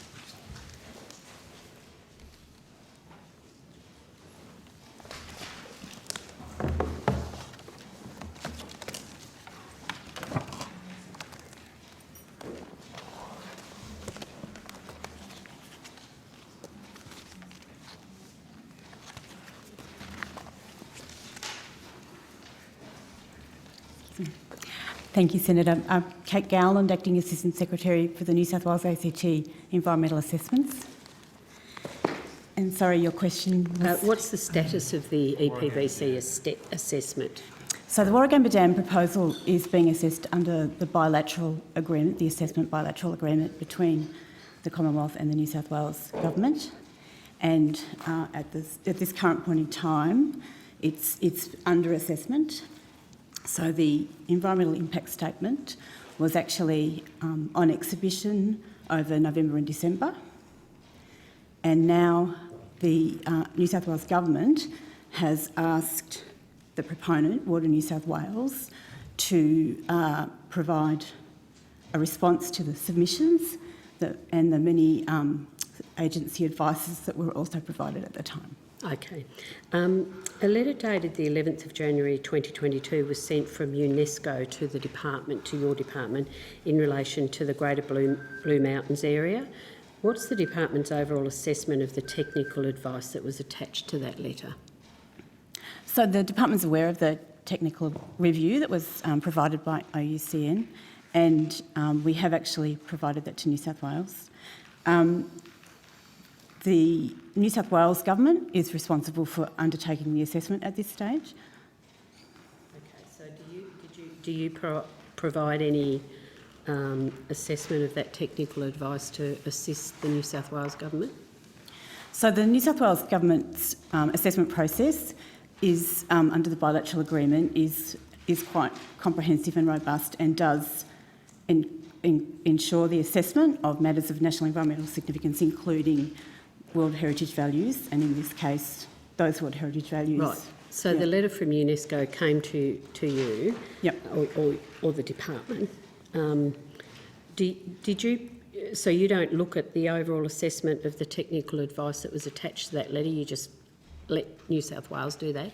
So under the bilateral agreement, New South Wales is assessing the proposal on behalf of the Commonwealth Government. Yes, but you don't provide any advice or assistance to them in relation to that technical advice that was attached to the letter? We've provided guidance to both the New South Wales Government and to Water New South Wales with respect to what an assessment of World Heritage values would require, and in terms of the OUV, or the Outstanding Universal Values, for the Greater Blue Mountains area. Okay.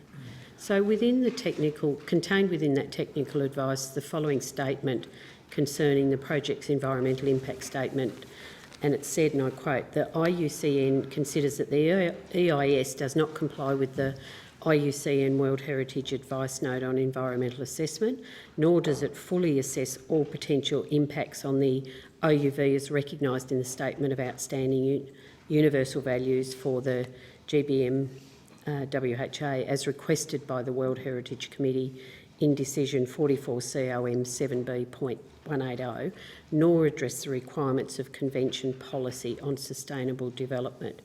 Does that advice concern you or the Minister? So currently in the assessment, the environmental impact statement has been out for public exhibition, and there were a lot of issues raised through public submissions and from the New South Wales state agencies. Many of those concerns align with some of the concerns raised by the IUCN. The New South Wales Government has requested that Water New South Wales address the concerns raised in submissions and in the state agency advice. And so the next part of the process is for them to actually prepare a preferred infrastructure report, which will address the concerns, or should address the concerns raised, and also make any further assessments required that might have been identified through those submissions. Has the Minister sought a briefing from the department since UNESCO provided that advice? I'm sorry, I didn't quite hear that. Has the Minister sought a briefing from the department since UNESCO provided that advice? Not that I'm aware of. Okay. Got 4 left on this. Do you want me to? All right, thank you. Has the Minister or a departmental representative discussed the concerns contained in the letter from UNESCO with the New South Wales Government? Again, Senator, not that I'm aware of. Okay. What is the Australian Government's legal obligations in relation to UNESCO's advice when making a final decision on the project? The Minister must consider all the relevant impacts on MNES when she considers whether or not to approve the proposal, including any EPBC Act obligations, including the requirements of the World Heritage Convention. Okay. And I note that the Minister authorised the Australian Heritage Council to assess whether additional values should be listed as part of the Blue Mountains heritage status. What is the status of this assessment, and how does it correlate with the timeline to inform the government's response to the proposal to raise the wall of the Warragamba Dam? Sorry, Senator, you might need to just repeat the first part of that question. So I note that the Minister authorised the Australian Heritage Council to assess whether additional values should be listed as part of the Blue Mountains heritage status? That's probably what's not the a status question of that assessment? that I can answer. That would be from Sorry? heritage. It's probably not a question that I can answer. I'm not. That's not Okay. part of our. So who can answer that? Somebody from our heritage. Senator, sorry, that group was actually on earlier this evening, so they've actually left. Right. So the heritage division. Okay. Yeah. So we can take that on notice. Okay, all right. So there's that one, and the other one is, has the Australian Heritage Council provided advice about the proposal to raise the wall of the Warragamba Dam, and if so, what are the main points of that advice? Senator, I'm aware that the Australian Heritage Council wrote to the New South Wales Government. Right. I'm not aware whether they've written to the Commonwealth Government. Okay, would you be able to take that on I can notice take that and on follow notice. up with the other one as well? Yeah. Okay, great, thank you.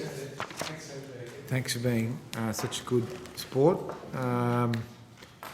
Well, we'll now go over to Senator Hanson-Young, the Deputy Chair, I should say. Thank you, Chair.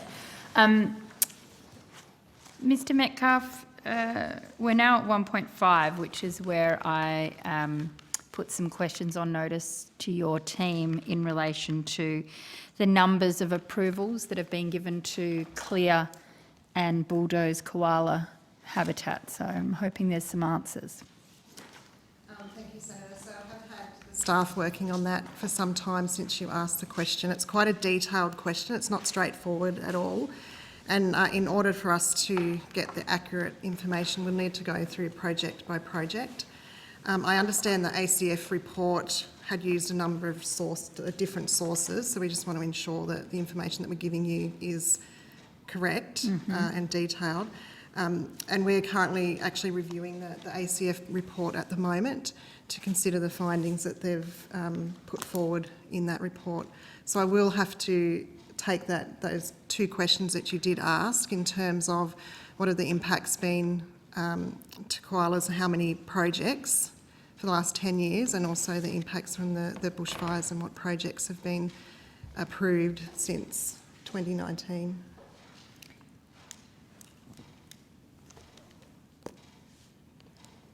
So the ACF report indicated there was 25 hectares of habitat, 25,000 hectares of habitat. So that's what you're assessing and doing a due diligence on, are you? That's correct. So we're looking through each approval process that for koalas and to determine how many of those projects are actually an impact.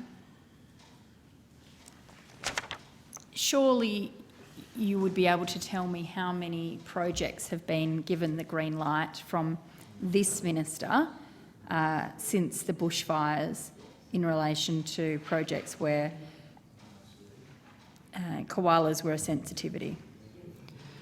Senator, no, we're still going through that. I know it was only from 2019, but we want to make sure that we're giving you the accurate data that's in our system, and to interrogate our system will take some time. Okay. There is some projects that have been given approval from the minister since 2019, though, aren't there?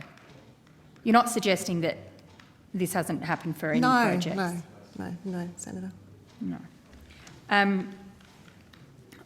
Now that the koala is endangered, will the department review any of the previous approvals on projects that haven't started? And so in terms of impacts on, so what you're asking, Senator, is impacts on projects that we have in front of us at the moment that are under assessment. So the uplisting change does not have an effect on projects under assessment. So that is that those already determined a controlled action and into the assessment phase will be treated in line with section 158A of the Act, which is that the minister won't consider any uplistings or new listings when making decisions on whether they will approve the action and what condition they might attach to that approval. We will consider those on a case-by-case basis, though, as we do with all assessments. But despite the fact that koalas are now found to be endangered on the East Coast, that's not enough to guarantee that the Minister will take that into consideration for projects that are currently on the desk. Is that, am I hearing you correctly? Senator Andrew McNee, Assistant Secretary, Queensland Assessments and Sea Dumping.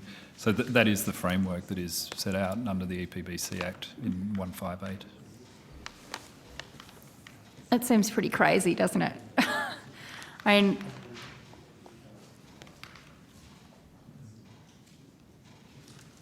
perhaps this is a question for the Minister more than the department, but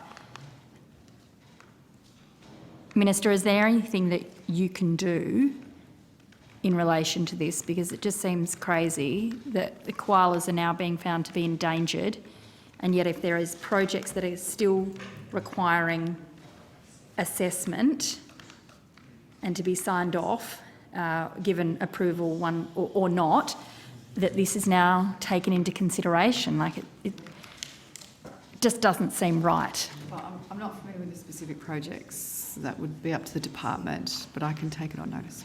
Thank you. You can see that people would expect it, right? Well, I can only take it on notice. I appreciate specific projects you can only take on notice, but I guess I'm going to the principle that if a species like the koala is now endangered, surely we now have a responsibility to stop further destruction of their habitat.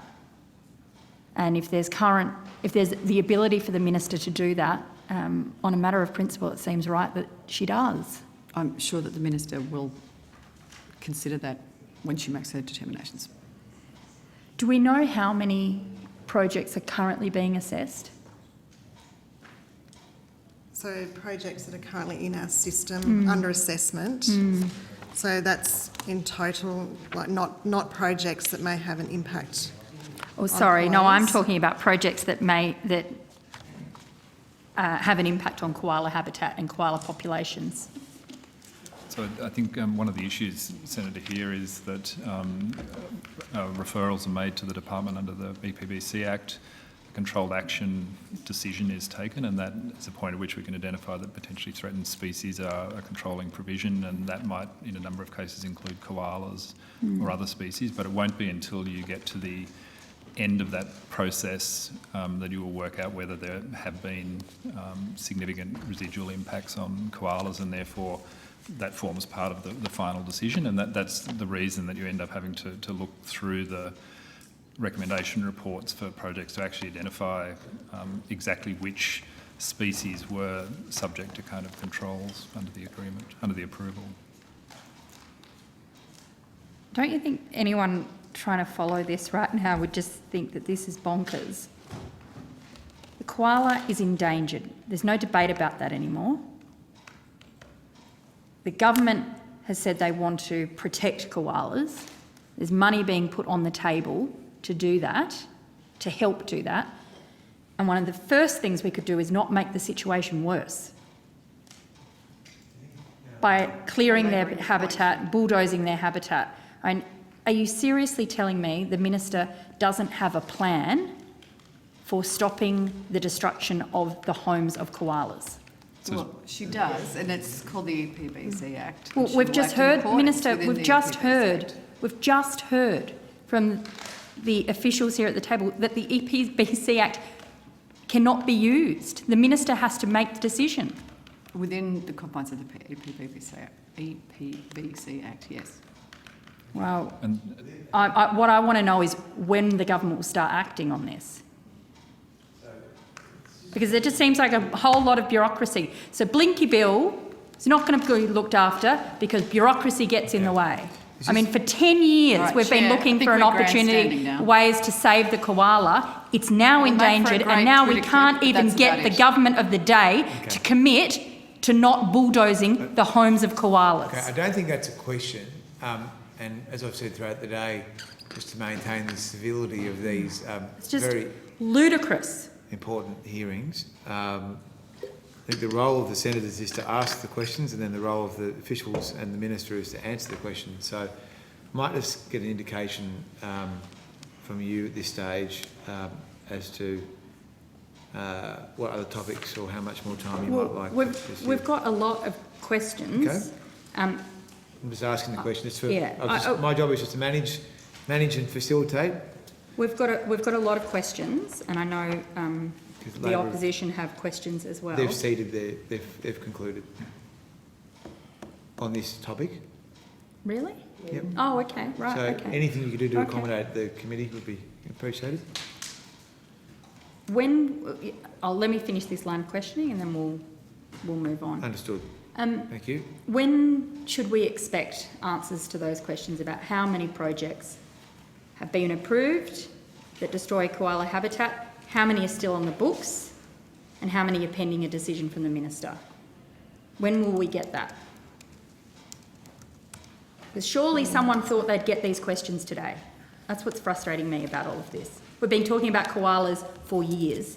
Chair, Big announcement made last week. Surely this question was going to be asked. I think it's been taken on notice. I think that's... Well, I'd like to know a deadline, But because without a deadline, nothing happens. So what is the deadline for questions on notice, Senator Chair? So I think that's just something I'm going to confer with the Secretary with. What is the timetable for questions on notice? 22nd of March, as we agree with the committee. Can you guarantee we'll have them by the 22nd of March? They need to. All They need to. Senator, Clerk's got a very good record of responding within the time limit. Certainly. All right. All good? Thank you. Thank you. Yeah, I have. Mine's in relation to Okay, thank you. the Ranger uranium mine rehabilitation. Just a little shuffle.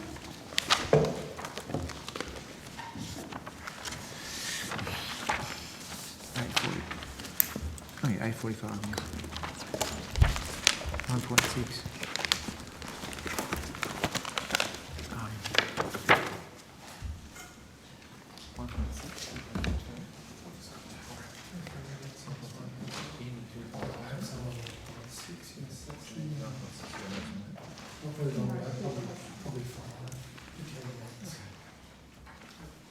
We're good. Evening. So it was recently revealed that more time and significantly more money is needed to do a credible rehabilitation at Ranger Uranium Mine in Kakadu. Can you please provide what's the status of the moves to amend the Atomic Energy Act to extend the current mandated and inadequate timeframes for this rehabilitation work, and when we can expect to see this introduced to the Parliament? Thanks, Senator. It's actually a question for the industry portfolio and Minister Pitt, who are responsible for the extensions to the Act, but I'm not sure if we've got any updates. I think that's on the timeline. Thursday, isn't it? Yeah. Is it Wednesday? We might have some update, I'm not sure. No, that's it. It is a matter for the Department of Industry, Science and That's Energy. Thursday. Could be tomorrow. Could be Wednesday or Wednesday. Thursday? Thursday. It is Happy Thursday. to redirect it where it needs to be. Okay. Come back then. So, okay. Well, so our responsibility relates to the supervising scientist who hasn't been called but reports to Dr. Banks here. The supervising scientist provides technical advice in relation to Ranger rehabilitation.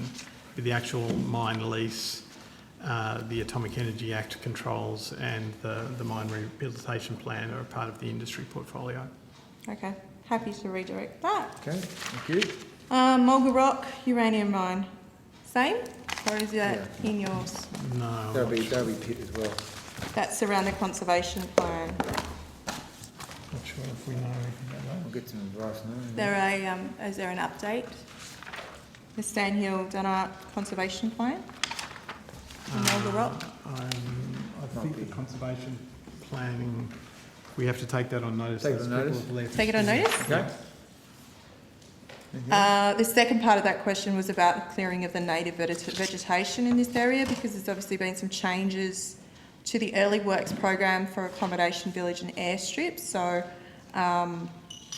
Maybe you can there's provide now it. clearing in that area. So if someone can give us an update on why that now includes the native vegetation and when that was changed. Might we be able to provide that in writing so they can get all that? Yeah, happy might to be do that. best, Thank Yep, Okay. that's it for me. Thanks. We've got 2 minutes from Senator Whish-Wilson, and then we're going on to the last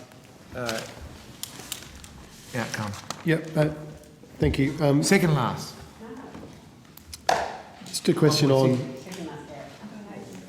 Okay, Senator Whish-Wilson, we eagerly await your questions. Thank you, Chair. On 6th of January, mining company MMG is tailing dam proposal in Tasmania, in the Tarkine, or Tarkona, was approved by Minister Ley under the EPBC assessment. Despite recording the presence of a vulnerable species, the masked owl, the company that did the work for MMG was called North Barker Ecosystem Services. But I understand they didn't undertake the recommended assessment for this species and no conditions for its protection were imposed in the approval.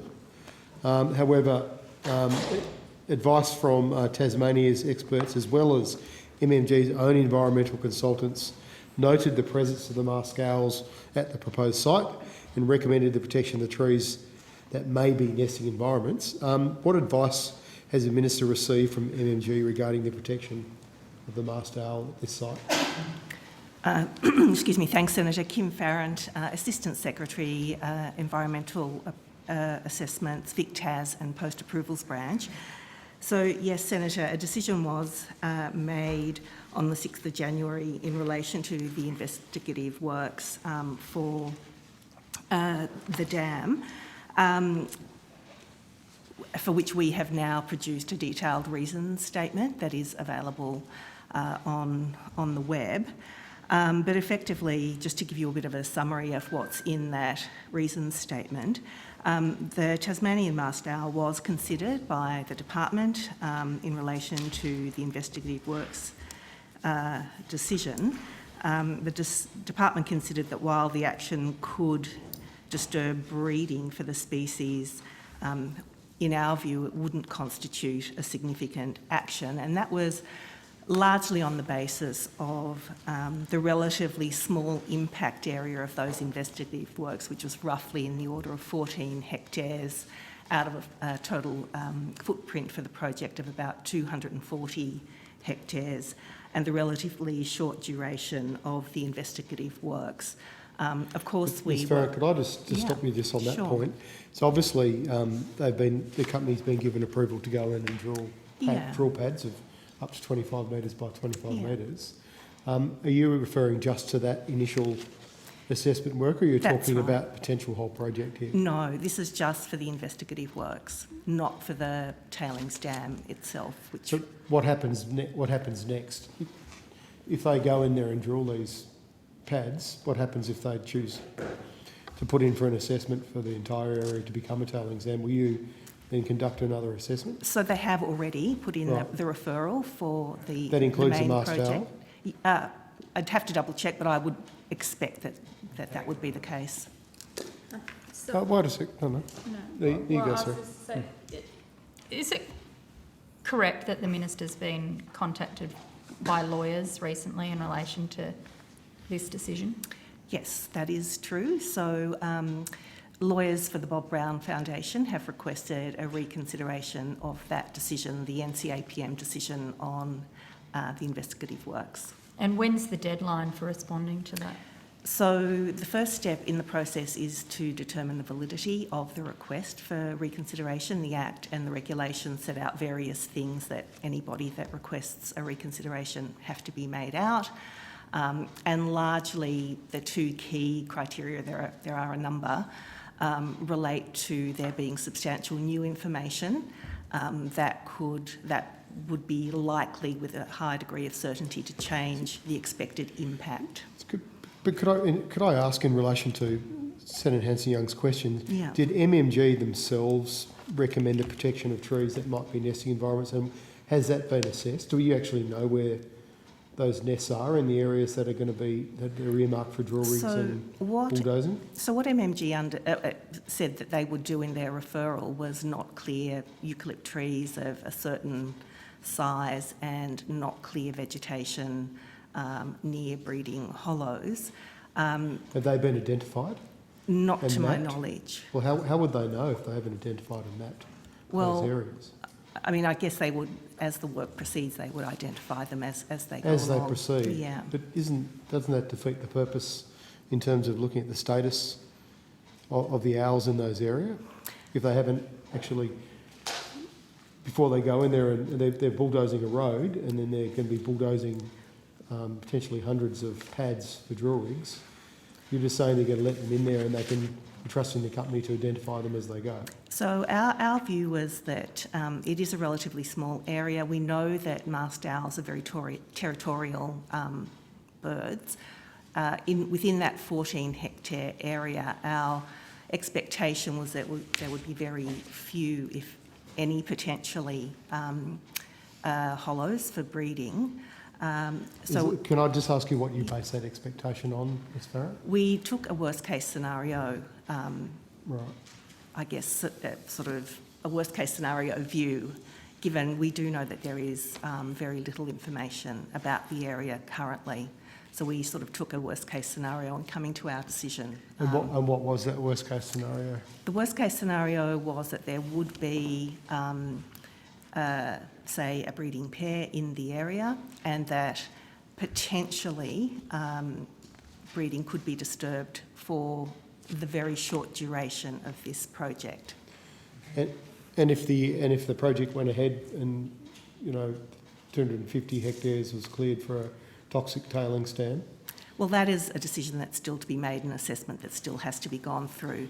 The purpose of these investigative works are to inform an environmental impact assessment for the bigger project. But Chair, just to be clear though, yeah. So that work is going to commence even though the status of the musk owls at the proposed site haven't been properly investigated. The investigative works, and the purpose of that is to inform an EIS for the broader project for the tailings dam. Right. So at very early stages. Lastly though, Chair, do you know roughly how many breeding pairs there are? I don't know. We know have a the population answer to that. estimate for Tasmania? We could attempt to take that on notice, but if you yeah, could. Please take it on we can notice. take it on So notice that would be and try and find important the to know, answer. Okay. Yeah. Thanks, Senator Whish-Wilson. Thank you very much. We now move to program 1.6, which is management of hazardous wastes, substances and pollutants. And Senator Urquhart, I believe you have some questions. I do, thank you. Okay, thank you. Okay, so there was the Essentia report that was commissioned by APCO. I think last year there was the 2025 targets listed said they wouldn't be met. There was one target that said ensuring that 70% of plastic packaging is recycled by 2025, and the latest data showed the rate had fallen from 18 to 16%. Even with improvements over the next 3 years, the projections show that Australia will fail to achieve half the target.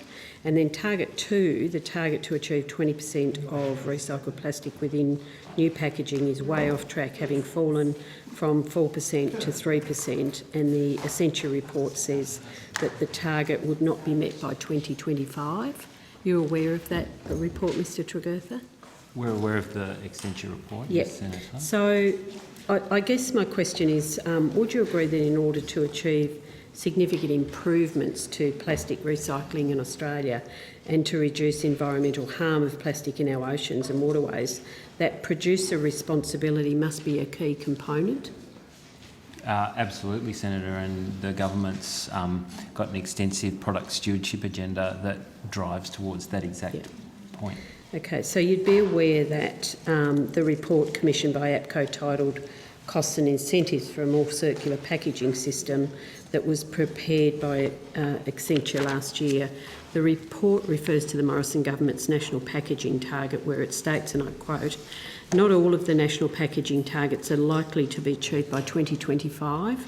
In particular, plastics recovery rates are currently sitting at 16%, well below the 70% target."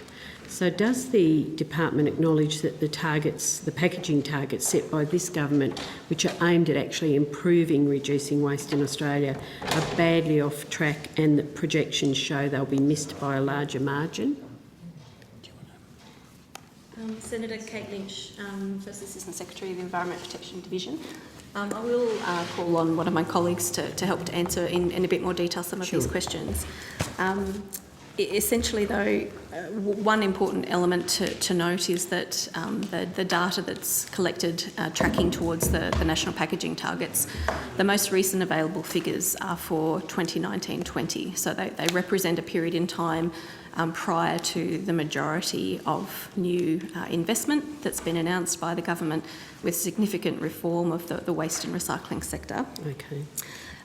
So I think it's fair to say that industry is cognisant that there are some of these packaging targets that are tracking well and likely to be achieved, and others for which it will be quite a struggle. Yeah.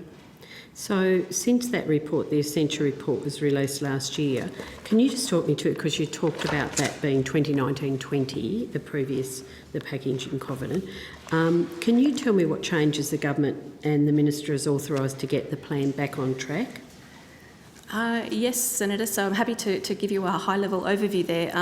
The government has announced more than $1 billion worth of investment in the waste and recycling sector. Not all of that, of course, will be directly relevant to packaging, but quite a lot of it is. How much is... Are you able to provide a breakdown of that? Perhaps something I could take on notice for you, Senator. There is a very significant number of different programs. So, for example, the government is co-investing in the Recycling Modernisation Fund, which is on track to deliver at the moment, more than $800 million worth of co-investment with the federal government, states and territories and industry in new recycling facilities around the country. And that will naturally have an impact on the market, and it will lead to increased confidence about the quality and the availability of recycled material in Australia. And I think that's one of the barriers that has existed previously for the incorporation of recycled content in packaging.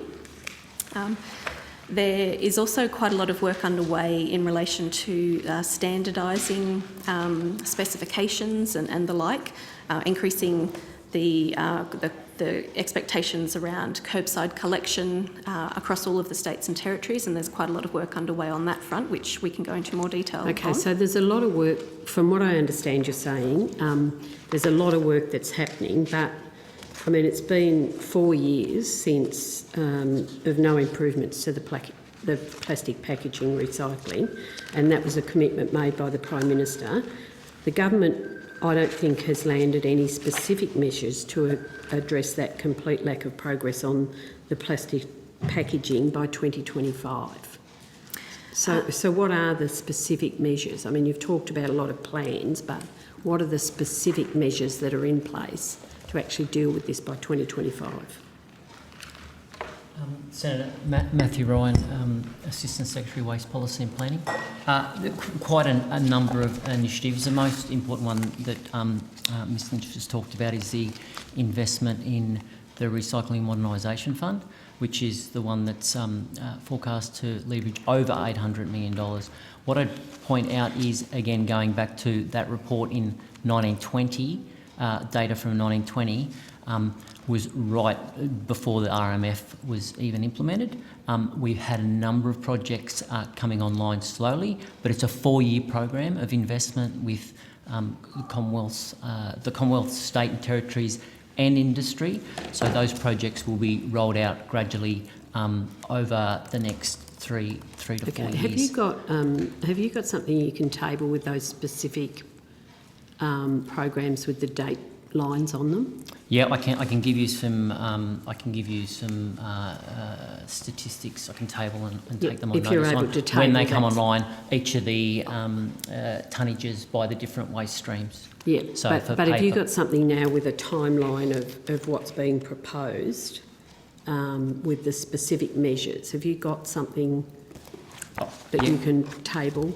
Just while we're checking on that, Senator, just for the benefit of Hansard, Mr. Ryan talked about 1920, and I was thinking that's an awful long time ago, but I think it's financial year 1920, so it should be 19-20. Yes. Not 122. Yeah, no, I did look at him a bit sort of starstruck, and then I thought, no, I think he's talking about financial year. It's a very important program. It's a very long time ago, yes.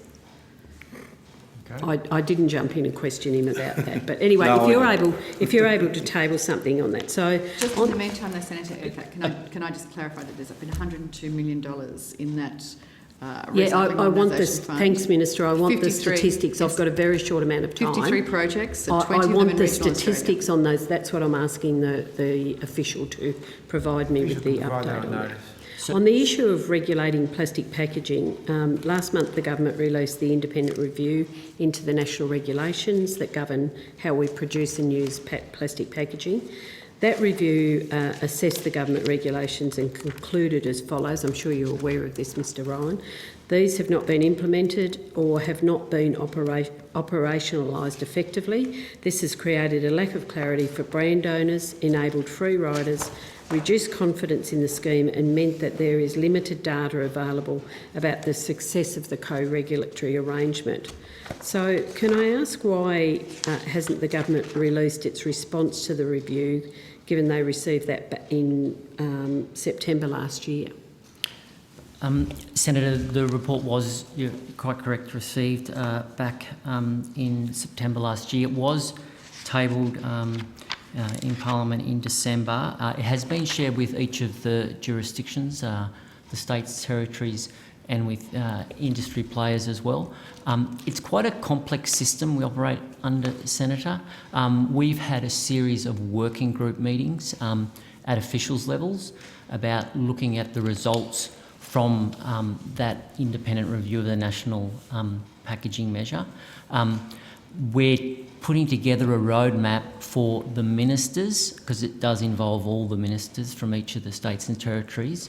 So we're putting together a roadmap for the ministers to look at their next meeting, which will be held, at some times this year. So you don't know when that meeting is? I don't think it's been scheduled as at yet, but there has been quite a bit of work.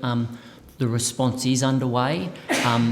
It's something that's quite complex, Senator, in terms of this. So can I take it from that then that the response won't be finalised until after those ministers meet and go through that roadmap? Is that what I'm hearing, or am I...? Potentially there's other avenues to finalise it, certainly out of session, providing a roadmap written to each of the ministers in absence of a meeting. What's the department's expectation about when the government might release that response into the review? Well, we probably need to have at least a couple of more meetings with our counterparts in the states and territories to finalise the roadmap, because they each will have to brief their respective ministers on the approach. So in effect, there's not going to be a response until finalisation of the roadmap? Yes, yes. I wouldn't anticipate any of those jurisdictions being in a position to come and talk about what it might mean for them and what their preferences are. We're working through that at the moment. We've had initial discussions about what that roadmap might look like in terms of what needs to be addressed. The report, Senator, was fairly detailed in terms of it went quite a lot through the framework. There's quite a lot to it. There's APCO and the role that APCO plays with its voluntary system, and then there's a state-based legislation that's mirrored. Originally was mirrored in each of the states and territories, but over time it's grown out of date, and the report identified that and looked at, provided a series of recommendations to look at improving that. So would you agree? That's okay. I was checking with you. I've got about 4 or 5 more on this. I might exhaust Senator Urquhart, and if people can just keep their answers brief. So if you're asked to expand, just expand, but you don't need to speak of it. Would you agree that with the evidence and assessment provided that the current regulatory arrangements governing sustainability of packaging and therefore the government's national packaging targets aren't working? Certainly we've seen some progress against the targets. They are to 2025. The investment, as I mentioned earlier, Senator, would be starting to make an impact in those statistics in the next report that we get. So certainly if you did a linear progression from now to 2025, without that investment, it may be very difficult. They are ambitious targets. Has the Minister asked your department to provide government with its assessment of the report and advice on its recommendations? On the report. The independent review? we have provided briefing on the outcomes of that report and potential opportunities for the Minister to pursue with her counterparts. In the media release by Minister Lee, as recently as the 17th of December, she was quoted as saying, Australia has set national packaging targets for 2025, which you've just outlined, including a 20% average of recycled content in plastic packaging, and the key to achieving those will be driving innovation rather than regulation. So the government receives the outcomes of the key independent report that it commissioned, which says there are fundamental flaws with how packaging is regulated and it urgently needs to be fixed. At the same time, we find that the targets to achieve 20% of recycled plastic within new packaging has gone backwards from 4% to 3%, plus the target to achieve 70% of all plastic packaging to the recycled has gone also dropped from 18% to 16%. And despite all this, the Minister comes out and makes comments contradicting the evidence that there is anything wrong with their clearly dysfunctional and ineffective regulatory approach. So I guess my question is, does the government accept the overwhelming evidence that the national packaging targets in the current format will not be met and that the framework has actually failed? Senator, if I could just jump in on a couple of those points. There are two different issues that you're referring to here. One is the National Environmental Protection Measure, for which there was an independent review undertaken, and Mr Ryan has outlined that process. That certainly will be taken very seriously and is being taken very seriously by all governments across Australia. I think that the issues with enforcing that regulation are set out well in the report and do need to be addressed. That process will proceed this year. The second matter that you're referring to is the 2025 national packaging targets, which are slightly different. The national packaging targets are also due to be reviewed in 2022. So in 2019, Minister Lee wrote to APCO on behalf of all of her counterparts, all environment ministers, to ask APCO to review those packaging targets. That will occur later this year. So exactly to your question about whether those targets remain valid and viable, I just will reiterate my earlier evidence about the fact that a lot of the evidence and the data that we have so far is on a trajectory to 2020, and a lot of new programs and initiatives, a lot of additional investment in the recycling sector has occurred since this data was last collected. So hopefully in the review of the national packaging targets later this year, we will have a clearer sense as to whether they remain viable and valid. I look forward to seeing that. Thank you, Chair. Thanks, Senator. So we've now got the last hopefully 5, maybe 10 on this outcome. And Senator Whish-Wilson, we're looking forward to your questions.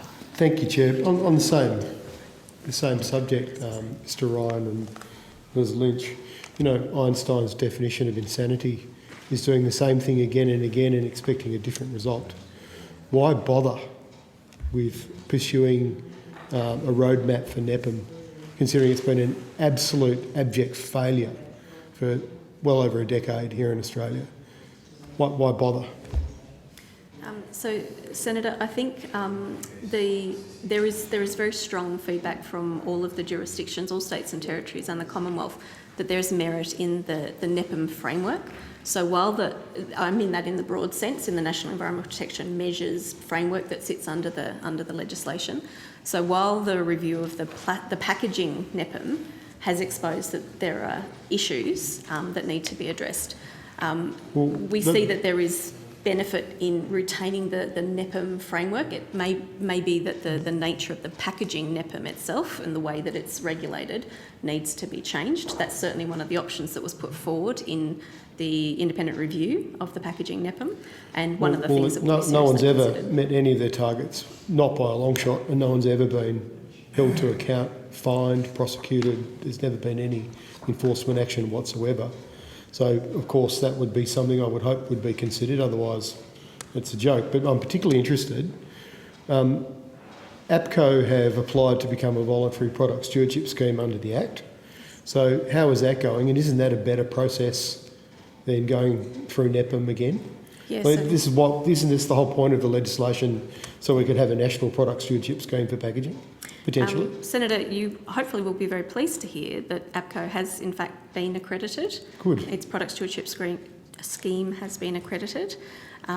However, we see that while that will work very well for a large number of participants in the packaging space, there may still be merit in us pursuing other options. So all options that were put forward by the independent reviewer in relation to the packaging NEPM are still being considered and will be worked through with states and territories. So how would, if APCO are a voluntary product stewardship scheme, I'd like to see them as a mandatory scheme eventually. How does that work with NEPM, with the control of the states if suddenly they've come under a federal product stewardship scheme? Well, essentially they can both operate as is now, Senator. So with APCO being accredited under the Voluntary Product Stewardship Scheme, gives them access to a number of things, including the use of the government's logo for product stewardship schemes, but also they provide to us annual reports as well on how they're tracking, what they said is their plans, how they intend to get things back on track.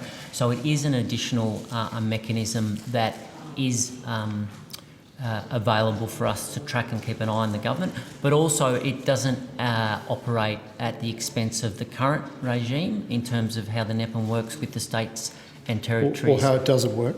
Well, yeah. But that is the subject, Senator, of the findings, and that's what we need to work through with the states and the territories. Could I just ask, before I've got a few questions on PFAS, so after a period of time as an accredited voluntary product stewardship scheme, the minister can, if he's not happy with those annual reports and progress, he or she can put it, APCO for example, onto a priority list. I'm thinking back to when the legislation went through the Senate last year, and if they're on the priority list, then that is a warning to that particular industry or that product type that they may be mandatory rules applied with penalties, is that correct? So, they don't necessarily need to work in unison, but certainly there's tools under the regulation that's available. So certainly being part of the voluntary product stewardship scheme opens you up access up to that, but you don't necessarily need to be a voluntary product stewardship scheme to be listed on the Minister's priority list. The idea of the Minister's priority list is that that's the first step in saying to industry, we need you to take action on these things by this time frame. And then beyond that, there would be other options available, which may include regulation or not, but that's further down the track. It's almost like the escalation process that's involved in what's been placed on the Minister's priority list. So on that point then, Ms Lynch mentioned there was a study 2022 on APCO's packaging targets, how they're tracking. I've been talking to APCO, as I'm sure everyone else has. If they don't look like they're going to meet their targets, would that be potentially a trigger for them to be put on the priority list? Potentially. We already have, so I'll give you an example, Senator. We already have some single-use plastics listed on the priority list that all of the environment ministers have talked about phasing out, expanding. Single-use plastics? Yep, have already been listed. So it doesn't necessarily need to be an industry, it doesn't need to be a particular type of product. It could be a type of product made out of a certain polymer, for instance. So there is options to do that, Senator, depending on what you're trying to address through the Minister's priorities. Okay. I've just got a couple more, but you may take these on. You may well take them on notice. You may not, and if not, they're just a couple of yes or no questions. So, with reference to the National Pollutant Inventory, is PFAS? Is it referenced in the inventory at all? Because I couldn't find it. In the Minister's No, this is the National Pollutant Inventory. How is PFAS or any types of PFOS or PFOA referenced in the inventory, if at all? Senator, I will take that question on notice. Okay. If you could also take on notice, how is it named in the inventory? Because maybe it's not there. If it's not on the inventory, why isn't it recorded in the inventory? Could you also check whether it's considered to be a toxic chemical under, or could you, if you could answer that now?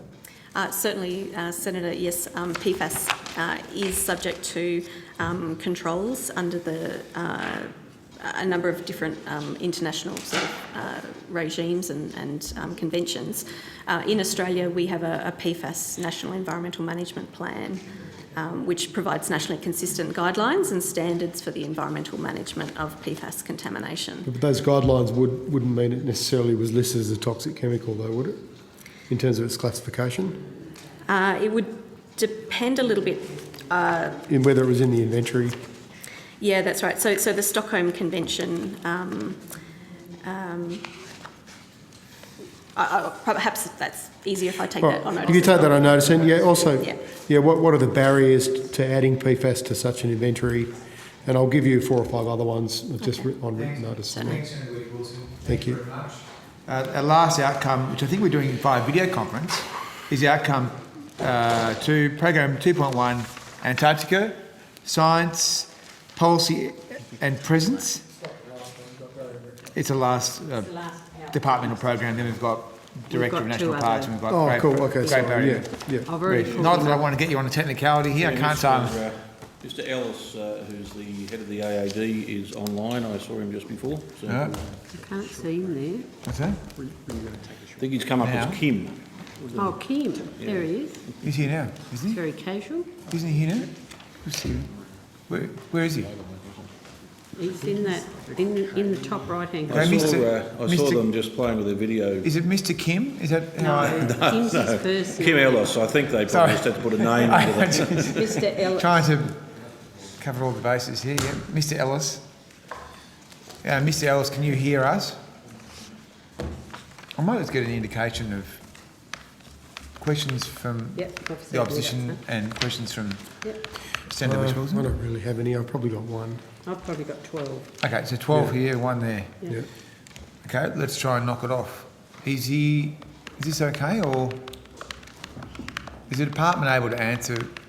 I think, given some of the questions we had earlier, particularly from Senator Carr, Mr. Ellis can answer some of those as best if he does. I did see him there. I just checked. Is he on his own? Yeah. Because he there was usually some that looked like someone helping him sort of log in. He usually has. Okay, well, otherwise, what we might do is we'll take the 10-minute break now. Okay, 10-minute break now. We're back at 9:25, and then the viewers will knock it off, hopefully. Yep. Thanks. We're suspended. Thanks, everyone, for being accommodating.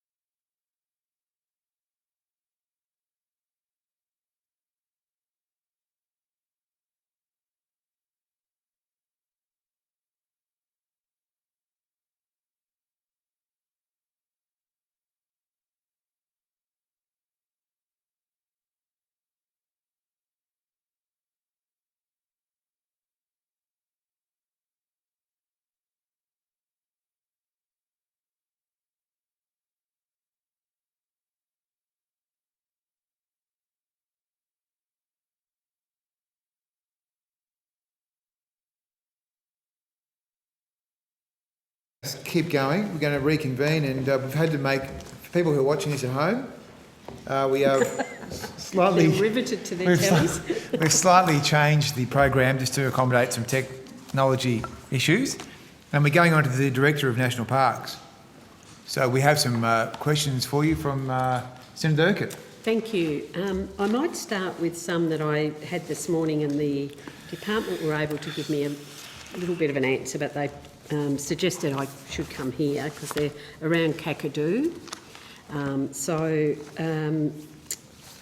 The first question was of the $216 million that the government committed at the last election, how much has been spent? And I think the department said as of the 31st of December, 8.488 million. Is that figure correct? Thank you, Senator, for the question. My name's Jodie Swarupik. I'm the Acting Director of National Parks. I will come to your question in just a second, but I wouldn't mind just starting by acknowledging the traditional custodians of the land that we are coming to you from, and you know that's Ngunnawal country. I'd like to pay my respects to their elders, past, present and emerging, and also note that Parks Australia is many people and many places, and I'd like to extend that recognition to traditional owners of the jointly managed parks, which is our parks on Aboriginal land. So that's the Ananu at Katajuta National Park, the Binning and Moonoi at Kakadu, which you're asking about, and the Wreck Bay Aboriginal community. And particularly important really is thinking about the importance of their management of country for us, and I acknowledge and respect their ongoing connection to land and sea and the central importance of this to managing our parks and gardens. Yes, so the answer that Deputy Locke gave was 8.488 million of the spend to date. I think 8.091 of that is money that's gone out the door, and $400,000 is money yet to be invoiced, but certainly spent against a scoping study for the World Heritage Centre. Great. Okay, so the other significant amount of 216 is still there to be spent, or whatever. How long was Kakadu closed during the last 18 months during COVID? So there were no overall closures this financial year because of COVID. There were closures of particular parts of the site. So I've probably got about 8 dot points that list those different closures. I could read them out, or we could take them. Oh, if you've got them in a document that you can table, or I'm happy for you to quickly go through it. I'll quickly go through them. Yep. So the only major site closure currently in place is at Gunlom, which has been closed at the request of traditional owners since the 2nd of December 2019 in response to the court case. The East Alligator region, including the Ubir art site, was closed from the 16th to the 27th of April, and again from the 1st to the 3rd of December for cultural reasons at the request of traditional owners, so that was for sorry business. The East Alligator region was closed from the 26th to the 1st of December at the request of traditional owners due to COVID risks.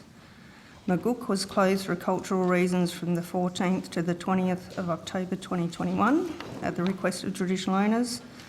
The East Alligator region of Kakadu National Park has been closed since the 24th of January at the request of traditional owners due to concerns about COVID-19. Is that the 24th of January this year? 24th of January. The region is generally inaccessible anyway because of the wet season, so Magilla Creek gets flooded out. There's been closure of the visitor information centres to align with the lockdowns in Darwin and Katherine. And park closures under the EPBC Act do not generally limit the travel of traditional owners around the park to access their country.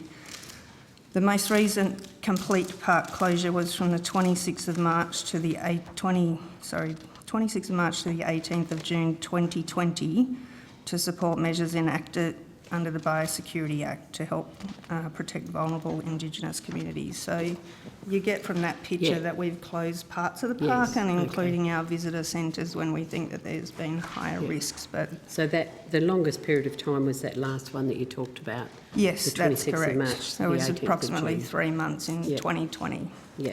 So was any work undertaken during the periods of closures? Some work in some isolated areas. You mean like work as in some of the infrastructure work, fixing houses and stuff? There has been some work undertaken over the last 18 months, but it's been fairly sporadic because of access to different parts of the park, so it's quite hard to get contractors in there. And is that because of the wet season or other reasons? Some of that is because of the wet season, but some of it is actually because of the COVID risk. We've had limited opportunities to get project consultants in to do scoping and design work and to get consents from traditional owners. So at the moment we're in a situation where Northern Land Council have advised us that there won't be any consent meetings being held until the end of April, and those meetings are actually important to discuss the infrastructure rollout on the ground. Okay. So can you provide data on the number of visitors and their spend time at the park for each year over the past 10 years? Over the past 3 years? 10 years. 10 years, yep. So starting in 2012, it was 198,321. In 2013, 187,453. 2014, 190,159. 2015, 181,382. 2016, 178,414. 2017, 187,756. 2018, 200,577. In 2019, 195,693. In 2020, 113,279. So quite a decrease there from the COVID risks throughout Australia. And in 2021, 160,055. Sorry, 160,000? 160,000. I would be happy to table to you, Senator. I've got the numbers for the last up to 10 years for all of our parks, if you'd like me to table that. Yeah, it's fantastic. So the $216 million spend that's committed, you said that you'd spent 8.09 and then 400,000 or whatever is committed. How much has been contracted? Is that the 400,000? No, so the 400,000 is money that we've effectively already spent on a scoping study for the World Heritage Centre. Okay. So I might actually help pass to my colleague because we've just signed a new contract, I think about 2 days ago. Yes. So Jason Mundy. Jason Mundy, Acting First Assistant Secretary of Parks Australia Division. Senator, in terms of the amount contracted to be spent from the 216, we have $23.396 million contracted to be spent. Okay. And when is that contracted to be spent, over what period of time? It's not a single contract, and I don't have the details of the individual contracts handy, but the lion's share of that funding is contracted to be spent over the coming 6 months. Yep. The largest single piece is around a major project to remediate asbestos roofs in Jabiru Township, and to also remediate housing in the township. Okay. Have you got a breakdown of that, if you're able to provide that? I don't have one today. No, but if you could, on notice. Yeah. Just 2 more questions. So, in which fiscal years will the remainder be spent?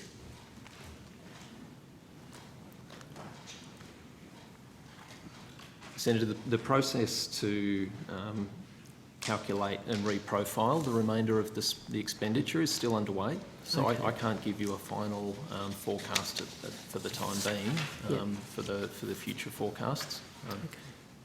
The reasons for that relate to the vicissitudes of delivering the program in the light of COVID and related pressures, but we will be reprofiling as part of the budget process over the coming months and have new figures soon. Senator, there are also elements of that program, like the roads, which will be rolled out by the Department of Infrastructure. Oh, yes, so they it's a need separate, to also yeah. do some reprofiling. So we're still trying to get a handle on that. And just my final one on Kakadu, I do have a few others on another area, but I'm happy to share if someone else wants to. How much of the $35 million that you announced, that's been announced for Jabiru, has been spent to date? So of that money, $4.151 million has been spent as at December 2021. And what's the time frame for the rest of it to be spent? Do you have a program? Again, that's similar to the That's remainder of in the the- profile. yeah. We'll be taking that into consideration as we look at the evolving COVID restrictions and limitations on our delivery. Conclude her questions, and also acknowledge the very direct and brief but useful answers that the officials are giving at this late stage. Less is more, and the information you're giving is good and to the point. Thank you. Okay, I'll keep going. I've only got about half a dozen. So, in relation to Heard Island, McDonald Island, Macquarie Island marine parks, I'm aware that the current statutory 10-year management plans for these reserves expire, I think, at the end of next year. When will Parks Australia commence the statutory review process of these reserves? Thanks, Senator. So just to delineate, the two reserves are managed separately. So the Heard Island and McDonald Island Marine Reserve is managed through an agreement with the Director of National Parks by the Australian Antarctic Division. So they will be able to advise you on the time frame and approaches for review of that management plan. For the southeast, and for the Macquarie Island National Park, that is one of a number of marine parks which is in the southeast network. So that the Macquarie Island management arrangements will be reviewed at the same time as the other marine parks in that network, which is in 2023. The new management plan needs to come into effect. So in terms of the process going forward, we are in the process of finalising an independent review of the existing management plan. Following that, we will commence the process, I expect later this year, towards the creation of new management plans, which involve the usual statutory steps of a notice of intent, public statutory consultation, followed by a management plan statutory consultation through into the early part of next year. Has any preparatory work commenced? Yes, Senator. So as I mentioned, the independent review of the existing... Is that for all three? It's for the entire southeast network of marine parks. Right. So that's for the 14 marine parks that are in that network, including Macquarie yes. Island. The Ocean Leadership Package budget for 21-22 is $18.7 million. And when we met in October last year, the advice was that only $115,000 of that has been spent. Can you provide an update to those figures? I'd take a moment. I can certainly speak about the Director of National Parks components, if that's helpful. So the Director of National Parks received $39.9 million in a series of measures around Australian Marine Park partnerships over 4 years. And of that, the total expenditure to date, I will have.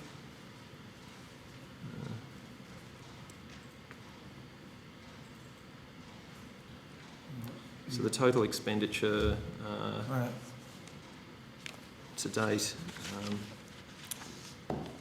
is $303,000 across the three programs that are underneath that that clutch of measures.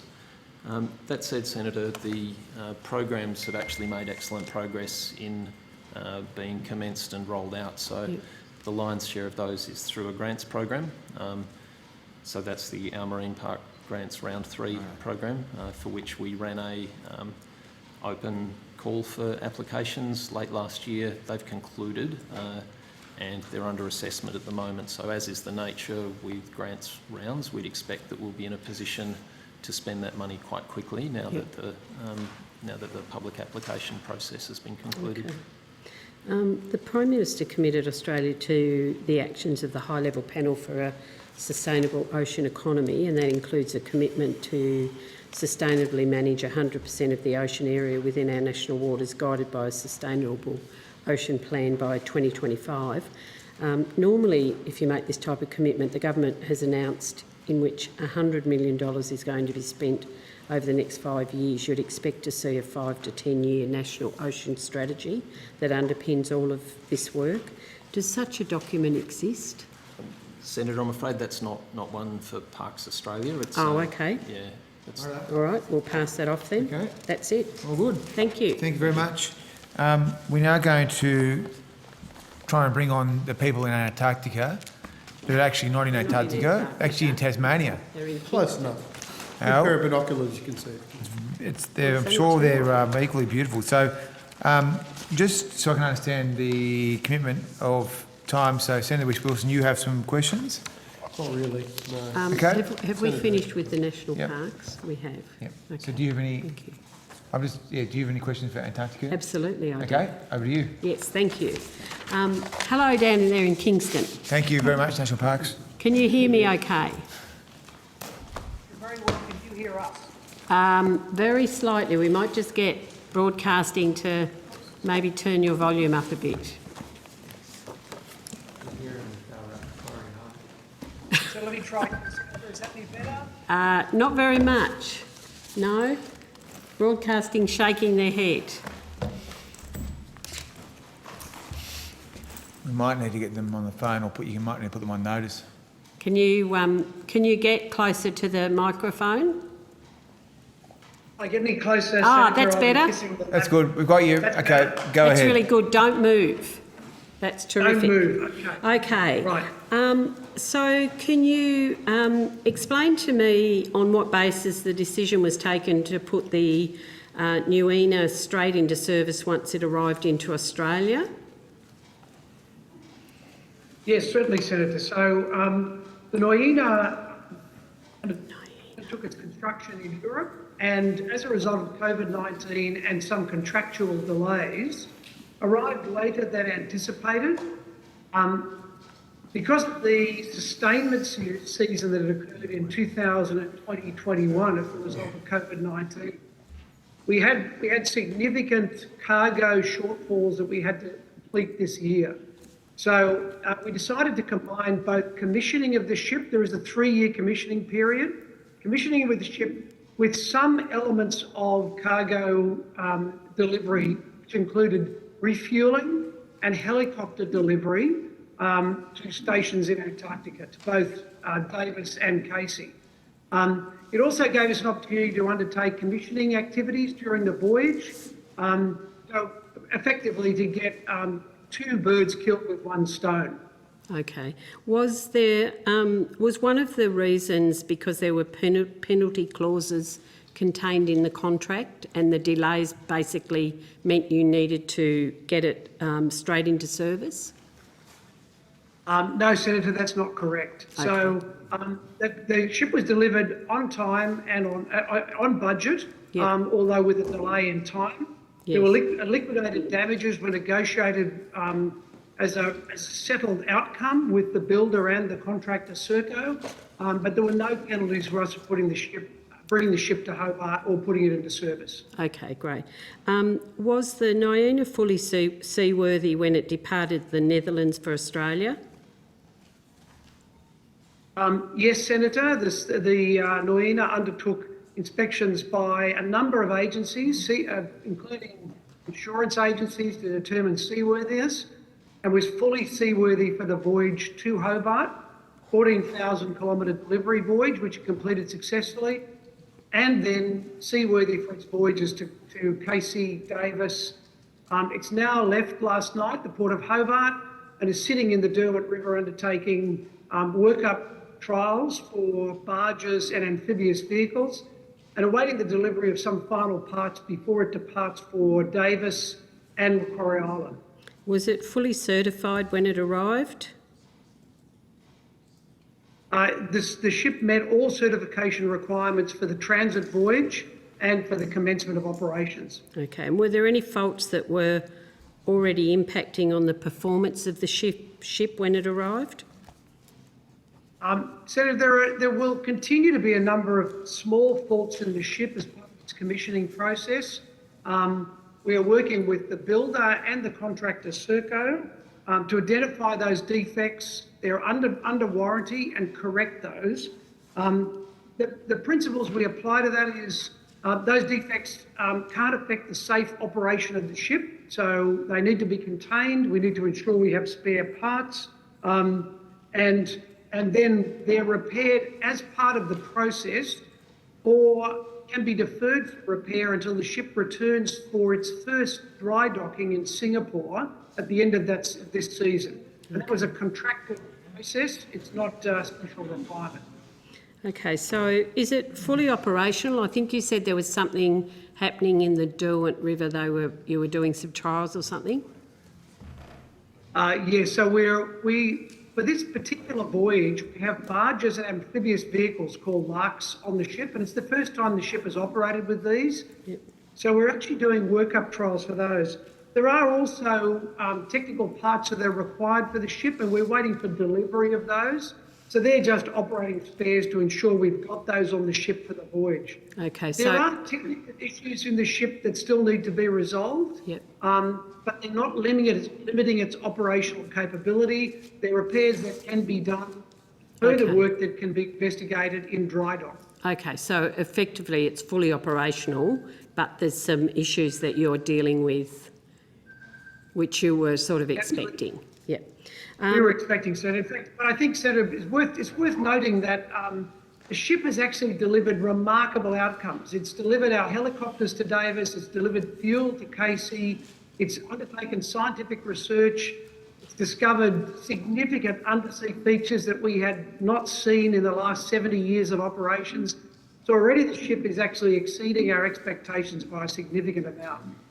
Okay, can you give me an update on the fire doors and the state of the alarm settings and systems in place in the unmanned machine area? I'll have to take that on notice, Senator. It's not something that's been brought to my attention, but I suspect it is one of those faults that have been found during the commissioning process. It's been cleared. You're allowed to take stuff on notice. If you'd like, if you could take that on notice, Mr. Ellis, that would be You great. can just take it on notice if you want, yeah.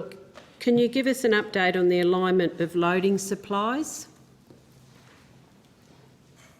Senator, if you're talking about the container guides in the vessel, yes, that fault has been investigated and we've found ways to work within it. So they were initially quite tight when the ship was delivered.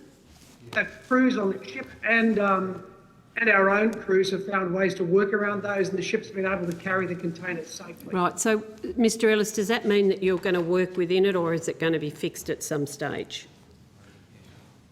I understand that fault has been rectified so that the containers are now able to load in the container guides. Yep. Okay, so you mentioned earlier that it's going to Singapore for repairs. Is that for a 3-month period? That's the planned absence, the voyage to Singapore, the dry docking and repairs in Singapore, and then its return to Australia. Yep. And that's part of the contractual obligations of the ship. Yep. And what are the repairs that will be undertaken over there, and who will bear the financial responsibility for those repairs? So that there will be undoubtedly quite an extensive list of repairs. The principal one is fixing the friction clutches that operate the main drive during ice breaking. But there are a number of other activities that will turn up both on the voyages that have been conducted and the voyage that's about to be conducted. And they'll be catalogued. All of those repairs are warranty repairs, and they will be borne by the shipbuilder Damen. Okay, great, thank you.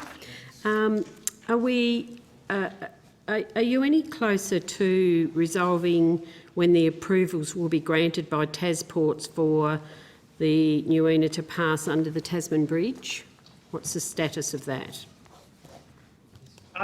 So, Senator, we're in ongoing discussions with TasPort in terms of getting clearance. The ship has been designed and built to fit under the Tasman Bridge, but as I'm sure you can understand, that there is quite a level of sensitivity about ensuring that it can do that transit safely, There particularly certainly as it's is. a new. To complete the simulation successfully at the Australian Maritime College, we're required to get information from the delivery voyage. Those simulations have been undertaken.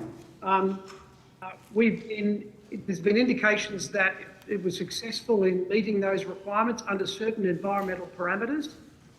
We understand that in the not too distant future, they'll be returning to the TasPorts board to seek final approval and to get clearance for us certain operating environmental parameters. Okay, so those sorry, apologies, I thought you'd finished. That simulation testing, that's been finalised? Yes, so the simulations have been run repeatedly. We're now just waiting for the final approval from the TasPorts board. Right, okay. And the result of that testing? It indicated that the ship would fit under certain environmental parameters. Particularly, it's a wind and tide issue to ensure a ship of that scale can operate to travel to Selfs Point for refuelling. Okay. So are you able to provide a clear assurance that the Nuina will definitely be able to transit under the Tasman Bridge and refuel at Selfs Point, as is the usual practice when in Tasmania? So the final decision on transit under the bridge and access to Self Point will be with TasPorts. Okay. So while I'm confident it will fit, that decision will have to be made by TasPorts. And what's the timeline for that decision by TasPorts? We anticipate an answer in the first quarter of this year. Okay.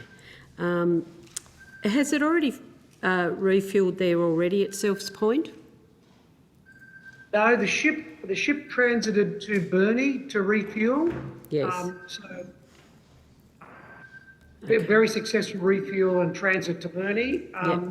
And our other two ships have travelled to Selfs Point for their refuelling. Okay, the other two, but not this one. Yep. So I just want to turn very quickly. I've got two questions left in relation to COVID and isolation policies. Are AAD's COVID isolation policies compliant with international maritime labour law and current health regulations? I'd pass to my colleague, Charlton Clark, to actually address the quarantine requirements. Thank you. Maybe I'll just add to that, have they always been compliant with international law? Senator, it's Charlton Clark. I'm the General Manager of Operations and Safety at the AAD. We have 3 vessels operating this season that are required to demonstrate compliance with a range of both national and international obligations. And as part of those contractual arrangements, they have provided assurance that that is the case. In addition to those normal requirements, for expeditioners travelling to Antarctica, the AAD has worked with all of our vessel operators to put in place additional measures that require 3 PCR tests and further quarantine requirements to ensure that both COVID doesn't get on board the ship before travelling to Antarctica and we don't transmit COVID to Antarctica. So there's a combination of measures put in place for this season. Okay. And those conditions have always been compliant with international law?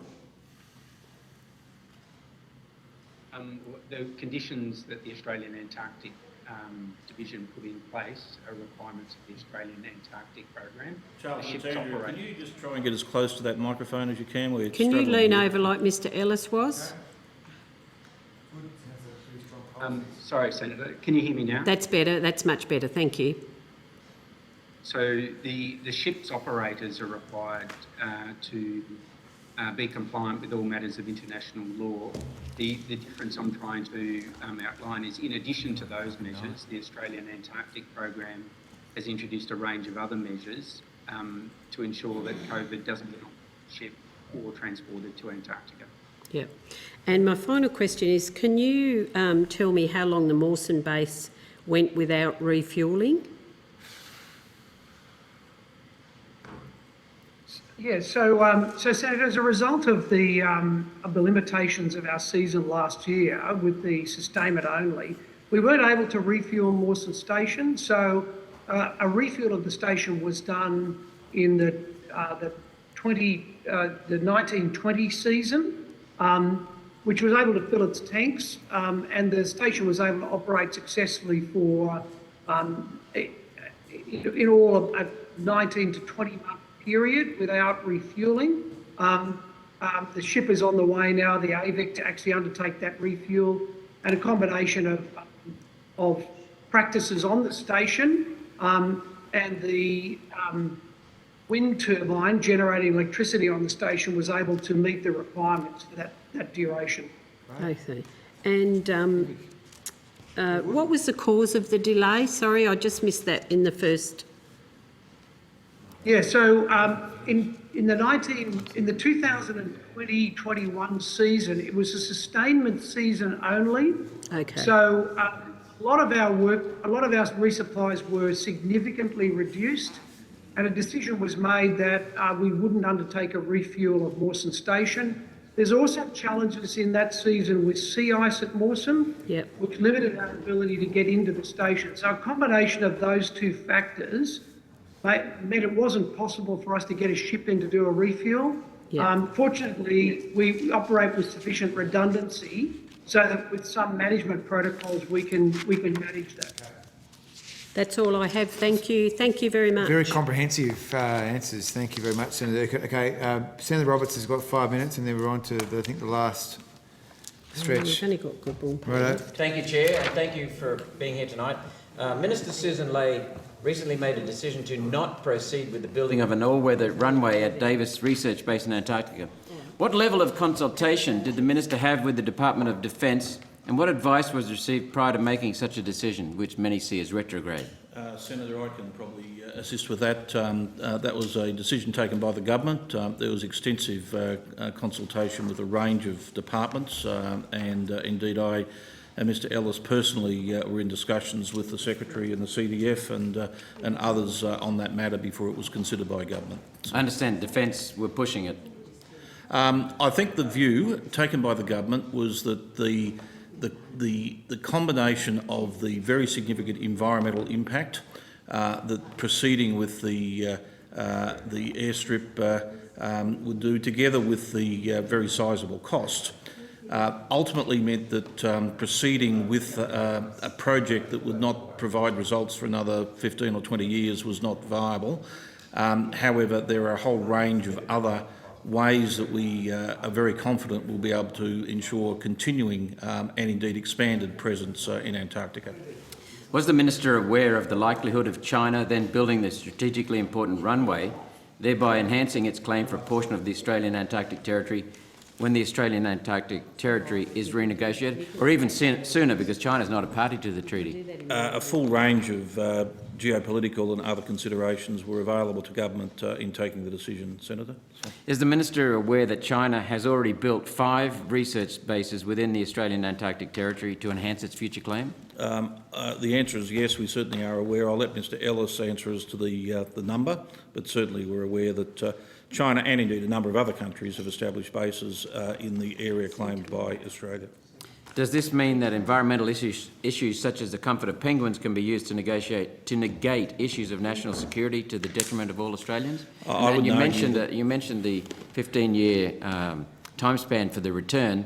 I've just come from the Australian Railtrack Corporation, and they're talking about a 30-year time frame with severe some of doubts. these projects do involve a long period of time, Senator, but the answer is that we're very confident that the right decision was made, taking into account all of the factors, and as I've said, indicating that Australia's continuing presence, our scientific research, our expeditionary exploration are second to none and will continue over the decades ahead.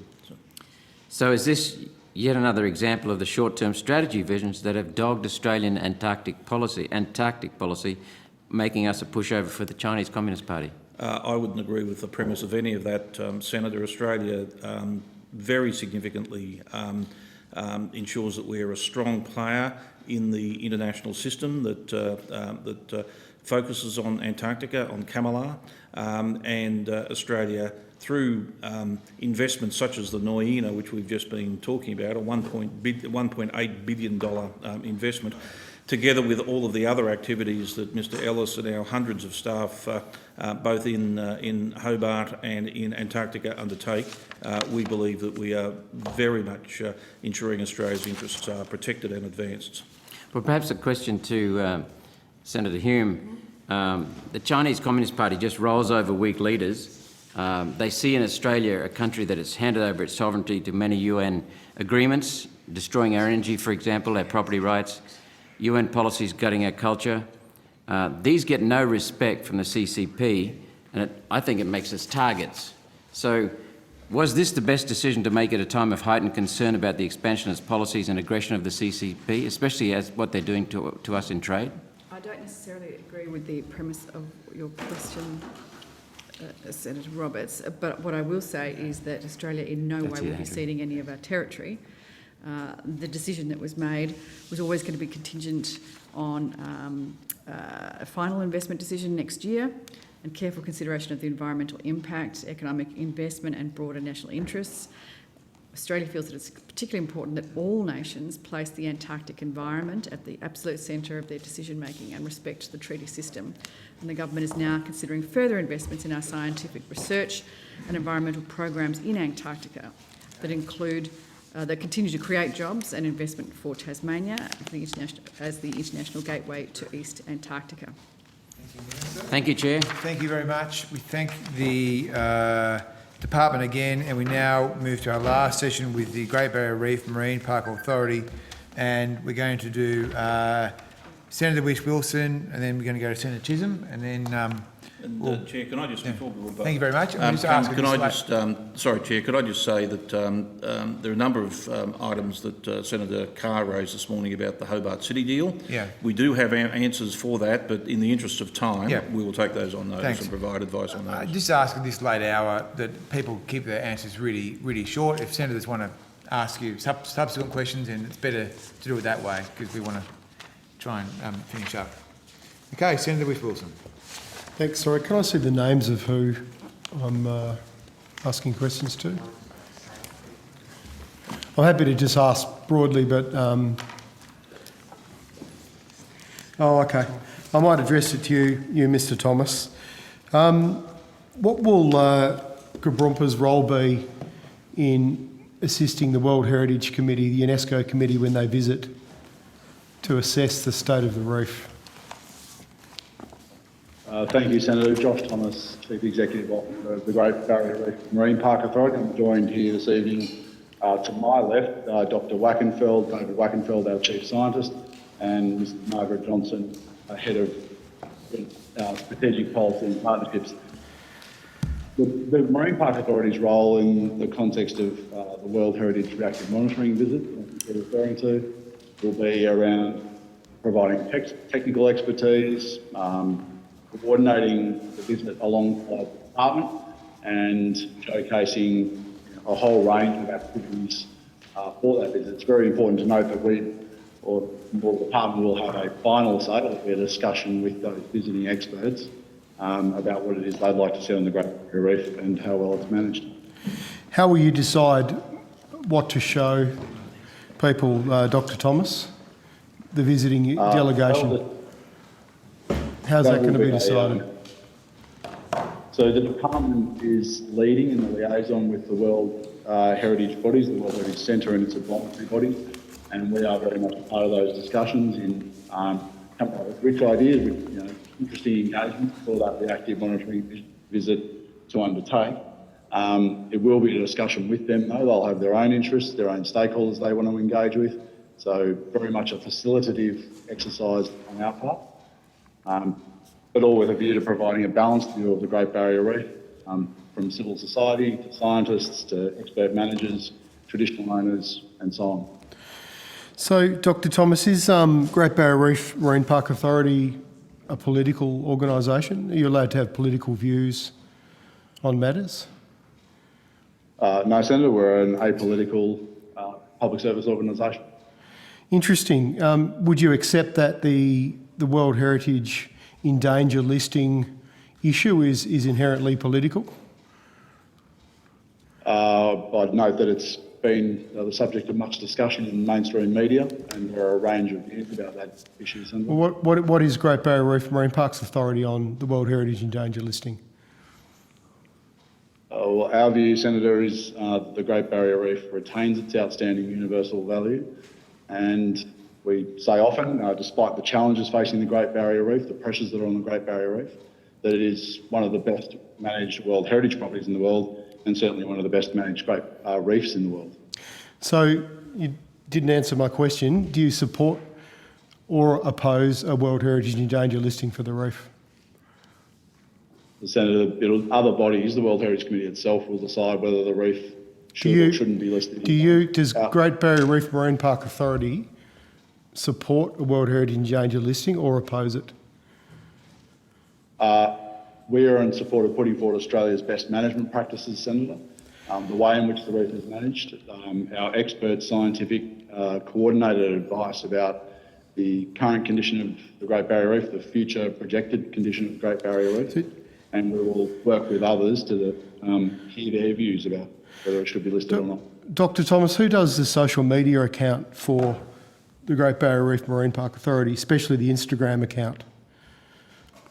We have a communications section that looks after that. Okay. On the 24th of July last year, you put out an Instagram post, so I didn't presume you put it on Facebook as well, saying we welcome the decision by the World Heritage Committee not to place the Great Barrier Reef on the in danger list. And then you went on to give a spiel about what a great job you're doing to manage the reef. That clearly looks to me like you've taken a political on this debate as an authority. Well, how could I read that Senator, any other way? Well, that decision was taken by the World Heritage Committee itself. But you Australia welcomed was it. part of- You welcomed it. Absolutely. At that time, we did not feel the Great Barrier Reef should be listed in danger. We put forward reasons and rationale as to why it shouldn't be. We felt that our expert management should be judged as being excellent at protecting the values of the Great Barrier Reef, and our own judgment, technical assessment, is that the outstanding universal value of the Great Barrier Reef remains intact. Even though UNESCO's scientific committee recommended it should be placed on the in danger list, you still felt like you knew better. I wouldn't say knew better, Senator, but we certainly had a different view. I might just interject. The committee, which is the members of the committee, the sovereign states, took a decision.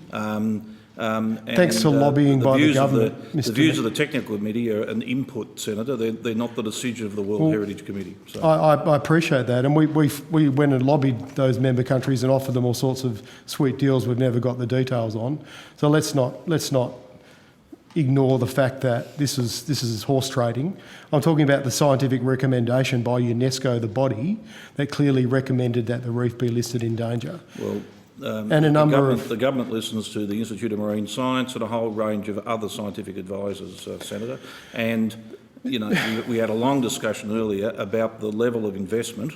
And Mr. Thomas is absolutely right. This is the best managed reef in the world. It doesn't matter if it's like all other reefs that are subject to global factors, and that's certainly an issue that we've discussed. The fact it's the best managed in the reef, it may well be true, Mr. Metcalfe, but it's not going to stop the reef from disappearing in the next 30 years if we don't get global emissions down. We talked about that earlier. We've had a long discussion about that. So that's what the science science recommended due to climate change that it be downgraded. Australia had a particular concern that the views coming from that technical committee were seeking to hone in on one reef, not the world's reefs generally, and we produced a significant amount of evidence about the management of the reef, and indeed we've invited and we're hoping that a technical assessment can occur over the coming months.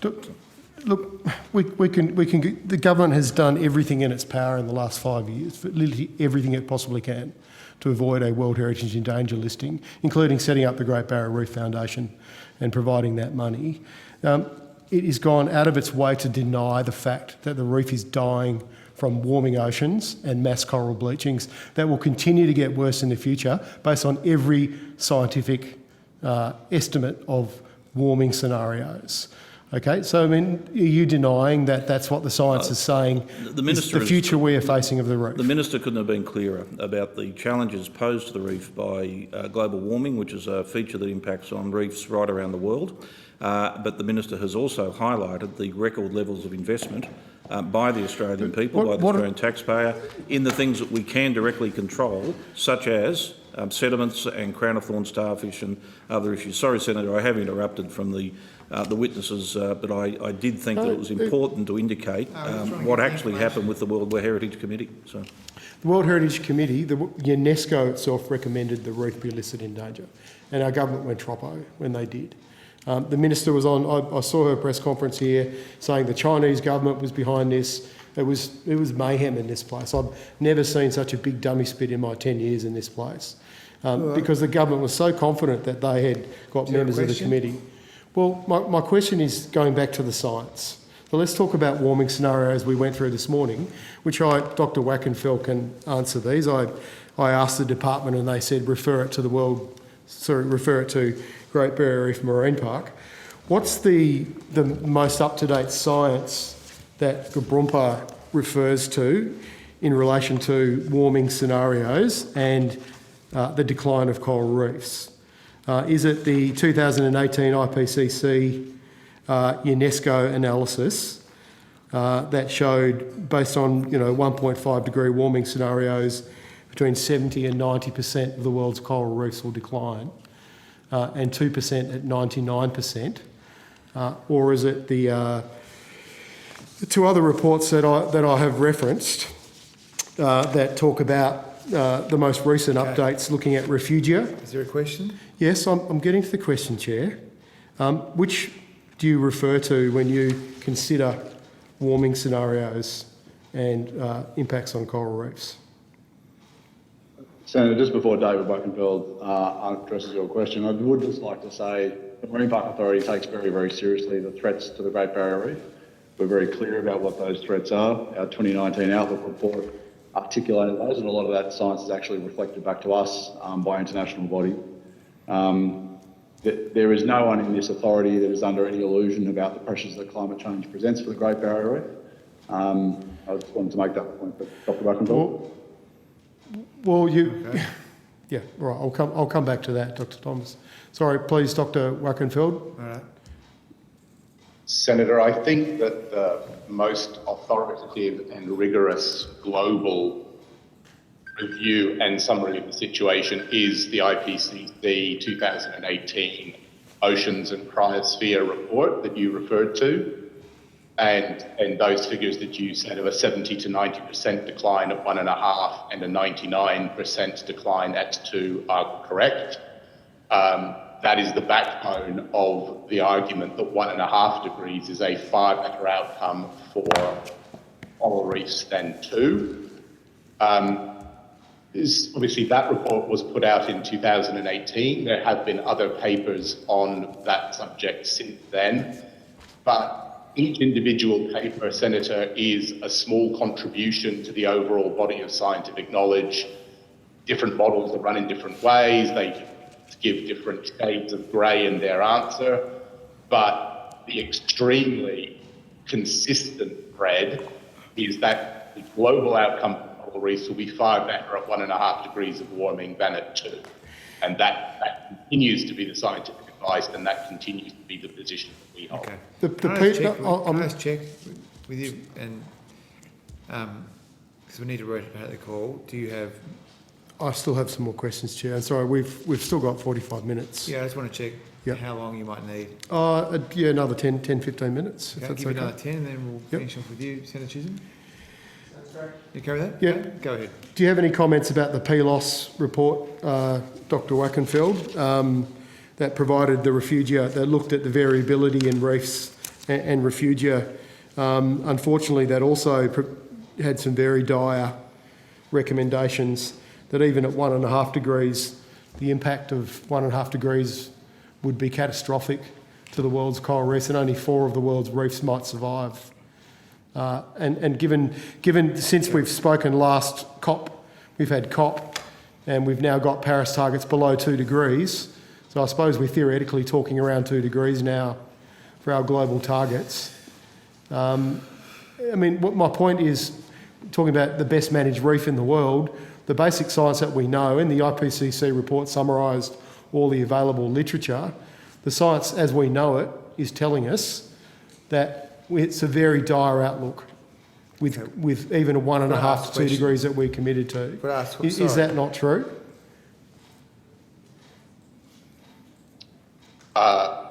Well, I think everyone has agreed, Senator, that climate change remains the greatest threat to the reef, that the more climate change we see in terms of temperature increases, the more concerning the outcomes will be. That's precisely why our climate change position statement calls for the strongest and fastest possible global action to reduce greenhouse gas emissions to improve the outlook for the Great Barrier Reef. On that specific paper, that is one paper that gives an even more dire modelling outcome for 1.5 degrees than anything else I've ever read. Yes, that is very concerning, but it is one piece of science. I've actually spoken to one of the authors of that paper to try to get to the bottom of, does that mean there's no difference between 1.5 and 2 degrees? And the answer is still no. 1.5 is much better than 2. Of course. Different pieces of science published at different times will put different positions forward based on whatever analysis and results they did. I've not read anything that changes the view that 1.5 is a far better outcome for the world's coral reefs and the people that depend upon them than 2. Could I ask the authority, going back to, and it might be Margaret that want to answer this, or Dr. Thomas, but going back to your Instagram account, with your very frequent posts on the Great Barrier Reef, lots of pictures of healthy reef. We see this for the Great Barrier Reef Foundation and other groups that are set up. Have you done any posts at all in the last couple of years on what you just said in relation to Dr. Wackenfeld, the need to drastically reduce emissions, the need to talk about reduction in coal, in fossil fuels? Is there anything at all on your Instagram account or you're outward facing? Can you just go back to questions? This is a question. They're very long. I can ask as long a question as I like. It's very late. Chair, just because you're struggling with the time, Chair, I'm sorry. This is something I've been very generous. I know you have been, but this is something I care very deeply about. Well, for 10 years, Chair, for 10 years I've been pursuing this, and it's got worse, and I want answers. Now ask the questions. So why haven't you put anything up on your social media account about the need to radically reduce emissions and put pressure on this government and the Queensland government to stop building new coal mines, stop approving new gas projects, 114 currently in the wings, and actually do something about climate change emissions? Okay. Do you feel like you're in a position to do that? Senator, we feel we are being louder and more vocal and more influential all the time about making a positive difference to the Great Barrier Reef overall.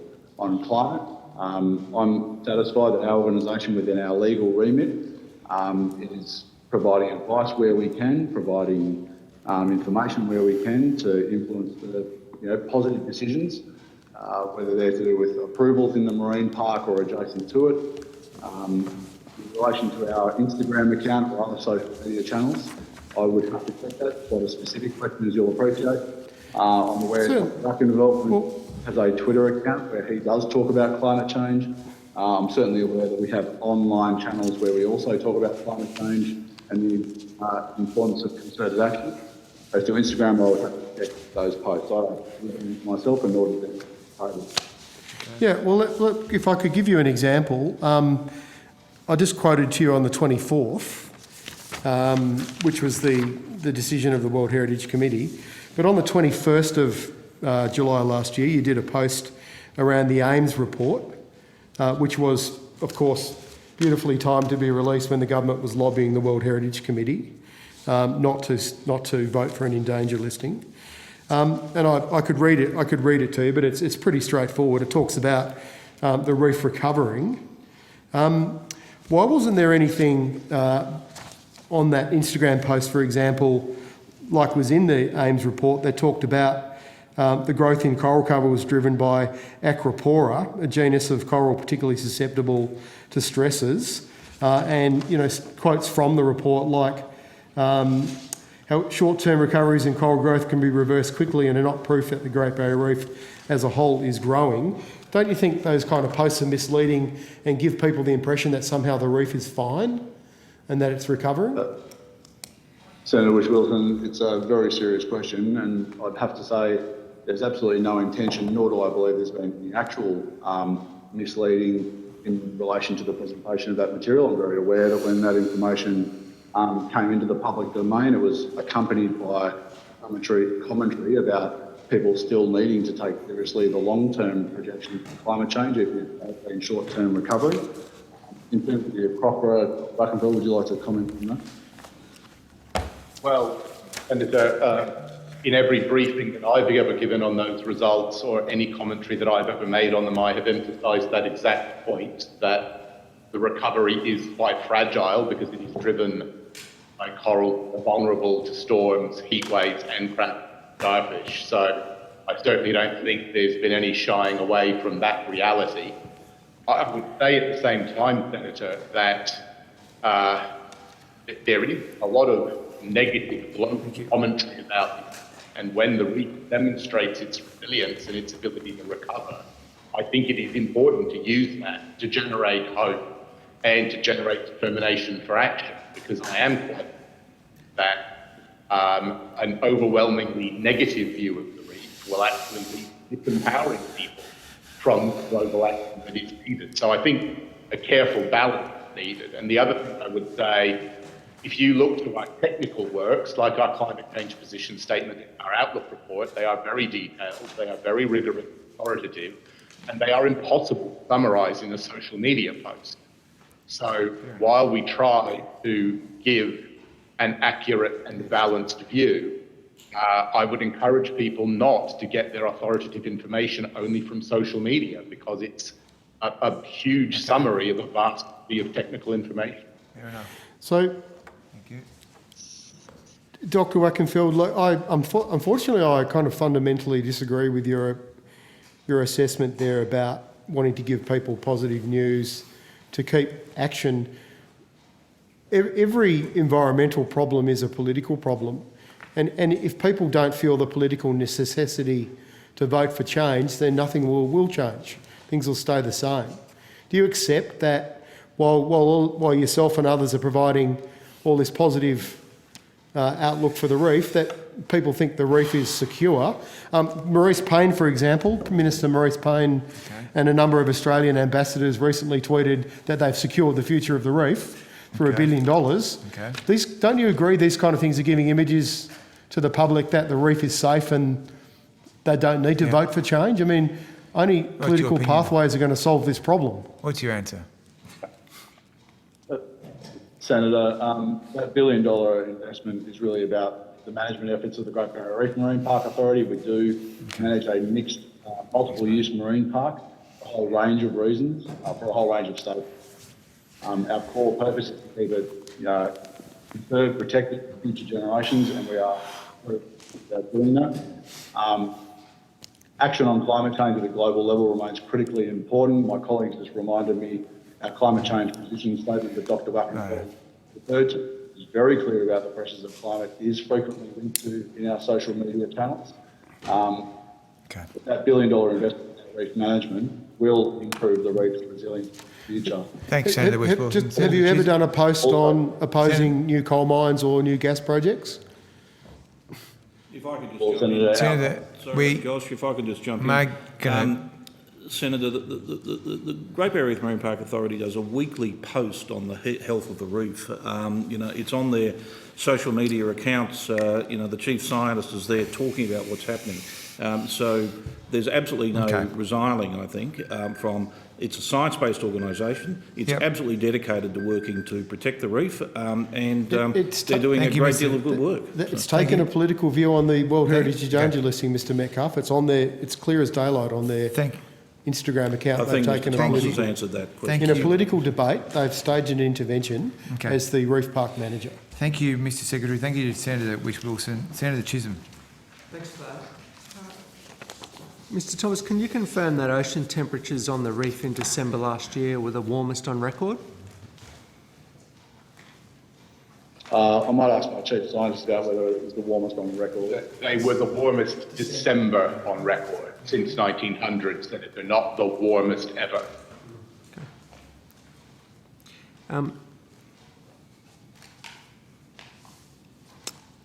What engagement did you have with the government before they made their recent announcement in late January of $1 billion over 9 years for the reef?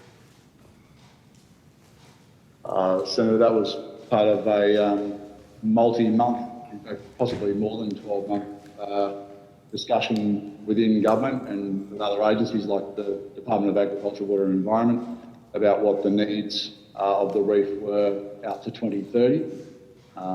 So multiple conversations with decision makers, with other public service organisations to come up with what we thought was a package that proportionately addressed the key issues on the Great Barrier Reef.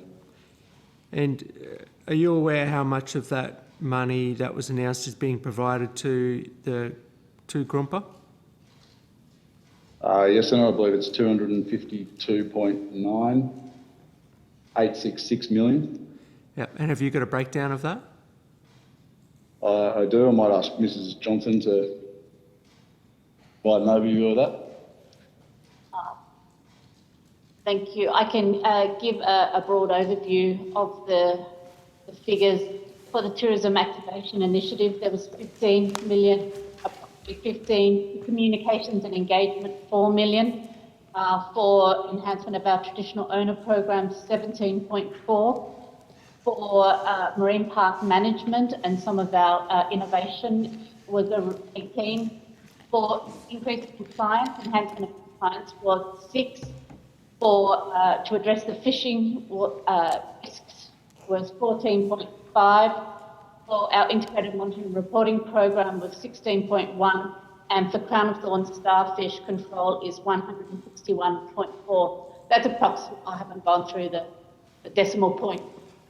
And is that just the period over the forward estimates, or is that for the 9 years?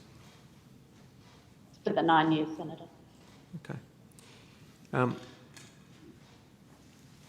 And as part of that, Grumpa will take back management of the Crown of Thorns Starfish Management Program from the Great Barrier Reef Foundation. Is that correct? So those funds will come to the authority, but we already work in partnership with the foundation on Crown of Thorns starfish. Okay. But it's correct that you used to have that role before the 444 million was given to the foundation. Is that correct? Yes, and we've had a long-standing involvement in the Crown of Thorns culling program, going back more than a decade. We've conducted scientific analysis work, coordinating efforts to cull Crown of Thorns, to actually physically managing the contracts of vessels out there doing that work. We have been working in concert with the Great Barrier Reef Foundation to make sure that funding is being implemented well. They have approximately 18 months left, I believe, of funding. So we'll continue working under the current arrangements, and then we'll work with those same partners, the Great Barrier Reef Foundation, the Reef and Rainforest Research Centre out of Cairns, to look at what arrangements look like under this new funding package. And as part of your discussions with the government over the last 12 months, did you specifically request to have that Crown of Thorns Starfish Management Program back in as part of Grumpa? There were certainly discussions about what a package should look like. As I mentioned earlier, it should proportionally address the key threats to the reef. Crown of Thorns starfish being a significant one for the coral low prion. And yes, there were discussions about it being appropriate for the Marine Park Manager, for the Great Barrier Reef Marine Park Authority, that is, to take back a more central role in how that funding in particular is administered. Okay. The 2021 target for the protection of high-value reefs as part of the controlling Crown of Thorns starfish was 70%. in the annual report, page 27. Will Grumpa be able to manage that to achieve 100% on this measure? I'll ask Mr Quincy to comment on that, General Manager of Reef Protection. Hello, Senator. Senator, the increase in funding will actually let us look at increasing a greater number of priority reefs within the control program. The 70% target is about acknowledging that over a year there is a range of dedicated surveillance activity that happens to determine where crown of thorns starfish are controlled and at what frequency and interval the control occurs. So we will probably not look at greatly adjusting the percentage target of achieved, but the money allows for a substantial increase in the number of reefs across the Great Barrier Reef that we would intend to control that over an outbreak cycle. Last question. I understand the review and update of the Reef Blueprint and a report against actions from 2017 was due last year. Is that correct? I'll ask Mrs Johnson to give an update there. I missed the question. Yeah, blueprint. We're getting a little bit of feedback on here. Sorry, Senators. I'm If you could sorry. repeat the question. I'm responsible for that. Guilty as charged. Did you want me to repeat the question? Yes, please, Senator. Okay. I understand the review and update of the Reef Blueprint and a report against actions from 2017 was due last year. Is that correct? And then I was going to follow up and ask, where is that up to and when can we expect it to be released? Thank you, Senator. So the blueprint was produced in 16-17. We did do a one-year update, which showed where we were at with those actions. And at the moment, we're updating the blueprint to take into account the new information from the Outlook report and continue to help with the reef and update our actions. So we're doing that at the moment, and that will be sort of mid-year we're looking at. Okay. Thank you very much. I wanted to thank all the Hansard and all the officials that have helped us convene today in the Parliament House. I want to thank all the departmental staff that have been here quite late. I want to thank all the people that have been online, all my Senate colleagues for being collegiate. That concludes today's hearings. Your questions on notice are required back by 22 February. As I say, my thanks to you all, and we look forward to seeing you again tomorrow. Thanks very much. Thanks. Cheers. All right.